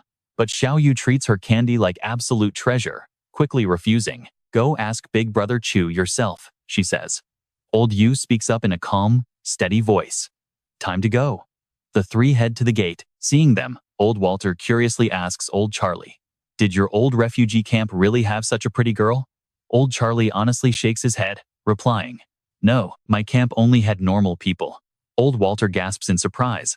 Wait, so that girl is not normal? Old Charlie explains, clones come in two types. One develops from an embryo and grows up naturally, just like a regular human. The other type is rapid grown, staying in a gestation capsule until they are fully developed, though you probably wouldn't understand. Old Walter nods, calling out, Rudy, there is still some daylight left. Let's head out together. Now, pay attention here. While all the players are finally offline, Chu Guang is busy typing away at his computer, checking on the outpost's overall progress. Reading through the forum comments, he cannot help but recall the lively, chaotic events from this morning. Sure enough, today, the entire forum is discussing the morning's quest. Suddenly, a post catches his eye. Chu Guang mutters in surprise. Oh? Fang Chang posted. Scanning the post, Chu Guang is highly impressed. The whole thing is packed with data, perfect to be used as fresh lore. He calculates the total payout to the Neuma squad, and it seems to exceed 200 silver. Those 4 players are insanely strong. 1 wooden bow is broken, and about 10 standard rifles are damaged too. On the screen, the 100% realism simulator info flashes. Pre-registrations for Wasteland Online have hit 612. Chu Guang is shocked. Since when did they get so many pre-orders? He calls out for Xiao Qi. Instantly appearing by his side, she responds. Present, Master. You ordered me to open 50 more capsules? Xiao Qi reminds him. Master, you only have 49 left to open. Chu Guang freezes, suddenly remembering he used one up to revive the player clone earlier. Since the active substance gestation pod is not active yet, he suggests opening 40 capsules first, keeping the remaining 9 as spares. Sneaking up behind him, Xia Yan suddenly speaks up. What on earth are you two talking about? Chu Guang snaps back coldly. None of your business. He continues typing, and the screen displays the update notice for Wasteland Online's Alpha 0.4. Chu Guang grins in satisfaction.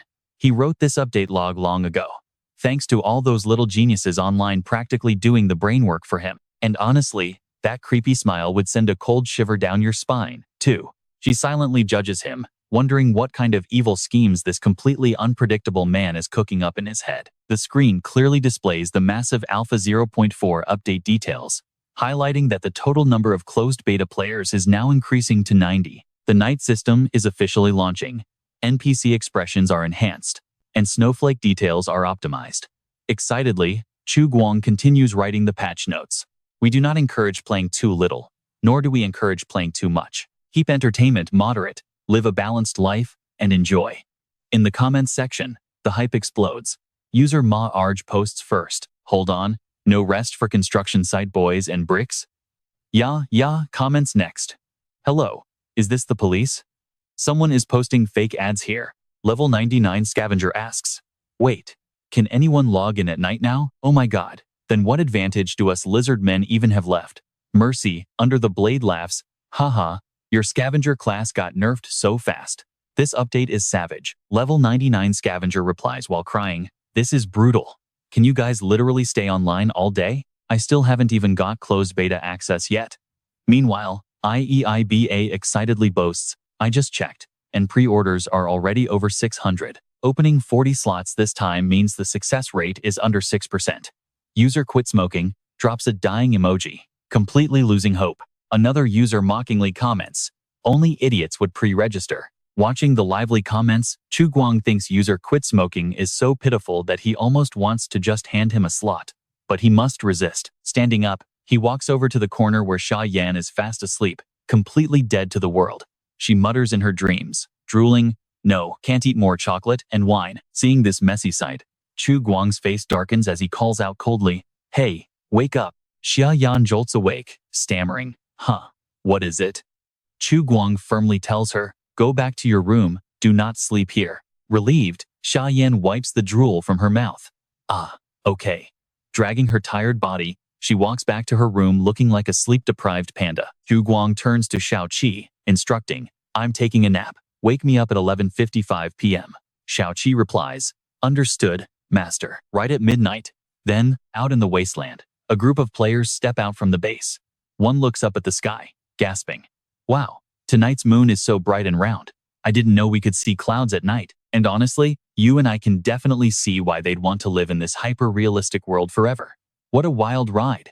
Stick with me. We are about to watch Chu Guang warn everyone that the freezing winter is finally here. Our hunting and scouting have alerted the neighbors, he says, and a heavy silence falls over the entire crowd. He continues, this is our chance but also a massive danger, so I need 8 brave warriors. Instantly, players start shouting and volunteering. Pick me, I can do it. Chu Guang sighs, trying to calm them down. Please listen to me first. I need 8 brave souls to handle night defense and act as the guards for our base. He explains that during this crucial night shift, the shelter will fully provide weapons like bows, arrows, spears, and other necessary gear. Each hour pays 15 copper coins and 10 contribution points. The shift lasts 8 hours max, with a rotation every 6 hours. If you die on duty, the respawn penalty is completely waived. Plus, you will get 1 to 10 silver coins based on performance. He pauses to look at them. You have 20 seconds to decide if you want this job. Raise your hand now. Seeing tons of hands go up makes Chu Guang happy. It seems you all are true warriors, he says. Xiao Qi, register the 8 fastest hands. Xiao Qi quickly complies, saying, understood, master. After giving orders, Chu Guang leads the group to a massive crate filled with guns, ammo bags, and homemade bombs. Now watch this. He announces they can grab 4 7mm pistols, and their eyes light up seeing the weapons. Once armed, Chu Guang assigns them. The 8 players split into 4 teams, guarding each wall, with one carrying a gun and one with a spear. Additionally, everyone gets a wooden bow, 9 arrows, a bottle of fuel, and a homemade tin can bomb. During watch, if anything strange approaches, use your bow to chase it off.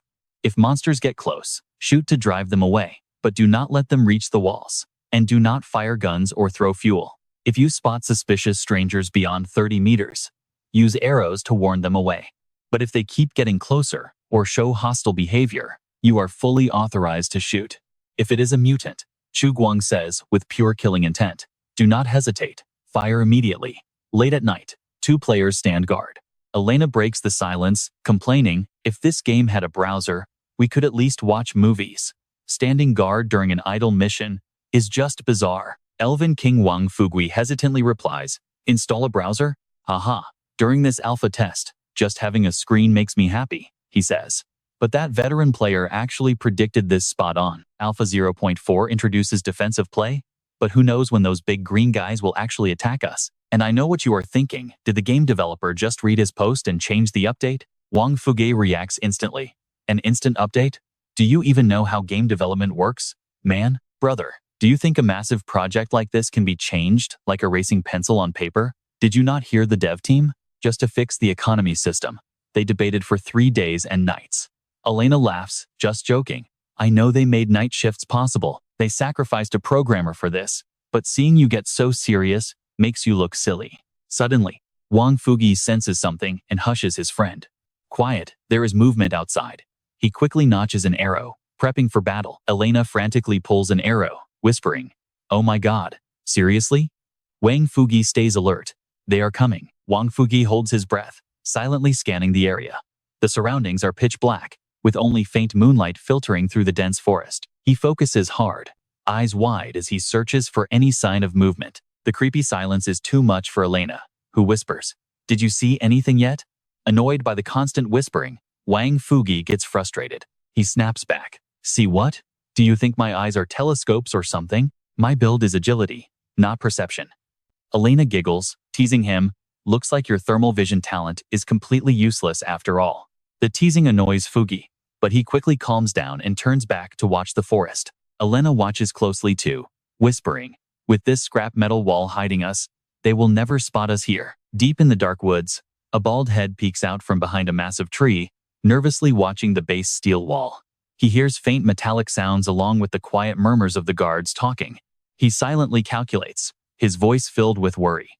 There are many, at least 20, or maybe 30 people. Suddenly, his eyes widen in panic. "Have I been spotted?" Not wanting to risk it, he turns and slips back into the forest. "My goal is not here. No need to cause trouble." We are left with a massive cliffhanger, as a mysterious voice asks if a new human base just appeared right under their noses. The speaker is a massive man, whose bulging muscles radiate the overwhelming authority of a powerful ruler. Before him, a man kneels on the ground, reporting, "Master, gathering your tribute took extra time, and we did not set off until sunset." He continues with a trembling voice. "Other creatures were hunting in the city, and fearing they would damage your tribute, we took the route near the lake instead. Let's dive into this mystery." Keeping his head down, he reports finding human tracks in a supposedly deserted area. "My teammate and I searched the whole way, eventually discovering a heavily hidden outpost deep inside the forest." The boss asks in a low voice, "How many people?" Baldy replies, "No more than 30. Eyes filled with killing intent, he coldly demands, "Where is the tribute?" Baldy quickly answers that she was delivered to his room. The tribute is a beautiful girl with long, flowing hair. Nodding in satisfaction, he says, "Very well, dismiss." But Baldy hesitates, asking, "What about that outpost near Ling Lake?" He cuts him off with an icy voice, "Wait until tomorrow after I wake up. Now, pay attention here." At a rundown town, a merchant waiting impatiently checks his watch. Brister mutters, "Has no one taught these locals about time?" Right then, Chu Guang approaches him and says, "I am here." He mentions they had an appointment, offering to sell some blue mushrooms. Brister immediately tells him to lead the way. Inside Shelter 404, a 6-man squad stands before Chu Guang reporting. Feng Cheng says excitedly, "Respected administrator, we want to buy a plot of land. Here is 300 silver coin. The 4 of us, plus garbage picker and mosquito, want 30 square meters." Chu Guang hands him a small coin pouch, explaining that pooling their money to buy land is fine, but during construction, they absolutely must not damage shelter facilities or bother other residents. Feng Cheng says excitedly, "In that case, we want the spot closest to the nursing home main gate." Suddenly, a player runs in frantically, shouting for the administrator. "Watch closely." Chu Guang turns and asks, "Are you here to buy land too?" The bald player panics and stammers, "No, no." A huge crowd is approaching the south gate, around 10 people and over 20 pack oxen loaded with cargo. Hearing this, Chu Guang calmly issues his orders. "That many? Grab 20 kilograms of blue mushrooms from the warehouse and bring them to the south gate. Wait for me." Near the nursing home south gate, Brister's caravan waits patiently. As the gates swing open, Chu Guang steps outside, instantly putting the anxious players at ease. Hu Guo runs up, whispering in his ear, "Brother Chu, I brought Boss Li's caravan here. Please be careful." Chu Guang nods, replying, "I will." Brister looks at them indifferently and says, "I always assumed you were just a scavenger from Bay T Street. Seems I was wrong. And this turned out to be a solid investment." Chu Guang's men carry out sacks of blue mushrooms. Smiling, he replies, "Glad you think so. Here is your order. Feel free to weigh it." Brister snaps his fingers, gesturing for his men to check. Feeling satisfied, "Excellent. You kept your word. It seems this trip was worth it." His guards place 2 crates, one large and one small, before Chu Guang. Peering inside, he secretly celebrates, thinking, "Awesome, we finally got our hands on it." Inside the crate sits a bright red, 10-kilowatt wood-fired generator. Brister adds, the other item is fully assembled. Go ahead and open it up to test it. Opening the second crate, Chu Guang laughs smugly and trust me. You and I can see he just scored a beastly KV-1 power exoskeleton frame. Yeah,